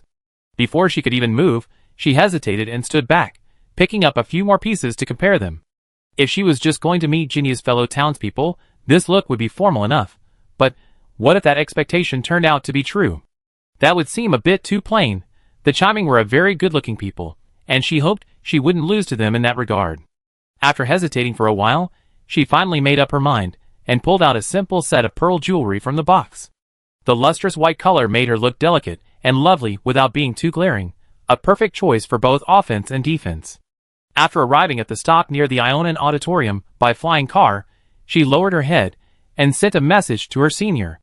After walking a few steps, she suddenly noticed a group of people moving towards the Ionian Auditorium, each with a smile on their face, as if today was a significant day. Delaney quickly checked the time on an external device. Strangely, neither the Pierpoint calendar nor the records of the major organizations and galactic families in the universe showed today to be a historic holiday. Phew. I wish it weren't a holiday. I thought I missed out on a great opportunity for a sale. School has just started, so I need to clean out my warehouse quickly to prepare for the sales around spring break. Looking up, I saw my senior and her friend standing on the sidewalk outside Ionia Hall, waving. Delaney quickly raised her hand and waved back. I have to say the First Truth University's academic affairs system is quite impressive. The altitude of this dormitory would drive anyone crazy. You're here? Come with me. Senior Anna had changed into a suit she didn't particularly like, removed her glasses, and temporarily dyed her hair back to black. She looked incredibly handsome. Delaney was about to open her mouth to tease, but her vision suddenly blurred, and she was surrounded by the pure white columns of Ionia Hall. Is this the speed of hunting? Exquisite tableware was set on the snow-white tablecloth. The food and wine symbolized abundance. It felt like everything was wrong, but upon reflection, nothing seemed wrong. She blinked, the joy that surged at the sight of someone making her mind go blank, Ah, don't look back. Just stride forward bravely, girl.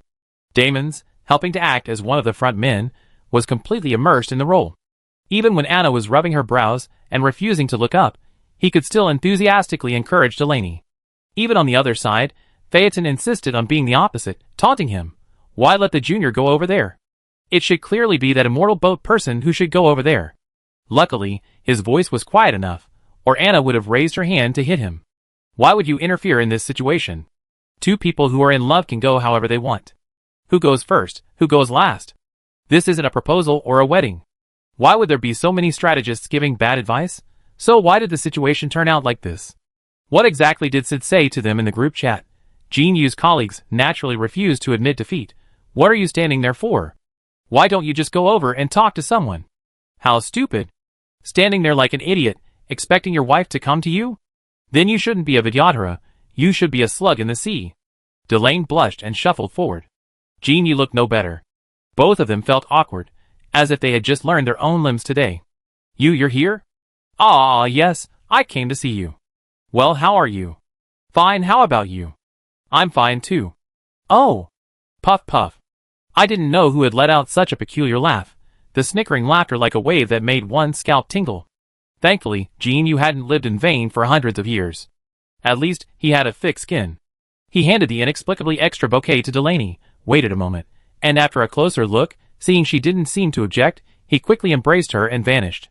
The last time he ran this fast, it was because he was rushing to the emergency room with his first aid kit. This time, fearing he'd run too slow, Delaney blushed until her blood vessels burst. Well, they escaped, and all these delicious treats are ours, yay. Bai Yuan waved his arms, inviting Castorea and Faye to celebrate with them. What were they celebrating? Who cares? They celebrated whatever they had. The biscuits and drinks were brought by the young scholars of the Society of Knowledge, and the fruits and snacks were gathered by the scholars and engineers of the immortal ship. Everyone contributed to this magnificent reunion, everyone offered their blessings, and everyone deserved to share in this sweetness and joy. Not everyone is willing or able to sign a pact and walk side by side with another, but when they meet someone so courageous, they're happy for them. It's just that he was a little too outgoing. Not only could Jean Yu, the Qi Ming, not stand it, but Anna, the messenger, dug out an entire Avel prison with her toes. You guys at the Boiji Society are actually quite down to earth. Thank you. Bai Yuan had already begun distributing cookies, snacks, fruit, and drinks. Anna quietly hid in a corner, wondering if she had said something wrong that had led to this situation. But no matter how hard she tried, she couldn't figure out the reason. Huh? Ha ha, ha ha, it's okay. She let out a weak laugh, took the cup, took a sip, and her eyes lit up. It's delicious. Yes, yes. This wine is really well brewed. The color is beautiful, the flavor is right, it's really pretty. Bai Yuan then slid a palm-sized disposable plate into her hand, filled with a variety of items. Why weren't you in school last semester? If you had been, wouldn't you have met so many interesting people sooner? Oh, right. No, if you were in school, you wouldn't have been able to invite Di Gong Chui Ji, and so on. Her words grew increasingly slurred, and Anna looked closely. Her gaze was completely lost. Looking down at the crimson wine in the glass, the sweet aroma perfectly masking the sharpness of the alcohol, Miss Febret frowned. No, you're drunk now? Are you still drunk? Thankfully, the Xianzhou people's tall features are very distinct. Anna carried Bai Yuan to her friend, and after making arrangements, she walked back to Damon's with a leaky breath to settle the score. Don't think I don't know that you usually just drink sweet pomegranate juice mixed with milk, so why are you so cruel today? Sid, can you let me see what you said? She walked up behind Sid, and the young man turned at the sound of her voice. Me? I told Phaeton exactly what I said. Delaney's boyfriend came from Xianzhou to see her, that's all. Oh! The tips of his ears were a little red, and he didn't look quite sober. I even added that it was just the two of us here, and there were a lot of people from the Xianzhou Alliance. That Phaeton guy, he didn't even leave the classroom when he started yelling about people coming to mess things up. I couldn't stop him.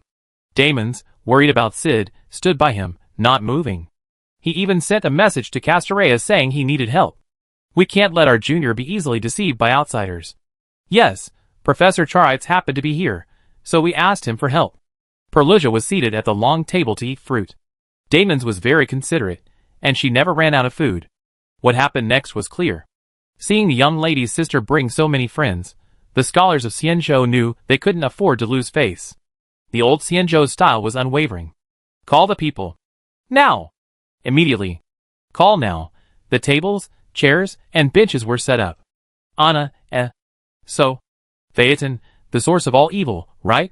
Looking up, the white-haired young man happily stood in the center of the crowd, rubbing here and there like an enthusiastic dog.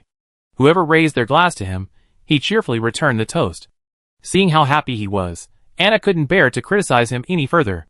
Both Delaney and Ginny would remember this encounter for the rest of their lives, so it wasn't a bad idea. Chapter 239. On the first day of school, visiting scholars and engineers from the Xianzhou Alliance, along with young students from First Truth University, hosted a delightful buffet in the graduate school's Ionia open-air auditorium. Everyone who passed by enjoyed the delicious food and drinks, and the atmosphere was so lively that one couldn't help but wonder if they had forgotten an important festival. The debate within the Polytechnic Society over the extent of cooperation with the Xianzhou Alliance almost instantly died down. The young people were already playing together, so what was there for these old folks to argue about?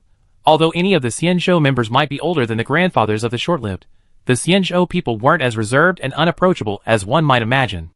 The fact that they easily mingled with the children suggested that their views on lifespan were more grounded in practicality than in the void seekers' discrimination. Anna and the others were unaware of these events. After distributing the food and drinks, the young scholars happily chatted for the entire afternoon, their previous views becoming increasingly ridiculously shallow. The Bourgeois society isn't arrogant, and the Xianzhou Alliance isn't stuffy either. Surely everyone can sit down and become good friends. After the buffet, Anna, carrying the drunken Sid and the dazed Phaeton, returned to the dorms first, while Damon stayed behind to help clear the tables, chairs, and tableware. A cleaning robot cleaned the floor with a few gurgles, leaving it spotless for the students following behind to use the open-air auditorium. You two, I don't know what to say to you. After finally getting Phaeton into the car and throwing Sid next to him, Anna left the two drunks arguing in the back seat while she opened the door and got in the front. Once we reached the dormitory entrance, we struggled to carry Sid out first, then to pull out Phaeton, who was clinging to his chair and refusing to budge. Finally, we managed to squeeze the two unsteady figures into the round soft chairs in the common living room. Only then did we finally feel like we were finally back to school. It felt like that morning class had been wasted. A planet later, Damon's finally returned from outside. Seeing Sid slumped unconscious on the table and Phaeton mumbling something incoherently, he went back into the kitchen without a word to make some hangover soup. Anna said, feeling a bit embarrassed by the man's virtuousness. Do you want me to take them back to the bedroom? No, leave them there. I do it later. He busied himself with the kitchen utensils, leaving behind only a broad, solid, and reliable figure. He wasn't crippled. So why did a young woman like Febrick have to take care of two drunks? Did she owe these two good-for-nothings? Sid and I are going to the Black Tower station with Professor Lachaud in a month. We're supposed to be participating in the simulated universe being developed by Ms. Black Tower. Do you have anything to do with the research on conflict and cooperation between star gods? Would you like to come with us? Damons will have to attend Professor Lachaud's class anyway. If he wants to go, just apply. I won't go this time. We talk about it someday. Damons chopped vegetables vigorously. Would you like pudding? If so, I make you some salty vegetable and fish jelly. She tilted her head and thought carefully. Of course you have to eat. I left the food for you outside your room.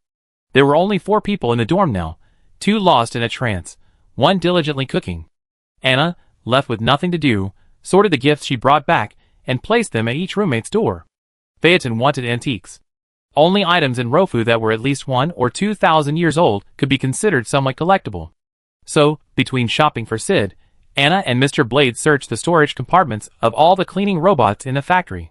After a thorough and intensive search, they finally found a practice piece left behind by an unknown apprentice long ago, hidden in a humble scrap heap. A bag of playthings, fingernail-sized beads of various materials, carved with every imaginable image the young man could imagine. There were animals, plants, flowers, and insects. Mr. Blade said that Rofu's factory was full of such hidden corners, and if you search carefully, you always find many surprises. For example, these small beads, at least 1,500 years old, had been carved, because the garbage heap hadn't been cleared for millennia. After all, it was an antique. Sid wanted a machine unique to Rofu, so Mr. Blade helped Anna pick out a defective Ting and let her buy it at a discount. She carried it all the way back to the courtyard where they were staying, and it was repaired in a few days. Including the gifts for the Star Corps hunters, the total cost of all these gifts was relatively low, which was perfectly in line with their status as poor students. The man left Rofu on the starship and disappeared as soon as he landed. Anna was in a hurry to get to class, and didn't ask any more questions. Now that she had asked, he hadn't replied.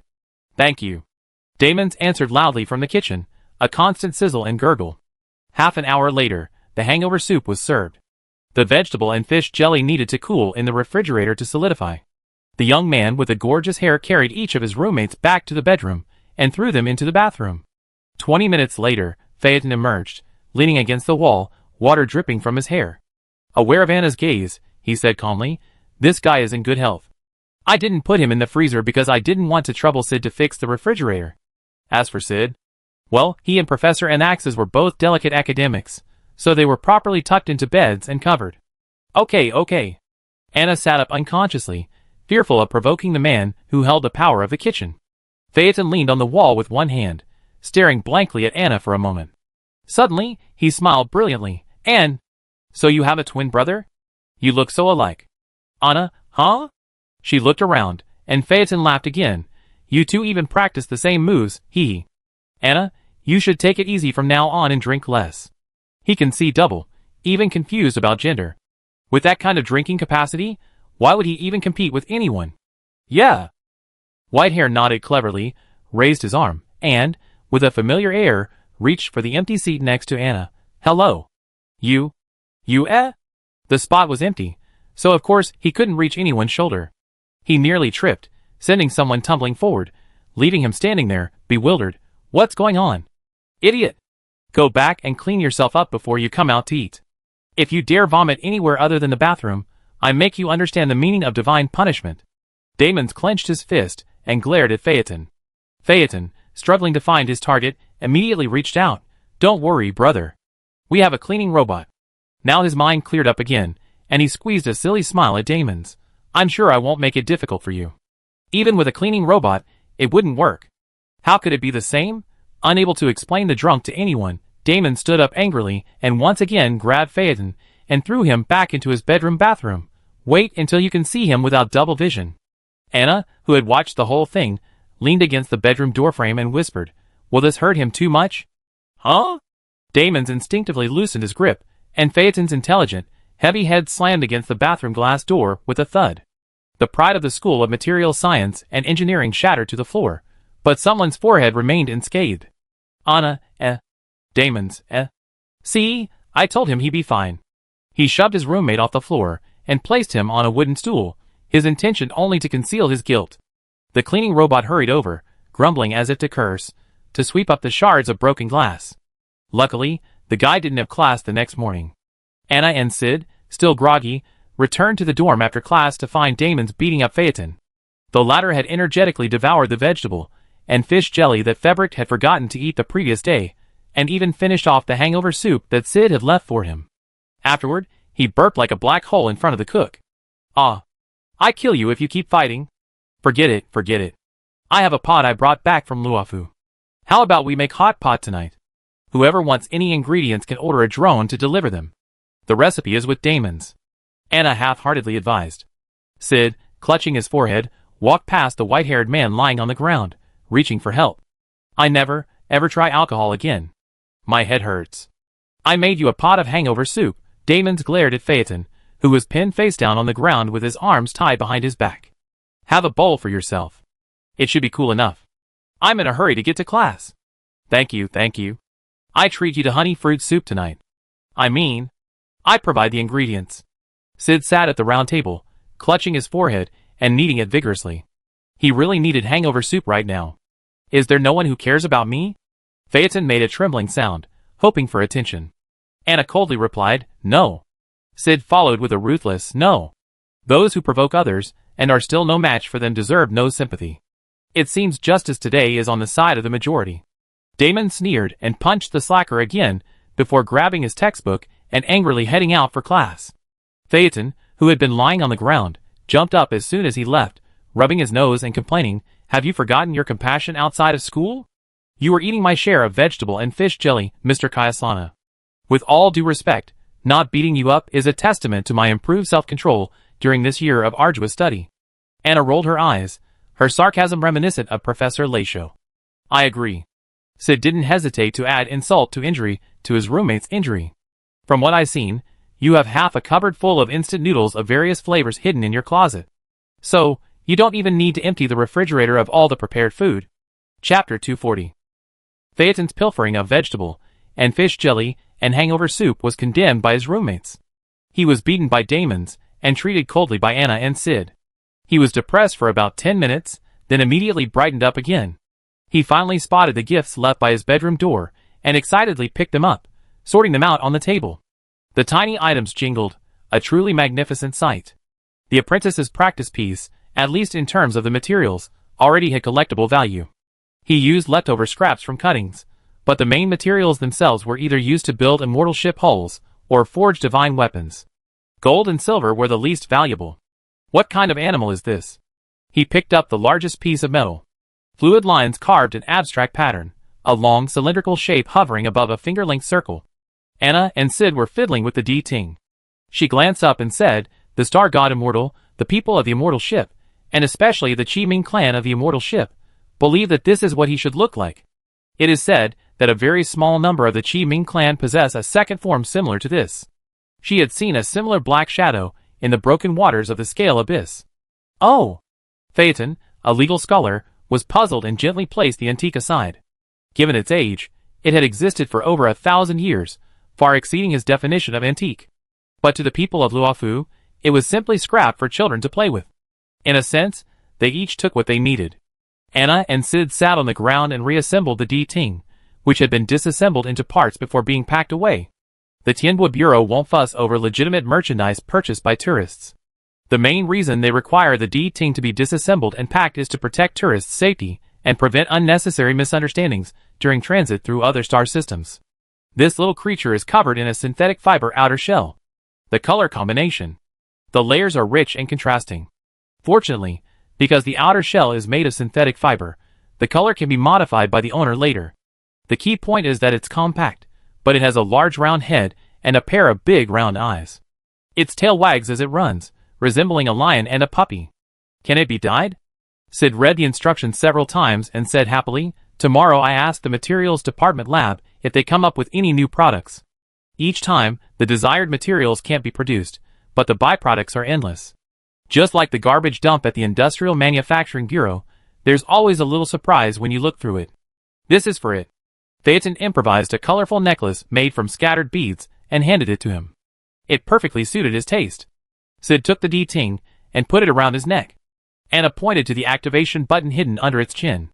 The energy block is enough for 50 years, and you can use it in combination with light energy. It can bark and move, so it can help you receive and deliver packages, or lead the way or deliver light items. Sid activated the D-Ting, and it whirled around the common living room in a feline manner before returning to its owner's feet and lying down to wait. The cleaning machine gurgled by. Anna grabbed it and opened the light screen to adjust the parameters. She was surprised to find that it had loaded pet mode. Does anyone have a pet? Why can't I see it? Maybe I forgot to close the doors and windows yesterday and it escaped. A pet is only considered a pet if it's kept in a small, carefully maintained area. One that's free to roam freely is considered a domestic animal. The difference between the two is evident in the selling price and the amount of compensation paid. First Truth University does not prohibit students from bringing or keeping pets, but it does have strict requirements regarding the type of pets they are kept in. Overly destructive or large animals are definitely not permitted. If you want to keep lions, tigers, black bears, or elephants, please keep them at home. The school environment can't support such animals. Also, poisonous or fast-moving animals that are difficult to supervise are definitely not permitted. We're all here to study, not to survive in the wilderness. We can't make everyone constantly paranoid about the actions of a few individuals. Finally, pets cannot be allowed outside the dormitory unsupervised. If caught, they will be confiscated. A fine must be paid before the animal can be taken home at the end of the semester. Abandonment will be punished accordingly, and the pet will be sent to the logistics department for disposal.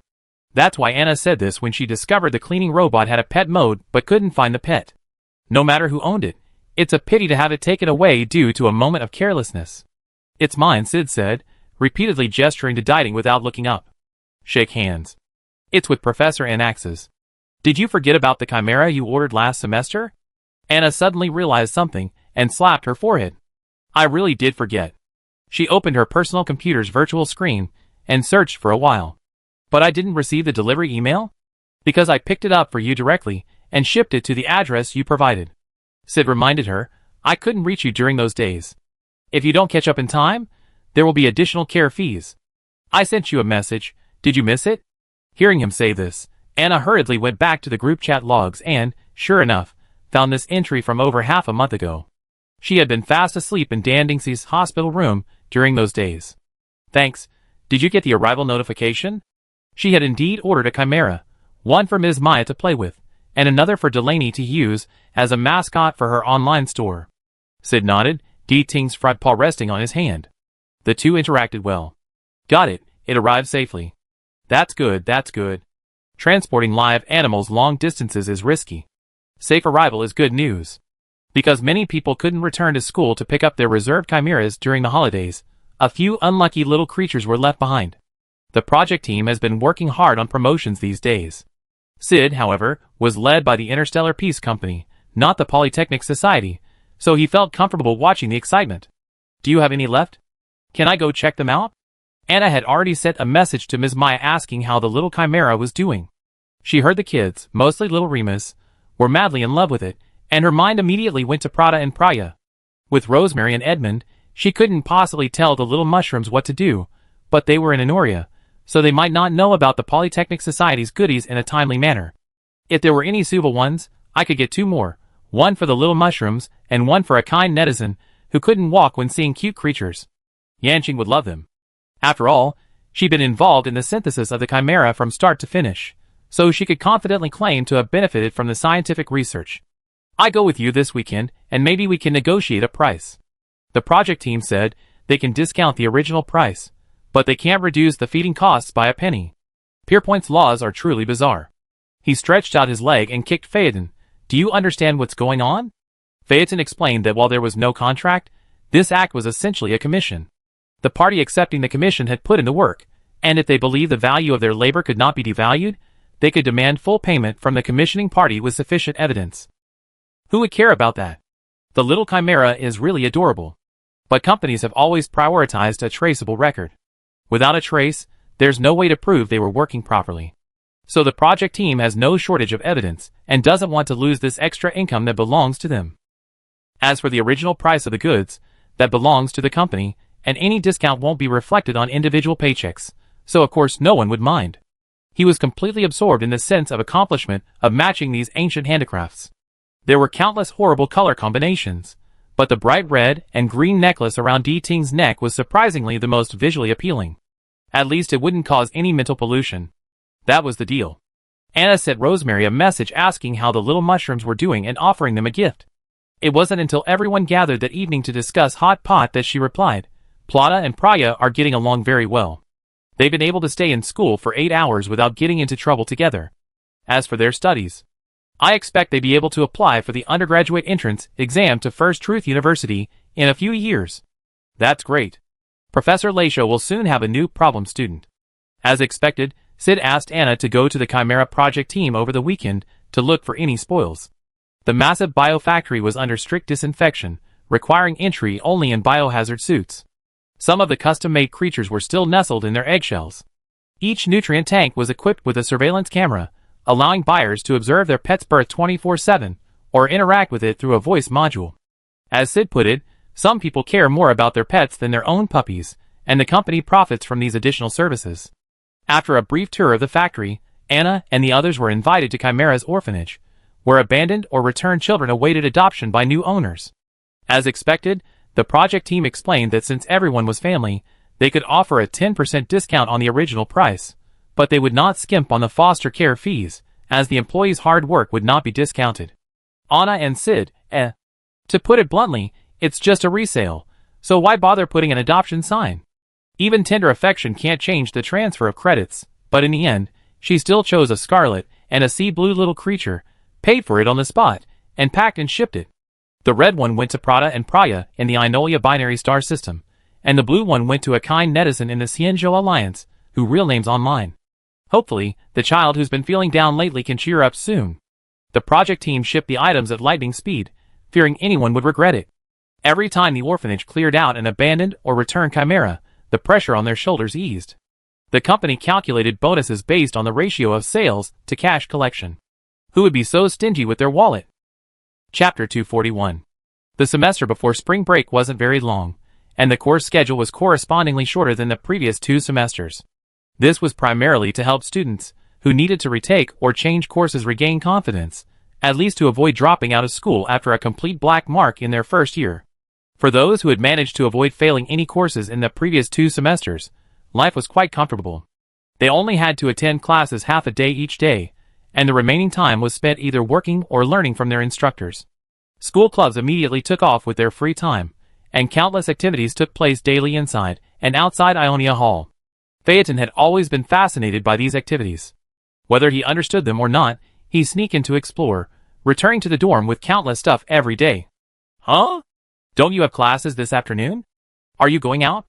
The man, carrying a cardboard box, entered the room to see Sid squatting, leashing his mechanical pet. Anna and Damon's, one in charge of tasting the food, and the other packing the snacks. Damon's had thoroughly mastered the new technology introduced from the immortal ship. He was packing flower-shaped bean paste snacks into a takeaway box, one by one, while Anna munched on them with a crunchy crunch. You're back? She finally swallowed her food, and Phaeton stepped forward, setting down the box and offering his hand. What are you eating?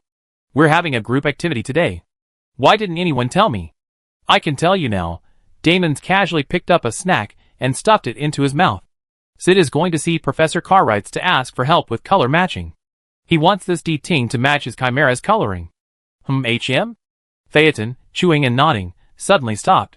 Sid is going to see Professor Cartwright's? He looks so much like Professor Anax's. Is that even possible? So that's why we're going out together, and bringing these snacks. Anna selected a few of the snacks that didn't fit into the box, arranged them on a delicate plate, and took photos. Before long, many of her Xianzhou friends in the chat group were lamenting loudly that someone had learned their secret. Phaeton tilted his head and blinked his large, cerulean eyes. But you haven't even mentioned the most important part yet. What about me? Could it be that he'd been unknowingly singled out by his roommates? You're not going. Anna looked at him in surprise and confusion. I remember you didn't have second period this afternoon. But no one specifically informed me.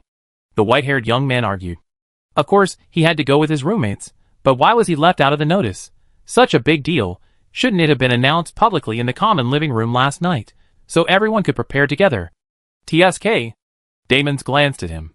Who was it that was crying and wailing yesterday about how difficult it was to get a professional qualification certificate? Did you even give us a chance to speak? The professional qualification certificate certified by the Polytechnic Institute is applicable to most galactic civilizations in the universe. Of course, the more prestigious the certificate, the more difficult the exam. Phaeton was the only one in the entire dorm who needed to take it.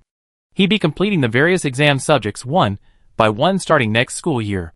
Some will be 2 years faster, others will be many years slower. Anyway, the textbooks and reference materials have already been collected, just waiting for those taking the exams to study hard. Last night, this guy got carried away and opened a random book, then howled in his dorm room for half the night, louder than a cuckoo clock. Oh, I see. Phaeton nodded calmly. Very well, then I start tomorrow. I hope tonight, my friend. Anna, having already unrolled her baton, tapped it twice in her palm with the air of a prison bully. You just asked for this yesterday. Phaeton, Last night, he tearfully begged his roommates for a helping hand. Sid agreed to help with the research, Damon's agreed to ask him what he wanted to eat first, and Anna agreed to give him some prompting if he slacked off. Yes, I had predicted what I had predicted. 12 hours after I made my vow, I was already putting off reviewing. The white-haired young man, tears streaming down his face, asked, Will I even make it to graduation? I can also give him first aid, my friend. Anna looked eager to try. I definitely wouldn't beat him to death, but I could beat him half to death, or even break his legs, and then heal them and let him run after he passed the exam. We're ready. Sid tested the length and firmness of the pet leash, very satisfied. Do you want to come with Phaeton? If not, stay in the dorm and study hard. D-Ting was curious about the little frog leash that had appeared on his body, circling and following it. I had to go anyway. I could put off studying until tonight. With Anna by my side, I was confident I wouldn't put it off any further. It looked like I really get beaten up. This thing, are you sure it's not intelligent? Having experienced 2 consecutive Imperial Wars, humanity now uses both the use and caution of machines and AI, fearing that Rupert III would suddenly appear. I'm not sure if it's from Pierpoint, but I'm more confident if it's from Xianzhou. They have very high standards for the craftsmanship of mechanical chips. Anna had actually witnessed how the industrial manufacturing company detected and destroyed machines that suddenly became intelligent. They were more worried about machine riots there than anywhere else, so any products they could sell were definitely flawless. Damons lifted the bag inside. Phaeton, the chances of little D. Ting becoming Rupert III are even lower than your chances of becoming the principal. The other 2 roommates nodded, acknowledging Damon's point. Whitehair lowered his head. Is he turning evil again? Anna nudged Sid with her elbow. Since last night, when he decided to take that law license exam, he already claimed to have turned evil 8 or 9 times. Sid shrugged and opened the door. It's okay. He's just evil, not smart. Hey! I can hear you. Phaeton glared indignantly at his roommates, who had already walked around him to the door. Damon's recent sighing made one wonder if he was experiencing hair loss. Are you leaving or not? Aren't you planning on coming back to study tonight? Oh! Okay, here we go. The 4 of them took a flying car to the dorms of Castorea and her sister, Perlucia. The journey took half a system hour. From behind the window, Perlucia spotted the visitor disembarking from the flying car. As the housekeeping robot chuckled to open the door, the 4 men walked up the steps and waved to her. Good day. Perlucia's wheelchair had been upgraded during the holidays, and seemed more suitable for all-terrain use. Anna and Damons hurried forward to present their gifts, while Phaeton, using his expert courtesy, engaged in a lengthy exchange of pleasantries. Anyway, this guy wants Professor Charites to help him. He really likes this little thing. He's almost treating it like a pet. In reality, D. Ting wasn't really a pet, but Sid insisted, so he even bought 2 leashes. Oh, I know about that. Professor Charites lives upstairs. I call her for you. Pelugia was intrigued by the gift they had brought. The pale golden fried food, its thin petals, like a slowly blooming flower, was filled with the aroma of food. The ingredients were top-notch, and the craftsmanship was superb. Soon, Professor Charites appeared before everyone. The graduate school dormitories are all 2-story, accommodating up to 8 people. If the rooms aren't full, it's possible to accommodate temporary visitors for a few days. Only 4 of Anna's group lived there, leaving 1 floor empty. This was probably due to her original fluid setting. Who knows? When the new school year begins, new students might be assigned to the school through the academic administration system. Hello, Professor. The 4 students sparsely greeted the pale golden lady. The moment Anna saw her, she immediately understood why Sid had sought her help with color matching. Some people are gifted with exceptional perception and empathy, which makes them unique in the art world. Professor Charites' gorgeous dress was neither frivolous nor overly formal, combining both decorative and practical qualities. While dazzling, it wasn't at all offensive to the eyes, and instead inspired deep respect and affection. Hello, we like to repaint this machine. We're planning to go with a mint green or similar color for the main body. We appreciate your advice. They had already agreed not to let Sid get in the way and upset Professor Cartwrights. That way, if Professor Anaxa asked, they could help Sid fend off his dear uncle. Professor Cartwrights was a tall, lithe woman with golden hair and beautiful green eyes. She subconsciously tilted her head slightly when listening. Anna particularly appreciated this golden style. Compared to Damons's, Professor Cartwright's gold was more approachable. Oh, I see. This cute little creature wants to change clothes? She gently walked over to D. Ting. The round-headed machine winked, and stuck out its tongue in a cute way. She spoke slowly, with a distinct melody and a distinctive pronunciation. Just by listening, one could tell she came from a respectable background and had received considerable education. Not through schooling, but rather through the upper-class habits passed down through generations of a large family. A similar situation was also observed with Edmund Inolia, who couldn't let go of his pride even in prison. Mint green is the main color, with light gold and silver edging, and some accent colors added in key areas to enhance the three-dimensional effect. What do you think? A few students came to ask for a small favor, but they were more interested in being friendly. Charit smiled and spun D. Ting around with his fingers. If you're okay with that, I give you the color code and you can mix it yourself. The rest of the color codes could be sent directly to the printer. Place the order before dinner, and D. Ting would have her new clothes after dinner. Of course, thank you. Sid muttered a thank you. Professor Charitz glanced at him, not bothering to argue with the younger generation about his elders. This kid at least knows how to show kindness in a roundabout way, and is much more likable than his aggressive uncle. Chapter 242. The graduate student dormitories randomly assigned by the academic administration system all have identical interior layouts, with the same panel construction and initial furnishings.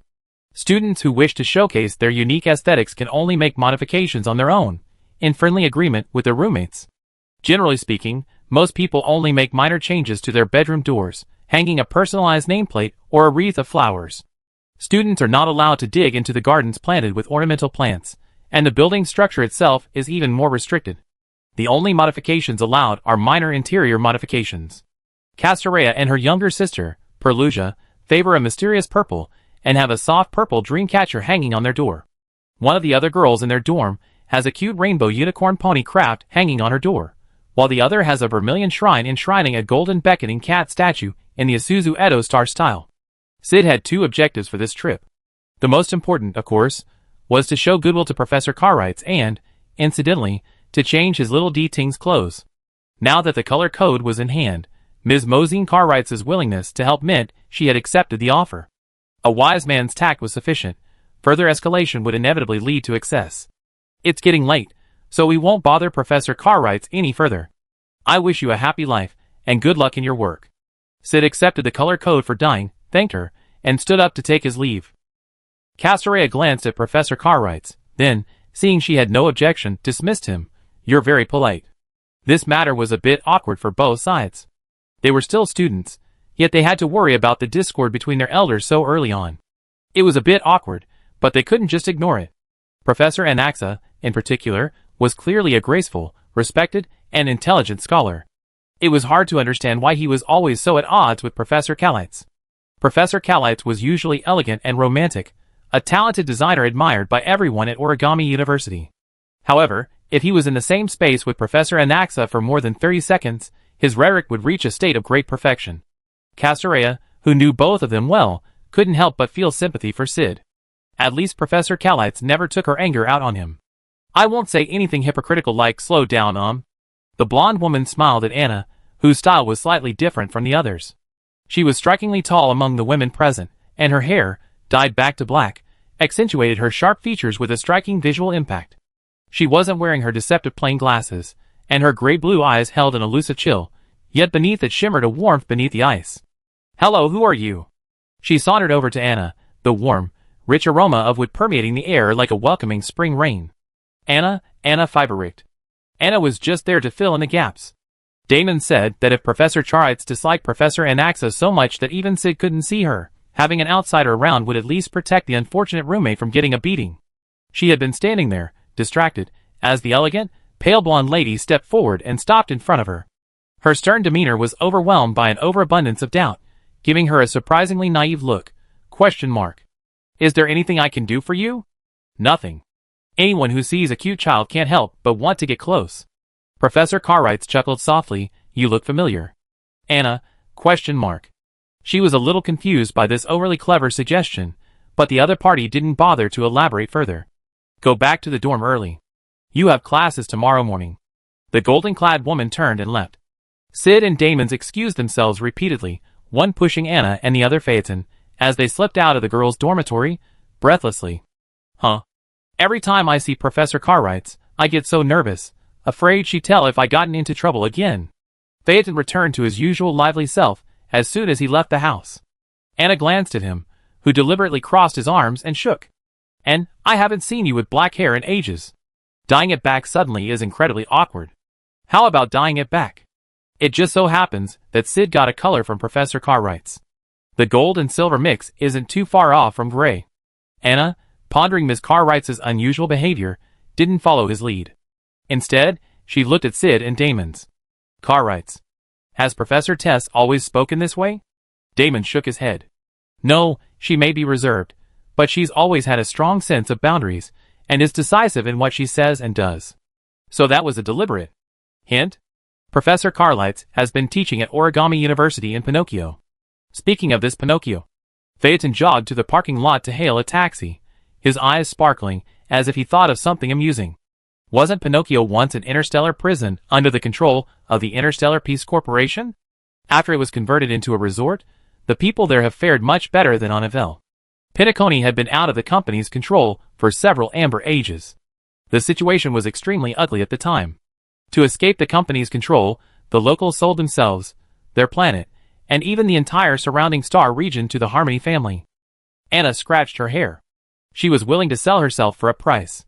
It was quite similar to the method devised by the Bopuk people. Wait, she was certain she hadn't seen Professor Cartwright in over a year, almost 2 years, but that didn't mean her original self had seen her.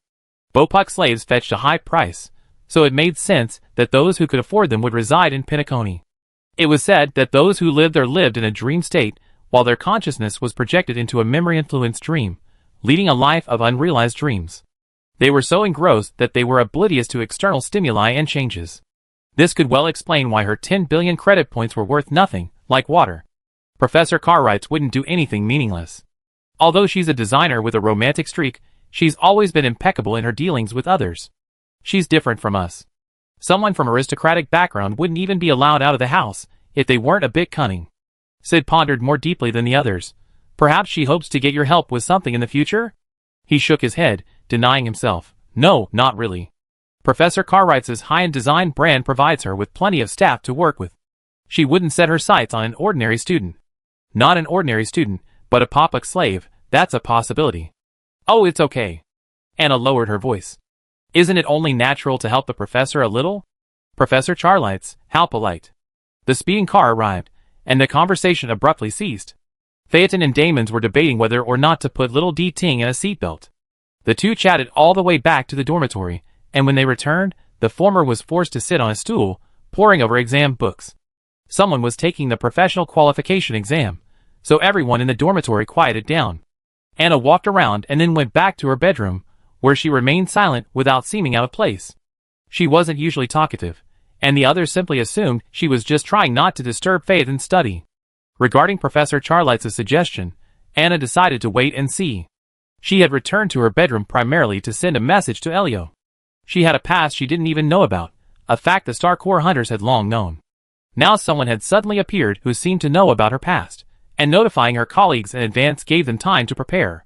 If she were to be exposed, her worth would likely rise even further. She wondered if it would cause trouble for others, but speaking out was better than keeping it a secret.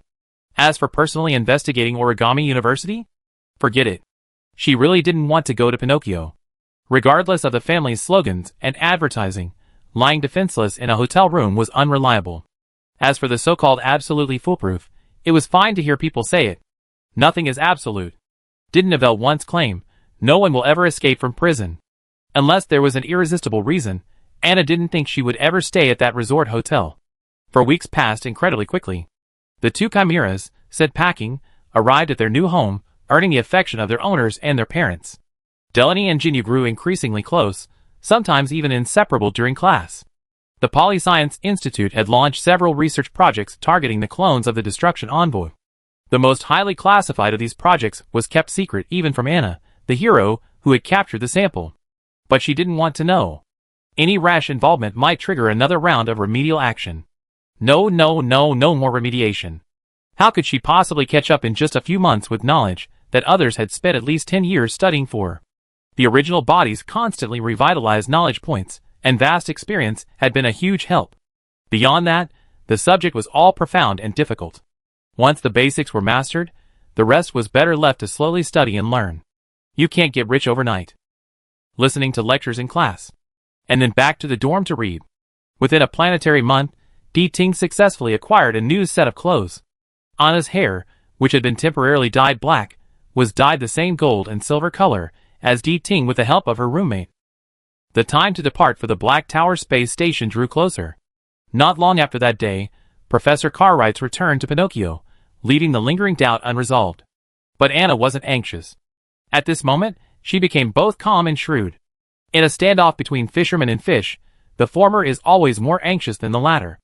As long as the other party has real information and needs her, the odds of success are always better. After all, she had already escaped prison, so she didn't have to take the blame or go to jail for someone else. Naturally, she wasn't particularly obsessed with her lost memories. As for whether Professor Cartwright would use it to threaten her. What a joke. Even at the very least, her original body had a starting value of 10 billion credit points. That wasn't 10 billion happy beans. Her actions were certainly worth that price. Even if you don't trust people, you can always trust credit points. Chapter 243.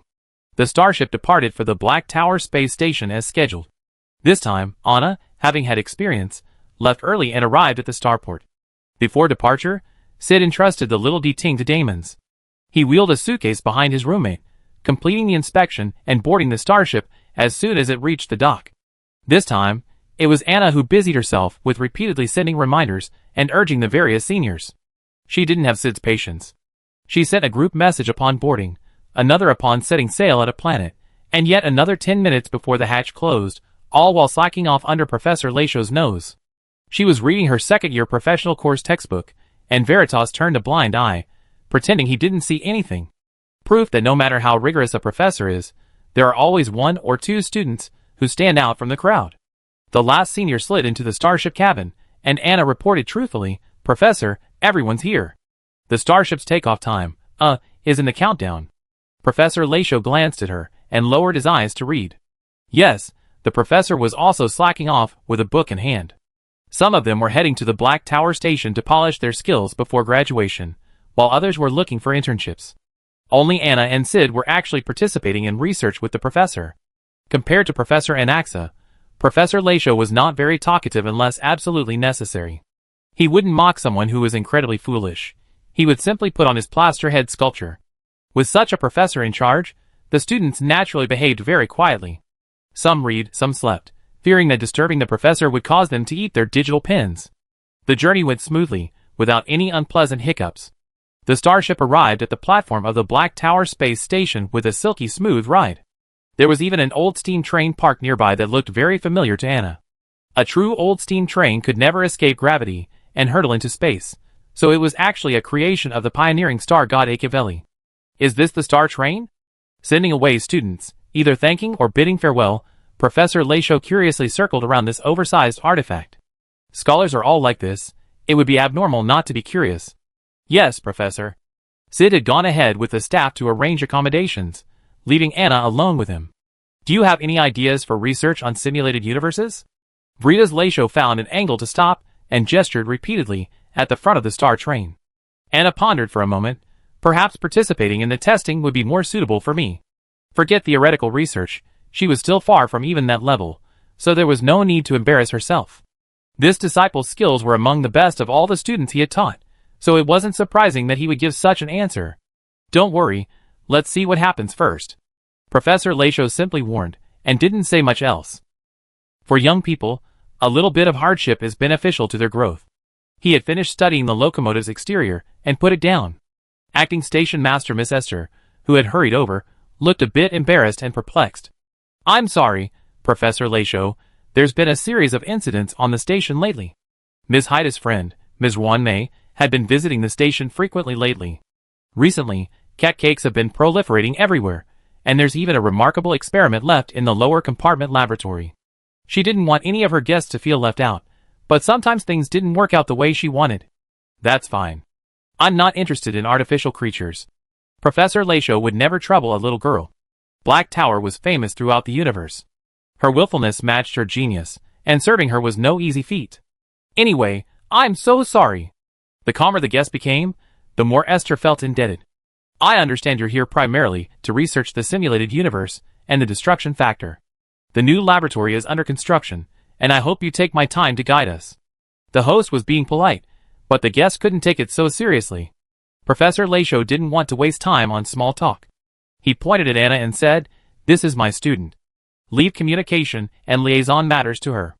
Anna, The professor's ideas for convenience are truly brilliant. Putting her in charge of communication and liaison, isn't it really to ensure that consensus can be reached when it's difficult to reach? That's great. Miss Febricate is an old friend of the station. The upcoming collaboration will surely make everyone happy. Esther's smile faltered. Professor Lachaud noticed, but he didn't question her directly. Not only did he not ask, he even flipped through the book he carried, making it clear he didn't want to say anything more. Anna, who was in charge of communication and liaison, said, "Thank you, Station Master, Esther." Why don't you tell me where we should stay first? We can talk after we're settled in? The professor's impatience was evident, and even the dumbest student could sense his concern. At this moment, nothing was more important than quickly arranging a quiet private space for him. Otherwise, he'd get angry, and she feared the rosy-cheeked station master Estelle would burst into tears. Okay.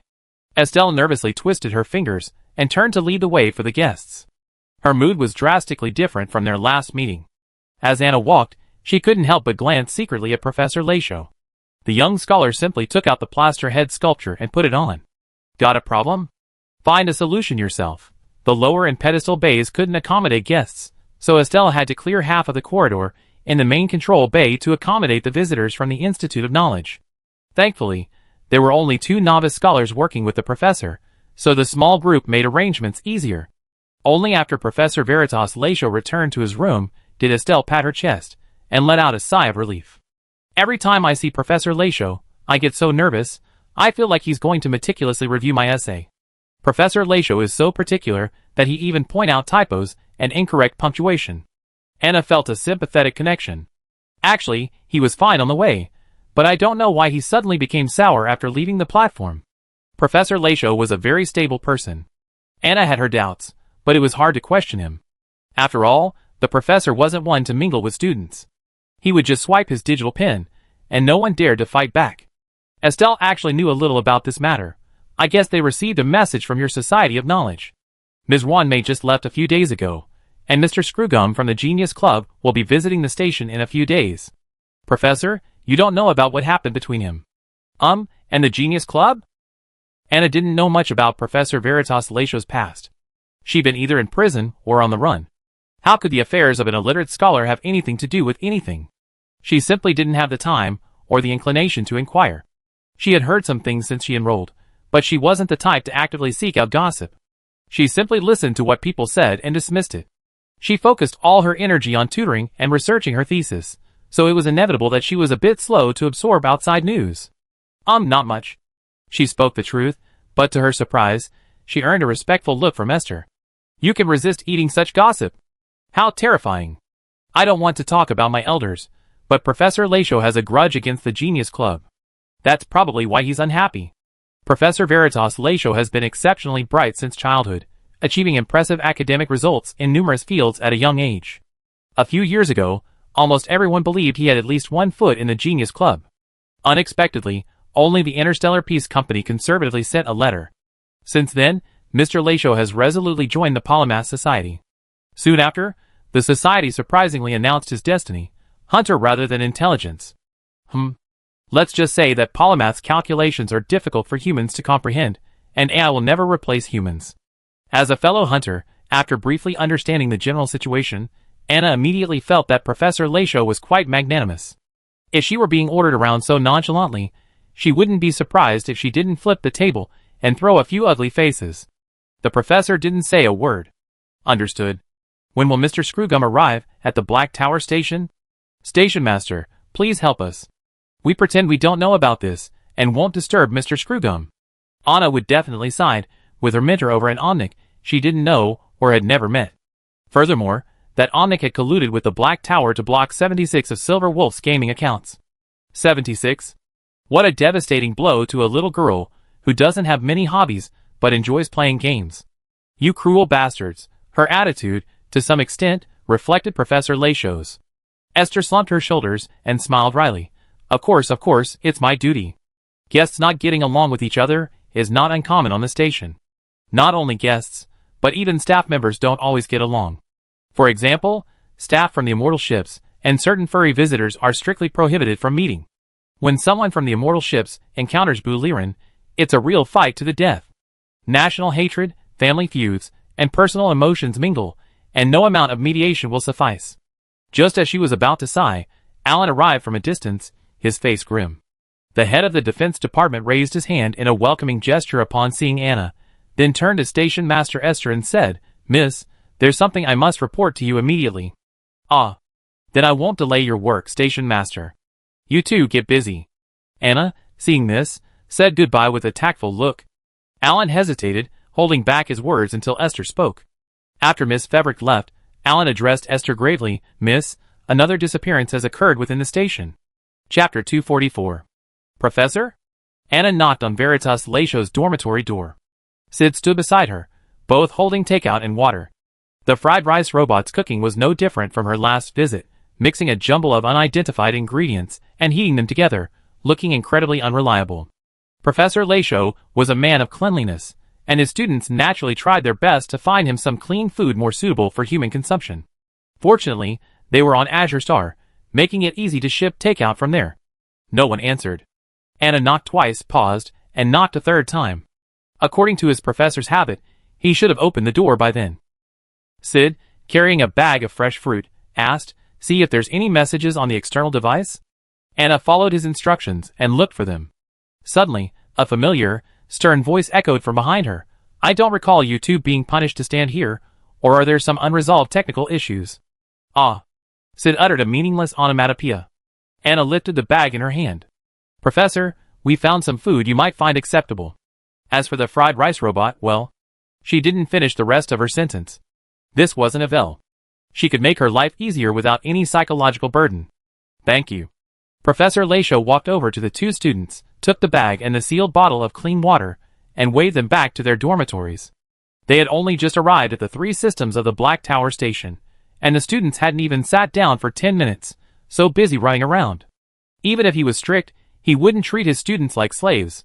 Anna and Sid said their goodbyes, and quietly slipped away, leaving the other 2 takeouts on the table in the former's quarters.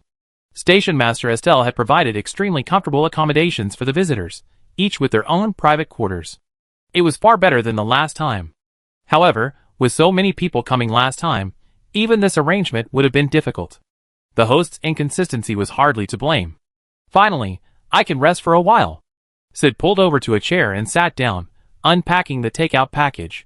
Opening it layer by layer, he found a white bread, a vegetable dish with olive oil, a pan-fried meat, and a complimentary bottle of freshly squeezed juice, well worth a high price.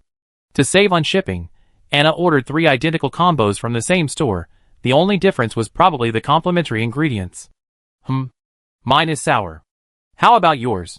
She opened the juice and took a sip, her features fluttering together.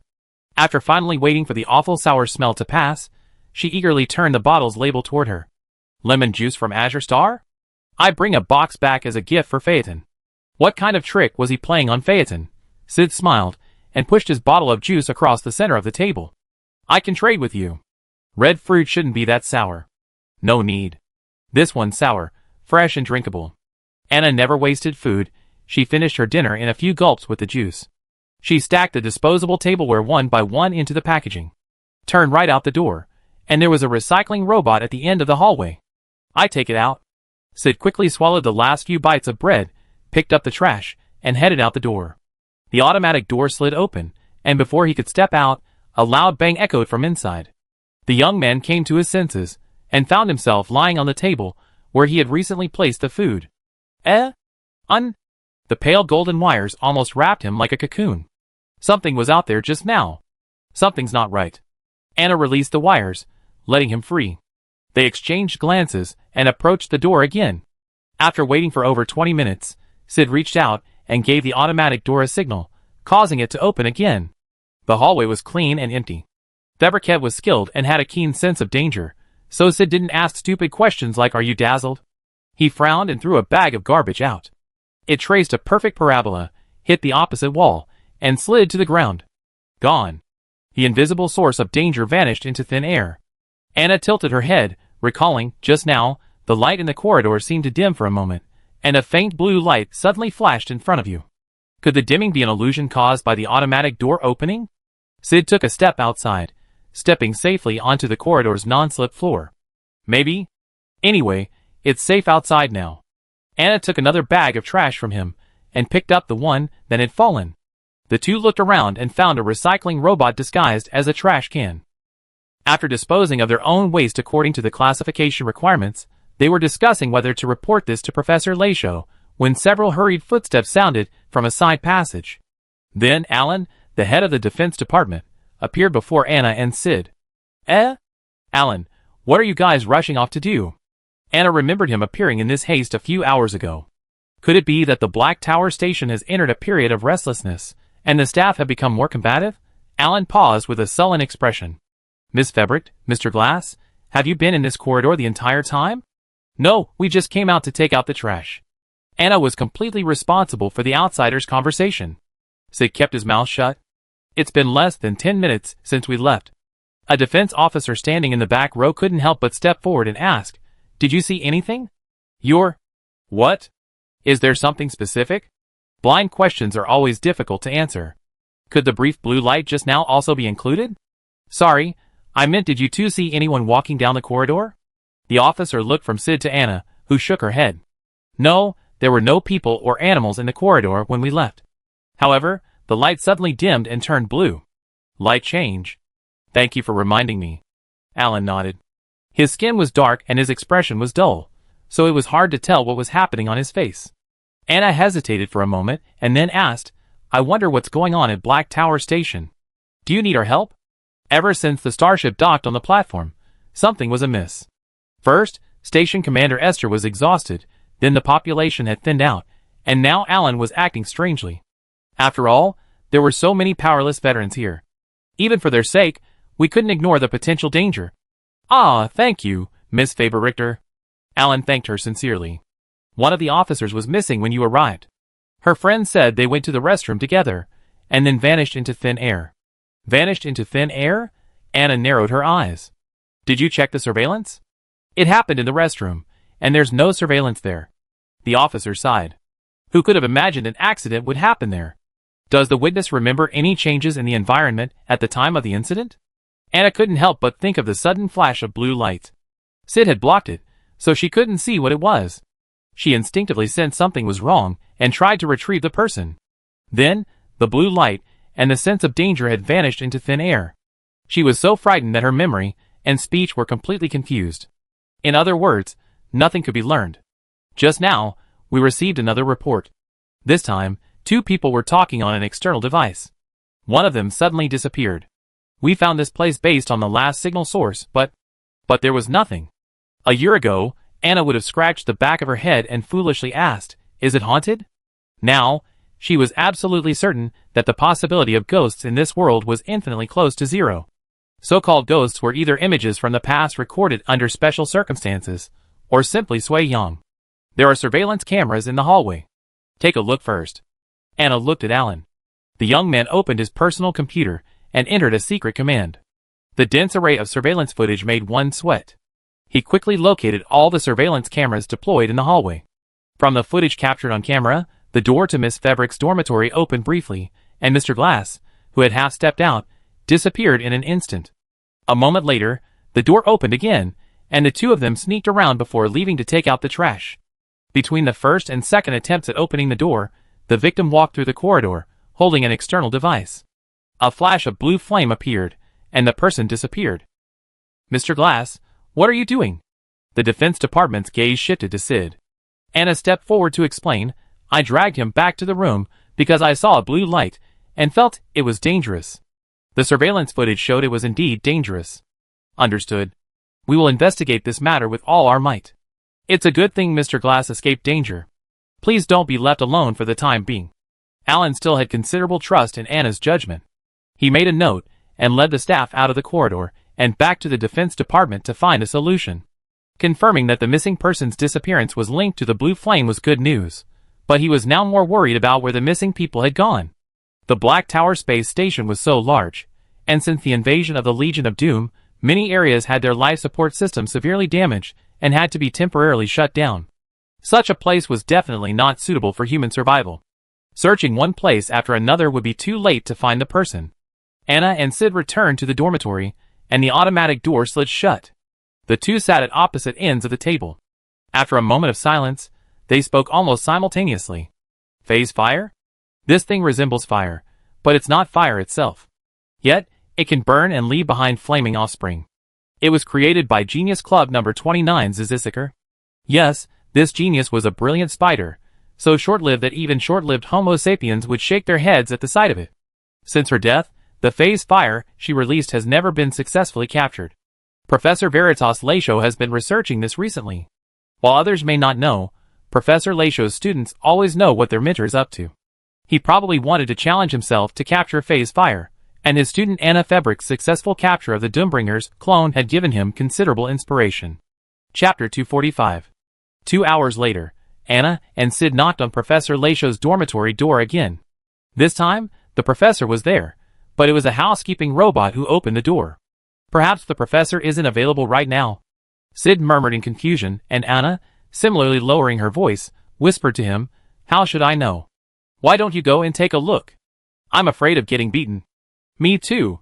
To avoid being slapped with a digital pen, no one moved. "You too. It's best to have external devices and email accounts that can't properly communicate issues that must be discussed in person." The professor emerged from the inner room still wrapped in a bathrobe, his blue hair dripping with water. "Ahem," Sid erupted in a deafening coughing fit. In comparison, Anna, a true woman, remained much calmer. "Come on." Anyone who spent a year in a gender-neutral interstellar prison wouldn't develop any curiosity about the opposite sex's body, let alone embarrassment.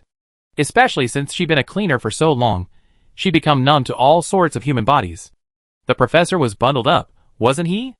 Only his hair was dripping wet. What else could that mean other than he'd been in the bathroom? "Well, Professor." She briefly described what had just happened in the hallway, then shared her and Sid's theories. "We suspect the Phase Fire is to blame, but why would it do that?" "Yes, why would it do that?" The young scholar raised an eyebrow. "I'm glad you two have learned to think and ask questions. It means you successfully transcended the realm of fools and idiots. Rather than simply plucking out chewed-over knowledge from others, exploring it yourself is more profound. The answer lies within the question." He walked around the room wrapped in his bathrobe. "Given the difficulty of this question, I can give you a little hint. Phase Spirit Fire is an extremely unique energy form. It possesses both a fiery side and a destructive side, yet it is not recognized by destruction." Anna's first thought was the Annihilation Gang. Yes, that holiday job had left a deep impression on her. What destruction loathes is not pure destruction at all. Nonix destruction exists for the sake of rebirth, while the Annihilation Gang's destruction is purely to satisfy human desire for destruction. But this was definitely not done by the Annihilation Gang, as they had already been annihilated by the Star Core Hunters, and they don't have the technology. Currently, no individual or force in the universe has claimed to have successfully captured Phase Spirit Fire, otherwise Professor Lachaud wouldn't be researching it. This man is inherently. He possessed a certain pride, and never competed with those of lesser caliber. The more popular the topic, the further he avoided it. In other words, the rogue Phase Spirit Fire didn't escape from Lady Black Tower's collection of curiosities, nor was it likely smuggled in by an outsider. It possessed the inherent ability to phase shift, and was most likely launched from a distance by a human. Neither Homo sapiens nor mechanical lifeforms could achieve this. Their different origins prevented them from even communicating. Fire demon? Sid considered a possibility. Fire demons are descendants of flame. They should be able to communicate with Phase Spirit Fire. Grand Duke Afrit of Hellfire. Anna suddenly thought of the name. As for the Fire Demon, he's most famous as the owner of the Eternal Fire Mansion, the enemy of the Annihilation Gang, and the scapegoat once favored by the Star Core Hunters. He didn't take the blame last time, so he could try again this time. Sid lowered his eyes and thought, if it's Grand Duke Afrit of Hellfire, why would he provoke the Black Tower Space Station? Provoking the Black Tower Space Station is equivalent to provoking the Interstellar Peace Corporation, the company that built and operated it. Visitors from all over the universe are also aboard the station. Is Afrit feeling his own death is too slow and wants to speed it up? Another destruction. But it's different from the various destruction I encountered before. Anna touched her chin. It feels a bit petty. Whether it was the raid on the Black Tower Space Station or the Luofu Danning Division, the Antimatter Legion was certainly hated, but their determination to fight to the death was particularly impressive. The act of releasing Phase Fire was more like that of a thief, slyly scheming in secret. Ruthless yet not quite ruthless enough, with an inexplicable air of cowardice. The contrast between the two was stark. But this precisely explains why destruction doesn't recognize him. Sid suddenly realized, ordinary fire demons don't have the ability to release Phase Fire on the Black Tower Station, and the real destruction wouldn't bother to do so. There was another point he didn't mention. Afrit was a well-known figure, with a strong territorial claim among the fire demons. Provoking the Interstellar Peace Company could be considered a form of destruction, a face-saving move for him. Psycho! Anna couldn't help but curse. If you have the guts, go to Pier Point and cause trouble. Why are you targeting the Black Tower Station? This is a collection of rare items, equivalent to the warehouse the Interstellar Peace Company built for Madame Black Tower.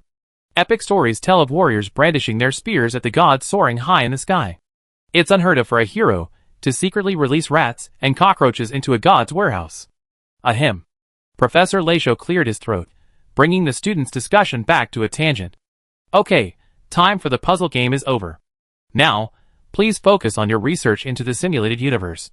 The problem had been solved, and the remaining operations became incredibly simple for the three present. So, Professor, you already seen through this farce, haven't you? Anna was a little worried about those who had been missing after being transported by the phase flame. What if that thing had misbehaved and thrown them directly into space? Professor Lachaud chuckled. I discovered that allowing you to travel has its benefits. He didn't give a definitive answer, but Anna understood. Although Veritas Lachaud was stern, he wasn't one to stand by and watch someone in need. Since he already been aware of this, he certainly wouldn't let the phase fire cause a fatality. But he hadn't informed the Black Tower Station management of this. That's a bit intriguing. Do you need my help, Professor? She blinked, and Professor Lachaud gave a coordinate. If you feel your work isn't filling up enough, take a look or two. This excitement should be over in a week at most. He really treated this as a bit of a fuss, probably wanting to see the excitement of the Genius Club. He was quite the tourist. Now, shut up, remain silent, and please, return to your rooms and rest. Professor Lachaud was genuinely pleased to see his students getting smarter. He dismissed the newbies with a rare affability, and returned to the bathroom to continue his bath. Anna and Sid were escorted out by the housework robots. They glanced down at the coordinates in their hands, and divided the work on the spot. Each of us can look after it for half a day, so it won't interfere with the research on the simulated universe. Sid thought of the star train parked on the platform. Why don't you go find the pioneer and ask him about the test content, or something like that? He didn't mention that Anna was planning to do the same, but she just didn't bring it up. Rove hadn't seen them again for just a few months. The universe is truly small. I go tomorrow, or the day after tomorrow, to monitor the lab's progress. The main reason was that the Polytechnic Institute took this matter very seriously, but Professor Lachaud hadn't even bothered to ask. As a close student, Anna could only bow her head and patch the loophole for him. Just like Sid had to clean up Professor Anax's mess. Her idea was a good one, but she didn't understand Professor Lachaud well enough. She returned the next day from work, and before she could find a reason to visit, she learned from Sid that a Black Tower doll had gone missing from the station. So what if it was missing?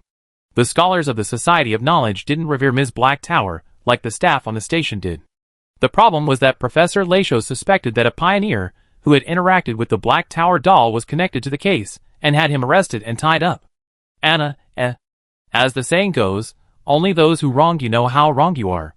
The professor's approach to his research was so original, it wasn't something anyone could come up with. Well then, I just pretend I don't know about this for now. She didn't know what to say. On one side was her current mentor, and on the other, her former colleague. It would be difficult to choose either side. She'd better wait, and see how things develop. I thought so too, which is why I came to you as soon as I heard about this. Sid hadn't known about Anna and Cheong's former relationship. He simply thought she and the nameless guests were friends. In this situation, he couldn't just stick his neck out and show up. The professor must have a purpose for doing this. Students should avoid impulsive inspirations, or they might cause a disaster that would be difficult to deal with. The two of them met, exchanged information, and then went about their business. Today, Screw Gum came to the Black Tower space station, and the professor took the pioneer away without a word. I'm going to the database to monitor the system and run the data. Sid found himself a job that didn't involve seeing anyone. Anna said she could go to the cabin to count how many KPIs the phase Spirit Fire had achieved today. How the hell does the Duke of Hellfire communicate with this thing? The cabin is almost full. I replace you in 12 system hours.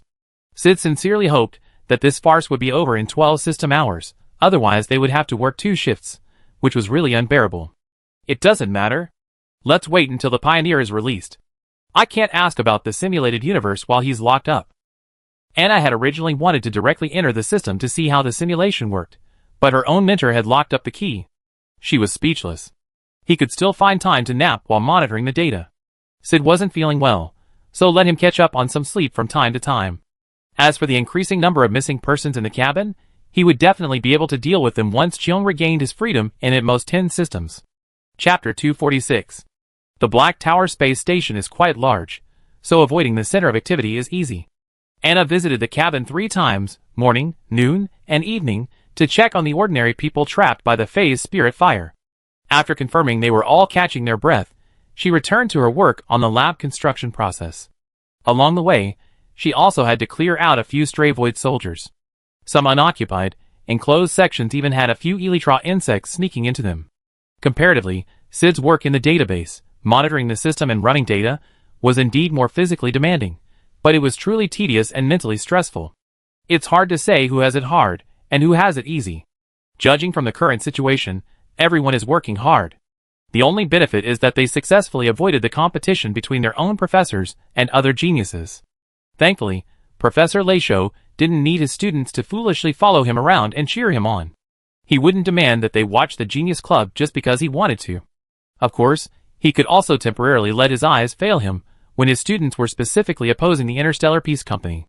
He was currently intrigued by the person who had used his body as a container to seal the star core. With the star core sealed within him, no matter how one considered it, this creature's underlying code was quite different from that of ordinary carbon-based lifeforms.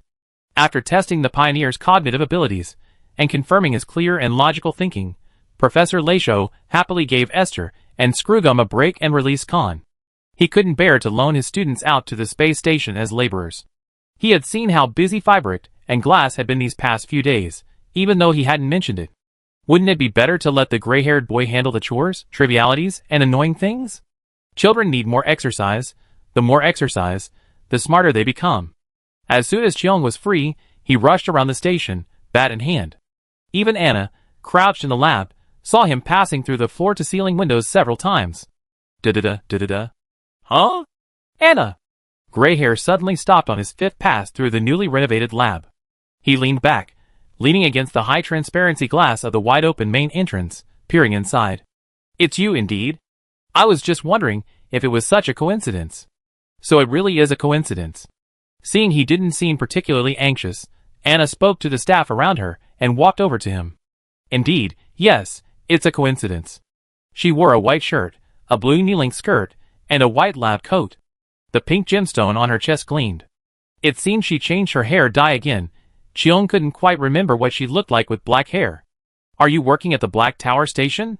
Cheong swung the bat over her shoulder and greeted him cheerfully. After returning from Luofu, Dan Hung suddenly felt wary of Anna for some reason, but he figured it was okay. Someone who always carried candy in their pockets to feed children couldn't be that bad, no matter how you looked at it. Anna, as usual, pulled out some snacks and fed them to him. The Knowledge Society and the Genius Club are collaborating, and the Immortal Boat Alliance has also joined.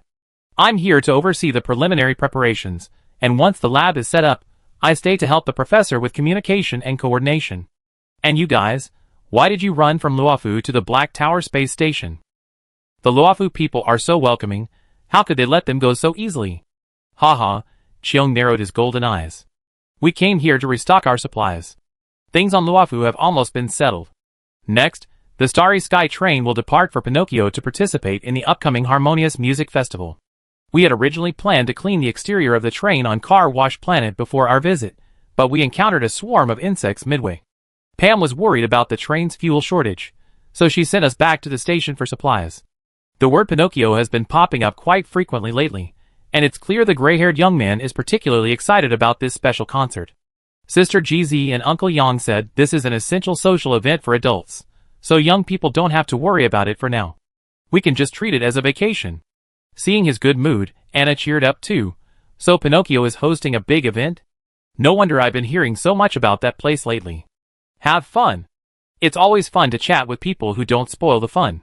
Cheong took the bat off his shoulder, swung it back and forth in his hands. Yeah. Thanks for the good wishes. Seeing that Anna still had things to do, he started to leave. He took a few steps and then stepped back. Anna! She had already turned around and looked back toward the corridor. Anything else? No, nothing. The young man scratched the back of his head, looking away with a hint of guilt. Well, the lower deck will be undergoing maintenance for a long time. You mustn't go over there. Although, anyone who saw this elegantly dressed scholar would find it hard to imagine her being associated with the Star Corps hunters. Just like now, even knowing her agile skills, Cheong couldn't help but banish those images of strength from his mind. Ronay's research included not only the chewy and soft cat cakes, but also the giant bug that nearly bit him to death. Although it only existed for a little over 50 seconds, it was also a breeding order, so it was best not to disturb it if possible. Ordinary clerks couldn't access the lower level, but Febrick had used the lab there before, so it was possible she stumbled and accidentally. Oh, okay, thank you for the heads up. Anna truly had no idea what was in the lower level. She was already incredibly busy, keeping an eye on the innocent clerks constantly being thrown into the cabin by the phase fire, while also keeping an eye on the lab construction. If Cheong hadn't reminded her, she wouldn't have even remembered the Black Tower station had a lower level. Cheong, feeling perfectly attentive, picked up her bat and continued searching for any traces of the phase fire. The giant bug had exploded, but the missing clerks hadn't been found yet. What was the point of missing them? Galaxy Batman wouldn't leave his mission halfway. At the very least, he had to find them. Huh?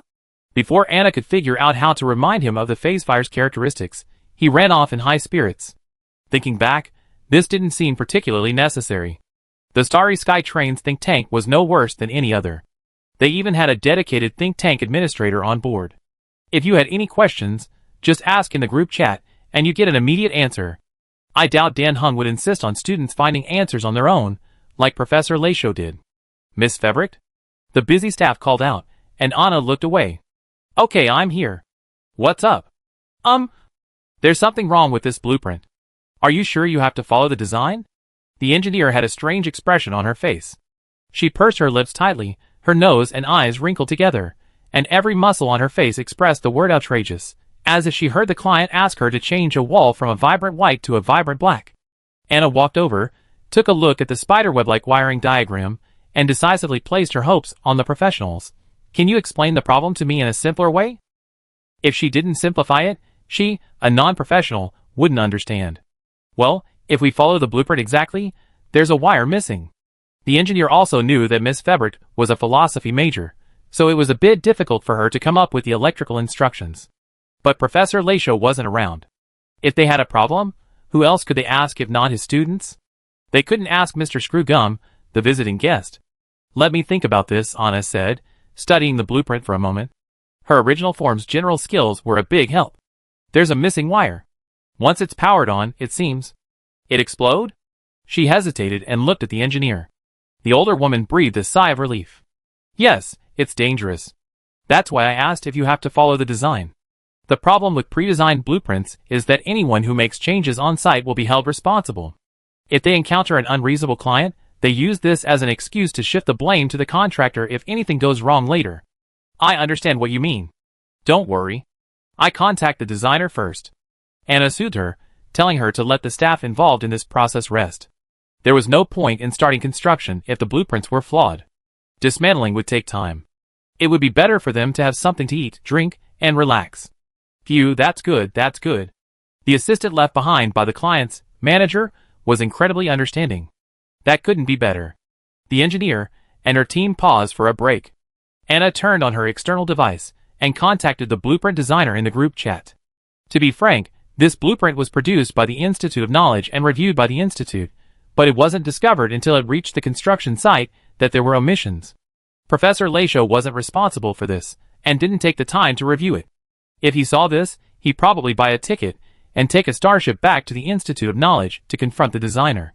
Shameful, Anna wasn't familiar with the designer, a senior electrical engineering professor. Considering his age, she took a photo of the blueprint and marked the missing lines before sending it to him. She then sent the original blueprint to Blade, asking him what to do. It was a paid consultation, and the Institute of Knowledge would cover the costs. The unfamiliar old professor wouldn't answer any questions, like her own mentor, regardless of the content. Anna, anticipating this possibility, felt no qualms about referring the work to her colleague. Mr. Blade, who had nothing else to do, spent just 20 minutes optimizing the blueprint, essentially changing it beyond recognition. Despite the pitiful changes, the engineer's eyes widened upon receiving the revised version. He couldn't help but walk over to Anna and pat her chair. Did the designer send the wrong drawing, submitting the first draft as the final? Or did the instructor, in a fit of anger, accidentally send the wrong student's graduation project? Anna weighed the pros and cons, then smiled. The signatures are different. The second copy is another scholar's revised draft. Okay, so this is an internal matter within the Boji Society. The engineer wisely stopped asking questions and stood up to get back to work. The new design is great. It saves labor and materials, and its energy efficiency is even higher than before. You can tell the designer's skills have changed. Anna, of course they're different.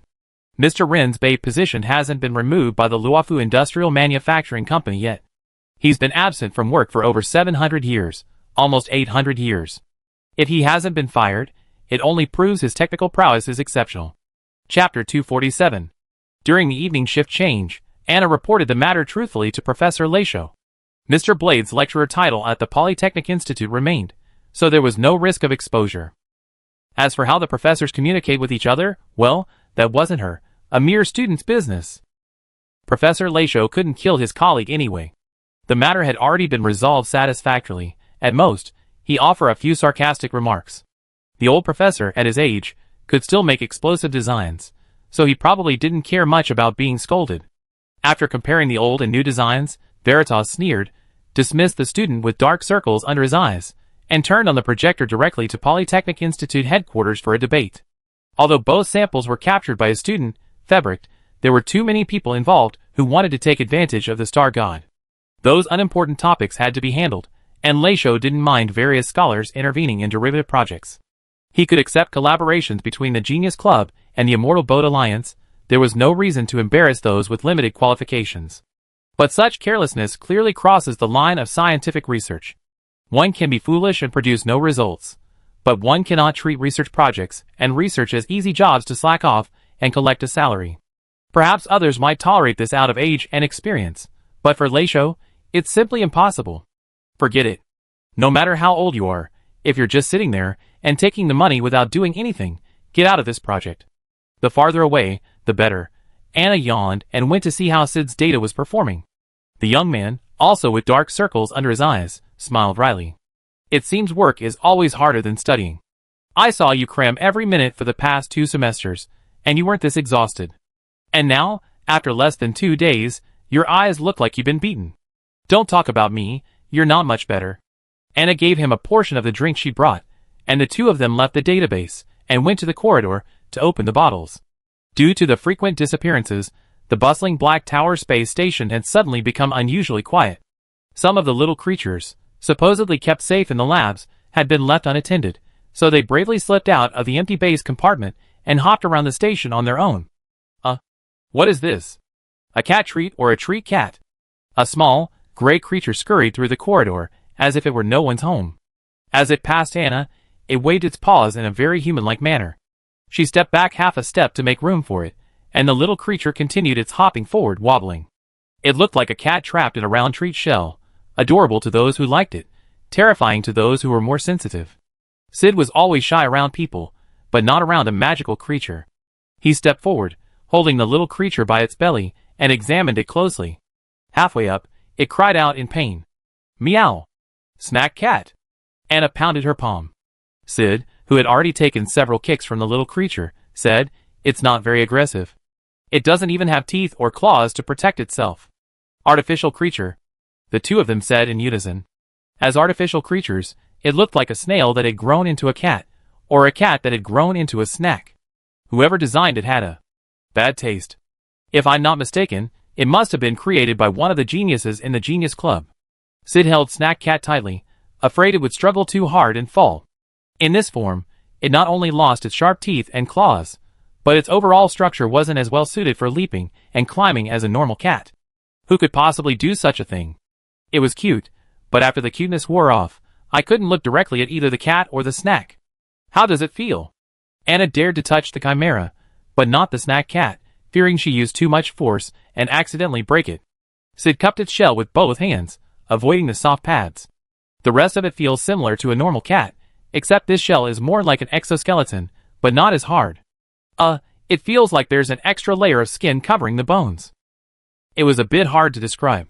Seeing it truly didn't want to be carried, Sid bent down and placed the snack cat on the hallway floor.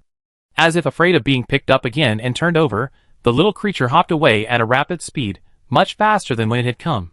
Looks like we scared it. Seeing it jump so fast and stumble over the carpet folds, Anna couldn't help but shake her head. Soon, the snack kingdom of the space station will be filled with terrifying horror stories. Like someone walking down the street and suddenly being grabbed and manipulated by a mysterious giant? Sid chuckled. That's not impossible. This way, they stay in the lab and stop wandering around, and they won't be in danger anymore. Anna laughed. Come on, I treat you to takeout. Hopefully, all your troubles will have vanished by tomorrow. That would be wonderful. Sid rubbed his eyes and went back to sign out. Anna waited for him for a few minutes before they returned to the main control section. The next day, the troublemakers weren't as responsive as expected. Not only that, but even Professor Lachaud had vanished. Even if he'd been teleported away by the phase fire as a KPI, he could have easily returned through the dimensional portal. Anna, knowing from external equipment that her professor was safe, didn't bother worrying about it. There was still a lot of work to do in the lab. The design had been revised, and the corresponding equipment needed to be changed accordingly. The good news was that Mr. Blade was meticulous, and had already sent the instructions last night to save the construction team trouble. The bad news was that Miss Esther, the acting station master of the Black Tower space station, had suddenly appeared in the cabin where the phase fire had been holding the hostages. The teleported personnel dated back to the day the starship docked on the station's platform. All of them were in a coma. Anna had to assess their condition one by one, ready to pry open their mouths with a spoon and feed these unfortunate souls supplements. 3 or 4 days have passed. Even if one could survive without food and solely on fat, water is still necessary. This is a space station in deep space. Failure to maintain hydration could be fatal. After checking to make sure Miss Esther was alright, Anna gave the first few personnel transferred in some saline solution mixed with glucose. After checking that no one was seriously injured, she transferred them to the still under construction laboratory. The engineering team worked overtime last night, and with the help of machinery, they rerouted all the piping in just one night. Miss Febrick arrived just in time with the new designer's blueprints, and everyone quickly established the partitions. Once the next team arrives and finishes their work, we just have to wait for the equipment to arrive. This drawing is excellent. Even less skilled builders can follow it without thinking. It's much better than the previous, vague, and unclear design. The engineer couldn't let go of the design, which Mr. Blade had outlined in red, and kept touching it over and over again. She hadn't had such a satisfying job in years. She sincerely hoped that future designers would work to this standard, so that the downstream processes would be so grateful that they worship him. Anna smiled at her sheepishly. I asked an experienced person to help with the revisions. He's a quiet person, so I'm sorry I can't give you his contact information directly. This wasn't pretentious. Mr. Blade, over 800 years old, didn't bother young people, but his constant invitation to enjoy the beauty of the other side made it impossible for him to collaborate with anyone other than the Star Corps hunters. The engineer sighed regretfully, and gave up on the idea of finding a partner. Miss Febrick looked to be in her 20s, and her elders were at least 40. Adding the word old to her age would likely mean another 20 years. In the interstellar age, people generally marry late, meaning that elderly people ideally would be in their 60s. Even if someone dared to do it, she wouldn't dare ask. At this moment, the emergency bell on her external device rang. Anna hurriedly checked the message. It was Professor Lachaud, asking her to check the cabin indicated by the coordinates to see if anyone had been left behind. So, while we were chatting, the professor had already solved a problem that had plagued the entire space station for days. Sorry, I have something else to do right now. We talk later. She hurriedly said goodbye to the engineer, and hurried off to search the cabin. Not only did she search the cabinets under the table, she even opened the storage box of the recycling robot standing by the door.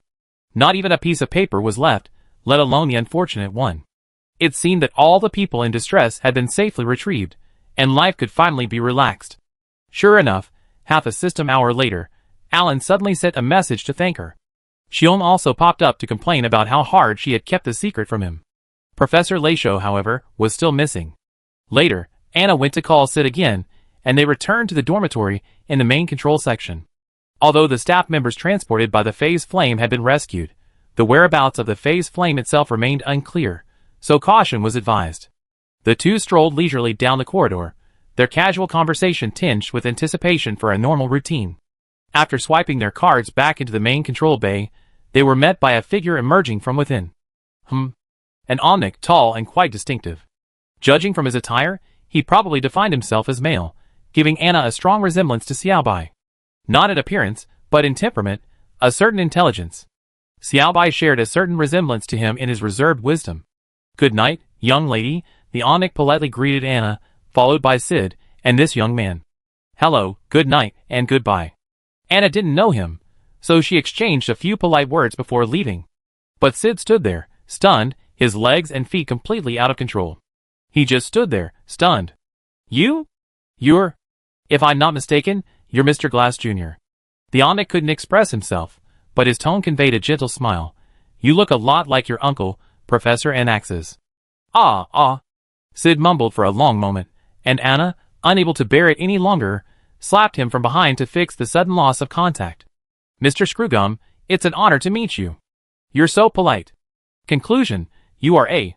Young scholars, curious yet self-controlled, I'm deeply honored to meet you both. He nodded to Anna. Madam, your beauty and wisdom remain as strong as ever, a real delight. Anna, This Omnic knew the original, they interacted before. Goodbye. Screwgum seemed to have something urgent to attend to. He gently walked past the two young scholars, and whispered to the frowning girl standing there, perhaps the answer you seek has never left its original location. The resort of Pinocchio is a place for exploration. Anna turned to watch his receding figure. Pinocchio again? Chapter 248. Speaking of which, who on earth is Pinocchio? Why is he being talked about everywhere these days? After Screwgum left, Anna kept frowning at his back. Sid thought she was particularly curious about the machine monarch. Don't be fooled by his seemingly easygoing nature. Did you choose the modern history of the universe? There's an entire chapter dedicated to how Screwgum forced the Interstellar Peace Corporation to abandon its plan to exterminate the Omnics. The modern history of the universe is divided into 3 volumes. The second volume contains 8 chapters, 2 each for the 2 Imperial Wars, and 1 for Screwgum alone. Some scholars believe he is most likely the incipient Rupert III, but no one dared to step forward to verify it. Provoking an emissary of intellectual, what's the difference between that and courting death? I signed up for the class, but haven't taken it yet. I put it off until second year. Anna looked away. Do you have any information on this person? Yes, but not much. I asked Damon through you, he have it. Sid pulled out his external device. Anna shook her head. No, I asked myself. We all live in the same dorm, and this isn't a difficult question. Why bother asking someone else with roundabout questions? She quickly pulled out her device and requested a call. Seeing this, Sid could only regretfully and slowly put the external device back into his pocket. Mr. Screwgum seemed to have said something to you just now. Can we discuss it? Damons didn't respond for a moment. Sid chatted casually with Anna. She shook her head. He wished me good health. I think he's got the wrong person. Sid, huh? You're telling me the ruler of Screw Planet, the envoy of intelligence, who single-handedly saved the lives of most Omnics in the universe, a member of the Genius Club. Could he have mistaken someone? What were the odds? Since Anna said that, it meant she didn't want to discuss this topic any further. Sid immediately moved on to something else. I can go over there tomorrow and take turns monitoring the lab with you. We check the database every 4 system hours, and each check will take about half a system hour. All the data should be ready for export by tomorrow afternoon. That's great news. The lab is almost ready, the engineer said. The engineer was talking to Anna before she could explain what he was talking about. Damon's voice came from the external device clipped to her shoulder. And Phaeton. Requesting communication so late, what's wrong with the station? He used the word again with great skill, and Phaeton's voice, like a mantra, could be heard reciting something. Sid and I are fine. There was a minor issue with the station, but the professor has resolved it. We saw Screwgum. She quickly pulled the external device away from her ears. Phaeton's howl was deafening. Screwgum. Star God. Do you have an autograph, dear Anne? No. And you aren't that close either. I didn't have time. I try when I get a chance. Considering the researcher's mental state is always a concern, Anna gave a perfunctory response before continuing. Damons, do you have any historical materials related to Screwgum? Yes, I send it to you right away. A few booms came from the external device, and then Phaeton went silent. Soon, Damons ended the call and sent a compressed file. That's right, a compressed file. Anna spent about 3 seconds sympathizing with Phaeton's beating before unzipping the file on her personal computer. Suddenly, a dense mass of file names appeared before her eyes. The computer wasn't freezing, but her human brain was. I take a look at it later when I have time. She rubbed her brows, turned off the virtual screen, put away her external devices, and said to Sid, where were we just now? Just now. We were talking about the engineer. Sid took a few steps forward, and Anna nodded and followed him. Yes, engineer, there's a problem with the design provided by the Boise Academy. I had someone revise it, and I made some minor adjustments to the lab layout. I haven't had time to discuss this with you yet. We have to go to the lab together tomorrow. The engineer said the plumbing is complete. Next is some foundation installation, and then we wait for the equipment to arrive. Finally, once the tools arrive, our main work will be complete. The Interstellar Peace Company contributed the bulk of the lab costs, the Boise Academy provided the brainpower and effort, and the Xianzhou Alliance provided a team of staff. You have to remember that the company previously avoided Xianzhou in such cutting-edge fields, fearing they would learn something. Anna would say that's unnecessary. Isn't it better to have someone to help lead the way and overcome difficulties?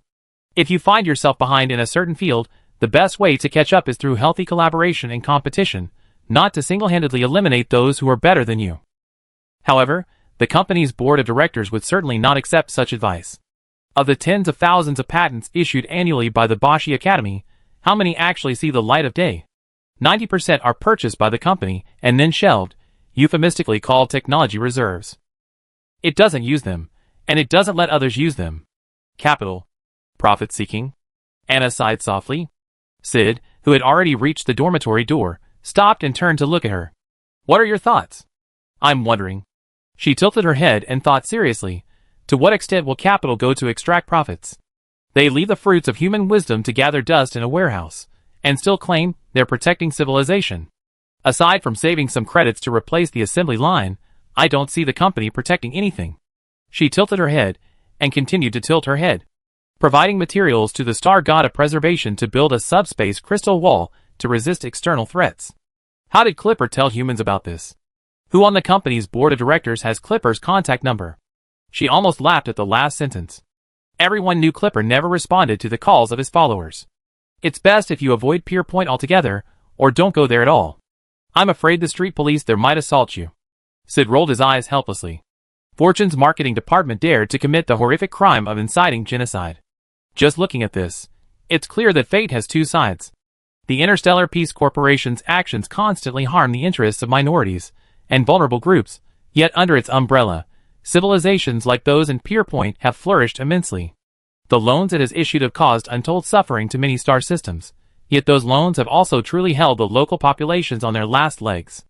Isn't this a ready-made example? Tell me more about it. Anna was somewhat intrigued by the idea of two sides, and Sid wasn't in a hurry to return to the dorm to rest. The two of them sent another communication to Damon's requesting historical materials on the star gods, then stood in the hallway analyzing them one by one.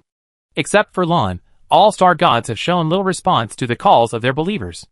But each star god's destiny does indeed contain both positive and negative aspects. Anna held up a scribbled piece of paper, with multicolored arrows flying everywhere.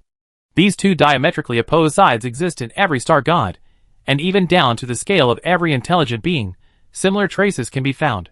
At least from the case of the Interstellar Peace Company, we know that religion is born from man, not man from religion. The thick notebook in Sid's hand hinted at the direction of his thesis for next year. Star gods are a collection of beliefs, but not entirely. To a large extent, it's because believers impose their own expectations on the star gods that the many manifestations we see are brought about.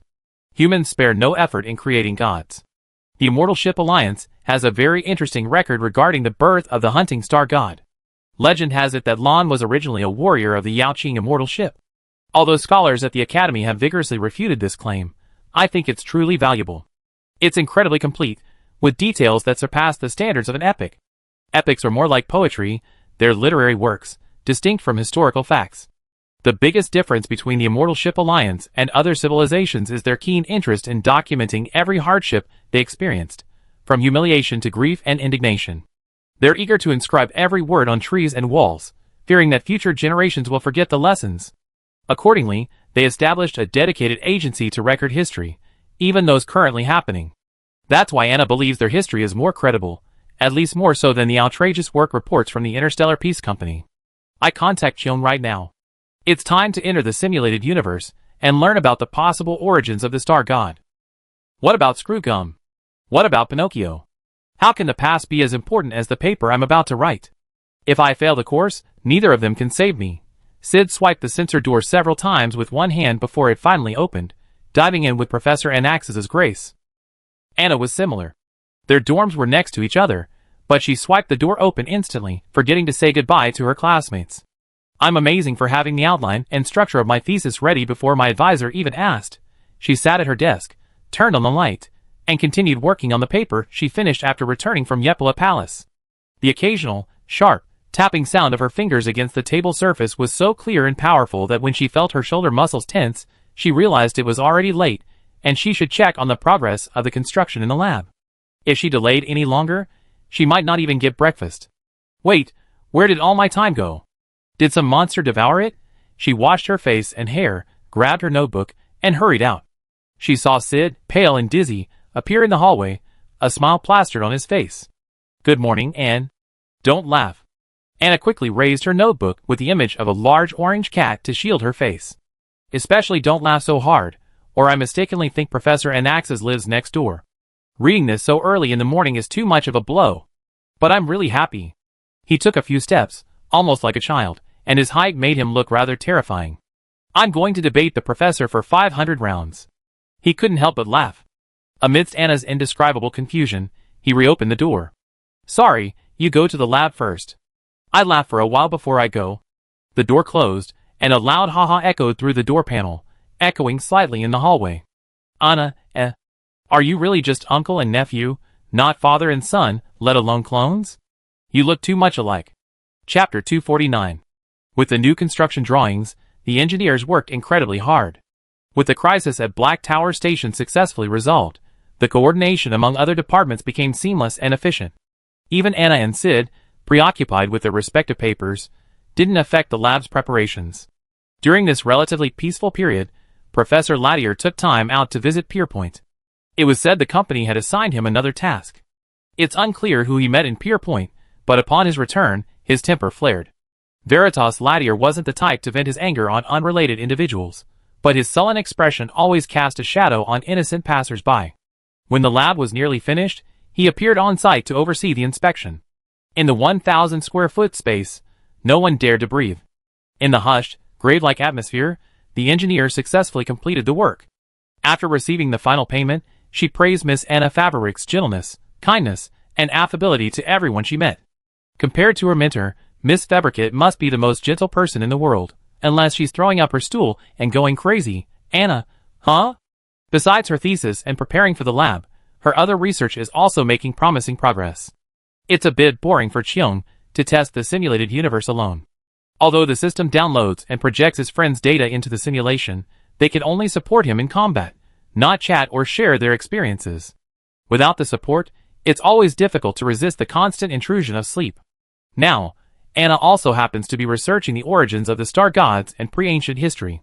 She said she invites scholars she knows to help in the future. Cheong was so happy he nearly somersaulted on the spot. Even if those scholars were frail and powerless, it didn't matter, he could chat while beating monsters, and it wouldn't delay the test. We set up an exploration anchor point here. If you need anything urgently, you can project directly here, or even teleport. But we're worried about technical issues, and fluctuations in data values during the teleport. If you're not an unknown guest, you won't be blessed by exploration and might experience dizziness, vomiting, and other discomfort after landing. It's not recommended unless it's an emergency. Cheong stood in front of the system, dragging his flaming spear, poking and clicking to add test subjects. The simulated universe system was essentially a holographic game. The subjects' physical data and behavioral habits would be scanned and recreated in the system's simulated environment. They would walk along a fixed route and, through various choices, test the star god's possible reactions. This reaction was specific to Cheong. Madame Black Tower had determined that his unique constitution would easily attract the attention of higher beings. Anna accepted this well. She could easily observe Cheong and touch upon the star god's possible consciousness. Only humans with a strong will could bear such a heavy burden. I don't have much time to stay at the Black Tower Station all the time. I only come to check when the simulation system is updated. This is a long-term study. No one expects to reach conclusions in a day or two. You have to understand that Sid painstakingly compiled so much data and comparison charts over the past few days, but in the eyes of these geniuses, they only serve as a comma. Many things are inherently illogical and unfair. The two of them muttered to themselves about the system, and a circle of light emerged from Anna's feet, slowly moving upwards. The second test subject's information appeared in the system. Oh my god, your numbers are insanely high. Out of politeness, Cheong glanced at her and immediately looked away. Anna turned off the screen and changed the subject. Really? I do exercise regularly. Would you like me to introduce you to a weightlifting partner who does 5 kilometers of orienteering every day? It's not surprising that the same person's physical values can vary significantly between exercise and non-exercise. She wasn't working out in the library, after all. Only winged humans are suited to walking and reading. However, Cheong politely declined Anna's enthusiastic recommendation of a weightlifting partner, saying he'd rather play games or try some indoor activities with his friends on the train. He hesitated for a long time, and Anna rolled her eyes. It didn't matter. Miss Jeezy and Mr. Walter would take action when they got fed up. It just so happens that the system was updated not long ago this week. Everyone was so busy with the missing persons case that they hadn't had time to simulate the universe. Better to be early than late. Let's go in and take a look. Ms. Blacktower said Mr. Screwgum came here to simulate the universe, and I guess there'll be a major update soon. Cheong desperately tried to avoid a 5-kilometer orienteering run on the Starry Sky train. He hurriedly activated the program. White light spread from the point directly in front of him. After it disappeared, a simulated space station appeared before him. Anna lowered her head, opening and closing her hands repeatedly. The yenya that should have been stored in the space button was simulated bit by bit, as if printed. Even the weight was identical to the real thing. The black short staff automatically extended to more than a person's height. She swung it behind her with her backhand and took a few tentative steps forward. If she hadn't known ahead of time that this map was created using holographic technology, she would have had a hard time figuring out exactly where she was. The system extracts fragments from my memories to generate various environments, so it displays the places I've been to. Cheong felt a little embarrassed. Only then did he realize that this thing was a little too personal. Showing it out so openly was a bit strange. Luckily, the system only captured superficial memories, so it wouldn't reveal anything he didn't want to see. Anna, oblivious to his rare teenager's anguish, took a few steps along the air wall at the edge of the map. Upon hearing him say this, she said calmly, "Then try to visit more places. I come back after the system is updated." Hee hee.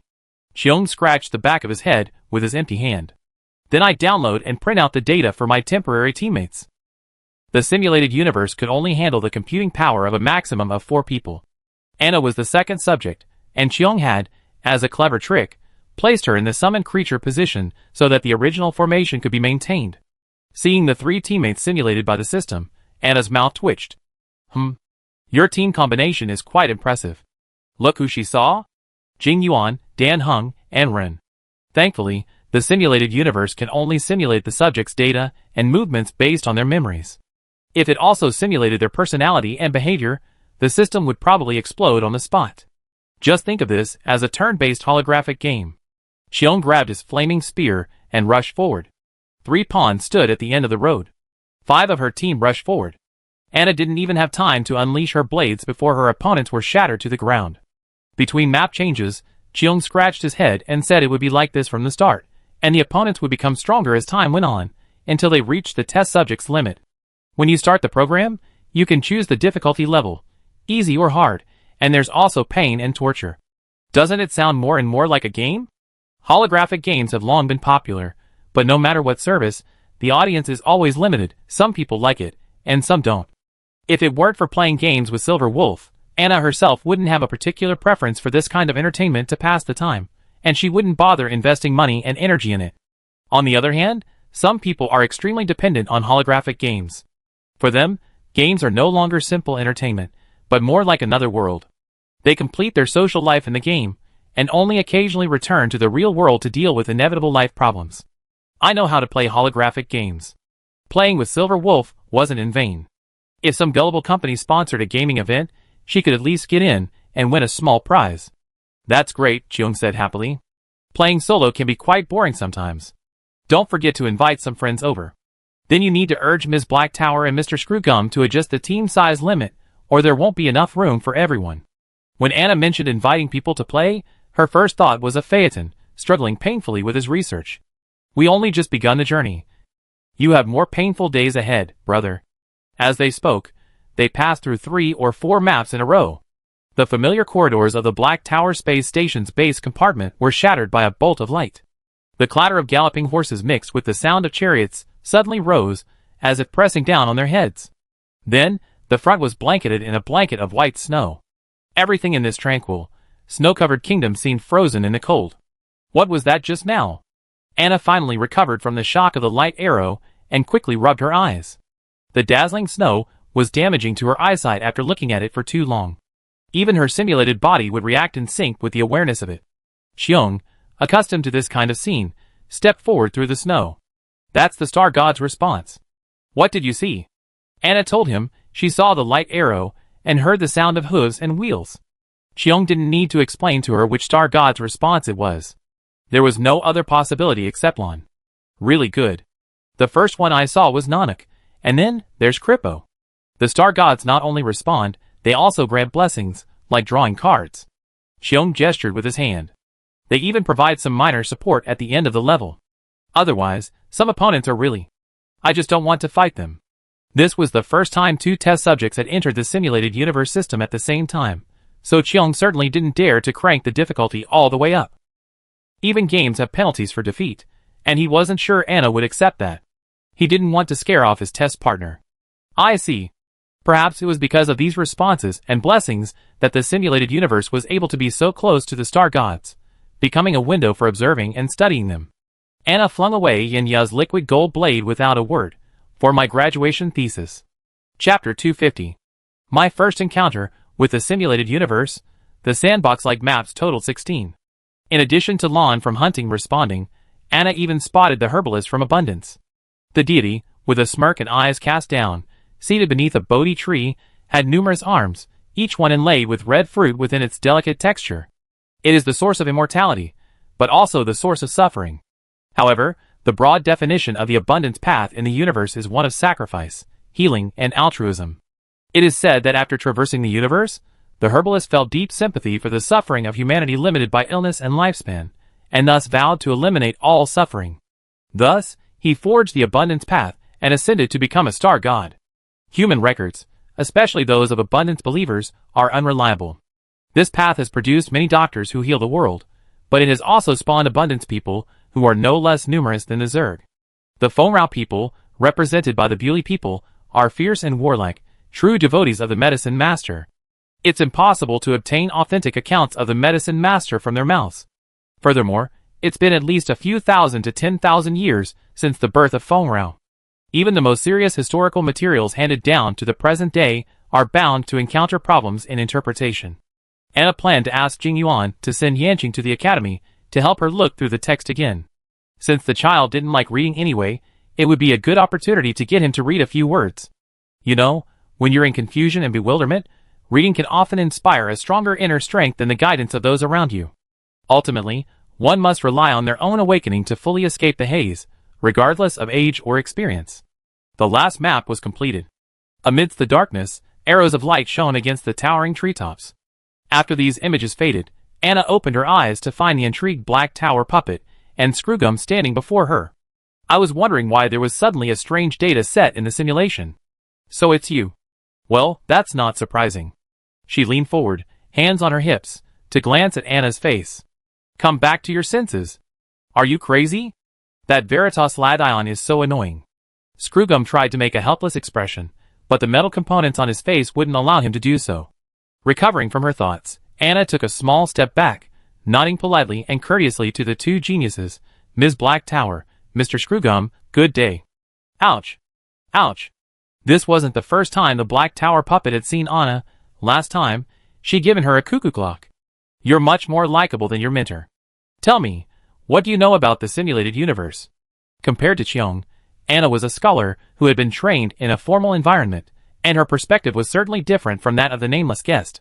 Black Tower wanted to collect more data, so naturally, her words were polite. Yes, that was Ms. Black Tower's version of politeness. Anna was never quick to speak. She lowered her head, pondered for a moment, and then slowly spoke. Unlike the nameless guest blessed by exploration, after entering the simulated universe, I needed time to adjust to the new projection. But those who walk their destiny are protected by their own paths, so hunting responded to me. But after that, abundance appeared. My thought is that destiny may not be the fixed path we imagine, nor are destinies two parallel lines on a flat surface. They resonate and intersect, manifesting in the multifaceted nature of the destiny walker.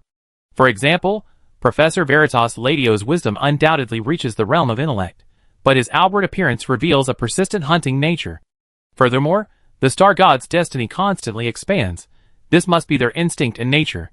To maintain their existence, a broad destiny is surely more difficult to seize or tear apart than a narrow one. If this speculation continues, then one day a conflict among the star gods will inevitably occur. One god is destined to fall, and a new destiny will inevitably be born. Here, we can also use the hunter as an example. Lan was originally born to seek revenge against the medicine master. It can be said that revenge is the core of the hunter's destiny. But looking at the vast majority of hunters' destiny walkers in the universe today, almost all of them are motivated by the pursuit of fairness. Whether for themselves or for others, some seek fairness in life, some seek fairness in death, some seek fairness in education, and still others seek fairness in resources. When people discuss the fate of the hunter today, they subconsciously perceive them as a group of romantics who pursue fairness. Isn't this a kind of broadening of destiny? The gods protect intelligent beings, and the intelligent beings' understanding and expectations of themselves in turn influence the gods. Precisely because of this, star gods often exhibit anthropomorphic aspects, and their actions often unintentionally lead to diametrically opposed directions. This does not mean that star gods are necessarily born from intelligent beings, but rather that the power born from the collective consciousness of intelligent beings may be no less powerful than the existence of star gods. Indeed, no wonder Leisho brought a newbie like you along. So, you really don't plan to work at the Black Tower station? The Black Tower puppet had clearly gotten the inspiration it needed. Even as she warmed up, Anna remained polite and vague. I don't have any plans for employment yet. Haha, I don't even know when I graduate. TSK, dogmatic little fussy guy. She snorted and left impatiently, probably anxious to verify something. The helplessness emanating from Screwgum was almost impossible to ignore, but that was the way Black Tower was, as were all geniuses. They never stopped their pursuit of knowledge and truth because of others' opinions. If you two have no other advice, may I take my leave? The sight of Screwgum reminded Anna of Xiaobai, and thinking of Xiaobai inevitably reminded her of Edmund. Thinking of Edmund made it hard for her not to dwell on the fact that he had sold her out.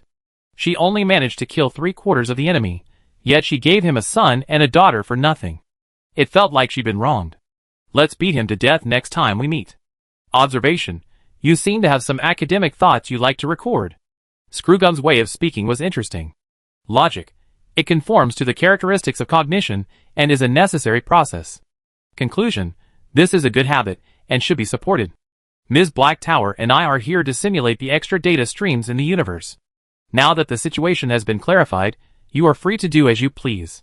Anna is not an Omnic nor a member of the Black Tower space station. Even if Black Tower and Screwgum were geniuses, they couldn't command her. She only obeyed the orders of her mentor, Veritas Leisho. Thank you for your understanding. See you later. Miss Febricott forced a polite smile and left without hesitation. The moment she left, the puppet came to life, clattering away. Xiong asked several questions before releasing him. After Grafer left, the puppet folded its arms and glanced at its research partner. Do you know that little one with the dyed hair? She was always straightforward. Screwgum raised a hand. A delicate mechanical butterfly had perched on its knuckles. It's just some past, but I think she's now opened a new chapter in her life and doesn't need to be confined to the shadows of the past. The butterfly's wings, made of various parts, were engraved with intricate patterns. A closer look revealed that they were the natural patterns created by the interlocking gears. He moved his finger, and the butterfly, as if startled, fluttered off, landing beneath the modern, curved steel dome of the Black Tower space station. Humph, so that's how it is. Ms. Black Tower chuckled as if she had thought of something. No wonder they're so stubborn. I never been rejected twice before. That race has always been like this. They've been stubborn for hundreds of years. As long as they haven't died out, they'd probably be stubborn for hundreds more. It's a pity that they haven't yet produced individuals like you and me.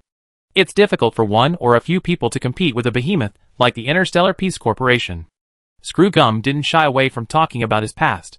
The Onyx terrified organic life, led by humans. For a long time, these two different life forms engaged in a protracted and desperate struggle.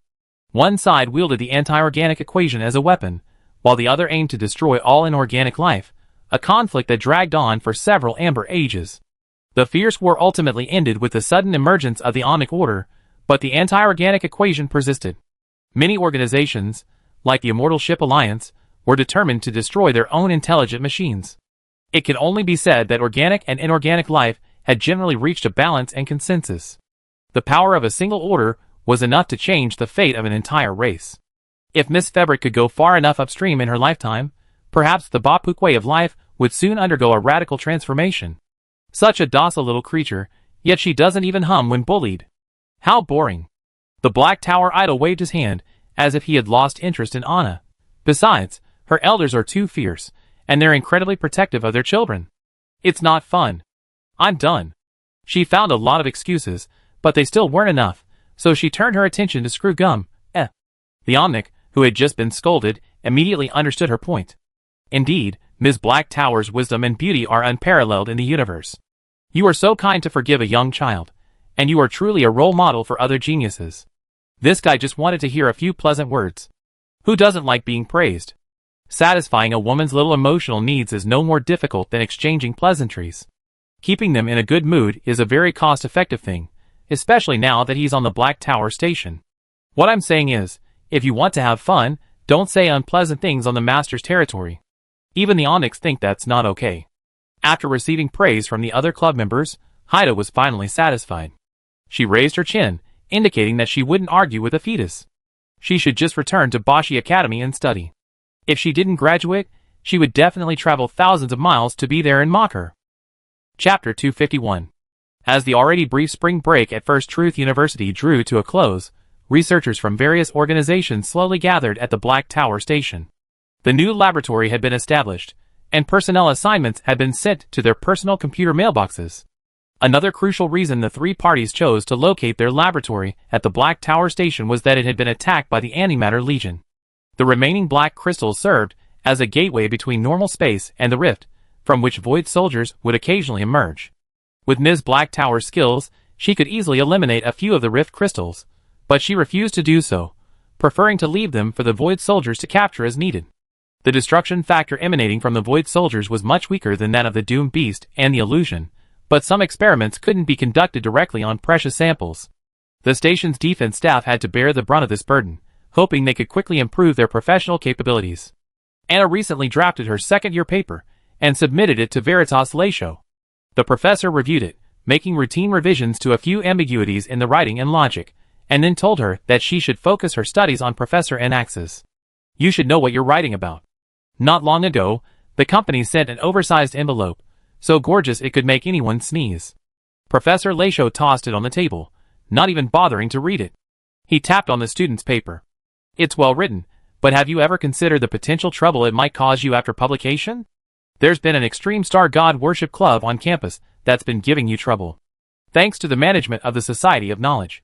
Well, it's mainly thanks to the help of your roommates that you've been able to escape trouble and enjoy peace and quiet.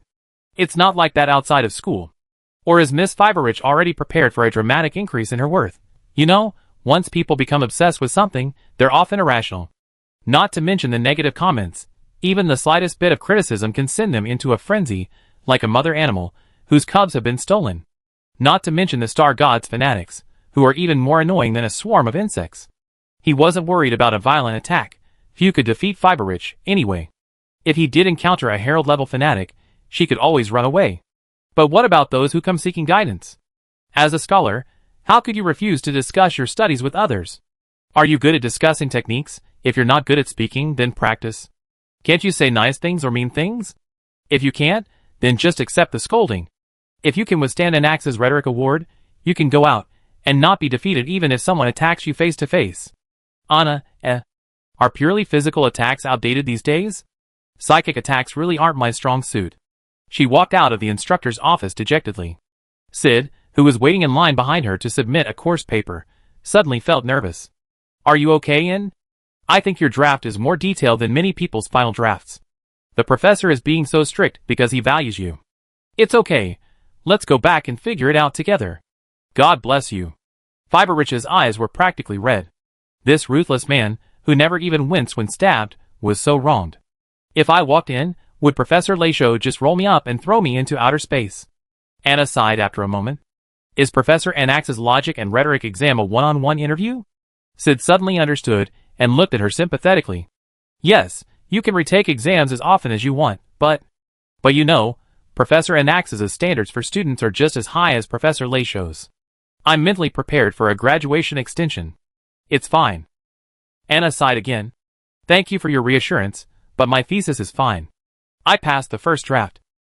Professor Lachaud was worried I wouldn't be able to defend it, so he specifically reminded me to take more of Professor Anaxis's courses in my second year. That's indeed a good chance of graduation extension. Don't worry. With Phaeton by your side, you'd definitely graduate before him. Sid could only pull out the dorm mascot as a temporary comparison. You're clear-headed and relatively straightforward in your expression. That guy, in a hurry, just switched concepts to try to get by. His problem is much harder to change. Thank you, Sid. I'm really fine. Anna gave him a weak smile and quickly brushed aside his false claims about Phaeton, determined not to let him know. Unlike first-year students who traveled from far and wide to campus, second-year graduate students only needed to register for courses and pay fees on the academic affairs system. They didn't have to be in person. Anna and Sid remained at the Black Tower station, struggling to analyze and interpret the simulated universe while also juggling lab chores. They were overwhelmed. Thankfully, after entering the simulated universe for the third time, Anna encountered a consciousness very similar to Lon. Perhaps it was truly a hunting star god, or perhaps it was just the troublemaking joy. However, this experience was extremely useful for interpreting historical texts, so Professor Anaxa sent Damons, a history major, to the Black Tower station for a short period of time. Even if Anna could only summon hunting and abundance, research would be more efficient than groping in the chaos without any knowledge. Damon's arrival saved everyone a lot of time searching the database, and the progress of the text discussion sped up significantly. The only downside was that every time I projected back to school, I saw Phaeton with a dark face, and Professor Anax's insane and bombarding teaching methods in class were really annoying. Before the end of the first month of the second-year summer semester, Anna submitted the revised draft of her thesis to Veritas Lachaud. This time, the professor did not read and revise it in person. Without even opening his tablet, he calmly addressed his student, "The Interstellar Peace Company has sent me to Pinacone on an errand. You can stay at Black Tower Station or return to school during this time. Screwgum has a new upgrade plan for the simulated universe, so the system will be temporarily shut down for a while. The destruction factor research doesn't need a few newbies to sort through data and clean up. Traveling is also a good option. Be safe and remember to stay in touch." He sincerely hoped Miss Faberic's value wouldn't rise any further, regardless of her status. Comparing her to the young people of her age in the company, the professor suddenly realized how well-behaved, clever, and good-looking his student was. Solid, reliable, worry-free. Even if she caused some trouble every time she went out, it wasn't her fault. The Antimatter Corps couldn't have informed the patrolled Destiny Walker in advance of a planned raid on Black Tower Station or the Immortal Boat Alliance. Her holiday job might be somewhat controversial, but it wouldn't involve the Society of Knowledge. As for Avel Star, what's wrong with a scholar of natural theology inviting a deity who forges destiny? No, doesn't that just prove she's diligent and excellent in every area? She even brings back little surprises for the society every time she goes out, far exceeding the normal limits of a student's duties. Both in their 20s, some are playing dice and taking their lives lightly, while others have already mentored a group and written world-shaking papers. The stark contrast brought about by educational inequality is truly heartbreaking for educators. It's just a matter of different opportunities. Almost identical backgrounds lead to two completely different outcomes. This social experiment on human beings is both cruel and realistic. Even if one's talents are limited or one's incompetence is a little less sophisticated, learning to understand oneself and finding the path that truly suits one is not more dignified than constantly gambling and relying on the vaguest of luck. Liking gambling and having to rely on gambling for survival are two different things. Liking games doesn't mean you have to play them, but relying on them is essential for survival. But the truth is that gambling leads to failure. Gamblers who use it to reach the top will also inevitably fall into the abyss. Any responsible educator wouldn't be happy to see young people drifting further and further down that path. Thanks to someone, he hasn't worn his head cast much lately when teaching his students. My goofy students actually look quite cute. Who says being silly isn't cute? Don't go to dangerous places. Remember, not every time you're in danger, someone will come to your aid. I hope you submit the final draft of this paper in person, rather than having to use a computer to remotely send it to a medical facility. Although Anna wasn't necessarily much younger than him in actual age, after years of teaching, she looked at every student like a fool. She always felt like something bad was going to happen at any moment, and Professor Lachaud couldn't help but give her a few words of advice. Anna lowered her head, listening to his mumbling. Oh my God!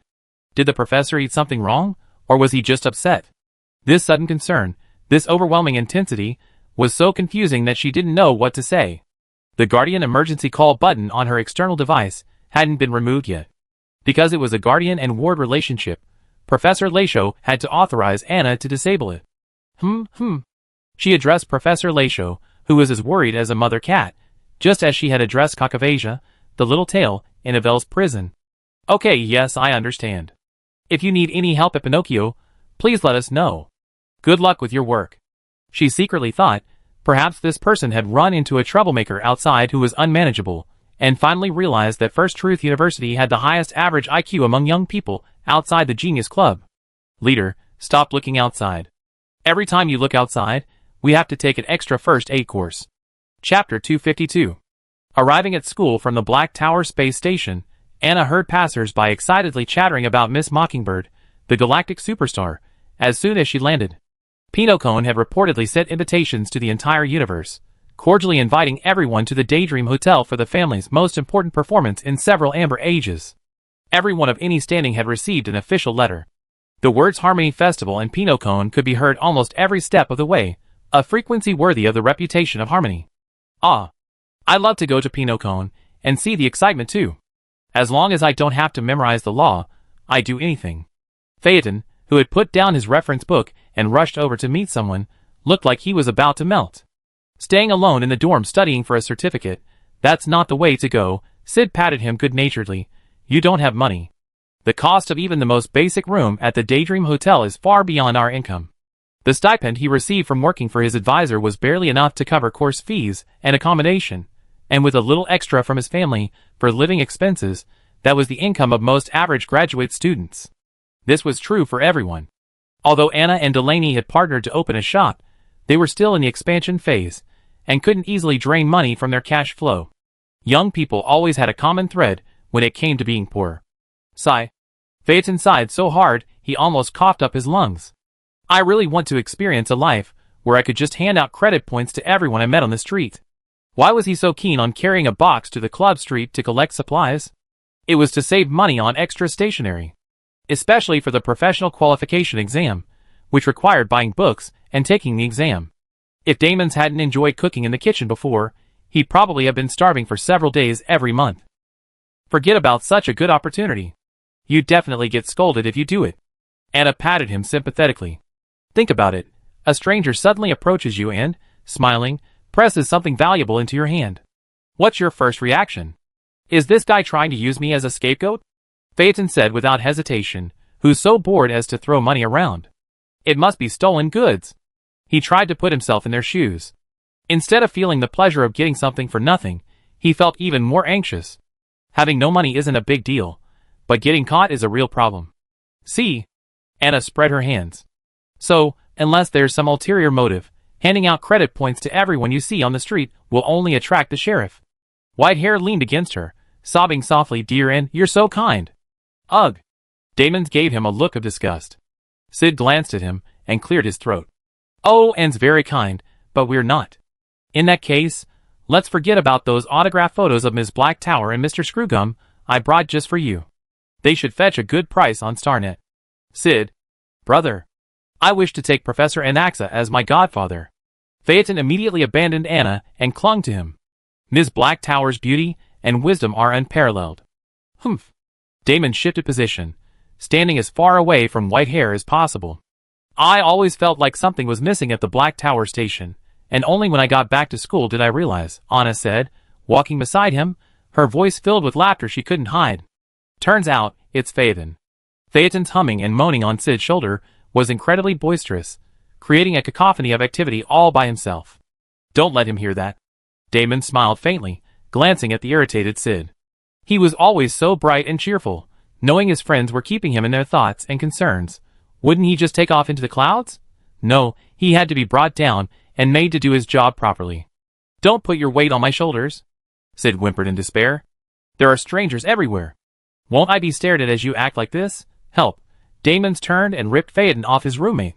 Sid, his mint green hair nearly ripped loose, huddled behind Anna in frustration. What's wrong with social anxiety? Is it illegal? Doesn't someone with social anxiety become less human? Okay. No one's watching you. The taxi will be here soon. Get in, and there won't be any strangers. Anna couldn't understand why Professor Anaxes was so outgoing, while Sid was so averse to interacting with strangers. Although they were uncle and nephew, their appearance and lineage made them look more like father and son. How could they be so different? The taxi arrived just as expected. To ensure a fight didn't break out, Damons carried Phaeton to the front seat, and then carried Sid into the back seat with him. Anna was the last to board. She sat next to the white-haired young man, and retrieved the gift she had brought him from her personal spaceship. Here are the photos of Ms. Black Tower and Mr. Screwgum, with extra signatures. How about you make me a list? The next time I see someone on that list, I know what gift to get you. Woo-woo. The young man, his voice almost stuttering with excitement, thanked him tearfully. Thank you. My roommates are so nice. Anna went to the torment simulator specifically for this, alerting two geniuses to the data before making the request. If you dare to resell it, you're dead. Damons knew about this, but the simulator system went into an update just a few days after he arrived at the Black Tower station, so he missed the update. The torment simulator is tough. You know holographic games? The pain and near-death experience are incredibly realistic. After being beaten to a pulp in the game, the gray-haired young man climbed out in the morning and fled in the afternoon, demonstrating just how brutal the battles were. It just so happened that the dome test had reached torment difficulty, and he couldn't get through it alone. And I needed the genius's help, but it wasn't just for this one thing. Anna slowly fastened her seatbelt, following the rules even on autopilot. She gave no sign of her true, lawless nature. Phaeton's azure eyes shone like the shape of a fried egg. She quickly turned away and waved her hand nonchalantly. The simulation is a virtual spacetime. Forget about it, I won't do it. Besides, she hadn't been without reward. The most difficult circumstances often bring out the true nature of the human heart. After emerging from the torturous simulation, she discovered she had gained a profound understanding of the power of destiny. It's indescribable, yet it exists. It's like a drop of water in a mountain stream, flowing along and eventually merging into a river. At that time, the Black Tower lady was almost strapping her to the operating table and opening her skull. Screwgum nearly argued with her over this. To observe the workings of another's brain up close out of curiosity was a bit too close. I know. Such an important and precious gift, how can it be valued with money? Thank you. Phaeton rubbed his eyes, then immediately smiled brightly again. But why are you back so early? According to the experimental plan, I thought we wouldn't need to pick you up and return to the dorm until at least the end of the semester. This question. Even the most serious Damons almost burst out laughing. Why? Phaeton didn't get an immediate response, so he couldn't help but turn around and look back. Damons? Sid? It's because of the simulated universe. Anna's in-depth understanding of her destiny is so closely aligned with her own research that another friend of Ms. Black Tower has become curious. In the enclosed small space, Sid felt much better, his voice gradually growing louder. She's a biologist. We felt it's safer to stay away from her. To put it bluntly, they were avoiding Juan May. If this incident hadn't attracted the woman's attention, they wouldn't have fled from Black Tower Station back to the Polymath Society so early. I can't really let Anna be kidnapped by those geniuses, who are barely more than lunatics. Ha ha, the nearly trapped person chuckled dryly. It was an accident, a pure accident.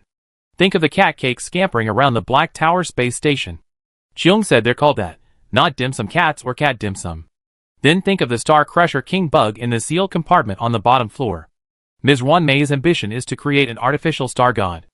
Anna doesn't particularly enjoy the subject, isn't good at biology, and doesn't want to add extra material to her studies.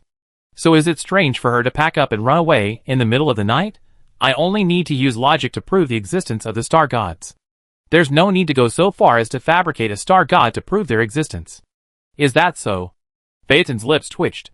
Thanks for your hard work, and you better not go to the Black Tower Station for the next year or two. If you must, just go for a short tour. This was his first time witnessing the madness of geniuses. Damon said with sympathy, don't forget to tell Professor Lachaud about this when he gets back from Pinocchio. It's a work injury. How could it not be a work injury? The admiration for geniuses had finally dissipated, a puddle of foam. This had a profound psychological impact on young people. The discussion on this issue continued from the car to the dormitory entrance. Phaeton walked in front, smiling as he opened the dormitory door. Then, before anyone behind him could see clearly, he immediately let go and slammed it shut. Why is this guy suddenly standing there motionless and idiotic? Huh? Why is he petrified? Anna stepped forward and nudged him with her elbow, and the white-haired young man slowly turned, as if rusted, to look at Sid. His beautiful eyes were filled with shock, surprise, disbelief, and even a hint of fear, as if he had seen a monster sitting in the dormitory's common living room. Phaeton? He spoke stiffly, each word. Shall we just go to the cafeteria? What are you doing? Damon stepped forward and tried to open the dormitory door again. Just then, the door swung inward. A man who looked almost identical to Sid, letting go of the handrail, appeared at the door with his arms folded. What? You haven't come in yet? Have you not figured out how to enter yet, or do you need the professor to invite you personally? The 4 students outside the door froze in their tracks, their mouths tightening tighter than the others. Professor, why are you trying to surprise us? Chapter 253. Tell me, what did you gain from your trip to the Black Tower space station? Professor Anaxa sat on a round soft chair in the living room. For students standing in front of him, their heads bowed. Little Chimera and Little D-Ting chased each other and rolled around on the floor, whimpering with childish joy. The 4 students, stared at by the professor, were silent and trembling. What are you talking about? Their minds are still blank after that shock. They're brave enough not to faint. No one's talking. Sid, let's start with you. Professor Anaxa leaned against the armrest of his chair. On the round table in front of him were the reference books that Phaeton hadn't had time to put away. Normally, professors weren't allowed to appear in student dormitories without permission, but Professor Anaxa was different. He was also Sid's guardian at school, and visiting the cub he hadn't seen in months to see if he was still alive. Made sense. Well aware of his uncle's habits, Sid stepped forward and handed over his revised paper. Professor, regarding the anthropomorphic characteristics of the star gods. Professor Lachaud had also reviewed the paper. The 2 professors possessed a similar level of academic rigor, so he wasn't nervous. Professor Anaxa took the paper, flipped it open, and glanced through it. He then read the abstract from beginning to end, nodding in satisfaction with Sid's research progress. He then shifted his gaze to Anna. This person had summoned the gaze of 3 star gods within the simulated universe system of the Black Tower space station. While such an outrageous event wouldn't occur in the real world, it did, to some extent, illustrate the echoes and intersections of fate. Sure enough, her thesis covered this topic. Hunting, abundance, and conservation. Well, the thesis's perspective is quite novel, and it's based on thorough research and investigation. The analysis part is a bit weak.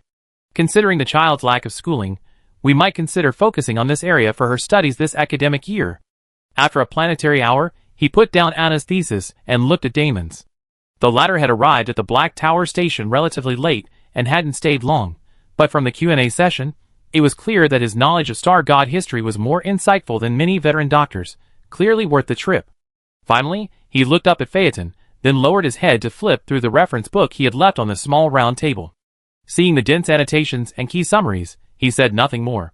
That's good. Everyone has their own things to do, and every student is diligently studying and living. Understanding this is enough. Put away your silly expressions. There are 4 of my students in this dorm, and 3 of them have been at the Black Tower station for months. Shouldn't I see for myself how you're doing?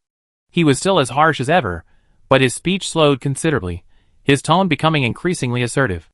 Now I see, you're all doing well. No limbs missing, and no brains left behind at the station. That's great. Phaeton turned furtively to look at Sid, his eyes full of sarcasm. Professor Anaxis is a cat person, isn't he? Sid rolled his eyes and turned away. He hadn't forgotten that near-death experience on the road just now. Next to him stood Damon's, and beyond that was Anna. Noticing the gazes of the tall, burly historian, they glanced down. They exchanged a glance and lowered their gazes to the floor. One look at these young people revealed their stubbornness. Professor Anaxis didn't bother with their little tricks. He took Anna and Sid's papers, intending to take them home for a closer look. Not much student work was worth his extra scrutiny. It could even be said that a significant portion of the papers were useless, aside from damaging his eyesight. Let's go, get on with what we need to do. He stood up, scooped up the Chimera with the papers between his legs, and left immediately. D-Ting jumped up and down at his legs several times, but failed to rescue his friend. Sid glanced at his roommates and ran after them to accompany his uncle to see him off. Damon's whispered after him, "Bring back a clean, empty lunchbox later." Professor Anaxis always kept to himself. He had no family, few friends, and his closest nephew had a separate social circle. Normally, with the usual noise and commotion between classes, everyone didn't mind. But today, they discovered that the professor lived alone, without even a meal companion. A bit desolate. Sid raised his hand and gestured okay behind him. He understood what Damon's meant. After all, since he was cooking for himself, making an extra portion wouldn't be a big deal. I go see what ingredients are in the kitchen. Damon's wasn't in a hurry to pack. He pulled an apron from behind the kitchen door, and immediately felt something strange about it. It wasn't the gift apron he'd been using before, it was a new one, with a fat orange cat painted on the front. Huh?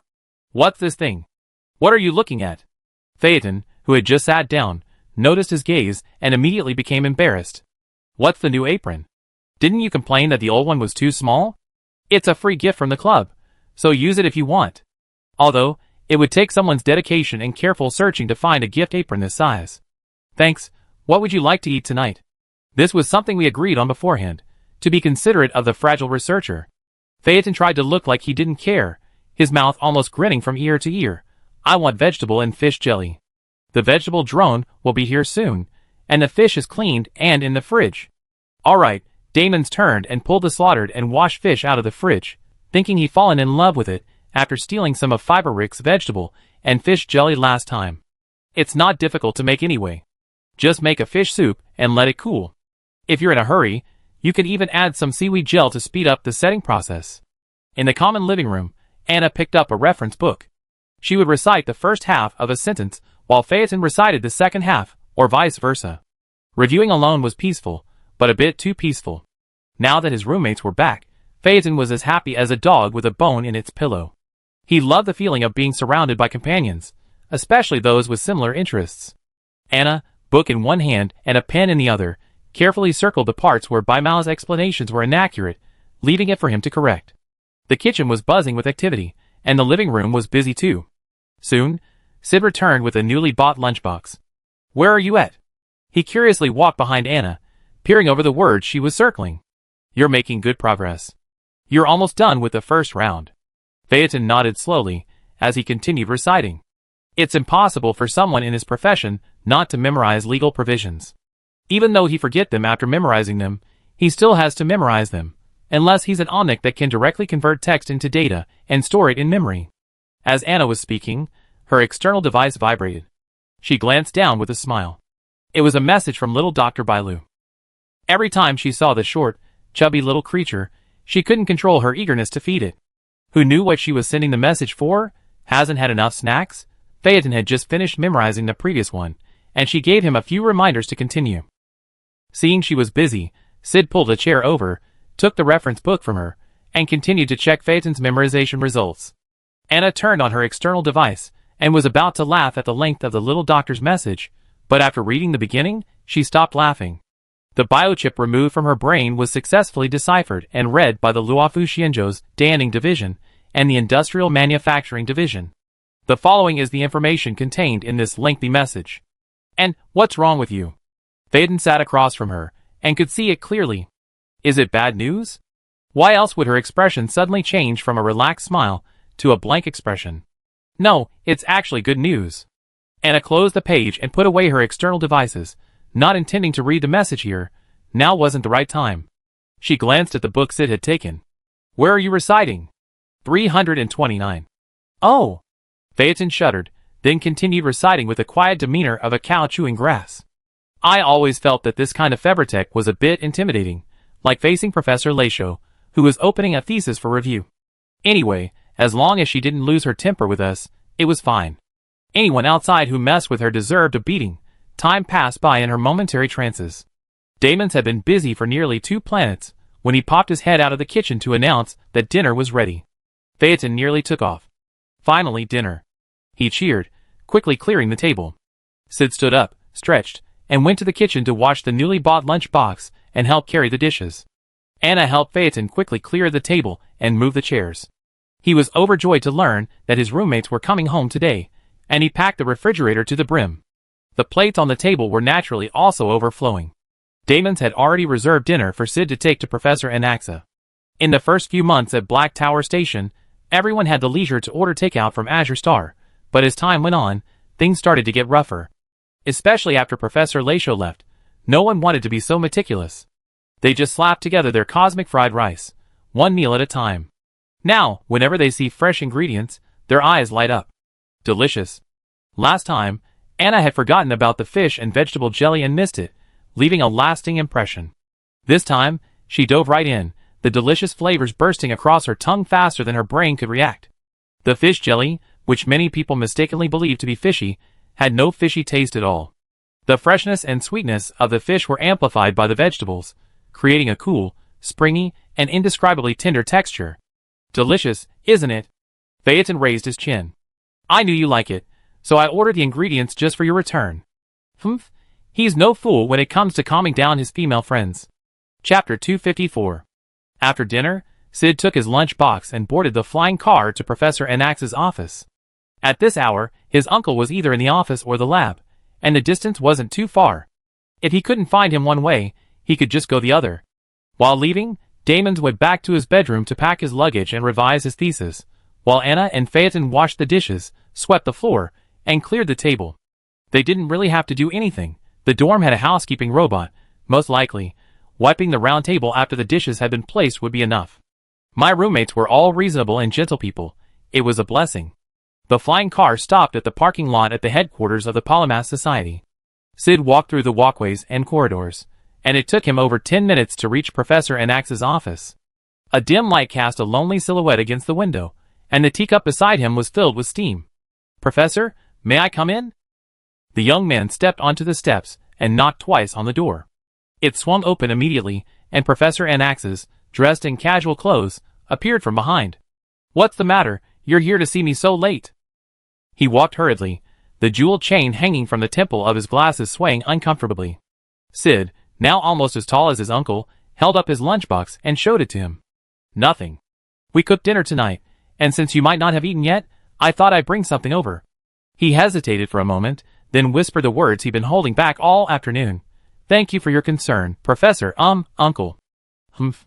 Knowing it wasn't his beloved nephew in trouble, Professor Anaxes relaxed and made way. Come in and sit down. I show you how to revise your paper. Are the observation sample and the experimental subject not the same person? He took the lunch box and walked ahead. Sid closed the door and followed behind. The professor's gaunt figure shone against the cool moonlight. Ah, not the same person. One is the unknown passenger on the star train, and the other is Anna Richter, our roommate. He followed Professor Anaxes into his study, and now there were two silhouettes in the window. The professor made a space on the table to place the light green lunch box. After sitting down, he pulled out his paper, opened it, and gestured to Sid. Please feel free to sit anywhere. I read your paper first, and it's much more advanced than I expected. Of course, this could also be related to the emergence of a valid sample, but I must remind you that Richter cannot be analyzed in the same way as an ordinary person. The numerical values will be subject to unacceptable errors. Okay. Sid sat up straight and listened to his sentence-by-sentence analysis. Compared to his frequent rewrites before, Professor Anaxagoras hadn't written much this time. Your foundation is much better than Febrick's, so there's nothing to change in the writing or formatting. The logic is also quite solid, but the numerical charts and graphs are still a bit inadequate. Do you have any backups? Why not? They all need to be used. Sid glanced at the lunchbox anxiously. He wanted to remind his uncle to eat dinner first. But Anaxagoras, who had opened the paper and started teaching, was the professor, not his uncle, so he didn't dare say anything. Fortunately, the paper wasn't very long, and it took less than an hour to finish. The young man quickly took the outline text and tucked it under his arm, reaching out to check that the lunchbox was still warm before he felt it. Then I'd be leaving now. Everyone will worry if I go back too late. You should eat early, get some rest, and take care of yourself. After saying this, he waited for Professor Anaxes to object before standing, bowing, and leaving. Sitting by the window, he watched his nephew jog off to catch the car. The professor shook his head and whispered, I'd be worried too if you came back too late to the dorm. This child is gentle and kind, knowledgeable and diligent, but he simply doesn't like to speak in front of outsiders. His uncle can't do anything about him, and neither can the professor. Perhaps he was frightened by the noisy people in the Senate as a child, so even now that he's grown up, he still doesn't want to speak out. I have to find time to go back and give them another blast. When Sid returned to the dorm, Phaeton, studying for an exam, and Damon's, working on his paper, were sitting in the common living room. They both looked up almost simultaneously at the sound of movement at the door, saw that it was him, safe, and returned to their normal tasks. "Where's N?" Sid gently pushed away Ting, who was wagging his tail. The cuckoo clock on the wall opened the window and cooed 10 times. Going back to the bedroom to pack and rest, Phaeton said without looking up. The virtual screen in front of him was playing a recorded class from a tutoring institution, with all sorts of bizarre case studies that made his mind tangled. Sid sat down and listened for a while, then felt sleepy. With half-closed eyes, he went back to his bedroom to wash up and sleep. "I can't stand it. Let's just kill them all." Across the wall from him, Anna stared at the virtual screen on her personal computer with deep resentment, trying to understand her original self, the young woman codenamed Anna. Dr. Bai Lu from the Luofu immortal ship sent her all the information they had extracted from the chip after cracking it, and stated that the Danding Division was committed to protecting the patient's privacy. If any rumor surfaced, she was always welcome to come to Luofu and confront the Danding Division. Quite impassioned, but the question was, could you, the Siding Division, accept this? Opening the message and reading it from beginning to end, she discovered that it could be considered a diary, or a work log, or perhaps even a suicide note left by Anna. It recorded her mental journey through years of wandering in the universe, and explained the origins of the chip. How should I put it? Simply put, this thing was inserted into her mind at her own request, so that her end would be less painful. The life of the Bopuk slave had been painful enough, and she hoped that death would be gentler to her. It all began when the Bopuk slave left the camp. The 15-year-old Anna was purchased by her master for the exorbitant price of 1.5 billion credit points, certainly not to be used as a decorative ornament or merely for admiration. A girl, displaced from her homeland, was sent into the army as an aide to an elderly member of her clan, seamlessly transitioning into a position as assistant commander and part-time military doctor. The family that purchased her owned assets across 3-star regions, and a minor conflict with their neighbors had necessitated a battle on the battlefield to determine who would prevail. Fortunately, she had the protection of her elders, allowing her to continue her growth. Unfortunately, her master's neighbor also owned assets across several star regions, and she and her commander would face off against members of her clan on the battlefield. War is a terrifying thing, but for the master family, who remained secure behind the scenes, life is nothing more than lines of insignificant numbers on a battle report. What they sought more than the billions, even tens of billions, of slaves they spent on Popuk was victory, resources, vast territories, and a population they could exploit endlessly. Only those on the front lines knew the taste of blood. The protracted war had decimated the population of the star region's outskirts, and by the end, even the young Anna couldn't tell who was enemy and who was friendly. Hospitality was everywhere, and gazes were filled with a mixture of wariness and disgust. Many soldiers, even if saved, would choose suicide to escape this endless nightmare. They didn't know what they were fighting for, nor did they know how long it would take for tomorrow to arrive. The days of either killing or being killed seemed endless, and with weapons and equipment in their hands, human life was worthless. The fighting was fierce, and to minimize losses while achieving victory, the forces behind the warring factions naturally had to open up secondary battlefields in addition to the main battlefield. A constant cacophony of noises and small movements surrounded the commander. The Bopukina's terrifying endorsement now served as a powerful guarantee of their loyalty. Bribery and persuasion proved futile, and the situation finally reached a point where it was impossible to control. Bopukina rarely guarded against their own kind standing behind them. Slaves had no children of their own, so they instinctively avoided such situations. Therefore, the young men sent from the camp were everyone's children, and even on the battlefield, everyone instinctively avoided children. But slaves were human too. After being away from home for a dozen or even decades, some would inevitably turn their knives against their own kind for personal reasons. That was Anna's only failure in her career. Young as she was, she had never imagined she would become a target for her older kin, let alone a decoy. The elder commander fell to protect his young lieutenant. The assassination happened so quickly that she realized what had happened only after the smell of blood spread. The fellow tribesman, who had feigned captivity, but was actually an assassin, committed suicide immediately after killing the commander. Just as an uncle shouldn't kill a child's father in front of her, so too shouldn't Bopukina kill each other. But he couldn't resist his master's tearful eyes. He had no choice but to commit suicide after fulfilling her request and apologizing to the tribe. Without the commander, the battle line collapsed immediately, but Anna didn't have time to collapse. Soldiers could collapse, but she couldn't. She was the commander's lieutenant, and with the commander dead, she became the new commander. At the moment of her transformation, the girl was only 17, a year away from reaching adulthood, the universal standard for the Homo sapiens species of the family Homo. She spent 2 years pushing the retreating front into the heart of her master's neighbors. With the enemy at the gates, the outcome was decided. The victors gained vast colonies, while the vanquished retreated to a corner of the universe, whimpering over their empty piggy banks after ceding territory and paying indemnities. A 19-year-old commander returned to her master's home in triumph and glory, believing she would live the peaceful life she had heard of in the camp. She had proven her wisdom and ability with the blood and tears of countless others, earning her master's family a fortune rich enough to last 100 lifetimes. She deserved special treatment. But all she saw were the fearful stares and unconcealed envy.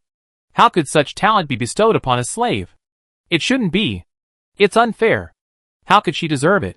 Her master was a gentle, middle-aged gentleman. To ensure the harmonious coexistence of the heir and the family's most important assets, he had specially arranged for a maid to take special care of Anna. He spared no expense in adorning a female warrior emerging from the battlefield, using beautiful silks, fragrant exotic flowers, and dazzling pearls and gems. He wanted to mask the fierceness in her eyes and the bloodiness within her, and disguise herself as a delicate and lovely woman so that his guardian would accept her. At first, this strategy was successful. A healthy, energetic young woman with years of exercise couldn't be considered unattractive. Even if she was born with sharp features and a handsome appearance, her genes would tell any man of her age that she was a prime example of a maturing mother. She was full of life, radiating the beauty of being alive. Anna's future owner was practically in love with this heroic young woman. He took her with him wherever he went, preventing her from touching weapons or other bapuks, euphemistically calling this protection. This unequal love was clearly short-lived. For Anna refused to engage in any intimacy beyond the normal bounds, and he lacked the power to force her. She always remembered the warnings of the female instructors at the camp. She knew who she was, where she came from, and what she was supposed to do. The flowing dresses and dazzling wealth didn't go to her head. She always clearly defined herself as a bodyguard. A bodyguard's duty was to do everything in their power to protect the target's safety.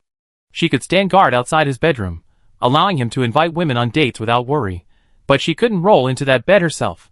The future owner, whose dignity and face had been wounded, declared that the rift between him and the family's most valuable asset was irreconcilable unless she first yielded and became a docile, gentle, and pleasing pet. The heir seemed like a fool, which was practically the end of the world for the ambitious lord in his prime. After several attempts, with the help of the lord's wife, he was forced to admit that his only heir was indeed a hopeless fool. He recalled Anna and made an incredible request. Since she refused to serve his son, he should help the lord's wife find a new heir for the lord. She should be willing to assist her own flesh and blood, right? The young girl Papuk had something to say to this. Okay, she was done. Having rejected both her master's hapless son and her hapless master, Anna could no longer remain in her master's household, living what she considered a comfortable and easy life. She was also almost at her limit. If it weren't for the serious consequences of striking her master, no one in the family would escape a bruised and battered fate. Driven from home to perform duties not easily publicized for the family, she wandered freely in the spacious courtyard, like a tabby cat finally free. Too spacious. In her eyes, the entire universe was her domain, and as long as she successfully completed the tasks her master sent her from time to time, she could go wherever she pleased. Along the way, Anna encountered many people and many things. A healer who traversed the seas, transforming into a needle to rescue war refugees and heal the broken, a wise man who crushed himself into blood-red thread to mend the shattered survival of a species, and an avenger who, with unwavering dedication, wove a web of life to strangle the destroyers.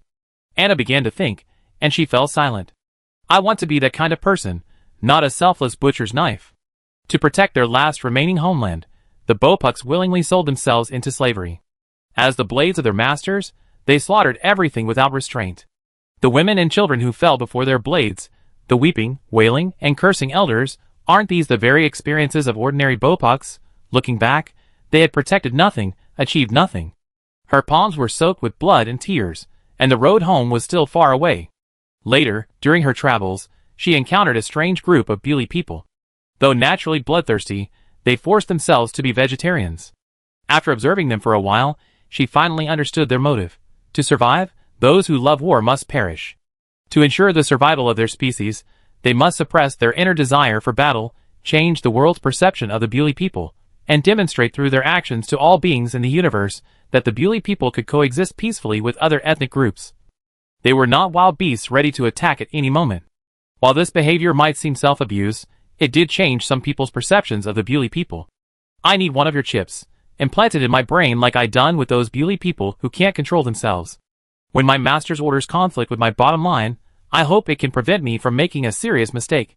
The young girl lowered her head, examining her wrinkled hands. The monks of Donluin Temple never forced their ideas on others, but they can't resist those who insist on forcing them. After repeated insistence, they were forced to shake their heads and agree. There was no other way. She was too good a fighter. Even the immortals were a headache, and she beat the Bewley people like a pack of stray dogs. A little control wouldn't be a bad thing. After undergoing a craniotomy, Anna wandered the universe like a free-range cat for several more years. The wealth of her master's family grew ever greater, far surpassing the sums they had amassed when they first bought her. Year after year, her unfortunate master and his unfortunate son repeated nearly identical tales, claiming she could always choose to retire and return to a life of luxury. Until Anna's unfortunate master was caught red-handed by the master's wife in a campaign to create a new heir. To preserve her own status, and that of her own foolish child, the wife unhesitatingly chose to become a carefree and cheerful widow. Her son was already an adult. Even if he didn't amount to much, she still had grandchildren to look forward to. A husband was completely unnecessary. Thus, the current unfortunate master became the deceased, non-existent unfortunate master, and the master's unfortunate son became Anna's new, unfortunate owner. This family, each one more unlucky than the last. At the grand succession ceremony, the fool who had inherited the family's responsibilities reunited with the girl who had captured his heart years before. Now, with the vicissitudes of life, she possessed a calmer, more mature beauty than before. He began to envision something similar to his father's, a child with powerful warrior genes to protect the family. But Pukin slaves were too expensive, so why not just manufacture a few themselves? The head of the family, having been promoted to old lady, naturally disapproved of her son's reckless behavior. No matter how exceptional Anna was, she was merely a slave purchased by the family. Slave status was, at best, no better than livestock. Wouldn't having sex with a slave be the same as having sex with livestock? Ridiculous. Nonsense. Don't even think about it. If one wanted to cultivate a few slaves with Bopug genes, they could simply leave the task to the servants, or even clone them directly. The wise men surrounding the new master of the household all agreed that the old lady had a brilliant idea. He should listen to his mother's advice, and first cultivate a few worthwhile slaves before secretly releasing the older slave to perform tasks that others wouldn't dare to infiltrate. This would both safeguard the family's interests and avoid wasting the 1.5 billion credit points spent a few years ago. Just like the family's own breeding of prestigious horses and dogs, not only was it not wasted, it was even profitable. As for the claim that Anna had already expanded the family's territory by countless star regions, so what? How could a slave have achieved this without the opportunities provided by the master? She might have had some talent, but more importantly, the family's support. The slave's opinions were even more than opinions. Even sheep in a pen wouldn't want to be eaten.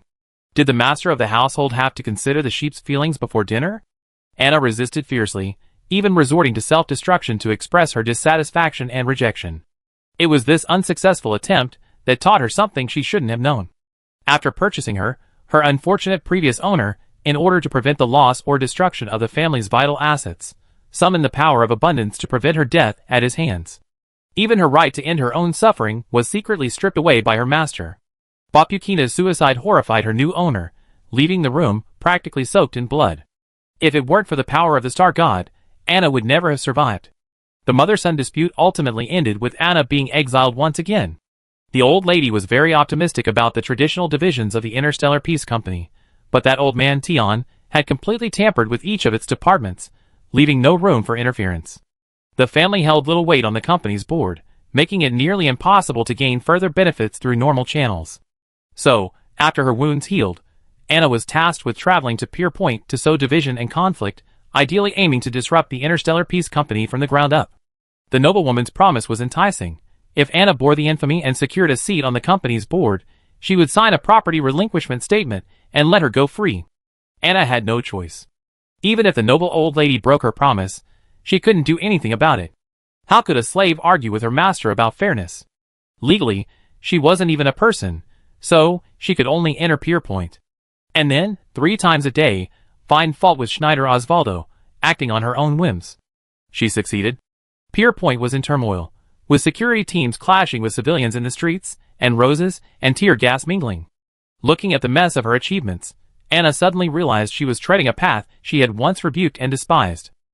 The 21-year-old girl began to suffer sleepless nights, her ears filled with the cries of innocent children. Many still revered her as a spiritual mentor, even though she never revealed her true face to the public. No, no, no, I am a sinner who has committed all manner of evil, and you are all victims deceived and exploited by me. When the company's security team appeared at the meeting and marched straight towards her, Anna offered no resistance. She could have fought off these heavily armed and heavily armored ordinary people with her bare hands and escaped without a fight, but she chose not to. Instead, she quietly stepped down from the podium and extended her hand, saying, "Please don't harm these innocent people." With her years of experience, she possessed the skills and style to mastermind the riots, making it impossible for the Interstellar Peace Company to track down the individuals behind the scenes. The only possible source of the information leaked was, well, the family that had purchased her. The noble lady, who had made such a generous promise. She was brought to the Pierpoint District Court, where she stood in the dock. From her arrest to her arrival aboard the starship bound for the Everstar prison, the entire journey took no more than 72 star systems. Before boarding the starship, a family spy informed her that her previous mission had been successfully completed. The head of the family and the old lady had agreed that she needed to enter the Everstar prison and empty it, leaving no one behind. The spy assured her that this was her final mission, and that if she successfully completed it, the family could even consider purchasing the planet where the Bapuks lived from the royal family. Now that they were important members of the company's board of directors, what was wrong with family members doing a favor for each other? However, the Avel Interstellar Prison was a planet, and its population, including prisoners and guards, numbered at least over 100,000. Don't worry about that. Take this with you and dump it into a body of water once you get there. All you need to do is take a few steps, and the mission will be complete. The spy handed her a vial of reagent. Having spent time with the monks of Donluin Temple, she knew it was a toxic contaminant that would drive people mad with weakness and fear, ultimately leading to death.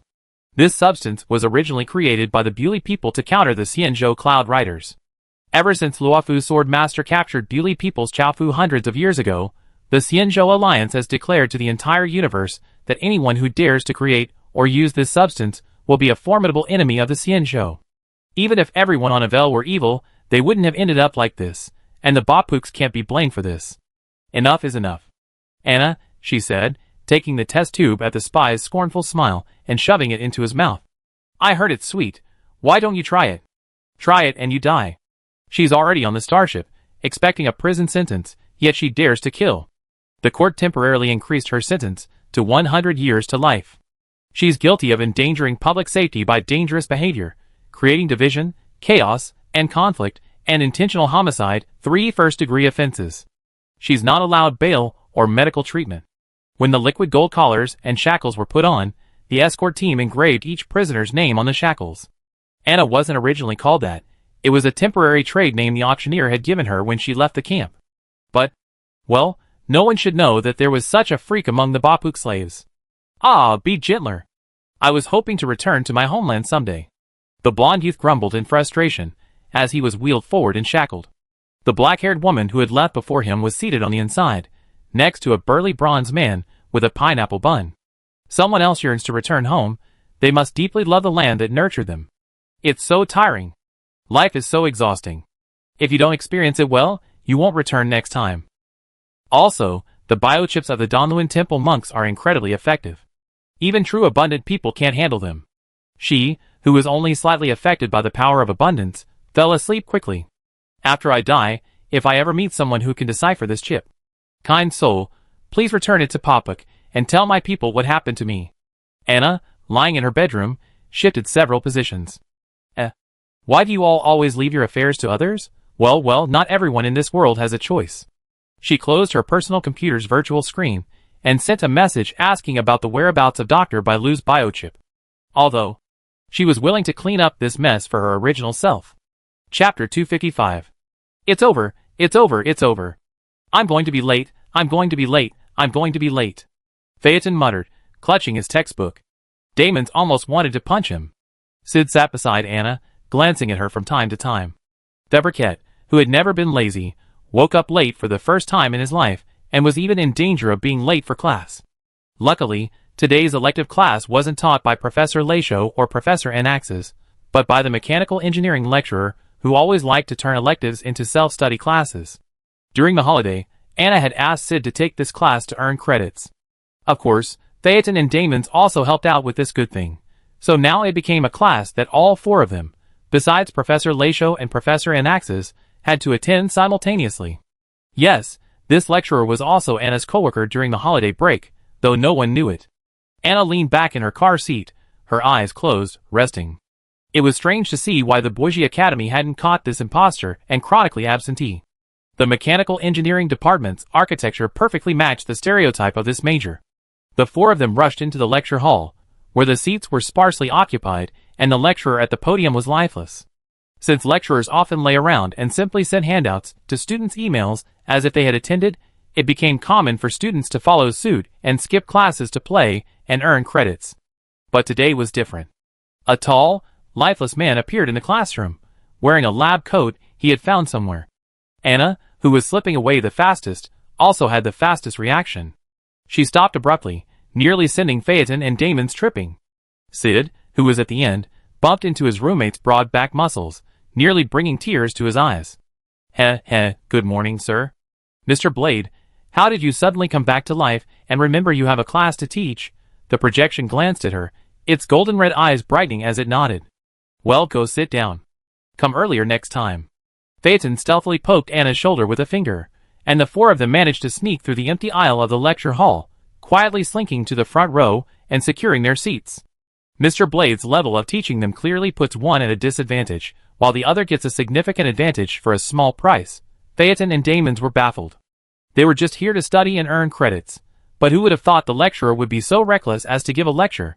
Even worse, Anna had even led herself directly to the front row, reading non-professional books right under the lecturer's nose. Such a daring new way to commit suicide was something they didn't want to try. The bell rang, and the classroom door automatically closed. The lecture hall was instantly enveloped in a deathly haze. Anna, Mr. Blade really doesn't want to go to work. He's even brought the venue buff with him. Now roll call.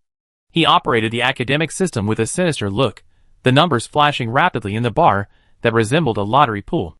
3 seconds later, the system stopped, and the unlucky person drawn today was dragged to the adjacent control panel. Is anyone here? The lecturer's grin was so wide it sent chills down your spine. Phaeton huddled up in a trembling ball and shoved closer to Anna. There must have been no one to answer. Judging by the number of people sitting in the lecture hall, there were less than 20, yet the system had registered over 100. From now on, I randomly select one lucky attendee for each class. Those who don't show up for roll call will fail the course. He closed the system's virtual screen, turned around, and wrote 2 large characters on the blackboard with his left hand. Ing Xing. My name, don't call it wrong. Is he from Xianzhou? Damons leaned over and whispered, it's hard to tell. Even when out and about, Xianzhou people prefer to wear their traditional attire. It's rare to see a man with a suit welded to his body like this gentleman. Anna nodded. A genuine old Xianzhou person. Although he doesn't usually dress like this, but really, believe me, he's very old. Ren opened the handouts, turned on the teaching screen, and began the class as if the room was full of students. He had done similar work hundreds of years ago, so there was no reason he couldn't earn the same salary. The class took 1.5 planetary hours, and it passed quickly. Anna was surprised to find that she could actually understand it. The knowledge in the Xianzhou system was comparable to the practical skills her original body had learned in the camp. After adding and subtracting, it was surprisingly not as difficult as she had imagined. Get out of class dismissed now. Fibrick stay. He shut off the screen and handouts, then stood at the podium, looking straight at Anna. Phaeton's back was tingling with fear. He pulled Sid and Damons to their seats, pretending to read, while actually waiting for someone. Okay, Mr. Ing. Anna wasn't afraid of him. Class was dismissed now, and Mr. Blade was still easy to bully. She walked to the bottom of the podium, and looked up at the man standing there. Because of the angle, it looked like he was tilting his head to look cute. What's going on? He hesitated for a moment, then lowered his voice. Where did you order the chip? Anna was stunned at first, then rolled up her sleeves and headed to Luofu Danding Division to act like a medical troublemaker. Is there any justice in the world? Has 12 hours passed? Does everyone in the universe know that the original was a Bapuk who was so unlucky that his master forced him to death? Ahem, Silver Wolf went over to take a look. She promised not to let the news spread beyond the Star Core Hunters range. If there's any word, you go destroy the Dan Ding division in Luofu. Rin stopped her just in time and, very kindly, gave General Shinsu some extra work. Elliot asked Silver Wolf to check. Next time, I bring him a cucumber as a souvenir. Anna radiated a dark aura, her hunting concentration at 100%. Ren, figuring he wouldn't be the target of her ire, whispered again, so the chip. Donluin Temple. Go find those vegetarian bully people. She glared at him angrily, and Ren nodded. I owe you one, and I pay you back. The lecturer snatched up his notes, and sauntered away. Anna, angrily, returned to her roommates, pulled out her external device, and protested to Silver Wolf and Elio. Miss Hacker immediately caved, saying she would definitely help track down the exact coordinates of the anthropomorphic mother and son. Elio agreed with Kafka's suggestion. Star Core hunters occasionally need to offer some benefits. As the saying goes, it's better to be familiar with someone than to be in business. People are happy to help with many things. For example, helping draft a will and designating heirs. Property can be picked up and used again, but people don't need to be kept around to avoid irreversible environmental pollution. Even Luing, already busy with tasks at Pinocchio and oblivious to everything, expressed her sincere hope that troubled colleagues would take a few days off to visit her place to relax and have some fun. No invitations, no problem. She didn't have one either. Anna, These people, seriously, I can't even get mad at them. Back in the dorm, Anna's personal computer received another call request from Luofu. She glanced at it, and clicked it after entering the bedroom. The familiar voice of the enthusiastic netizen, Mr. Real Name Online, flowed softly. He began by sincerely thanking his friend from out of town for the selfless gift of the Chimera. He then offered a long series of polite words, such as we're all hunters, and if you need anything, please don't hesitate. Finally, without a blush, he informed the victim that the biochip created by Bu Liren had been sealed by Luofu, and could be sent to First Truth University at any time by a dedicated starship fleet. Of course, Yin Xiaowei could also lead a team to send it directly to the planet where the Baput people were. This was his answer to her question about where the chip is. Does the entire universe know about this? Anna demanded, her voice icy. Jing Yuan quickly explained, No, how can such a private matter be spread so carelessly? Currently, only by Lu, the medical practitioner from the Dan Ding division, and I know about this. Lady Dragon Girl is handling this matter, and as General Cloud Cavalry, I inevitably have to screen all intelligence related to the Feng Chao people. That's why. Well, perhaps the hacker lady from the Star Core Hunters knows about this too. But I now sealed your information and listed you as a protected individual of the Immortal Boat Alliance. From now on, no one else can get to know. If I hear anything outside... She dragged out her words fiercely. Jing Yuan didn't hesitate, then come to Luofu and slap me, General Cloud Cavalry, in the face. Yingxing is with the Star Core Hunters. He won't sit idly by.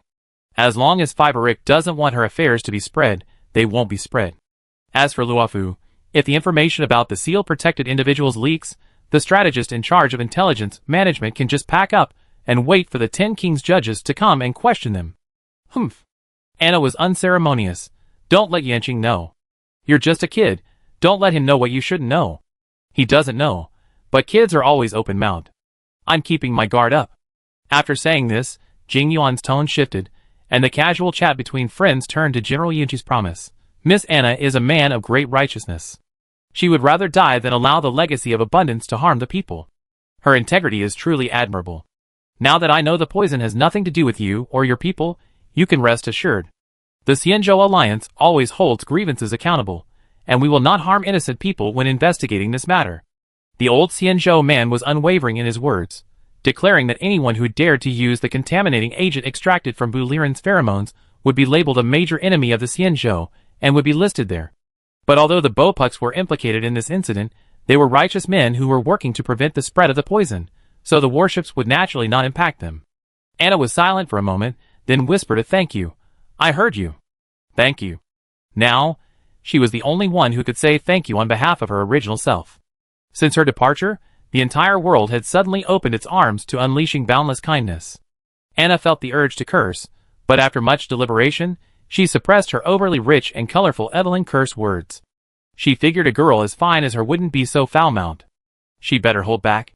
Chapter 256. Jing Yuan's primary purpose for requesting a call was to explain to Anna that her personal information would be kept confidential by Luofu, and also to reassure her that she wouldn't have to worry about innocent people being implicated in the Immortal Boat Alliance's thorough investigation of the contaminated potion. Now that the matter was settled, both objectives having been achieved, he planned to terminate the communication. As the leader of the Cloud Riders of Luofu Immortal Boat, it was working hours, and the strategist hadn't arranged any leisure activities for him to chat with friends. Ah! There's one more thing I almost forgot to mention. Jing Yuan's voice returned to its previous relaxed tone. Your application for Tyne Bosie's business license has been approved. Someone will be sent to process the documents within 3 years, and you can open at any time. Also, I have seen Hyun Logistics' application. Their conditions are good, so we might consider a partnership. I'm leaning in with you. Don't forget to bring more milk-flavored biscuits over. Anna, yeah. She wasn't responsible for allocating, stocking, and shipping goods. She was only responsible for helping Ms. Maya find suppliers willing to import Tianli agricultural products. But this was the second time Jing Yuan had brought it up. It seemed he truly favored milk-flavored snacks. It was a common dietary habit among the Xianzhou people. He might consider giving Ms. Maya a suggestion. Then I'd be waiting to send Yanqing off to buy snacks. He chuckled a few times, as if coaxing a child, and ended the call. The shadow of the Daoxing tree swayed in the wind on the window frame. Before Anna could gather her thoughts, her roommate knocked on the bedroom door. Sid's voice rang out, and it's time for lunch. She had been acting strangely all day, and everyone was a little worried, but they didn't know where to start. Okay, Anna immediately put away her external devices, opened the bedroom door, and walked out. I ordered fresh meat this morning. Has the drone delivered it yet? Of course it did. The meat was now simmering in the pot, emitting an overbearing aroma. No one in the dormitory was a vegetarian. Even the seemingly gentle Sid preferred protein. But they also paid attention to the ratio of staple foods to fruits and vegetables, and didn't let the lack of supervision on campus cause them to lose control. The four of them gathered around the small round table in the common living room again. Anna ate while scrolling through the various messages from the academic affairs system.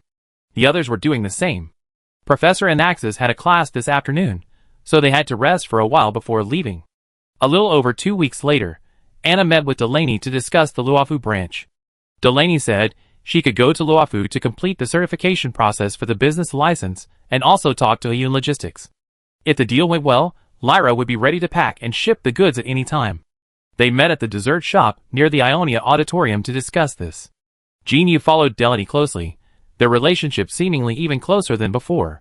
We plan to meet each other's parents, let them know, and then officially become a couple. My situation isn't very good, and his isn't much better either. Let's not be mean to each other. Delaney laughed heartily. I'm going to Rofu, so I have to get a few things done, so I don't waste the starship fare. She had come all by herself from a remote star system to First Truth University, finding a partner to help with her tuition and living expenses. She hadn't mentioned anything about her family in over a year, suggesting tensions between them. As for Jinyu, his adoptive parents, Qi Ming, have already entered the reincarnation cycle and are now immersed in the Buyua Ancient Sea. This time, he's returning to deal primarily with Di Hung Si. Isn't it a bit too soon? Anna looked at her junior in surprise, then at the yellow, black-haired creature that had abducted her. Are you really not going to reconsider? Love and marriage are two different things. You have to be more cautious. Delaney is young, still at the stage where she's reckless in the heat of love. Jinyu is older and has seen more, so why didn't he bother to advise her? The senior glared at him suspiciously. Don't think you can do whatever you want just by coaxing her to Luofu. I have acquaintances in Luofu. A lot of acquaintances, although both her original self and Anna herself were perennially lagging behind in the subject of love. That didn't stop her from acting as a temporary military advisor and offering some bad advice. She was sure to scare Jinyu into not taking any rash actions. Hee. The aloof Qi Ming, smothered by the passionate, straightforward girl, grinned like a worthless wretch. I always listen to Nini. Ugh! Anna nearly spit out tea all over the table and pointed at him with a trembling finger. Where are you going? 400 years. You lived for over 400 years in vain? Do you, the Dragon Lord, know you're like this? Never expected the cold and aloof Qi Ming to fall in love with such a fuss. Anna was immediately relieved. Then I leave Delaney in your care. Take good care of her, understand? She carries the livelihoods of countless people on several planets. If anything goes wrong, you be damned. I won't even need to mobilize anyone. Those upstream and downstream partners will slice you up and cook you in a hot pot. This is far more serious than simply I know someone. After all, there are vested interests involved. If anything were to happen to Delaney, even for the sake of credit points, Jean, you wouldn't have an easy time. I know. It's my great honor to know Nini and have her favor. I thought a lot since the last attack on the Danning division. Life is short, and no one knows what will happen tomorrow. Seizing the present is all we can do. And Jean Yu tilted his head and lowered his gaze to look at Delaney affectionately. Even if the Vidram Master's reincarnation is immortal, the next life will not be the same person I am in this one. All I have is the next 100 years.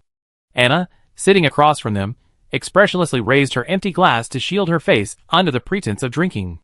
Don't think I can't see you two holding hands under the table, your legs pressed together. If you show off again, a torch will appear inexplicably. Then it's settled. You go to Luofu to sort out the branch. Ms. Maya and I will discuss the distribution of goods. We then hire a store manager back at the university to oversee the business. The cup couldn't completely block out the sour smell emanating from the couple, so she simply lowered her head and stared blankly at the plate. As for you two planning on being together, since you're going to live together, then live well. Discuss everything properly, even if there's a heated exchange of opinions. Don't resort to violence, you understand? The main thing is that Delaney definitely can't beat Jean Yu. If she could beat Anna, I wouldn't bother talking about this. Every year, students with limited academic ability but immense business potential emerge. First Truth University has no shortage of talent.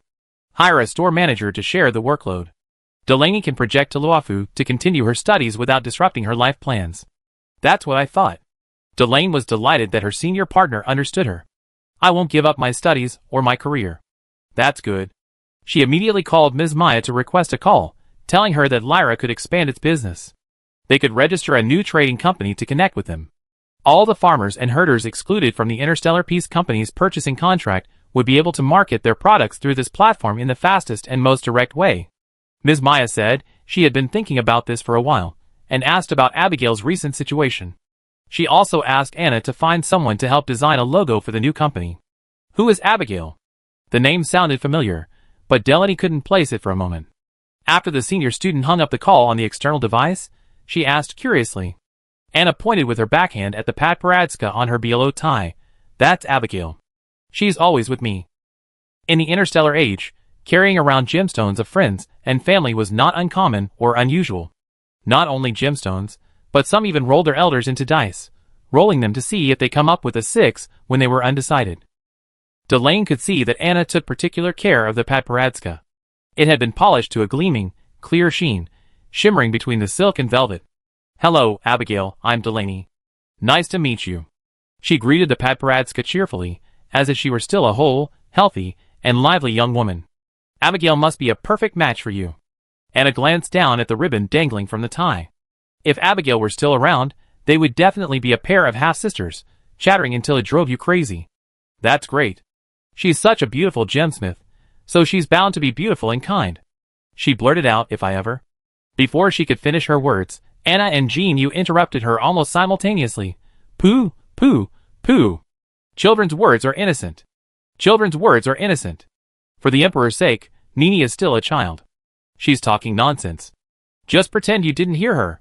Jean Yu covered Delaney's mouth and chanted a long string of words. Then, letting go, he said to her, spit out that flag. Spit it out now. Anna stared at Delaney, as if she would do it for her if she didn't. Under the stare of 2 death rays, Delaney could only utter 2 obedient pfft. After Jean Yu ordered her a sweet drink, she quickly cheered up again. Our business is booming. I plan to rent a separate dormitory after I return from Luofu next year. The upstairs is the warehouse, and I have 1 bedroom downstairs. I hire 6 people in 2 shifts to work the other 3 rooms, including a store manager and 5 customer service representatives. Delivery and logistics will be outsourced. A Stellar Peace Company's drone delivery fleet or the Xianzhou Alliance's crane logistics are both options you could consider. Making money is for a better life, not to turn yourself into a slave. Delaney understood that very well. Anna was always open to her plans in this direction. Okay then. I'd be looking forward to joining your company team building event at Pinocchio someday. This was such a sweet blessing. Delaney raised her chin confidently. Of course. We'd book a whole floor at the Daydream Hotel for the rest of our lives. Spend what you want, I pay. The 2 young women were laughing so hard, they were stumbling around. Jean Yu was worried Delaney might bump into something, And he was also worried she might eat too much and get sick. He was the busiest person in the room. Chapter 257. In the star region, where the First Truth University is located, with the exception of a few planets with distinct features that require preservation of their original form for research purposes, virtually all celestial bodies have been modified by the Polyscience Society. Gravity, the distance and angle between planets and their stars, the planetary rotational attitudes, the unwelcome asteroid belts. In short, everything has been modified to suit human survival. To ensure orderly teaching, even planets housing many key majors have been equipped with life support systems for emergency and supplementary use, even if they don't require them. The graduate school, adjacent to the Society's headquarters, was a prime target for the transformation. Therefore, while the semesters are divided into spring, summer, autumn, and winter, the seasons are not clearly defined, and the temperature and humidity remain generally stable year-round. The concept of time here is blurred and generalized. It's not the kind of cognitive blurring that comes with living too long, as in Luofu, but rather a sense of trance, where one can easily lose track of time. Many scholars frequently accidentally end up in the university hospital's ICU. When questioned, they claim they were so engrossed in experiments or deep thought that they lost track of how long they had gone without rest or food. So, the first thing you need to learn when studying here is to regularly check in with your professor to see if he or she is still alive. If your professor is overly self-absorbed and has an accident, you need to quickly contact the school hospital and search for him or her. Professor Anax's freshman orientation has already concluded, and Professor Laisho is still at Pinocchio. I don't know what he's been up to, but every time Anna contacts him, his response is either him or oh or, at best, got it. He was like a mother cat who left her cubs in the care of her partner, forgetting to return home once she'd gone out to play. But the meeting had to happen. It wasn't just for the newcomers who came because of his reputation and those assigned by the academic affairs system, but also for seniors who, with graduation nowhere in sight, couldn't bear the thought and wanted to terminate their mentorship. Even if Professor Laisho didn't want to talk to the idiot, he couldn't just hold up the process. At First Truth University, people weren't afraid of clever people getting into trouble, but they were afraid of idiots getting smart. Since one person was determined to leave, someone had to make a statement and allow them to leave. So, the task of making a statement naturally fell to Anna. Of the students assigned to Professor Laisho by the academic affairs system last year, only a few remained this year. Anna stood in the corridor, outside the professor's office, and surveyed them. Aside from her own classmates, the only ones who managed to hold on were clearly academic geniuses. Those who wished to terminate their membership, please come to the front. She was tall, her voice clear, and her shout echoed throughout the corridor. An eerie silence suddenly descended upon the office. After a long moment, someone whispered, "Why isn't the professor here?" The experienced staff had already begun searching around the pillars. Anna rubbed her temples. "The professor is out on business, and won't be back for a while. I didn't want to hinder everyone's future, so I'm processing the paperwork for those seniors and peers who want to leave." So Professor Laisho wasn't home? No worries then. A crowd of people rushed forward. Anna used temporary authorization to approve their approvals one by one, marking all the previous instructors' comments with reservations. What if she didn't reserve them? She wasn't Veritas Laisho, so how could she know what the professor would think of the matter? The professor said last time, "Right good here." Someone tried to trick her into leaving a few nice words, to make it easier for her to find another professor. Anna looked at the other person helplessly. "I dare to write it, but the problem is that I have to sign it as Professor Laisho. Will the recipient believe it?" Veritas Laisho's good would probably qualify as excellent in other professors' eyes. If it's already excellent, why can't you continue studying and want to leave? Isn't that contradictory? She wouldn't give in, and the other's advice was useless.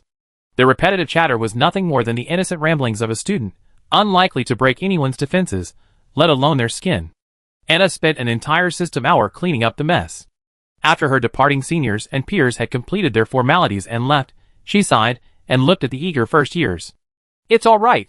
Go back to class, study hard, and write your papers. If you need any help with anything personal, just let me know. The professor isn't that unkind. One more thing, Professor Laisho asked me to tell everyone. If you get into trouble while traveling and can't handle it yourself, don't accuse him of being your disciple." It sounded like it was meant just for her, but maybe there are some gifted individuals with special physical abilities among the newcomers? Who can say for sure? Finally, she looked at her fellow students from other majors. "The academic affairs system will send the professor's arrangements to your email addresses, Or you can contact the lab project teams on your own. Just don't forget to report before leaving. Since the professor isn't home, I leave a clue. If anyone encounters a scammer or gets into trouble outside, fellow students can quickly organize a response and help. Even if classmates don't see each other often, they have heard of each other. Anna Faber-Richter made everyone desperate last year. I hope she can lie back a little more this year and stop causing anxiety and pressure. I'm not afraid of the first one working hard, I'm afraid of the last one working hard. The seniors, having seen her a few times through various experiments, patted her shoulder sympathetically and said goodbye. Professor, I leave you here. Be sure to contact me regularly to make sure I'm still here. Anna, Professor Anax's students next door were mostly worried about their mentor's health. What did Professor Lachaud have to worry about? Was he worried he accidentally killed someone? The freshman meeting, where the mentor didn't even show up, quickly ended. Taking on the task of checking in every 15 days to see if the mentor was still alive, Anna summarized the key points of the meeting and sent them to Veritas, Lachaud, and Pinocchio. The response was as simple as ever. Professor, what are you looking at? The dazzlingly blond young man deliberately stretched out the last syllable. He knew Veritas Lachaud was Anna Faberic's advisor, and had tried to get along with him. The problem was that the Evican had never even stepped foot inside a school, let alone attend one. He had no idea how to interact with a serious and responsible educator. Your playful smile is infuriating. Mind your own business, gambler. Professor Lachaud was very frugal with his words. The traps along the way to the Morning Dew Mansion required 2 people to solve. They had been busy for a while, and the yellow-haired man was still struggling with the puzzle. The exhaustive method was indeed the ultimate solution to any problem, provided you lived long enough or were lucky enough. He quickly shut down the external device, not letting Shah-Jean see the faint light on the screen, as if worried that he would scurry along the star network to harass his students. It was not easy for Fabriquette to go to school. Given her terrible luck, she probably used up all her luck in this matter. Most importantly, Faberich acted as if he didn't know this person. The Evican, codenamed Gold Dust, was a high-ranking criminal plucked from prison by the Interstellar Peace Company, and thanks to an incredibly strange stroke of luck, he rose to prominence. Vritas Ladios suspected he might have met Anna Faberich in the Iverstar prison, otherwise, he wouldn't have suddenly thought of offering his courtship, but he didn't believe he was part of the escape ring. Edmond Inolia, the mastermind of the aristocratic family, was a typical patriarch of an aristocratic family. When he looked down, he saw only profit. The twins' limitless future was a profit, as was Fiberich's ability to extract him from the Iverstar prison. But what did the Evican have? His overly beautiful appearance would have been a liability during his escape. So, that person would never allow such a person to join the group, and the Evican wouldn't have had the opportunity to spend much time with Fiberich. He's probably only paying extra attention to Fiberich due to the drawbridge effect. As for how sincere this guy is, whatever he is, his gambling habit is enough to put him out of business. Let's talk about what? Are you not going to write your thesis? Are you not going to do your experiments? Are you still going to graduate? Are you not going to find a job? There's no cure for this gambling addict. Just give it up. Kakavasia smiled. Okay, Professor. I still don't know why my sister's teacher is so strict with me. Does he think highly of me? Then I must perform well. Lachaud glanced at him, saying nothing. This guy is as thick-skinned as the crystal walls of the Aramine space, and his slippery personality and speech are difficult to deal with. He's exactly the kind of student that educators dislike and despise the most. Smart, beautiful, agile. But why doesn't he follow the right path? He seemed to believe he deserved to be ridiculed and reviled, gambling recklessly and without regard for his life. Everyone looks down on you, yet you stand up. Within 10 minutes, a call request came through the external device. Vritas Radier glanced at the log and stepped aside. Are you in trouble? In the corridor of the Polytechnic Institute headquarters, Anna said helplessly, It's a small matter. I can handle it, but I have to tell you. One of the new students assigned to you by the academic administration system accidentally snatched up someone else's graduation thesis while passing by the nursery. Well, he didn't get beaten, he ate it, and is now performing a virtual performance on the terrace of the school hospital. Less than 20 minutes after the freshman orientation ended, the new student had already come up with something truly remarkable. Anna felt the need to share it with the instructor. Vritas Radier, The headache worsened. Kakavasia pricked up his ears, eager to listen. He had caught a glimpse of the small note below the communication request. On the other side of the interstellar network connected to the external device was the person he longed to see but dared not. Her future was bright, her fame was rising, and she was on a glorious path. She had completely escaped Abel's endless shadow, yet the distance between them grew ever wider. He equally envied everyone who could easily approach Anna, secretly fantasizing that he was the one who would revolve around her. Chapter 258. The day after the freshman orientation, the strange person who accidentally ingested a senior's graduation thesis was discharged safely. When Anna requested a communication report from Professor Lachaud, she was surprised to find that she could not contact her own advisor no matter what. So, which senior was so tactless? Having her advisor lost contact was no small matter. She immediately contacted the front desk of the Daydream Hotel, demanding the contact information of Veritas Lachaud, a scholar from the Polymath Society. The hotel repeatedly stated that the memory quality of the Esdina system was very stable, that Pinocchio was protected by the power of harmony, and that all guests were absolutely safe. The inability to contact the guests might be due to the guest being in a deep memory realm, and communication would resume automatically after a period of time. To protect the guest's privacy, they could not disclose the guest's whereabouts to anyone, not even the room number or other contact information. Anna was speechless. You are forcing me to find a new way, not that I am not following Pinocchio's rules. The bell's going to ring in 10 minutes, and aren't you going to class? Sid walked out of the lecture hall to remind her of the time. Anna hung up the phone and walked behind him. It happened to be an elective course for the School of Mechanical Engineering, so I could ask Mr. Wren for help. He and Luing were at Pinocchio right then and there, usually projecting their lectures in, so I figured they might have some inside information. The classroom was much more crowded than before. It was practically full. Lecturer Xing's lottery-based, indiscriminate failing method was a bit scary, but once you were there, even hiding in the back reading something else wouldn't matter. Phaeton and Damons each took up the forefront seats. In Whitehair's words, this lecturer is better than some professors. My tuition fee is a huge win. You look a little off. What's wrong? Damon stood up and made way for Anna when he saw her and Sid coming in. Phaeton, sitting in the back row, had just finished chatting with a student in the back row and returned. He looked up and saw Anna's serious, pensive face. It was as if she was carefully considering the order of the people.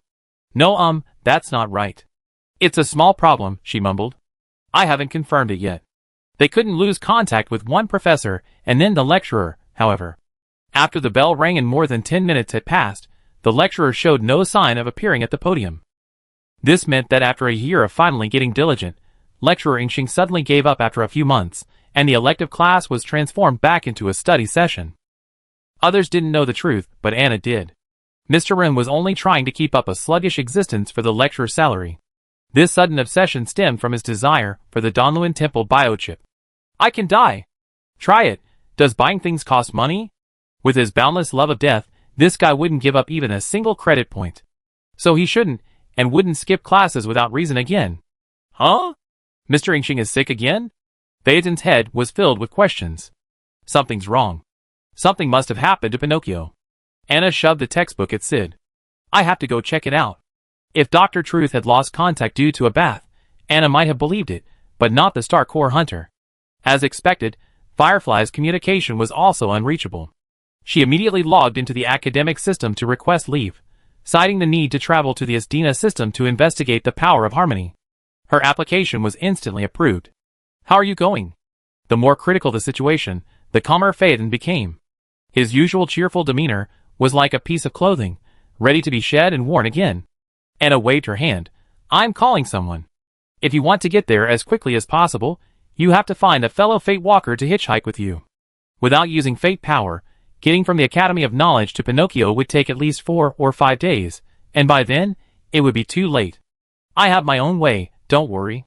After saying that, she approached Podio, who had been quietly lounging in the communications group, to get some local news. The first choice would definitely be to call the Sea Rangers. They were both more compatible when traveling with patrol.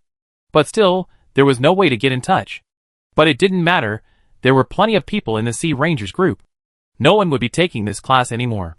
She stood up, picking up her external device, and walked out with her head lowered. The car stopped in front of the 4 people at the stop. Sid raised his hand to block Anna's car door, preventing her from crashing into it. She kept contacting the unfamiliar names in the external device communication group, 1, 2, 3, until she finally got a response. A small starship will pass by in an hour. The ritual of getting a ride is a bit. Well, it's okay. She calmly hung up. I already requested leave through the academic system. Could you please help me collect my notes? Are there any local specialties in Esdina worth buying? Things from the dream can't be brought out, but there must be local specialties to buy outside of the dream. You're amazing. You even found time to think about souvenirs. Are you just going there? Boarding a stranger starship? Isn't that too reckless? Damons frowned. Or should we contact the Academy first and hand the matter over to the Interstellar Peace Company? The probability of Professor Laisho getting into an accident was low, but not zero. But then again, if even a professor could get into trouble, what could Anna, a student, do? Anna was currently speaking with Pam, the Star Express's conductor. Big Rabbit informed her that Jeezy and Walter had led the group off the train and were currently unreachable. I'd be there right away. Please let me know if you have any news along the way. She perfectly exemplified the concept of having a lot of connections. In a matter of moments, she had arranged her itinerary, even arranging for surveillance.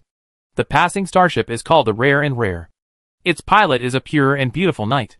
Its safety factor is higher than that of ordinary commercial starships, and Anna didn't tell Damons the rest of the story. She was more than just the gentle scholar.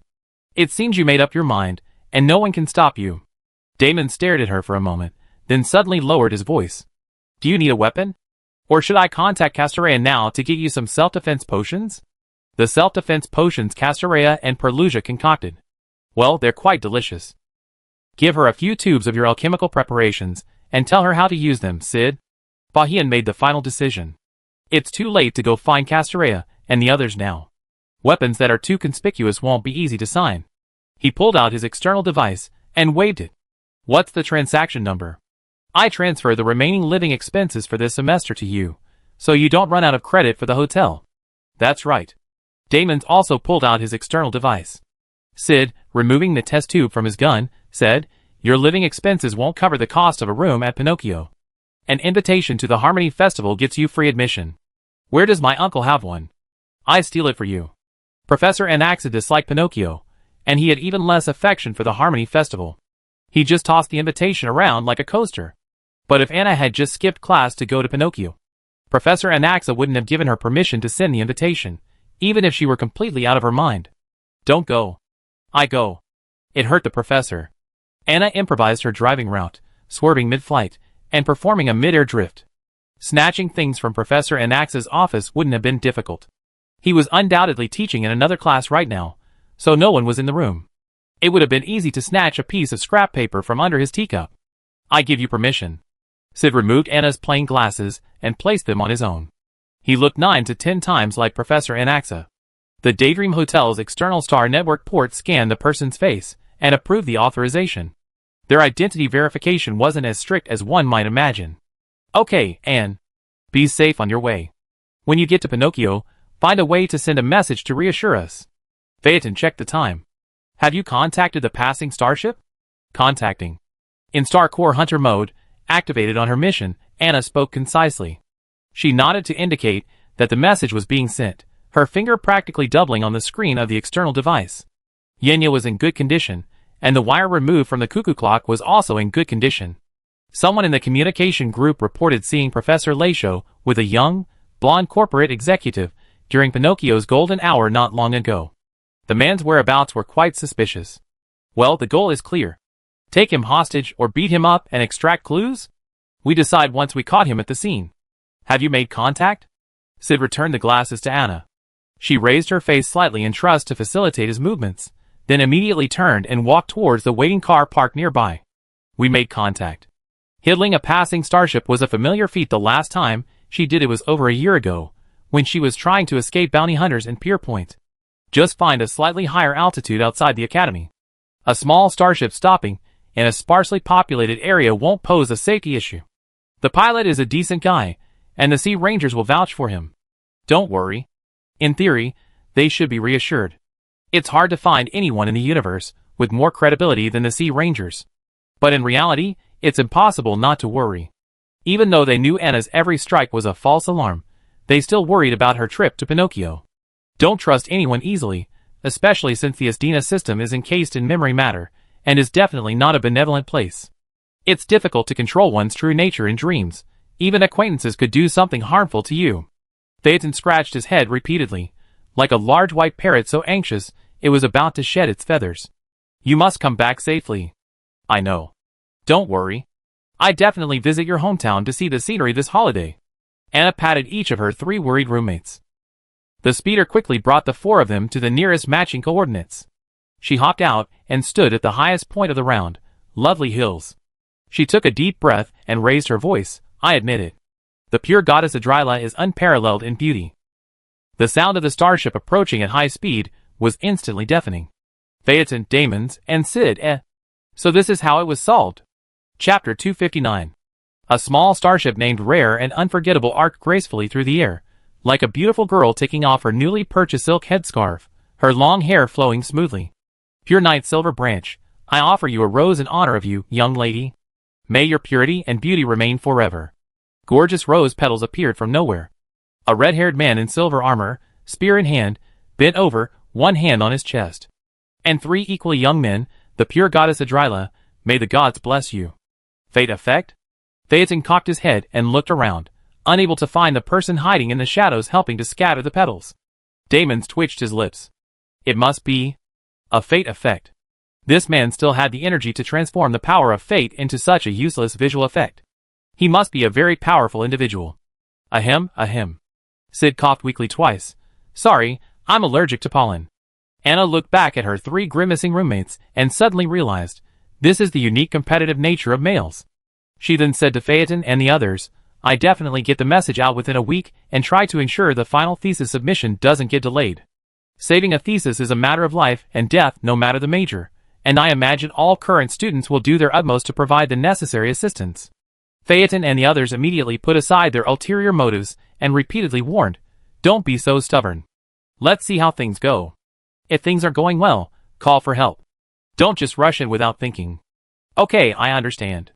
I leave everything about the school in your hands. Anna was reassured by the 3 of them. I can't talk much. If you have anything, send a message on the way. See you later. Sid silently watched her as she took a few short steps into the starship cabin. The knight stepped back half a step to make way, then followed her aboard. The silver-white Rare and Unforgettable remained suspended in midair. The moment it broke free from gravity, it created a powerful gust of air, and it vanished from his retina almost instantly. Stop looking, brother. We should get back to class. Phaeton stepped forward and patted him on the shoulder. Damon sighed, let's go. He had mentally planned that if Professor Anaxes got angry with Sid, he would turn himself in. It was he who had forced Sid to reveal the whereabouts of the invitation. After all, the professor couldn't kill his student, and this way, the relationship between uncle and nephew wouldn't be affected. Sid turned and walked towards the waiting car. He felt a little uneasy. Anna had seemed so strange to him just now. For a moment, she seemed stained with still flowing blood. Phaeton and the others rushed back to class by air. The Rare and Unforgettable was already far from the center of the galaxy, careless of any passageways, heading straight for Pinocchio. There were only 2 people aboard the starship, its owner, Silver Branch, and a young scholar who had hitched a ride. Anna was curious about the effect of the constant falling of rose petals around this guy, and even more curious about his abilities. After exchanging greetings and thanking her, she sat in a corner, out of the way, observing him like a feline. He was undoubtedly a destiny walker, but he looked nothing like a hunter. Is that the pure goddess Adrila?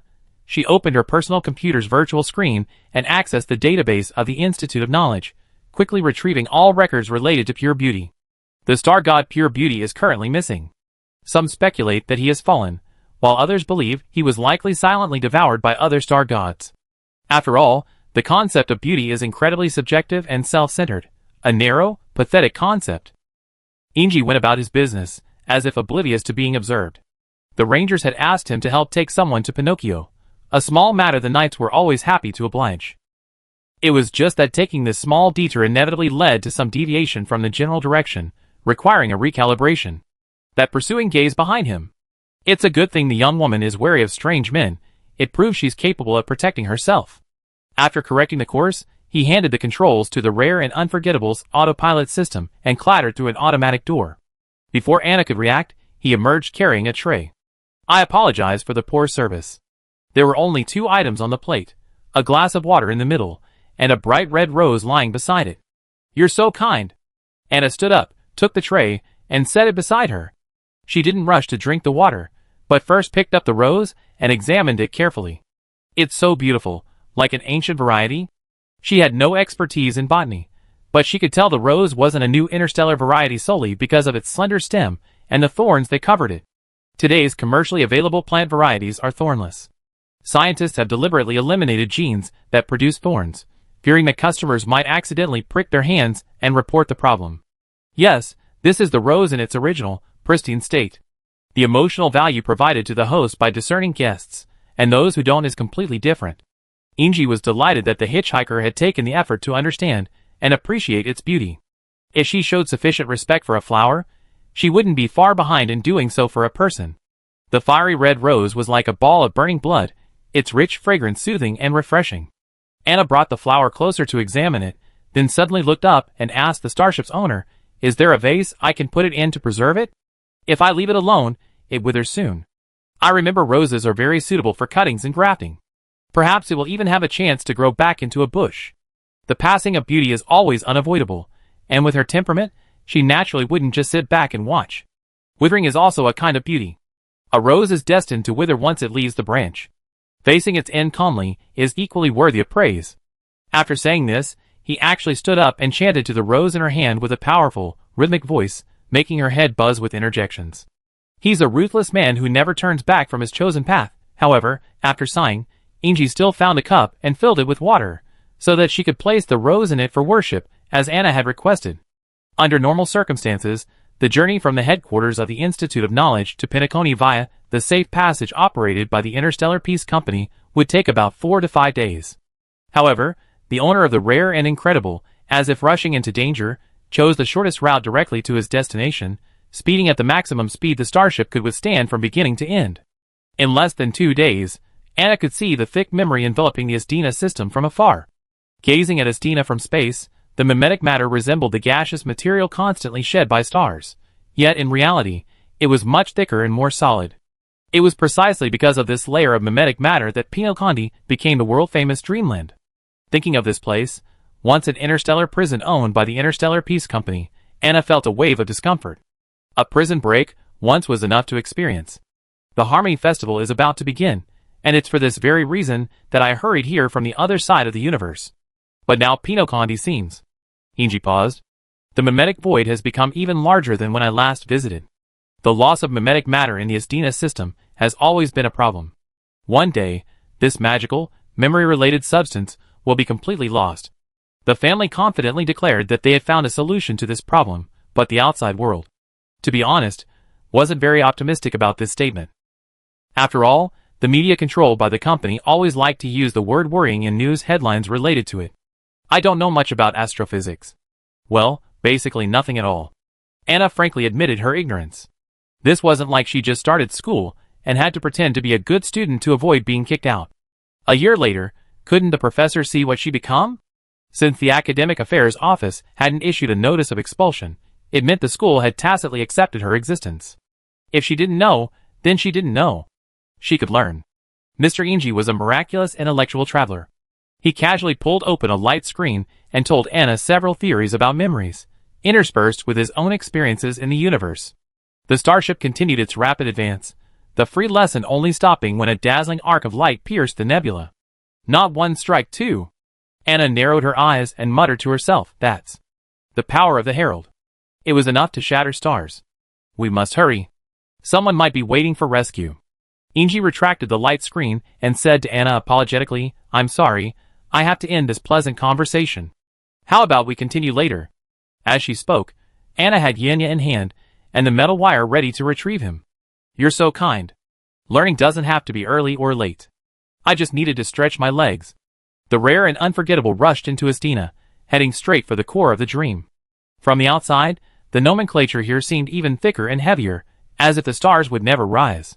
Deep into the night, deeper into the night, people struggled in their dreams.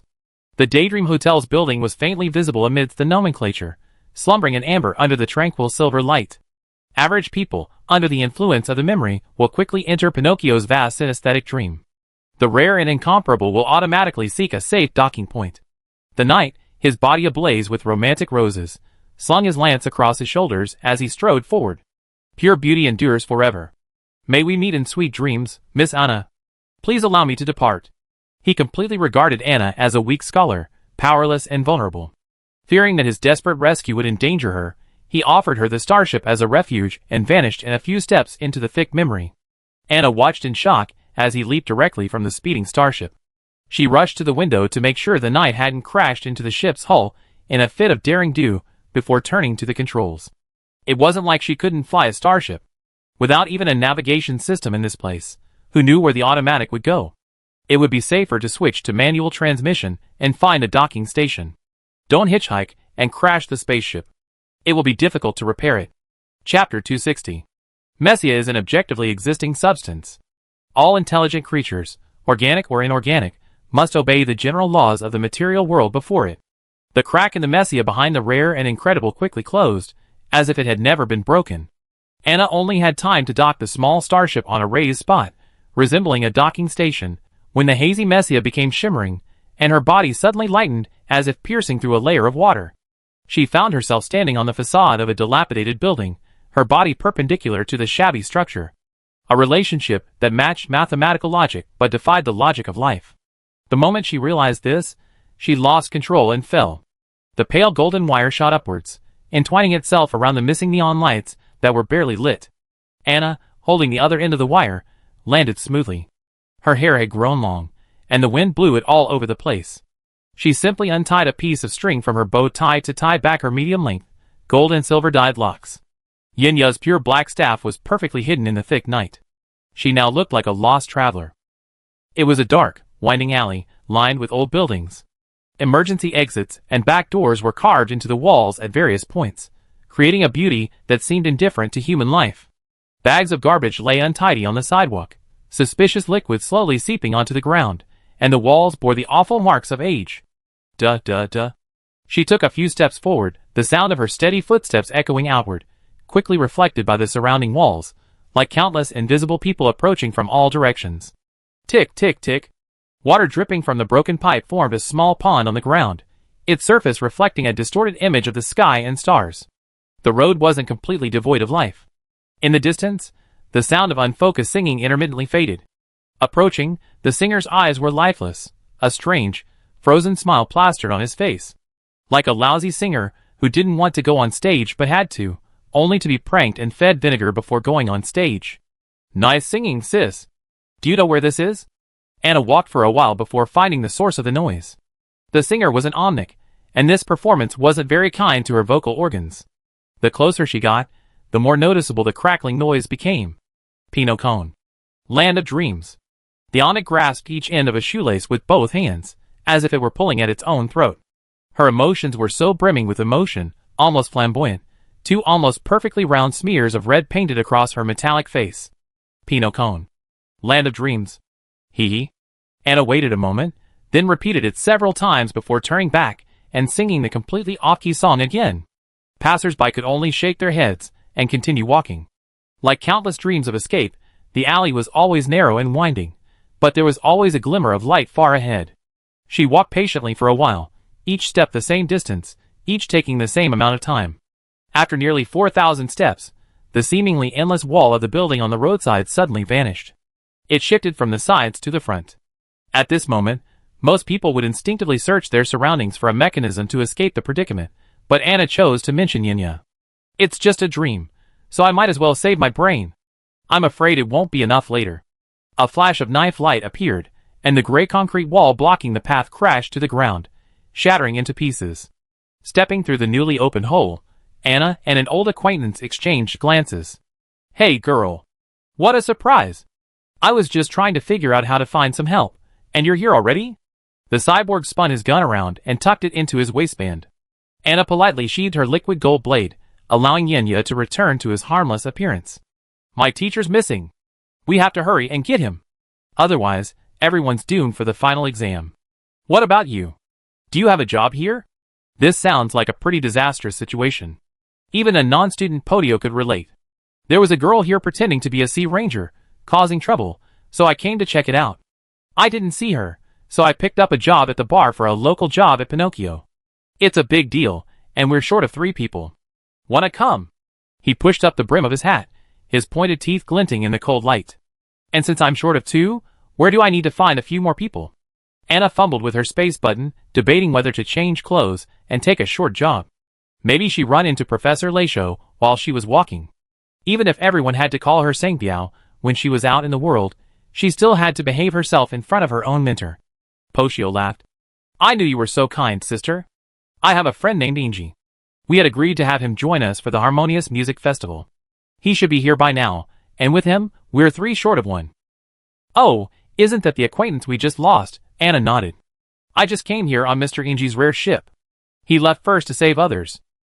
That's great. Let's go! Poshio turned and led the way. Let's go to the bar for a drink first, so we can ask someone about your teacher. Since their departure from Avelstar, this guy's carefree demeanor hasn't faded at all.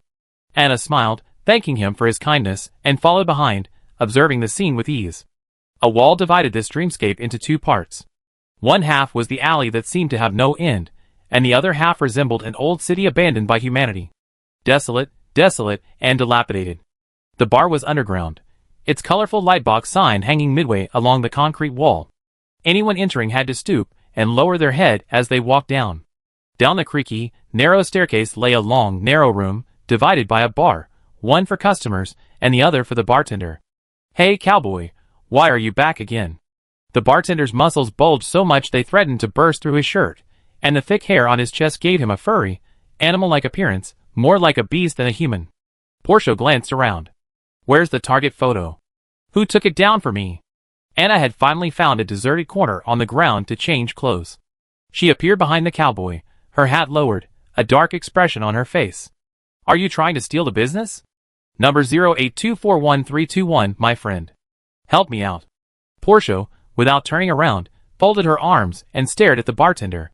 The bartender was at first respectful, then glanced back and forth at the 2 demons before him. Since you already taken the job, we have to remove it from the list. Otherwise, we can't afford to offend anyone in this shop. Humph, Anna said coldly from beneath her hat. I want information on a living person. The coordinates and credits are in place. She said this with such murderous intent that the bartender assumed she only appeared in Pinocchio on a revenge mission. You know, having a name, surname, and photo is one price, having a name, surname, and features is another. And if it's just a name or a nickname, well, that's still a different story. Anna held up the photo on her external device to show him Professor Leisho. Vritas Leisho, a scholar of the Polymath Society. A few days ago, he was spotted at Pinocchio's golden hour, reportedly accompanied by a golden-haired creature. The bartender squinted his eyes, scrutinizing the subject, as if trying to extract him from the photo, not missing a single detail. He raised his hand and gestured with a moderate count. I do have information on this person, but we have to arrange for someone to get the exact coordinates. Anna put away her external device. Okay, I debit it from your account. She wouldn't just leave a trace of her card payments here using the identity of Fabriquette. Bounty hunters often have their bills suspended and deducted. Otherwise, given their work schedule, where a mistake is practically a matter of life and death, they'd be left with countless bills uncollected, a huge loss. The bartender said nothing, pulled out a slip of paper, and handed it to Anna. Hey, give me your code number so we can open an account for you. This is number 0824131. Her last appearance was on the Xianzhou Alliance's flagship, Luofu, where she caused a scene that left the Cloud Cavalry helpless. But this person simply refused to take the slip. Whatever you want. If she can't leave her personal account number, she'd just leave her fingerprints and handwriting? Do you really think she's stupid? Huh? Podio spun the pistol cylinder, saying nothing but exerting immense pressure. Okay, you're so cautious. The bartender smiled flatteringly, and withdrew his hand. He casually picked up a bottle of liquor from the liquor cabinet behind him, removed the cap, stained it with paint, and then pressed it directly onto the hard stick, leaving a mark. The outer ring of the gear featured the large head of the distillery owner, along with a pair of chubby wings. It said that the presence of these wings initially led the media to mistake the logo for a funeral notice and post it in the obituary section, causing quite a joke. Anna looked at the name of the bottle, and suddenly felt that she seemed perfectly suited to following a long-haired assassin around, calling him Big Brother every day. Even if the news of the search had been spread, no one dared to compete with her for the person numbered 0824131. This girl's record was truly brilliant. From the Evere Interstellar Prison to Pierpoint, to Yepala Palace and the Immortal Ship Alliance, she had never failed. Leaving the bar, Podio quickly leaped over the fence. He had his own way of contacting acquaintances. Before Anna could get annoyed, He jumped down like an impatient person. All right, sister, Brother Silver Branch isn't far away. Why don't you stay here and wait for news while we join you? Scholars are always easy to find. They're so conspicuous. With the capabilities of this small bar, getting the coordinates wouldn't take up half the system. There's no need for everyone to gather together before taking action. Everyone can just work separately and meet up when needed. Don't you want me to come? Anna wanted to help, but Podio simply didn't think it was necessary. It's not like we're going to fight. It's faster to act separately. All right. Send a signal if anything happens. She pulled a camp chair out from under the parasol and settled comfortably in it, pulling her hat down over her face and closing her eyes. We'd be ready at any time. The cowboy practically vanished. The speed of the hunting patrol was always breathtaking.